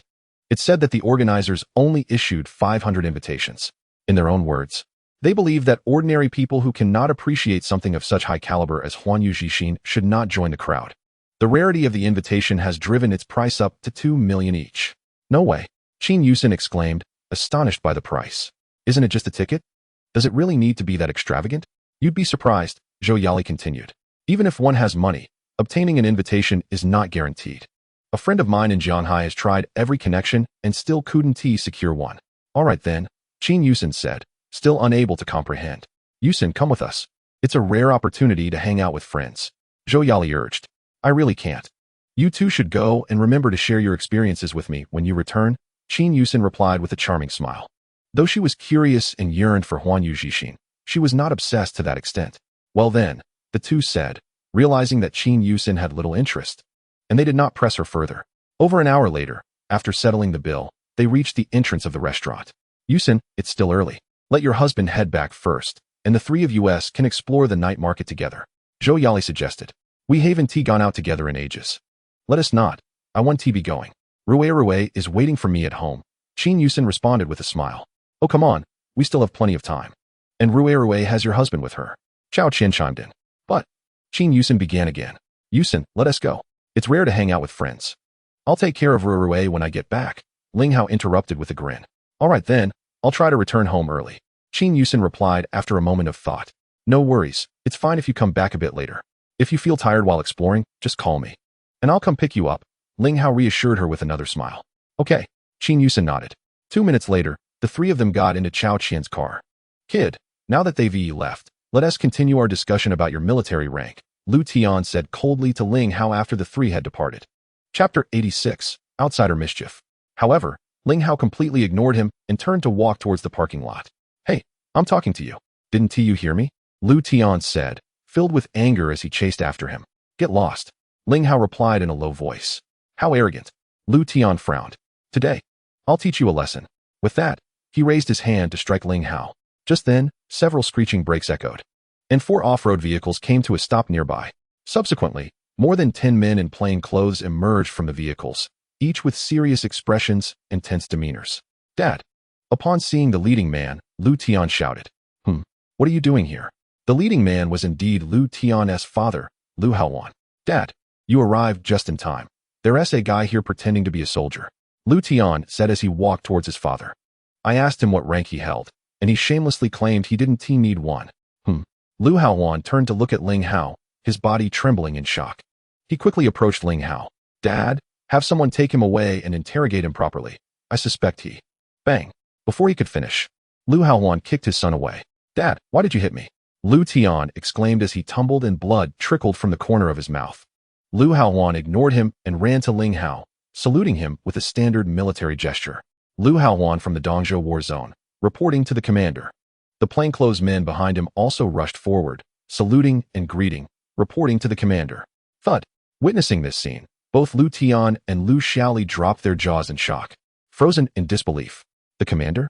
This young man, whom they had previously deemed insignificant, was actually the commander? What does being a commander signify? In the entire Eastern District, aside from Zheng Donyang, even the current top figure, Luo Jinzhou, would not dare to call himself the commander. The two finally understood why Ling Hao claimed he did not need a military rank. The 5 great princes within the territory indeed had not conferred any military ranks. Their titles were their identities. As they recalled their previous attitudes towards Ling Hao, they trembled uncontrollably, filled with fear. Do you know me? Ling Hao asked Lu Haowan.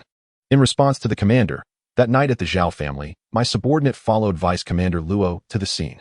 Lu Haowan quickly replied. Is he your son? Ling Hao then pointed at Lu Tian. He suspects I'm a fake soldier. Should we verify my identity? Thud. Lu Haowan trembled again and knelt down, saying, I dare not. My son has eyes but cannot recognize Mount Tai. Please punish him, Commander. He then turned to Lu Tian and Lu Xiaoli, angrily saying, You 2 scoundrels. Hurry up and ask the commander for mercy. Do you want to die? Thud. Thud. The 2 approached Ling Hao, trembling, and knelt down. We are sorry for our lowly vision. We beseech the commander for mercy. Do you now believe my words? Ling Hao asked indifferently. We believe, we believe. The 2 nodded vigorously. Kneel for 3 hours and reflect on your actions. Ling Hao instructed. If I find out you are bullying others again, it won't be as simple as kneeling next time. Also, I prefer my identity to remain unknown to Yuxin and her friends. You both understand what to do, right? Yes. Yes. They nodded again. You 2 scoundrels, hurry up and thank the commander for his leniency. Lu Haowan shouted angrily. Thank you, Commander, for your leniency. The 2 bowed deeply. What brings you here? Ling Hao asked Lu Haowan, ignoring the 2. In response to the commander, an outsider has infiltrated from the east and injured over 30 of our men, Lu Haowan respectfully answered. We have been chasing him for 3 days and nights. And half an hour ago, we received a tip-off that he is currently inside the restaurant, and we have someone watching him. Ling Hao frowned slightly. As the king of the Western District, he had zero tolerance for such outsiders, especially since they had injured his soldiers. Just then, a commotion erupted from within the restaurant. A large number of diners rushed out, their faces filled with terror. Ling Hao's gaze sharpened, and he instantly flashed to the entrance of the hall. Looking around, he saw a man in his 40s sitting in a chair, one hand holding a cigar. On the dining table before him lay a broad knife. Measuring 20 centimeters in width, its blades stained with blood. Surrounding him on the ground were 4 men in plain clothes, their bodies covered in wounds, blood oozing from their mouths. Additionally, several diners in the hall bore injuries, huddled in the corners, trembling in fear. In this moment, Lu Haochuan arrived behind Ling Hao, raising his hand to point at the adversary and shouting furiously. After pursuing me for 3 days and nights, you send such insignificant minions to confront me? Do you not hold me in higher regard? As he spoke, The man rose to his feet, an undeniable aura emanating from him, revealing his mastery at the Grand Warrior level. You have already reached the Grand Warrior level? Lu Haochuan's expression shifted slightly. The intelligence he had received indicated that the opponent had merely just broken through to the warrior level. To his astonishment, the opponent had already attained Grand Warrior status. Meanwhile, he himself was only at the minor warrior level. Even if his group of over 10 people attacked simultaneously, they would likely stand no chance. Although they were armed, the presence of numerous diners made it perilous to ensure no collateral damage would occur, especially given the rapid teleportation abilities of a Grand Warrior. However, with Ling Shui by his side, his heart settled. With Ling Shui present, the adversary was as good as dead. Your intelligence network is utterly pathetic. The man spoke in a low tone. He then grasped the knife and continued, enough of this pointless chatter. Once I deal with you, I must return to my homeland. This trip to Dongzhou has left me sorely disappointed. You dare to think of returning after injuring over 30 of our eastern compatriots? Ling Hao interjected calmly. And you are? The man appraised Ling Hao from head to toe. Previously, he had sensed no aura emanating from Ling Hao and had dismissed him entirely. If you choose to take your own life, I may grant you a complete corpse. Ling Hao stated once more. The man burst into laughter, but then his tone darkened. So fond of posturing, I shall send you to hell first. With that, he lunged forward, hands gripping the knife, swiftly descending upon Ling Hao with a fierce gust of wind. Die, Ling Hao declared in a deep voice, casually raising his hand to sweep outwards, producing a sound akin to the breaking of the wind. Boom. A muffled thud resonated as a cloud of blood mist erupted in the air, leaving no trace behind, while the knife broke in two, clattering to the ground. The next moment, sounds of retching filled the air. Many diners, having just eaten, expelled their meals in disgust. Even Lu Haochuan's men were left aghast, trembling in shock. A Grand Warrior was as frail as an ant. Inform Luo Zhenzhou that the Eastern Territory must bolster its defenses. Should such incidents recur, I will hold him accountable. Upon finishing his words, Ling Hao's figure had already reached the entrance of the restaurant. Understood. Lu Haochuan responded with a bow. Moments later, Ling Hao returned to his vehicle and dialed Shun Li's number. Ling Xiao? Shun Lu answered on the other end. Have you heard of the Huanyu Xin? Ling Hao inquired. Before the banquet, he had been racking his brain for an engagement gift for Qin Yuxin. And upon hearing Zhou Yali and Chao Qian mention it earlier, an idea had sparked within him. Huanyu Xin? Shun Lu hesitated slightly. Ling Xiao, why the sudden interest in this? Enough with the small talk. Do you know or not? Ling Hao replied. Of course. Shun Lu chuckled and said, you're planning to gift it to your future sister-in-law, aren't you? After a brief pause, he added, I heard there will be an exhibition in Zhanghai City in 3 days. Find a way to secure a few invitation tickets for the exhibition. Ling Hao commanded after some contemplation. Additionally, gather information about the opposing company and compile a report for me. Ling Xiao, you can't be serious about acquiring that necklace, can you? Shun Lu asked, taken aback. From what I know, they have no intention of selling the necklace. It's merely for a global exhibition. I've heard tales of someone offering 10 billion and still not securing it. Let's see how it goes. Ling Hao replied again. Got it. Shun Lu responded loudly. Ding ling ling. Just as Ling Hao hung up, his phone rang once more. Looking at the screen, he saw it was a call from Qin Yuxin. Yuxin, you won't tell me it ended so quickly, will you? After pressing the answer button, Ling Hao smiled faintly. Ling Hao, we 3 are at the pedestrian street, and several men have been trying to hit on us. We ignored them. Qin Yuxin's voice conveyed a hint of anxiety. I'm worried something might happen. If it's convenient for you, could you come over? Ling Hao narrowed his eyes slightly. Send me the exact address. I will come immediately. Okay. After Qin Yuxin hung up, the address for the pedestrian street arrived in less than a minute. Boom. After setting the navigation, Ling Hao pressed down on the accelerator. Meanwhile, Qin Yuxin and her friends were seated outside a milk tea shop on the pedestrian street. Those bastards are coming back, Chao Qian exclaimed, looking at the 6 or 7 ruffians approaching them. Don't worry. I've already called my husband. He should arrive soon. Qin Yuxin replied, her brows slightly furrowed. Hey, beautiful ladies, tired from walking? How about joining us for a drink at the club? The leader, a bald man, spoke as he approached. His group of men shamelessly eyed Qin Yuxin and her friends, their pupils reflecting boundless lewdness. Especially upon seeing Qin Yuxin, they felt an overwhelming urge to pounce upon her. Having grown accustomed to the heavily made-up allure of women of the night, the pure beauty of someone like Qin Yuxin was irresistibly attractive to them. We don't know you. Please stop bothering us, Zhou Yali said, frowning deeply. It's no problem not knowing each other. We can get to know each other over a drink. The bald man licked his dry lips. If you continue this way, we will call the police. Chao Qian shouted angrily. Heck, call the police. The bald man chuckled. What will you say? That we wanted to invite you for a drink, and you called the police? Yali, Qian, let us go. Qin Yuxin said. Her brows knitted once more as she stood up. Right. Zhou Yali and Chao Qian stood up simultaneously. Hey, beautiful. Why are you in such a hurry to leave? Let us be friends. The bald man stepped forward, blocking Qin Yuxin's path. I advise you to leave. My husband will be here soon. It's best you don't cause trouble for yourselves, or you will surely regret it. Is that so? Your husband is quite impressive? The bald man laughed again. Believe it or not. Qin Yuxin retorted, attempting to step aside. Beautiful. If you don't accompany us for drinks tonight, you probably won't be able to go anywhere. The bald man once again obstructed her path. What do you want? Qin Yuxin shouted loudly. Oh, the beautiful lady has quite the temper. The bald man's gaze roamed over Qin Yuxin's figure. I wonder if you'll still have such a temper after a drink. You are truly despicable. I refuse to believe you can act without consequence. Zhou Yali said angrily, pulling out her phone to dial. Smack. Before she could even dial a number, the bald man slapped the phone from her hand, sending it crashing to the ground. Want to call someone? You can wait until after we've had our drinks. Upon concluding his words, he raised his hand and waved at the individuals behind him, stating, Since the lovely ladies are unwilling to cooperate, let us gentlemen lend them a hand. With laughter, several men responded and reached out towards the three women. Do not touch me. Get away. Zhou Yali shouted vehemently. A resounding slap echoed as a handprint appeared on her face. What are you doing? Is there no law anymore? A bystander exclaimed in indignation. If you do not wish to seek trouble, refrain from meddling here. The bald man brandished a gleaming dagger, surveying the crowd. All of you, get lost. Anyone who dares utter another word will find their blood on my hands. Concurrently, several others drew daggers as well. The menacing expressions and weapons prompted the crowd to disperse immediately. Come along, ladies. The bald man turned to Qin Yuxin and her companions, brandishing his dagger. Consider this a warning. If you do not accompany us quietly, beware of leaving with your faces marred. A few hours later, Qin Yuxin and her companions were coerced into a luxurious establishment at the end of the pedestrian street. Ling Hao arrived 5 minutes later, concerned for Qin Yuxin's safety, and drove his Land Rover at full speed. Brother, as Ling Hao stepped out of the vehicle, he spotted the judge leading two well-dressed men who were also disembarking from a car. Ling Hao had previously contacted the judge to meet him on the pedestrian street.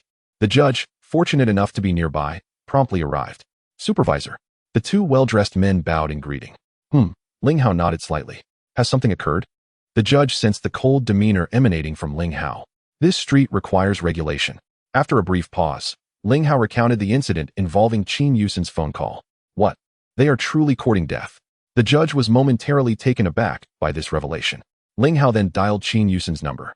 But only an automated message indicating that the call could not be connected was heard. Ling Hao's icy demeanor intensified as he turned to the judge and instructed. Retrieve the surveillance footage for this street. Understood. The judge produced a specialized phone and, after entering his credentials, accessed the surveillance video. In that establishment, after reviewing the footage, the judge pointed towards the venue at the end of the street. Summon reinforcements to seal off this street. Ling Hao commanded as he approached the establishment.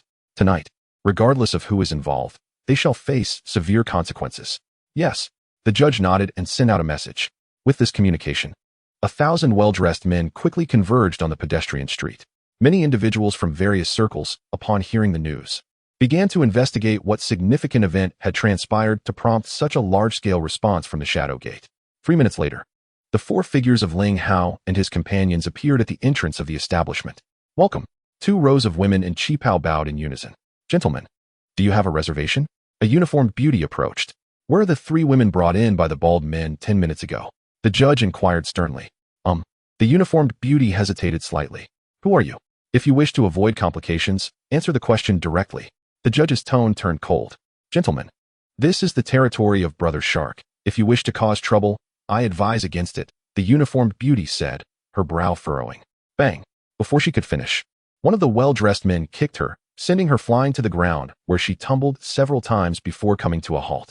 Given your demeanor, you must be in cahoots with them, the judge remarked.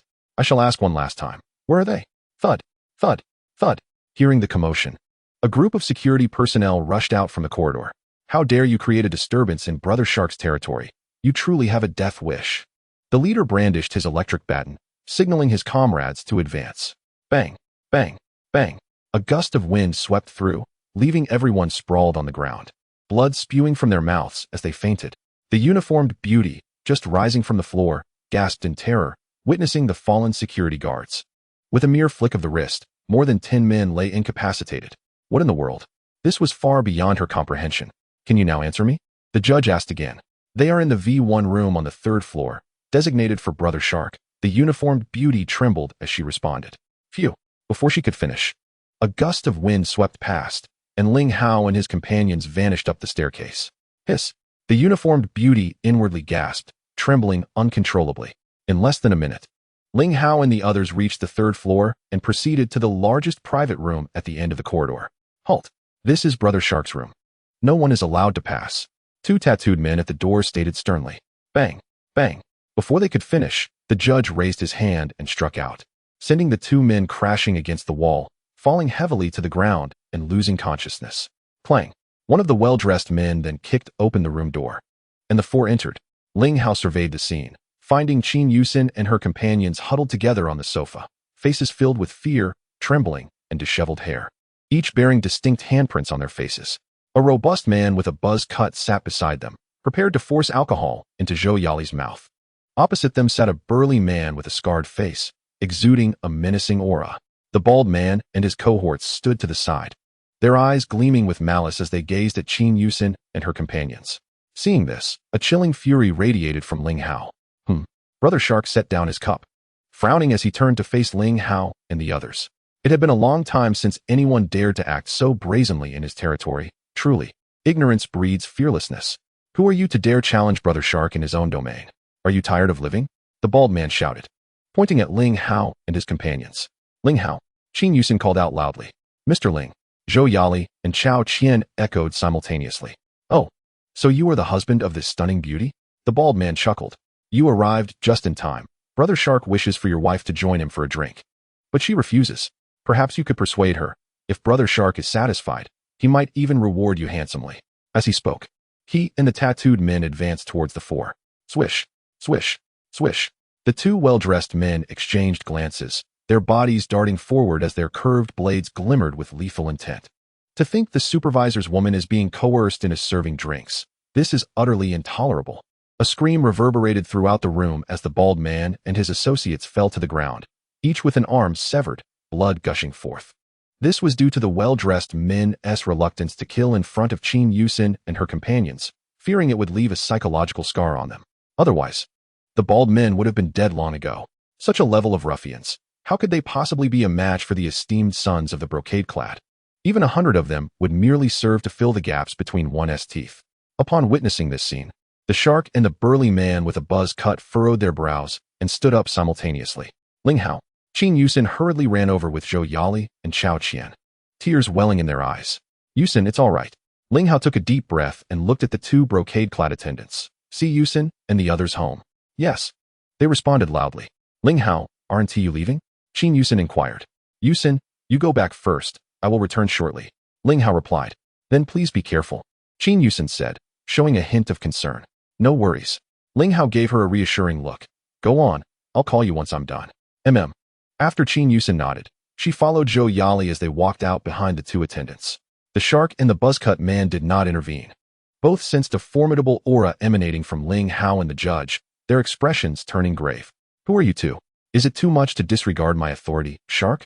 After Qin Yuxin and the others departed, the shark took a deep breath and spoke. You're just a fool. The judge retorted coldly. Do you really think you have any standing? The shark frowned. Do you know who I am? How dare you come here? Regardless of who you are, stay put and await your reckoning.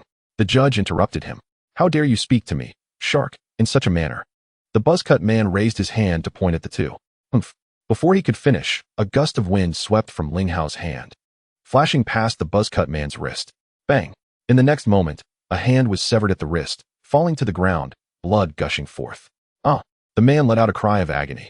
If you utter another word, I will kill you first. Ling Hao spoke coldly. He then looked down at the bald man on the ground. You were the one who forced Yuxin and the others to come to the club? You little brat. How dare you sever my arm? I will definitely kill you. The bald man gritted his teeth as he rose from the ground. Bang! Before he could finish his threat, Ling Hao waved his hand, and a gust of energy swept forth. Instantly, the bald man's body exploded, a plume of blood mist erupting, leaving not a trace behind. Hiss! At this sight, Both the shark and the buzz-cut man trembled, their eyes filled with endless horror. The release of true energy, killing without a trace. At the very least, they were dealing with a powerful warrior at the later stages of the battle general rank. The mere mention of the battle general rank was enough to terrify them. How did a mere abduction of 3 women attract such formidable beings? Thud, thud, thud. At this moment, the other tattooed men, witnessing the scene, turned pale and hurriedly crawled up from the ground, kneeling before Ling Hao and the judge. Please spare us. We will never dare again. Given your character, I suspect this isn't the first time you've committed such acts. Ling Hao spoke indifferently. As his words fell, his tone darkened. Kill them all. Understood. The judge responded solemnly. No, please. You can't kill us. The men cried out in despair. Hiss, hiss, hiss. In a flash, sharp blades glimmered, and bloodlines appeared at their throats, blood shooting forth. Bang. Soon after, they all collapsed, twitching a few times before falling still. Who are you? The shark trembled all over. He had thought himself ruthless, but compared to Ling Hao and the judge, he felt like a mere child. In the blink of an eye, lives were extinguished. It was too ruthless. You are called Shark? Ling Hao narrowed his eyes slightly, and then turned to the judge. Check if there are any records on him in the Ingmen archives. Understood. The judge nodded and began to operate his phone. A minute later, he spoke. No records. Typically, the Ingmen archives only documented 2 types of individuals. 1. Martial artists at the battle master rank or above, and 2. Level 1 criminals. Unless there were special circumstances, others would not be included in the Ingmen archives. After all, the 2 categories alone comprised a vast group that required constant updating and maintenance, consuming considerable manpower and resources. Using my authority, access the Dongzhou police system and retrieve his file. Ling Hao instructed again. As the master of Ingmen, Ling Hao possessed a privilege to directly access domestic police systems for information. All right. The judge nodded in response. The 5 sharp blades of Ingmen all had Ling Hao's account and password, a testament to his trust in them. Just as Lu Yu and Qing Long knew his account and password in the military system. Thud. At this moment, the shark collapsed, his face filled with terror, cold sweat pouring from his body. Only then did he finally comprehend the magnitude of the individuals he had provoked. Why you are from Ingmen? Oh, not bad. You are aware of Ingmen? The judge spoke coldly. He then turned to Ling Hao. Found it, a notorious criminal, deserving of execution 10 times over. Then execute him. Ling Hao replied nonchalantly. Understood. The judge responded solemnly. No, you can't kill me. I am under Mr. Yuan. If you kill me, you will bring great trouble upon yourselves. The shark shouted in desperation. Oh, Ling Hao raised an eyebrow. Are you suggesting that your so-called Mr. Yuan can influence Ingmen? Although I am unaware of his influence over Ingmen, I do know that all departments in Dongzhou would give him some face. The shark stammered. Is that so? Then I shall give you an opportunity. Call him to save your life. Ling Hao's gaze narrowed. I will call him right away. The shark trembled as he fumbled for his phone to dial. No need to call. At that moment, a male voice resonated. 2 middle-aged men then strode in, followed by a group of subordinates. Among the 2 leading men, one was dressed in casual attire, fiddling with a string of Buddhist beads, his gaze sharp and commanding. The other had thick brows, large eyes, a square face, and an austere expression, exuding a formidable aura. Mr. Yuan.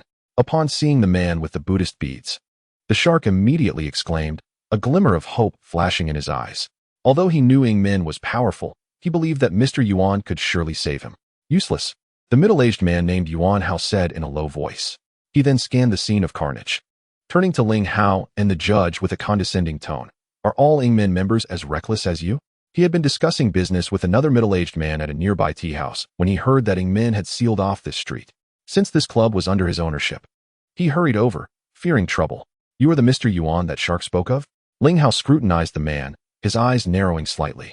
He claims you wield considerable influence in Dongzhou, capable of obstructing Ingmen's actions to save his life. Is that true? You doubt it. Yuan Hao sneered coldly. Do you think just because you are members of Ingmen, you can act with impunity here? I truly do not believe. Ling Hao smirked. I am quite curious. What do you have to guarantee his life? If you have the capability, kill him right before my eyes. Yuan Hao's eyes narrowed slightly. Let's see if you have the courage. Very well. Ling Hao shrugged his shoulders. As you wish. With a swift motion, the judge flicked his wrist, unleashing a flash of blade light that shot towards the shark with the speed of lightning. Having accompanied Ling Hao for so long, an unspoken understanding had formed between them, rendering words unnecessary as they instinctively knew each other's intentions. The shark's spirit let out a cry of despair. With a swift motion, the blade light flashed past, a line of crimson appearing at his throat. He opened his mouth to speak, but no sound escaped as his head tilted to the side. Lifeless. A collective gasp echoed through the crowd. Chapter 90. The identity of Mr. Yuan Hao was evidently taken aback. He had not anticipated that Ling Hao and his companion would dare to slay the shark before him. It had been many years since he encountered someone as audacious as this, and an icy glint flickered in his eyes. Simultaneously, a formidable aura emanated from him. His gaze sharp as a blade fixated on the two, each word dripping with menace. Very well, you truly are impressive. Turning to the other middle-aged man, he added, Brother Chung, did you witness this? The people of Yingmen are so brazen, disregarding human life and slaughtering the innocent. I hope you can deliver justice today. Indeed. Chung Xiong, the middle-aged man, nodded, then turned his gaze towards Ling Hao and his companion. The actions of Yingmen have grown increasingly intolerable, showing no respect for the law. Who is your superior? Bring them here at once. Who are you calling an idiot? The judge shot Chung a bemused glance. You seem rather arrogant. State your name. Impudent. A man in plain clothes behind Chung pointed at the judge. How dare you speak to the master of the Chung clan like that? Kneel before me immediately. With a swift motion, the judge unleashed a gust of force with his hand, sending the man crashing to the ground, unable to rise for some time. Know your place. You have no right to speak here, the judge coldly remarked. Chung Xiong frowned. Are you truly opting for punishment instead of respect? He called you master. Are you from Yutong? Ling Hao responded indifferently. Indeed. Chung Xiong replied gravely. I am Chung Xiong of Yutong. Bring your superior here at once. You truly are a fool. Ling Hao retorted. Gesturing to the judge, he is the master of Yutong. Do you not recognize him? What do you mean? Who is he? Chung Xiong furrowed his brow. Although he was the master of Yutong, he had been stationed abroad since joining, rarely returning home, and thus had little interaction with those from Yingmen, leaving him unfamiliar with the judge and Ling Hao. Show him your blade. Ling Hao directed at the judge. With a swift motion, the judge released the cold moon crescent blade, its gleaming edge flashing before Chung Xiong's eyes as it embedded itself into the wall beside him. Platinum handle? Chung Xiong trembled, his face a mask of astonishment. You are one of the 5 sharp blades of Yingmen. The cold moon crescent blade's handle is crafted from platinum for the 5 district governors, while those of the inspectors and regional leaders are made from pure gold. And other members bear handles of the same material as the blade, special steel. As a master of Yutong, Chung Xiong was well aware of this distinction. He is the judge, Ling Hao stated calmly. Chung Xiong's body shuddered anew. Despite his prior suspicions, he was still taken aback upon hearing this. The 5 sharp blades of Yingmen were notorious, each said to have reached the level of a war god. Their combat prowess formidable. So, do you still wish to interfere in Mr. Yuan's affairs? Ling Hao inquired again. Excuse me, are you Ling Shuai? Chung Xiong hesitated to respond directly, trembling slightly as he addressed Ling Hao. He was no fool, recognizing that even the 5 sharp blades of Yingmen served only as subordinates. He had already deduced Ling Hao's identity. Do you still need to summon my superior to speak with you? Ling Hao glanced at him. With Ling Hao's implied confirmation, Chung Xiong inhaled sharply, his face reflecting shock as his trembling intensified. Without hesitation, he deeply bowed. Please forgive me, Ling Shuai. I was unaware of your esteemed presence. Meanwhile, Yuan Hao, upon hearing this, also displayed an expression of profound shock. He had not anticipated encountering such a significant figure here. Judge, show him the shark's dossier. Let him see if we are truly indiscriminate in our killings. Ling Hao ignored Yuan Hao. Understood. The judge retrieved his phone and handed it over. I dare not. Chung Xiong bowed again. Since it is Ling Shuai personally investigating, I trust there must be a compelling reason for the shark's demise. He would not dare to accept the judge's phone. Doing so would imply questioning Ling Shuai's actions, and he lacked the courage for that. This situation was markedly different from the previous investigation by Yutong's Inspector Luo Tian regarding Zhao Jiajia. Zhao was a member of Yutong and, in Luo Tian's eyes, an outstanding disciple with minimal blemish, thus prompting inquiry into the reasons behind Yingmen's actions against him. However, the shark was of a different ilk altogether. Chung Xiong could surmise that such a person could be slain 10 times over without injustice. His previous demeanor was merely to support Yuan Hao, having no true connection to the shark. What is your relationship with Yutong? Ling Hao then gestured towards Yuan Hao, looking at Chung Xiong. In response to Ling Shuai, Yuan Hao has numerous enterprises abroad and became an external member of Yutong 3 months ago, providing us with valuable information. Chung Xiong replied respectfully. The term external member generally refers to individuals like informants. Is that so? Ling Hao then turned to Yuan Hao. I offer you a chance. Reveal your true identity, and I will allow you to leave unharmed. What say you? Huh? Chung Xiong was momentarily taken aback. Ling Shuai, What do you mean? The judge also paused, momentarily perplexed by Ling Hao's words. What do you mean? I do not comprehend your words. Yuan Hao's eyes flickered with a hint of unease. I neglected to mention that I am also a physician. Ling Hao replied calmly. Though your technique of altering appearances with silver needles is commendable, it ultimately eludes my perception. In an instant, he moved like lightning to stand before Yuan Hao, swiftly striking several acupuncture points on his head and neck. In the next moment, several silver needles shot from Yuan Hao's body. Simultaneously, a series of subtle cracking sounds emanated from his face as his appearance transformed entirely, revealing his true nationality. An imposing aura radiated from him, indicating that he had not only altered his visage, but also concealed his true strength. By heaven! The judge couldn't help but exclaim in disbelief. Qin Yuxin and his entourage were equally stunned by this revelation. Without hesitation, Yuan Hao darted towards the window, intent on escape. Chapter 91. News returns. Do you wish to flee? The prepared judge raised his hand and swept it outward. Bang! Although Yuan Hao's true cultivation was formidable, reaching the pinnacle of a battle master, it paled in comparison to the might of a battle god. He was launched backward after just a few steps, crashing violently against a pillar, resulting in at least half of his bones being shattered. Damn it, who are you? At that moment, Qin Yuxin, despite his previous ignorance, realized he had been played by Yuan Hao. Was there even a need to inquire? The judge cast a disdainful glance at Qin Yuxin. It's quite simple. He is clearly an espionage agent from another nation, deliberately infiltrated by you as an informant to extract your intelligence. What a bastard. Qin Yuxin's fury surged as he realized he had been outsmarted. After expressing his anger, he quickly approached Yuan Hao. Truly, you are the renowned king of the Western territories. Easily seeing through such a ruse, Yuan Hao remarked as he glanced at Ling Hao. It would be unjust if I were to fall to your hands. After speaking, his expression tightened, and he clenched his jaw. Soon, a frothy white substance erupted from his mouth, and after a few convulsions, he fell silent. He committed suicide? Qin Yuxin furrowed his brow. Enough of your dawdling. Ling Hao cast a glance at Qin Yuxin. Hurry back and sort out the individuals and matters related to him. I hope nothing serious has transpired. Thank you, Commander Ling. Qin Yuxin bowed, gratitude evident on his face. If it weren't for Ling Hao today, Yu Tang would still be in the dark, and who knows when a major issue would arise. After saying this, he bid farewell to the judge and turned to leave. Brother, you truly are remarkable. You even spotted his disguise at a glance. A few minutes later, as Ling Hao and his companion entered the car, the judge spoke. Initially, I hadn't considered that angle, but I sensed he was concealing his true cultivation, prompting me to observe him more closely. Ling Hao replied with a faint smile. Despite his injuries and a significant decrease in his cultivation level, his mental perception remained unscathed. Under his formidable mental acuity, not even a battle god could hide. No wonder. The judge nodded slightly. How is the investigation into Madame Mu Dan proceeding?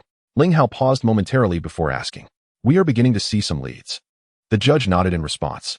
A few days ago, after having the Black Mountain Hawk sketch the outline of the opponent, we compared the images through both the Shadow Gate and the police department's systems and have initially filtered out over 100 individuals for further investigation. Ling Hao nodded in acknowledgement. The opposing side is likely to be on guard after the three major families encountered trouble, so we must act swiftly. Understood. The judge replied solemnly. Far away, at the foot of a primitive forest in a medieval-style castle, a towering man over 2 meters tall sat in a tiger skin chair in the central hall of one of the main buildings. A scar extended from the corner of his eye down to his jaw, making his already fierce features appear even more menacing, emanating a strong aura of bloodlust. To his left, a voluptuous woman in her 30s lounged on a sable chair, her features alluring, with a fiery red mouth holding a lady's cigarette. Bang, bang, bang. At that moment, hurried footsteps echoed, and a man rushed in. Master, Lord Aaron and the others have news. The man knelt before him, bowing his head. Speak. The man in the tiger skin chair spoke in a deep voice. Did you bring back the blood Rakshasa? No. The man shook his head. Not only did they fail to bring back the blood Rakshasa, but they themselves were also unable to return. All who went to the eastern continent of Xia were killed. What? The man in the tiger skin chair was none other than the Blood Fiend Hall's master, Ghost Blood Demon King. Boom. As soon as he finished speaking, the gray chair beneath him exploded like paper, splinters flying everywhere. All battle god level experts in the eastern district of Xia are stationed at the border. There cannot possibly be any battle god level individuals in the entire eastern district. Who could have killed them? The Ghost Blood Demon King shouted in anger. In response to the master's words, the man trembled.